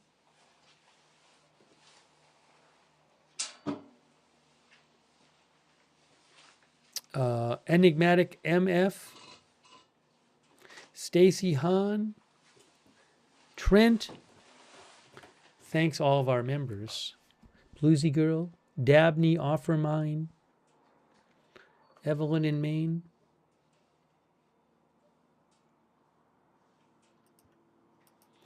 Guys, it is that time.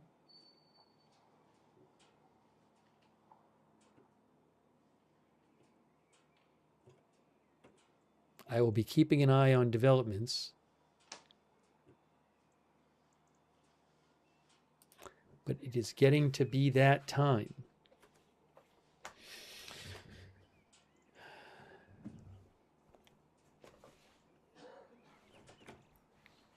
Thanks also, Mr. Davis.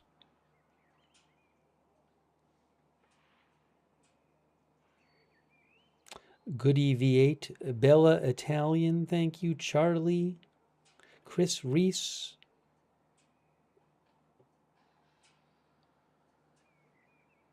Stephen Drysdale, Joshua Ricker, thanks for watching. Romy Na, thanks for watching.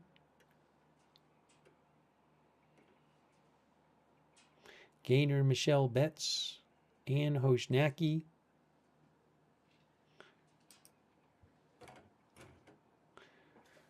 DJ Saltlick, Tommy Hayes, Amazing Disgrace, Dino Nuggies Castle Keeper, thank you for watching. Tina Lewis, Xmon.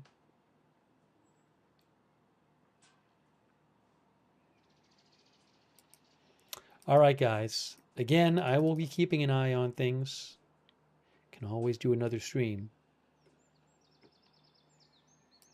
But I think it is time.